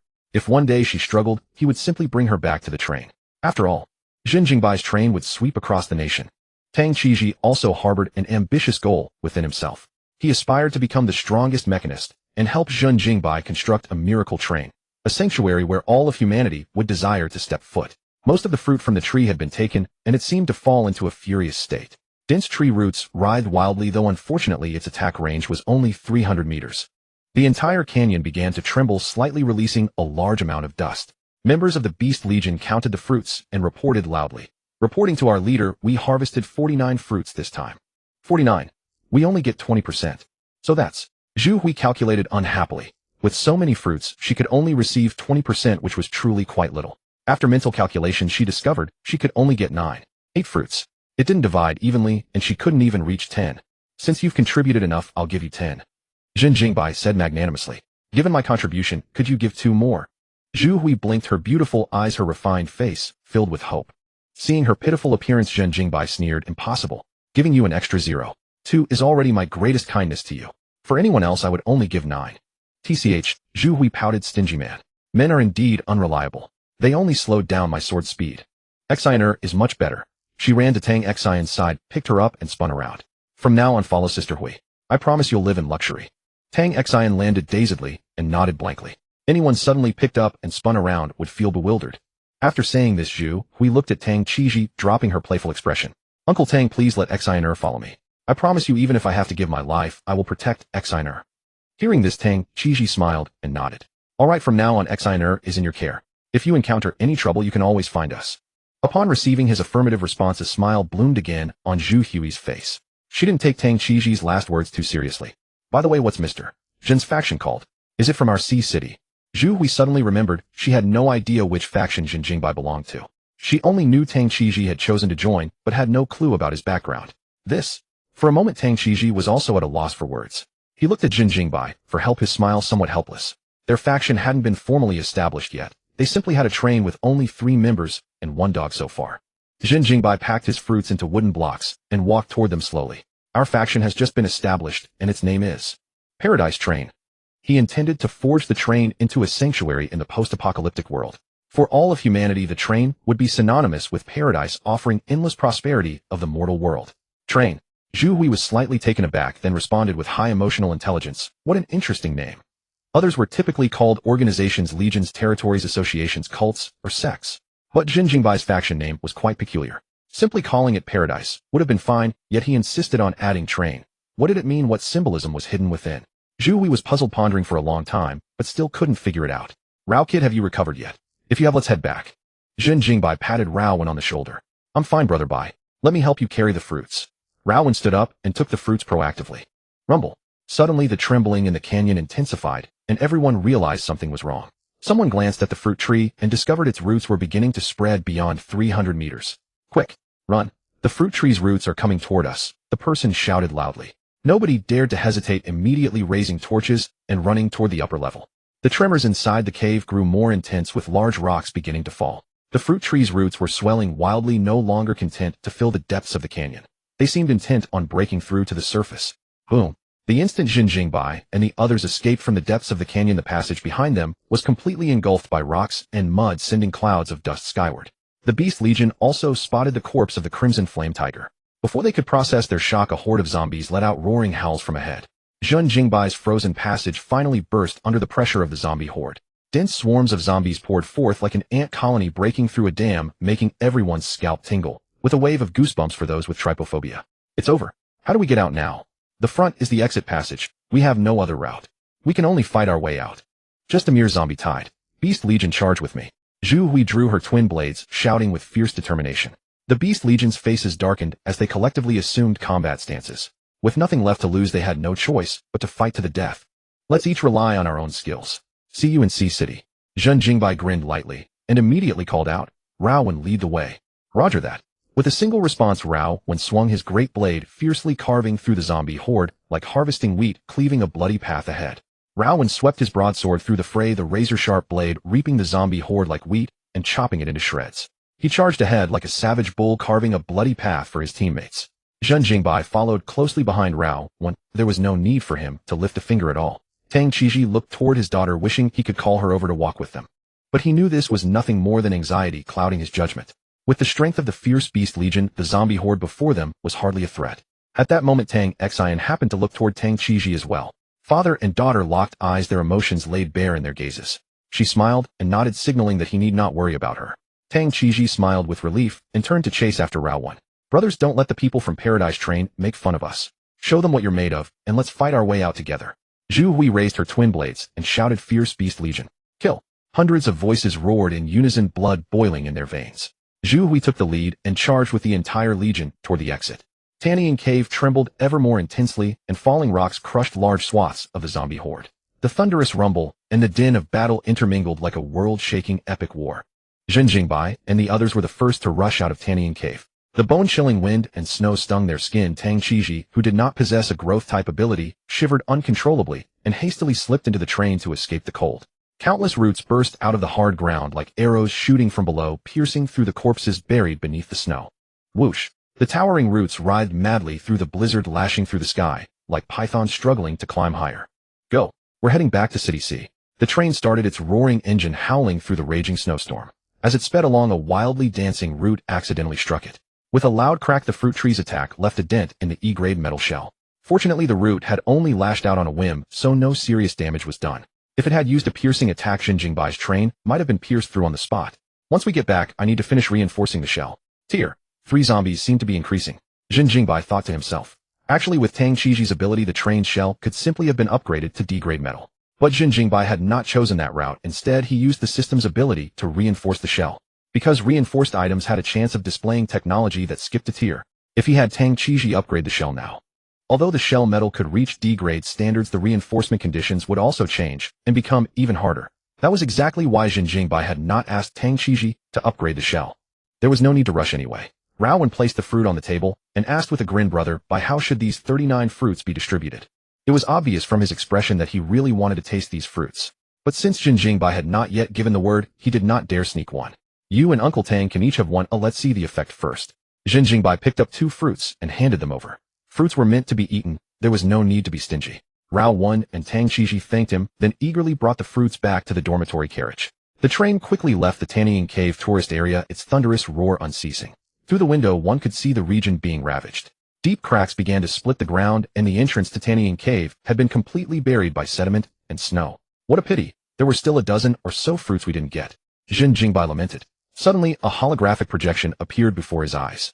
The display showed the scene behind the train. The ground began to sink in layers, revealing an unfathomable black pit, while a deafening roar resounded across the sky. At that moment, rows of armored vehicles burst out of the collapsing snowfield. Upon closer look, they turned out to be members of the Fierce Beast Legion. They had also fought their way out of Tanying Cave and were rapidly approaching the train.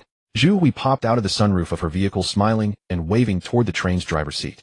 What she didn't know was that there was no one in the driver's seat at all. The vehicle had been piloted by artificial intelligence the entire time. No wonder your faction is called Paradise Train. So this is what it means. How about a race? Let's see which is faster, my armored vehicle or your wheeled train. Inside the vehicle, Ain relayed Zhu Hui's voice in. Zhen Jingbai inwardly clicked his tongue, thinking her childish, and said leisurely, "Ain, get on the tracks." The moment he gave the command, the train immediately veered toward the tracks. As soon as the tires touched the rails, the rubber retracted into the metal frames. The smooth metal wheels spun at high speed, perfectly locked onto the rails. In an instant, the train's speed soared to 300 km/h. It left the Fierce Beast Legion far behind and vanished in the blink of an eye. This was the benefit of tracks. They could greatly increase the train's speed. If Zhen Jingbai reinforced both the train and the tracks together, the train would only get faster in the future, easily breaking the top speed of high-speed railways. This was something rubber tires could never match. Seeing the train disappear from view, Zhu Hui couldn't help but chuckle. That guy is really competitive. Boss, did you see that? The train's tires just turned into metal wheels. What was that black tech? Transforming wheels. It works on snow and tracks. Does it also have a marine mode? Wouldn't that make it a sea train? All the members of the Fierce Beast Legion buzzed with discussion, unable to hide their shock. Aboard the train, Zhen Jingbai did not eat the fruits. His body's enhancement requirements would be completed in a few more days. So he would wait until his body was fully enhanced before eating the fruits in order to maximize the benefits. Rem walked over softly, poured Zhen Jingbai a cup of black tea, and stood quietly at his side. "Rem, if I load combat data into you, will it disrupt your programming?" Zhen Jingbai asked curiously. It suddenly occurred to him that although Rem couldn't fight, he could turn her into a combat robot. Rem smiled and replied, "Rem has a database for storing knowledge. Master can load data into me. Boss, I suggest you do the experiment on Unit 1 first." Ain suddenly cut in. Knowledge data might load successfully, but data conflicts could also occur. Repeated testing will be needed to ensure nothing goes wrong. Ain seemed to know that Rem's value was higher than that of ordinary labor robots, so he proactively gave the suggestion. "Alright, load a combat technique into Unit 1 and have it come over to spar with me to see the effect." Zhen Jingbai stood up and walked to the first floor, where the space was wide and open, perfect for moving around. Loading mercenary combat skills into Unit 1. Data loading complete. Ain utilized the train's infinite connection function to download the data into Unit 1's smart chip, then dispatched it to find Zhen Jingbai at the front of the train immediately. Both the combat skills and boxing techniques were downloaded by Ain from the networks in City B and City C. He did not merely harvest combat-related materials, but copied everything available across both networks. Ain had infiltrated the network servers, replicating all information into the train's database, including every record and detail about each person from before the apocalypse. When returning to City C for recruitment, Zhen Jingbai would also review these materials to screen candidates. Soon Unit 1 arrived before Zhen Jingbai. Without a word of idle chatter, they immediately began sparring. The robot closed in on Zhen Jingbai, deploying fists and feet in rapid succession with agile footwork. Its metallic frame collided against Zhen Jingbai's flesh, producing a series of heavy thuds. Facing the mercenaries' combat techniques, Zhen Jingbai showed not a trace of panic. Though he had never formally studied martial arts or any boxing style, his prolonged battles against zombies had taught him considerable combat skill. Combined with his superior physical strength over Unit 1, the two fought evenly matched. Zhen Jingbai deeply realized how significantly combat techniques and martial arts could enhance one's capabilities. Despite Unit 1 lacking his strength and speed, it adeptly neutralized every attack, using technique to compensate for its physical shortcomings. Inherited combat techniques were indeed far more refined than anything he had discovered on his own. Zhen Jingbai decided to dedicate a portion of his time each day to learning from Unit 1. Excellent work, Ain. Download all martial arts into Unit 1, Zhen Jingbai said with satisfaction. Massive amounts of data were transmitted wirelessly to Unit 1 containing military combat techniques from various nations, as well as boxing, kicking, movement, swordsmanship, and blade techniques from countless schools, diverse and abundant. Eclectic knowledge without mastery might be a problem for humans, but such an issue would never arise with a robot. Once the data transfer completed, Zhen Jingbai engaged Unit 1 in combat again. Now equipped with extensive combat data, Unit 1 was noticeably more ferocious than before. Whether Zhen Jingbai closed in or maintained distance, Unit 1 responded with appropriate techniques. This time Zhen Jingbai's lack of formal combat training became increasingly apparent. He clearly felt the significant gaps and weaknesses in his fighting approach. After hundreds of exchanges in hand-to-hand combat, Zhen Jingbai and Unit 1 each took up weapons for further sparring. Zhen Jingbai wielded twin axes while Unit 1 carried dual broadswords. Axes and blades clashed, producing crisp, ringing tones as sparks flew, creating scenes almost as beautiful as a performance. Their movements resembled an artful display. In reality, every collision between them carried lethal danger. In an actual fight to the death, a single misstep would cost one's life instantly. After an exhilarating battle, Zhen Jingbai was drenched in sweat, further strengthening his resolve to master combat techniques. Brother Bai, here I come. Whoosh. A cabin door suddenly burst open, frigid wind sweeping in like blades that stung the face. Raowen entered with a stooped posture, his face alight with excitement. Brother Bai, I've broken through to D-rank ability. This fruit is truly remarkable. I feel endless energy surging through me. One punch could kill a crimson flame tiger. He rapidly swung his fist, showing off his power to Zhen Jingbai.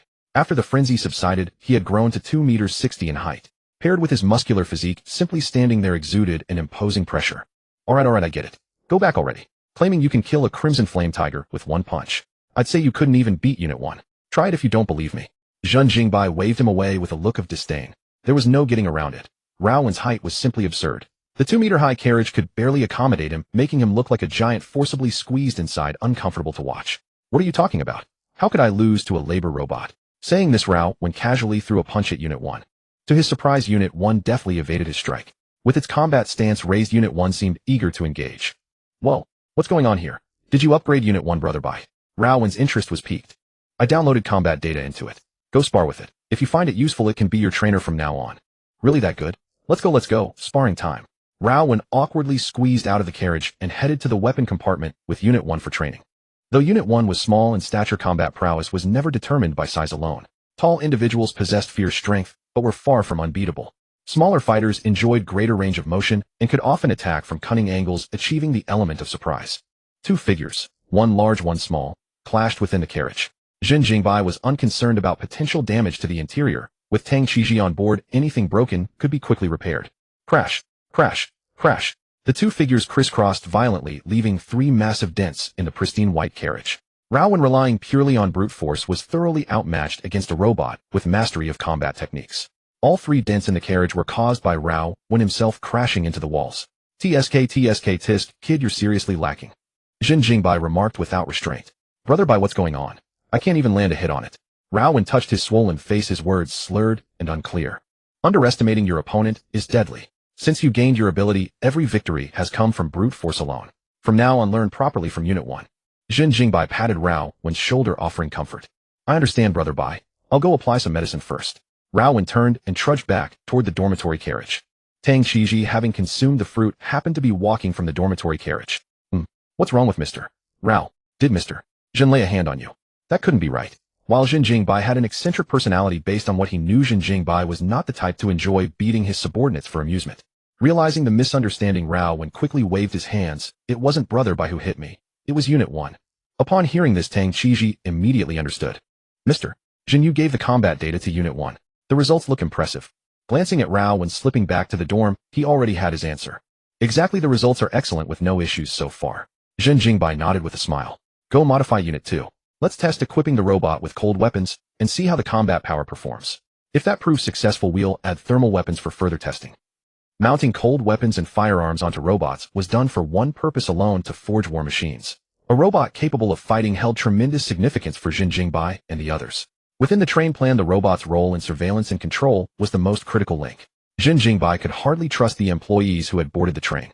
Rao 1 and Tang Qiji, the only ones he could trust with certainty, could not monitor every move of the employees at all times. Thus the responsibility of watching over the employees fell to the robots. If any employee were ever found plotting rebellion, only a war machine could suppress the situation immediately.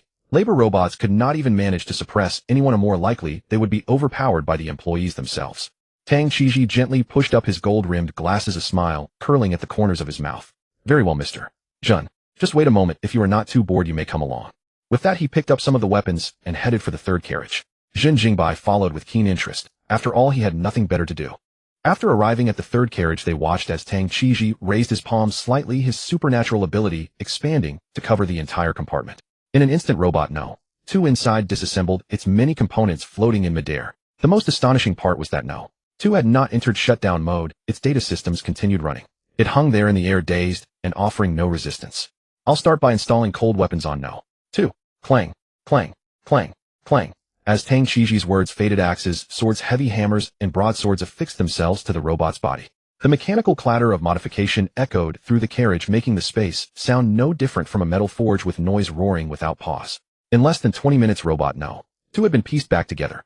Its exterior looked exactly the same as before, but its body was now packed with all kinds of cold weapons. It's done. Ain, please help me load the combat data. Tang Qiji said with impeccable courtesy. Understood. Combat data loading. Robot No. 2 is now adapting to the weapon switching functions within its body. Estimated time about 5 minutes. Please wait. Clank. 5 minutes later, No. 2 finally moved. At Zhen Jingbai's command, it began practicing its combat routines. No. 2 first performed 2 sets of boxing forms to verify that the weapons inside its body would not hinder its mobility. Then its arm folded into a blade, and it began executing sword martial arts. Horizontal slashes, overhead chops, rising flicks, piercing thrusts. After several sword routines were completed, both Zhen Jingbai and Tang Qiji noticed the problem. Because No. 2's arm became the blade itself, the slashing techniques looked distinctly unnatural. Without the rotation of a wrist joint, many forms of sword movement simply could not be executed. The sword arts passed down through the generations were designed for able-bodied humans, and the rotation of the wrist was vital to the martial arts' true power. Next, they had No. 2 try other weapons, and the same problem appeared with everyone. For No. 2 to use a weapon properly, the weapon had to be held in its hands. Whenever a part of its body transformed into a weapon, its power dropped dramatically, and some movements even became awkward and embarrassing. For instance, when its thigh transformed into a blade, No. 2 tried to use that thigh as if it were hands to wield the weapon and ended up falling to the ground. Without a doubt, this was the data conflict Ain had mentioned earlier. A labor robot is ultimately a labor robot, not a war robot. In that case, we'll set cold weapons aside for now and test firearms. Zhen Jingbai said to Tang Qiji. To integrate cold weapons and martial arts into a robot's body, one had to achieve a thorough fusion of both. Certain martial arts grandmasters could use their bare hands as blades and their legs as spears. But robots understood nothing of such mastery. They only moved according to the requirements in their data. Ain likewise had no understanding of what true mastery meant. If he were forced to write such code, even more problems would likely arise. Therefore, the plan to integrate cold weapons into the robot's body had to be temporarily halted. The only way to truly solve the problem was to raise its intelligence level. Tang Qiji nodded. There's no other choice then. It's a pity, though. If the body itself could become weapons, it would provide an excellent surprise attack effect in combat. Since weapons could not be fused into the robot's body, the only option was to have it hold weapons in its hands. The downside was losing the element of surprise in attacks. I'll try strengthening it later. For now, let's focus on integrating firearms. Judging from No. 2's performance, just now firearms can be perfectly fused with the robot. Zhen Jingbai did not lose heart. It was only natural to encounter obstacles during exploration. He was full of confidence about adding firearms. After all, gunfire and cannon fire were the simplest, most direct methods of attack. Unlike martial arts with all their complexity and variations. Tang Qiji was brimming with enthusiasm and immediately activated his ability to begin the modification. While they studied the robot, the train was also racing towards Sea City at extreme speed. The blizzard drove temperatures ever lower, and all along the way the land was dressed in silver, a vast expanse of white. The zombies no longer seemed so terrifying, but what claimed more human lives now was the biting cold. It was the coldest winter the South had seen in recorded history. Many were left wondering what the North looked like in this cold. It must have been an even more fearsome scene. Enhancement, successful physique beyond humanity. Congratulations, you have acquired body of infinite potential. As the train was about to return to Sea City, 30 days of enlightenment finally bore fruit. The deceptively simple phrase, infinite potential, contained vast, profound meaning. After this enhancement, Zhen Jingbai's physical body had not grown stronger, but something intangible, something beyond words had been added to him. He looked at the description of the body of infinite potential, a long string of information that made one instinctively wish to avoid reading it. After roughly 3 minutes, Zhen Jingbai finally understood the general meaning of infinite potential. This thing was practically in existence on the level of a cheat. It appeared completely ordinary, yet for anyone else, it was something they could never even dream of obtaining. The meaning of infinite potential was simple: possessing inexhaustible, boundless potential. As long as Zhen Jingbai continued pushing himself relentlessly, he would keep growing stronger. Every eruption of his potential would permanently increase the speed at which his power grew. Furthermore, the strongest aspect of the body of infinite potential was that it would never encounter a breakthrough bottleneck. In other words, once Zhen Jingbai reached the limit of his current strength, he would advance as naturally as water flows into a channel. After seeing this, he unhesitatingly grabbed a fruit and took a crisp bite. Sweet nectar slid down his throat, dissolving into a gaseous state within his body. Icy and refreshing, as if seeping into every limb and bone. A surge of power rushed up his spine like a swimming dragon, coiling around his waist and back, making Zhen Jingbai feel as though he was brimming with force. One punch might even kill a crimson flame tiger. He finally understood why Raowen had been so excited back then. A great leap in power truly gave one a profound sense of confidence, and the surging heat within his body radiated energy at every moment. Zhen Jingbai's strength continued to rise, showing no sign of stopping. Although there was no bottleneck, he could clearly sense that he was about to step into the C-rank tier. Zhen Jingbai took a deep breath and slowly let it out.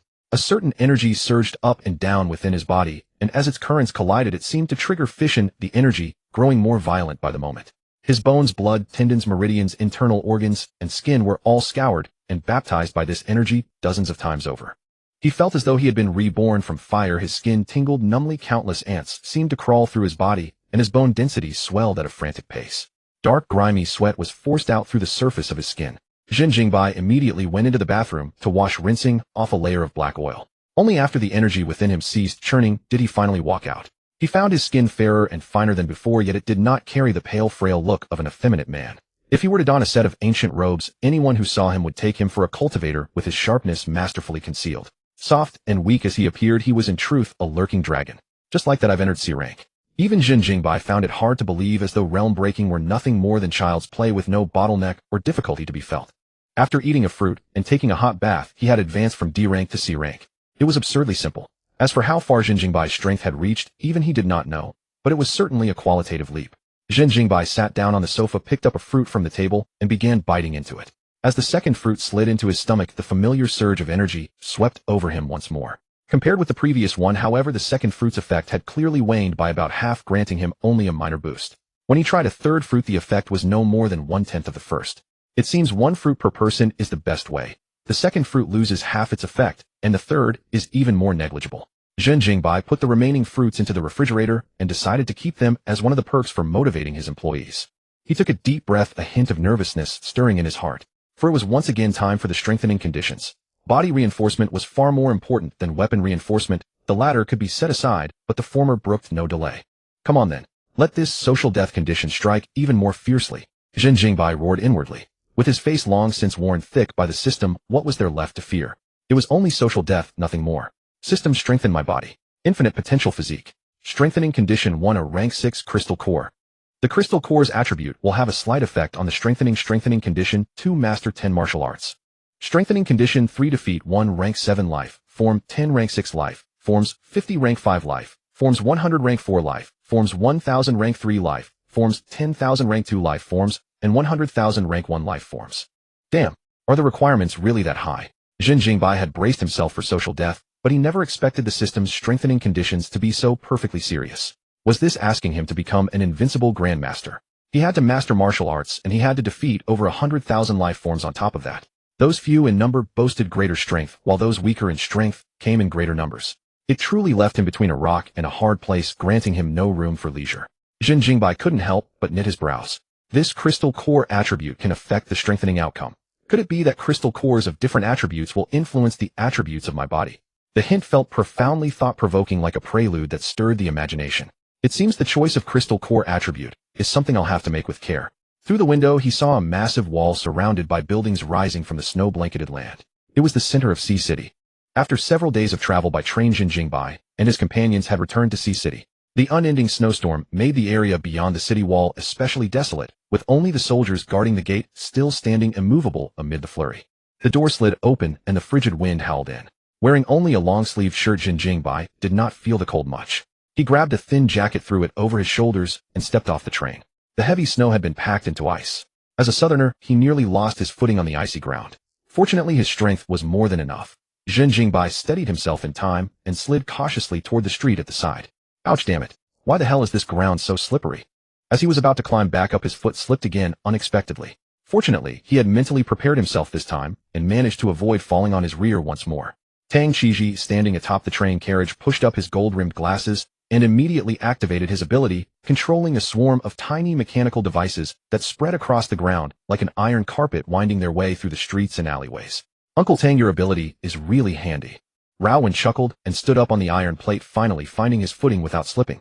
It's merely a specialized skill, Tang replied. When facing enemies, I'd rather envy your abilities. Tang Qiji offered a slight smile, neither arrogant nor defensive. Within the ruined buildings of the street, a large number of survivors were hiding.